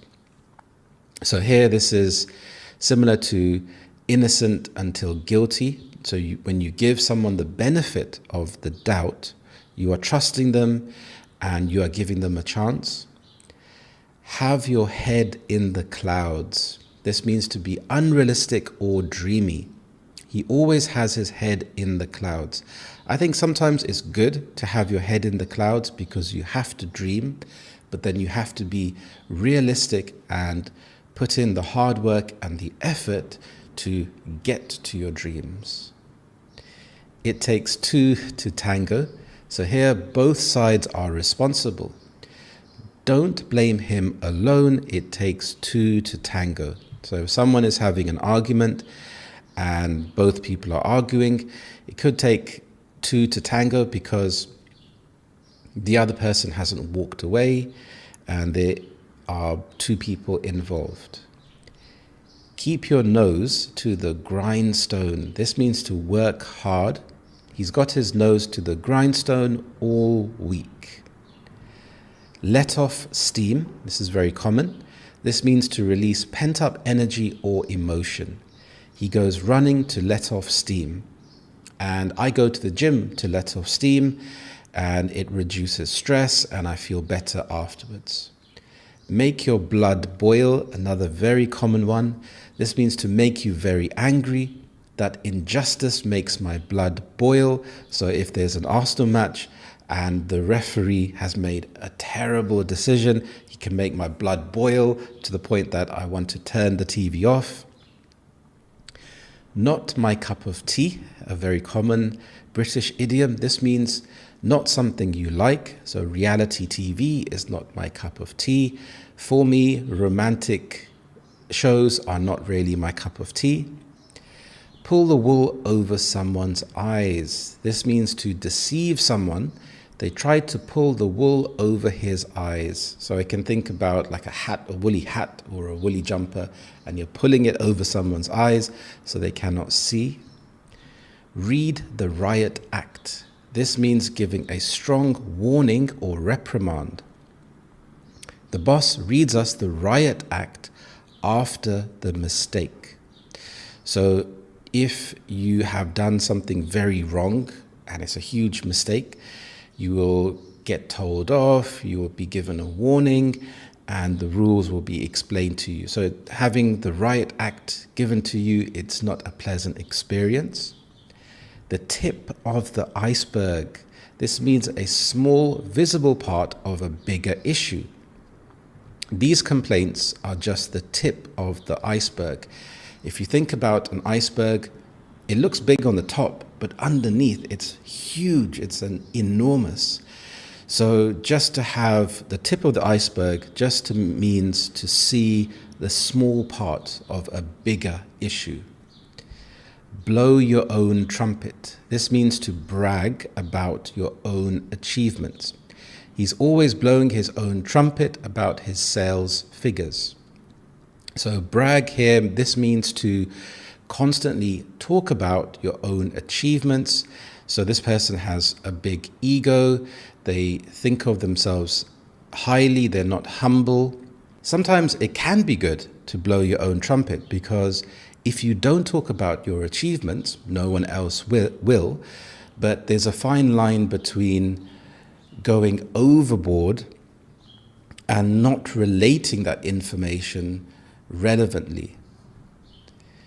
Throw your toys out of the pram. This means to react in a childish or overly dramatic way. He threw his toys out of the pram when his idea wasn't chosen. So a pram is where you put a baby and you would push the pram. And if a baby is angry or upset, they would throw their toys out of the pram and then you'd have to go and pick them up. Have a mare. This is a British idiom. This means having a terrible time. I had a mare at work today. Everything went wrong. It's when you're having a very bad day. Chuffed to bits. This means very pleased or happy. She was chuffed to bits with her exam results, and I would be chuffed to bits if you like this video. Comment below and let me know what is your favorite idiom. Also let me know where you are from, and also don't forget to subscribe. Thank you. Skive off. This means to avoid work or school. He skived off school to go to the beach. A damp squib. This means something disappointing after the build-up. This is very informal. The fireworks show was a bit of a damp squib, to be honest. Lose the plot. This means to go crazy or act irrationally. He completely lost the plot after being told off. Faff about. This means to waste time doing unimportant things. Stop faffing about and get on with your work. So this is when you are wasting time. Gutted. This is extremely informal. This is British slang, and this means to be extremely disappointed. I was gutted when I missed the concert. Take the biscuit. This means to be the most extreme example. It's often negative. I've heard some excuses, but that really takes the biscuit. If you were late for work and it was just because you were lazy or woke up late, but instead you said, my alarm was broken, then 2 of the buses broke down, and then the bus was also late, and then there was so much traffic. So here it's like a very absurd excuse, and it takes a biscuit, especially if this person has been late every day this week. Bob's your uncle. This is a very old-fashioned idiom, but I still do use it from time to time. This means everything is fine and sorted out. It's as simple as that. So you just add water, stir, and Bob's your uncle. Dinner is ready. So there are 50 more idioms. If you haven't seen the other 2 videos, I highly suggest you do. And using idioms is such a fantastic way to improve your English. Also remember, I have created a completely free ebook for you. It contains 5 brilliant tips to help you to improve your English straight away. I have taught thousands of students from all around the world one-to-one, and I have learnt a lot of things along the way. So these tips have really helped my students, and they can help you too. The ebook is completely free, and the link is in my description. Thank you so much for watching this lesson. Watch this video next.